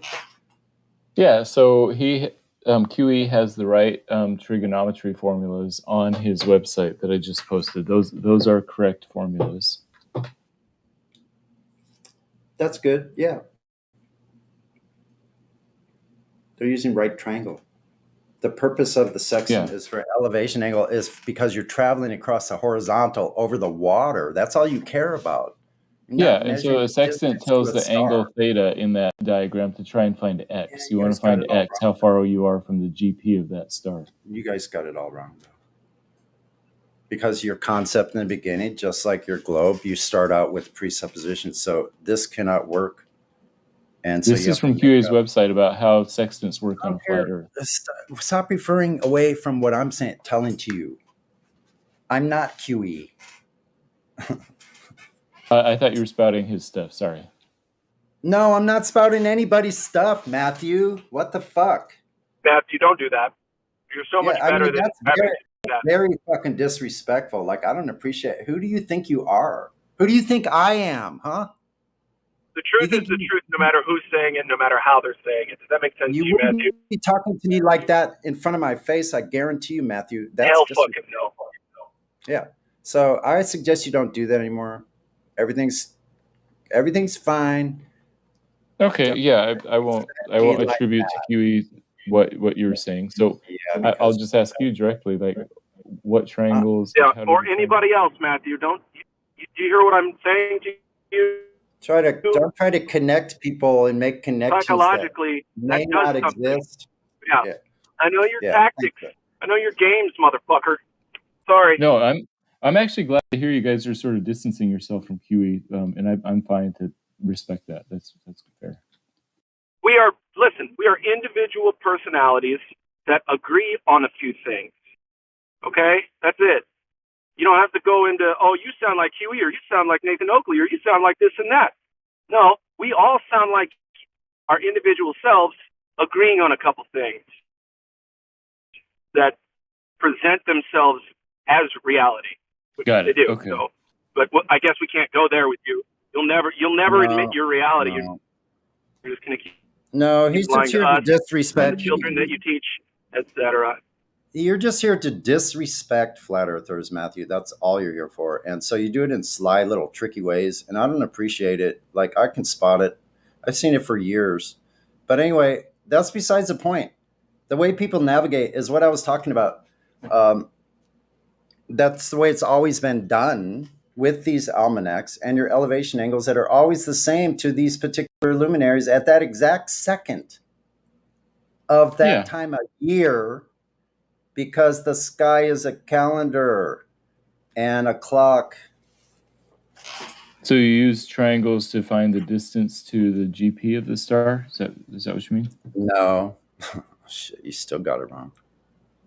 Okay, so you don't understand. I'm sorry. You Globers do not understand how sextant works. You don't know what the purpose is because your presupposition is blocking you because it's filtered through your bias.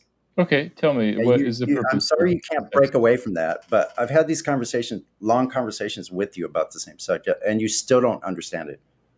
What the purpose of it is because you're traveling along a horizontal plane. That's the only reason you're using it, is to find your position on the horizontal plane. The one you're on, that would be the water. That's the purpose of it. Period. The rest of it's all written in ink, printed in almanacs. How do you determine how high the star is the main reason I was asking. Oh my God, see what I'm saying? Folks, you're hearing it here for the 20th time with Matthew. He doesn't understand the purpose of a sextant.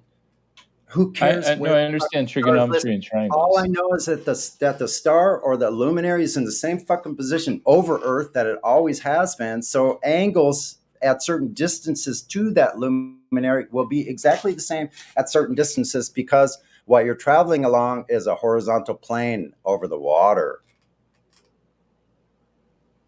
Yeah, I agree with you. If the Earth is flat, then angles would be different for different distances. Now listen carefully.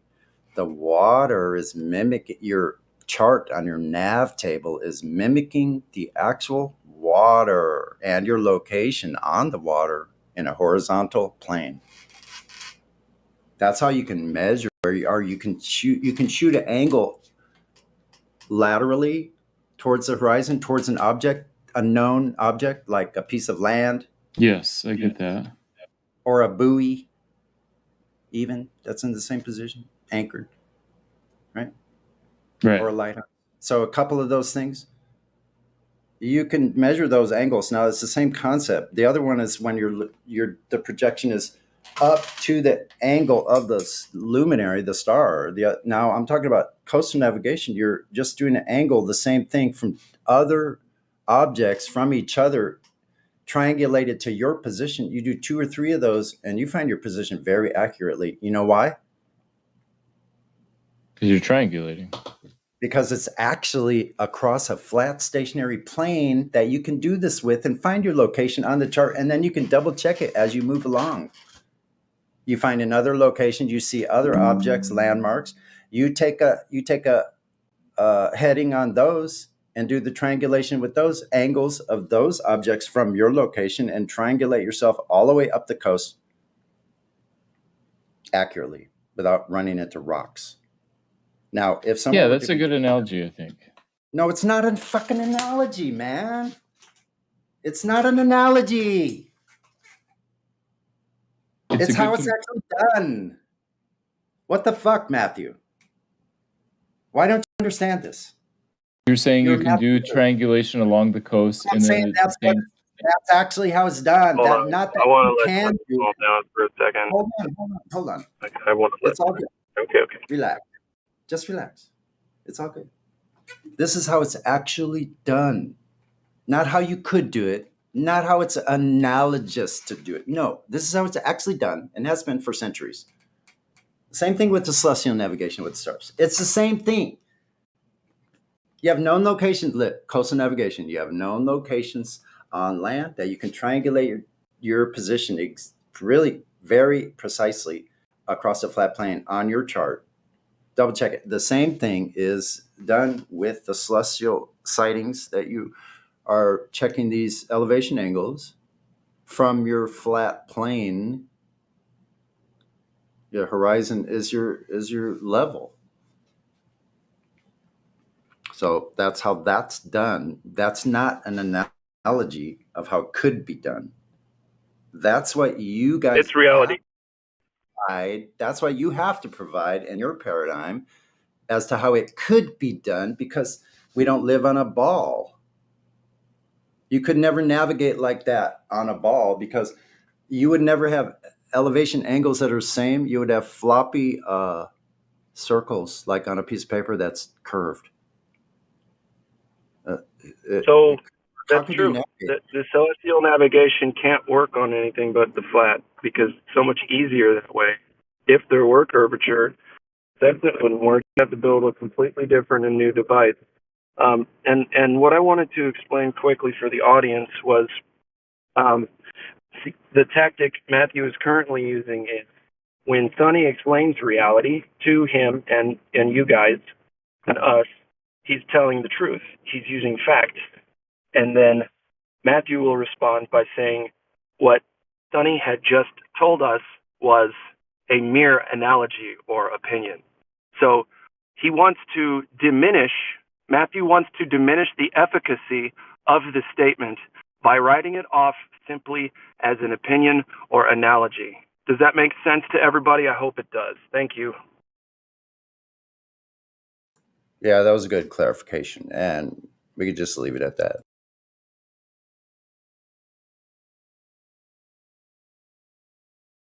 Hey, CIA, y'all should hire me, dude. I'm picking your shit out before I can even work for you. What do you think? Fucking idiot. I know, right? Let me know how that works, man. I think they could use some straightening up. I get in there and smack some. Figuratively speaking only.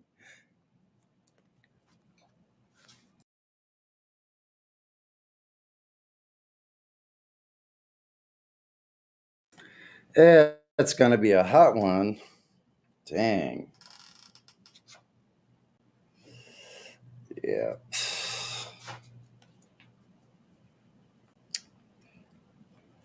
Get out there in the sunshine and water. It's going to be a hot one, like 7 inches from the midday sun. No, it's like freaking 90 degrees here, man. It's not even noon.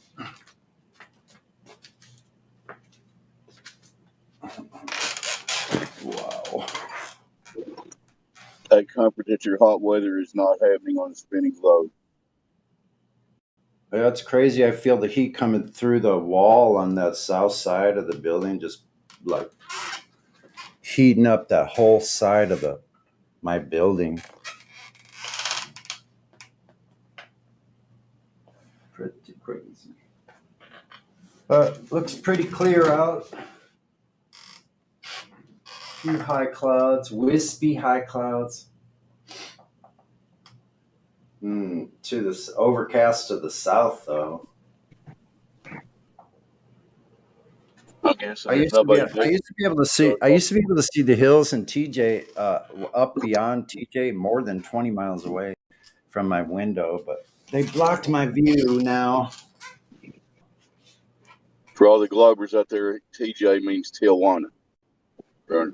Mm-hmm. Yeah. Wish I was in Tijuana eating barbecued iguana. Look up that song, Wall of Voodoo. Do people really eat iguana? Yeah, they do. What's it taste like? I don't know. I've never tasted it.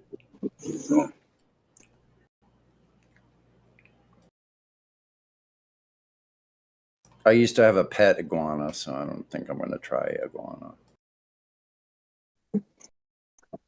I'm assuming there's no new people on here since y'all are batting around Matthew like a kid with a toy.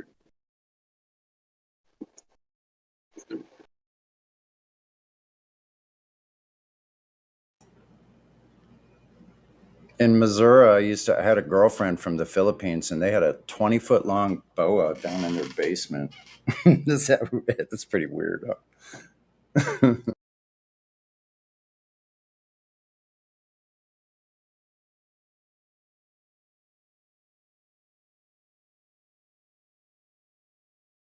Strange stories from Sunny.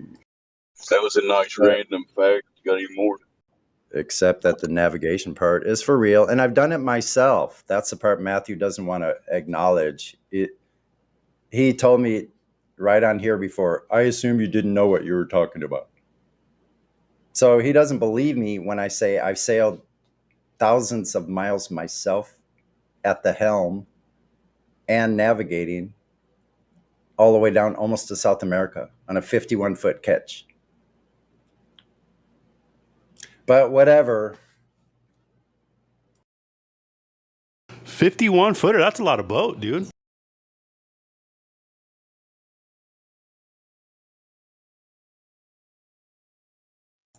I used to steal my dad's boat and get all my loaded friends and take them to Catalina a couple weekends in a row myself. I could sail that boat at 17. I could take the boat out 42-foot catch. Since it's all ancient history now, I can talk about it. It's safe to talk about it now. The information has been released. I came really close to buying a sailboat and living in the Oceanside Harbor. Or marina. Yeah. Marina, I should say. Yeah, that's pretty nice. Very nice down there. Up there. North of me. You don't live in California anymore, right? Or you I do. I'm an hour north of you on the 15. Okay. Yeah, I got some buddies up there. You probably know Dave and Kenny.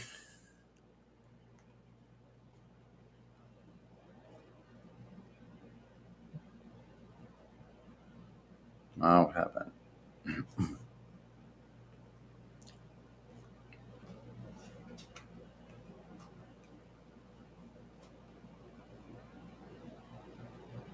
You've been listening to the daily thrashing of Matthew on 24/7 Flat Earth Discord Live 2.0.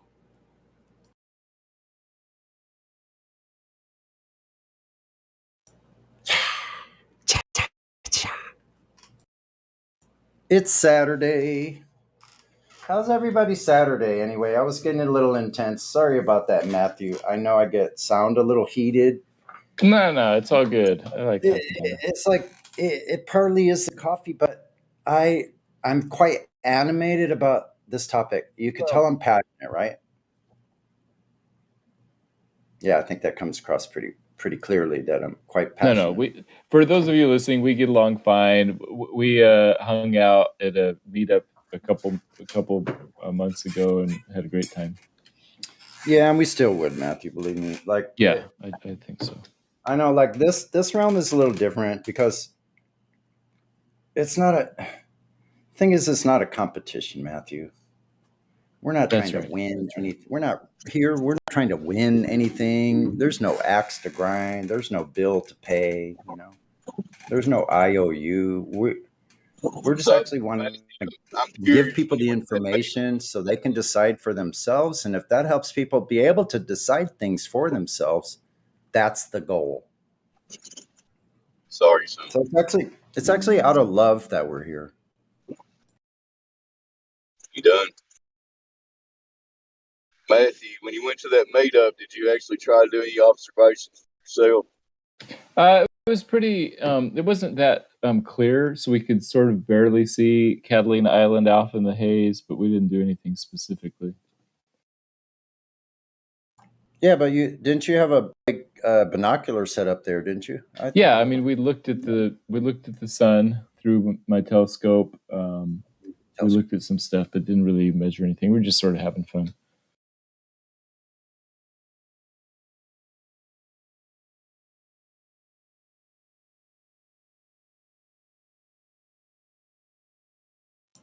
It's so strange and kind of sad that it had been so many years. Like I grew up, as a teen and so forth in Santa Monica Bay, right? So like I had forgotten, like in the summer, how far northwest that sun sets over land right there. And so seeing that sun setting actually over the city of Long Beach was really bizarre with the Santa Monica Mountains in the background. That was really bizarre for me to see that. I'm like, I never realized it, like how far north that sun sets when you're in that particular area, because the way that the land bites away to the east right there, like you're on the coast, but you're actually looking almost directly south right there. Just interesting to see. Yeah, I could see all the way. I could see the dome where the Spruce Goose is, where that Howard Hughes big old airplane is in there. You could see that at Long Beach and then see the Santa Monica Mountains back beyond that. That's quite a ways. Because where are we? Huntington? Hey, Matthew, do you know how far down the coast Huntington is in miles from, let's say, Marina Del Rey? I bet you do. Isn't it about 50 miles? I think it's 50 miles.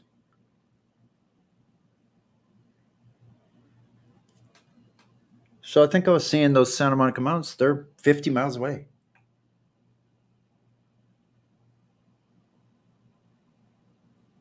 That's incredible. So even though it was kind of hazy, I guess, Matt, did you leave, Matthew?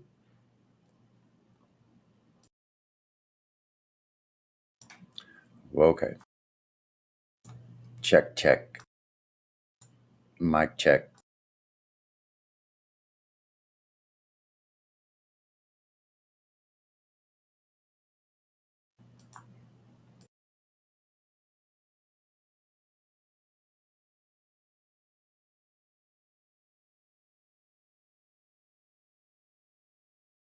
I'm going to assume I'm still connected. It says I'm still connected. Oh, phone. Gotcha.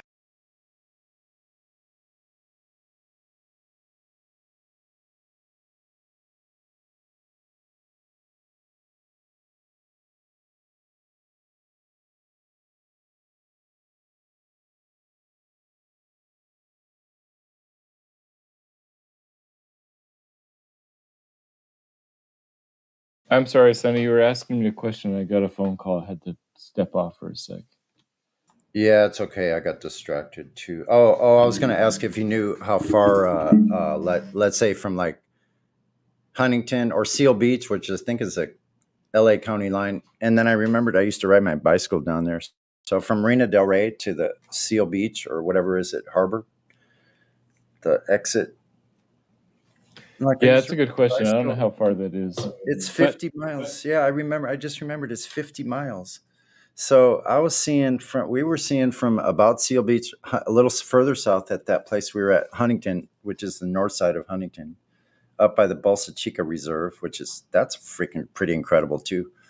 Want to go back there and hike along that thing. It's huge. Anyway, I think we're seeing more than 50 miles to the Santa Monica Mountains, Matthew. yeah, probably so. And by the way, the Sunset Beach, it doesn't face directly west. So even if the sun looks like it was Yeah.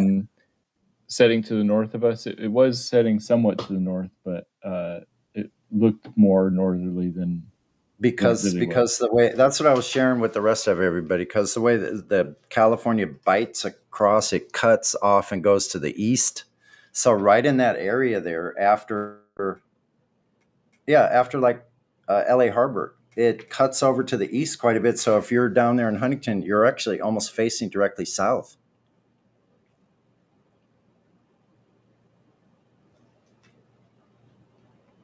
Yep. And that's why Catalina is off there to the kind of to the right. If you're facing, now you're still facing more south there. I don't know. I think it'd be fun to have a boat. I don't have those kind of resources. I mean, I wouldn't mind crowdfunding something. Like, I think us flat earthers could easily have a couple of boats here and there and skip around boat to boat. That'd be fun as hell, man. Put in your little funds and go for a few months or a month, whatever, 2 weeks, what have you.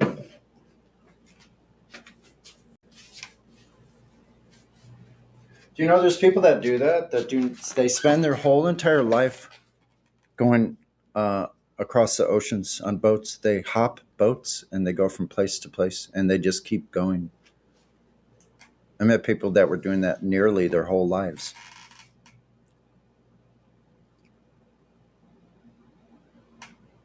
You got to have some source of income to do that, though, right? Yeah. Oh, yeah. Yeah. Well, the way these people did it, some people do it. Well, they would work their regular jobs wherever they lived, and they all pitched in like a co-op. So you like they all had like 20 investors or something. But this was a big ship, though. An old frigate, like 110-year-old freaking wooden ship.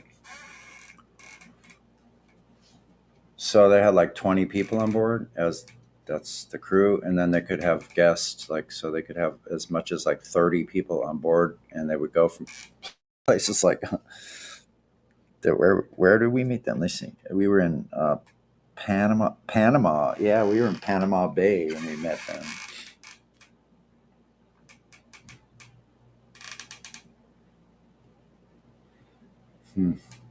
Oh yeah, so they would have their jobs, and then they would pitch in a certain amount. When they came on board, they could fly at a certain destination and meet up with the ship. When the ship got there, they'd go on board, and then you would just go for however much time you could. And living that way is actually very cheap. It really is. Once you're on a ship like that, and you have your stores and things like that, then you just need to pick up perishables and things like that, and a few staples here and there along the way.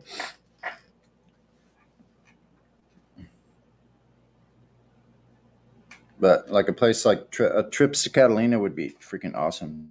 That'd be perfect. Because it's not that far from anywhere. Yeah, I've been there a few times, but just on the ferry, like commercial ferry that you just pay and take an hour. Yeah, we used to sail there all the time. I have great memories of diving and diving and scuba diving and sailing on my dinghy and jet skiing, all kinds of fun stuff.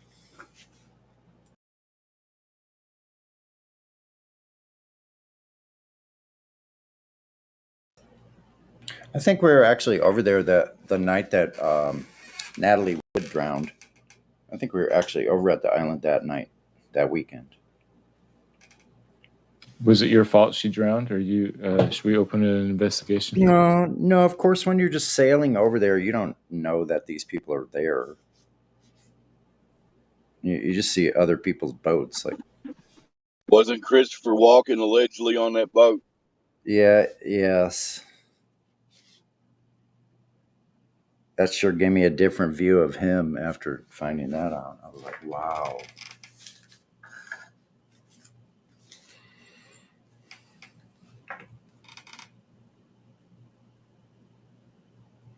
Anybody ever heard of Thelma Todd? Have you heard? Did you ever hear of Thelma Todd, Matthew? I don't recognize that name. No. She was an actress in the 30s in LA. And so this place on Pacific High, on the PCH, on the Pacific Coast Highway, at right just God, I wish I know the street so well. You know where how Ocean comes down from the Palisades and then meets into the Pacific Coast Highway? Yeah. So just a little further north, Thelma Todd in the 30s had a restaurant, and that building is still there. Apparently, they just refurbished it. But there's big, long stairs that go way up to the side of the cliff there. And but there was a murder. Like she was found suspicious things. Another one of those strange Hollywood young actress murder kind of thing. Strange events, but like I didn't know about this till afterwards. Like that these places are places that I used to see, like riding my bike up along the coast and stuff, growing up. I learned that all these strange things happen, like all kinds of bizarre things.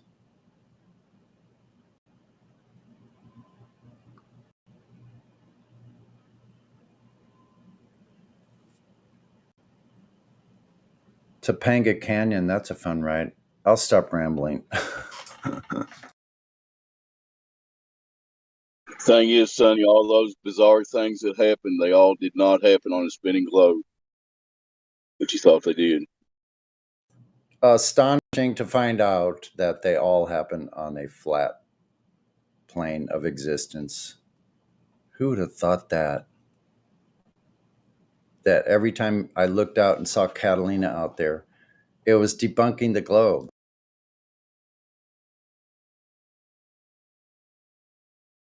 Every time you say Catalina, you're making me hungry. I like Catalina.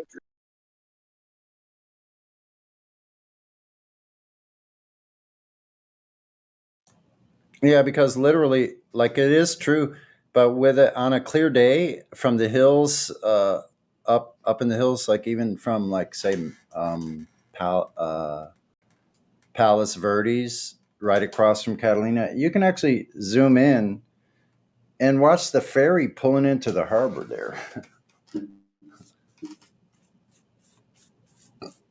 It is 26 miles away, and you can see the water line, and you can see almost the shoreline and see boats pulling in near the shoreline at right at the island on the clear days.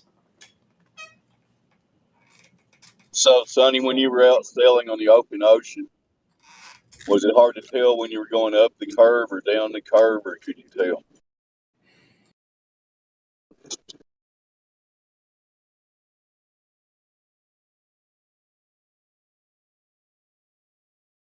Shit, I think my mic just fucked up. No, we can hear you.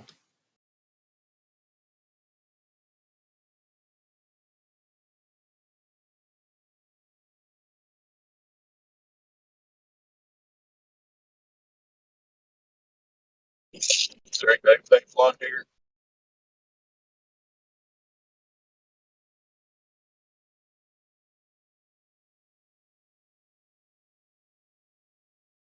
I'll take that as a no.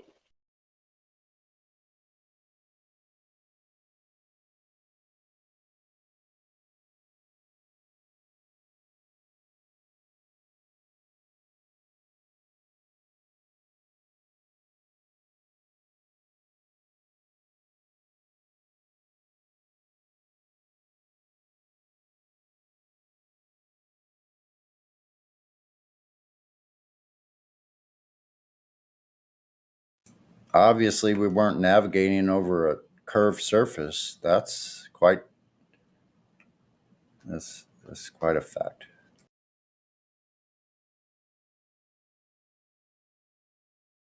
Wait a minute, you're saying the ocean was not a curved surface? It's not what they The taught us. ocean is the ocean is not a curved surface. You couldn't navigate across a curved surface and use stars or luminaries, lights in the sky. You couldn't use them the way they're used to find your location if it was a curved surface. There's no such thing as a curved adjacent of a right triangle. Doesn't happen. Only in somebody's imagination, but not on Earth. I agree with you there. Triangles don't have a curved adjacent. Yeah. Matthew, are you doing that thing again where you just agree a lot to make yourself sound agreeable, but then, sneakily get in the whole trying to diminish? Are you still trying to do that, dude? Oh yeah, that's my secret tactic. You got me. Okay. Well, at least you're honest on that one. Appreciate it. No, I literally don't think I don't that care. triangles No, have we're gonna clip that curved out. adjacents. Fucker. We're clipping that out because come here and lie to us all day. You got to get called on your shit every once in a while. I'm bad cop. Okay.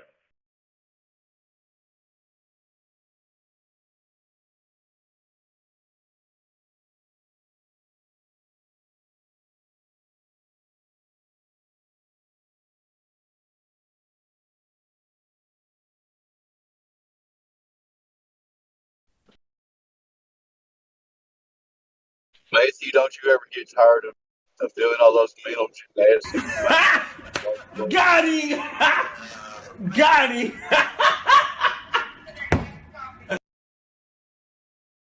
Wait a minute. Do that again.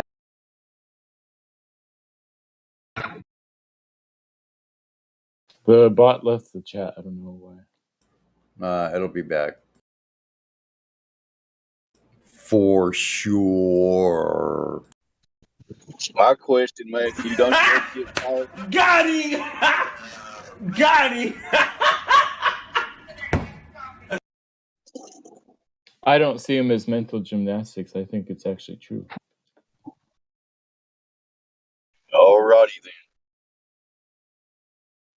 But you only think it's true, so there's that. Right, it's a belief of mine.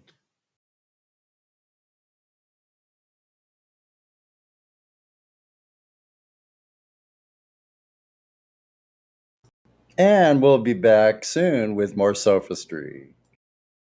Matthew, can you hear me? Yep, we can hear you. Alright, the problem is, you know that Mount Everest has a definite height.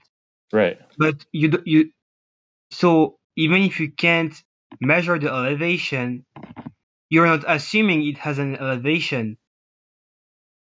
I mean, it's just like the Earth. I know it has a specific width and length, but I can't measure it.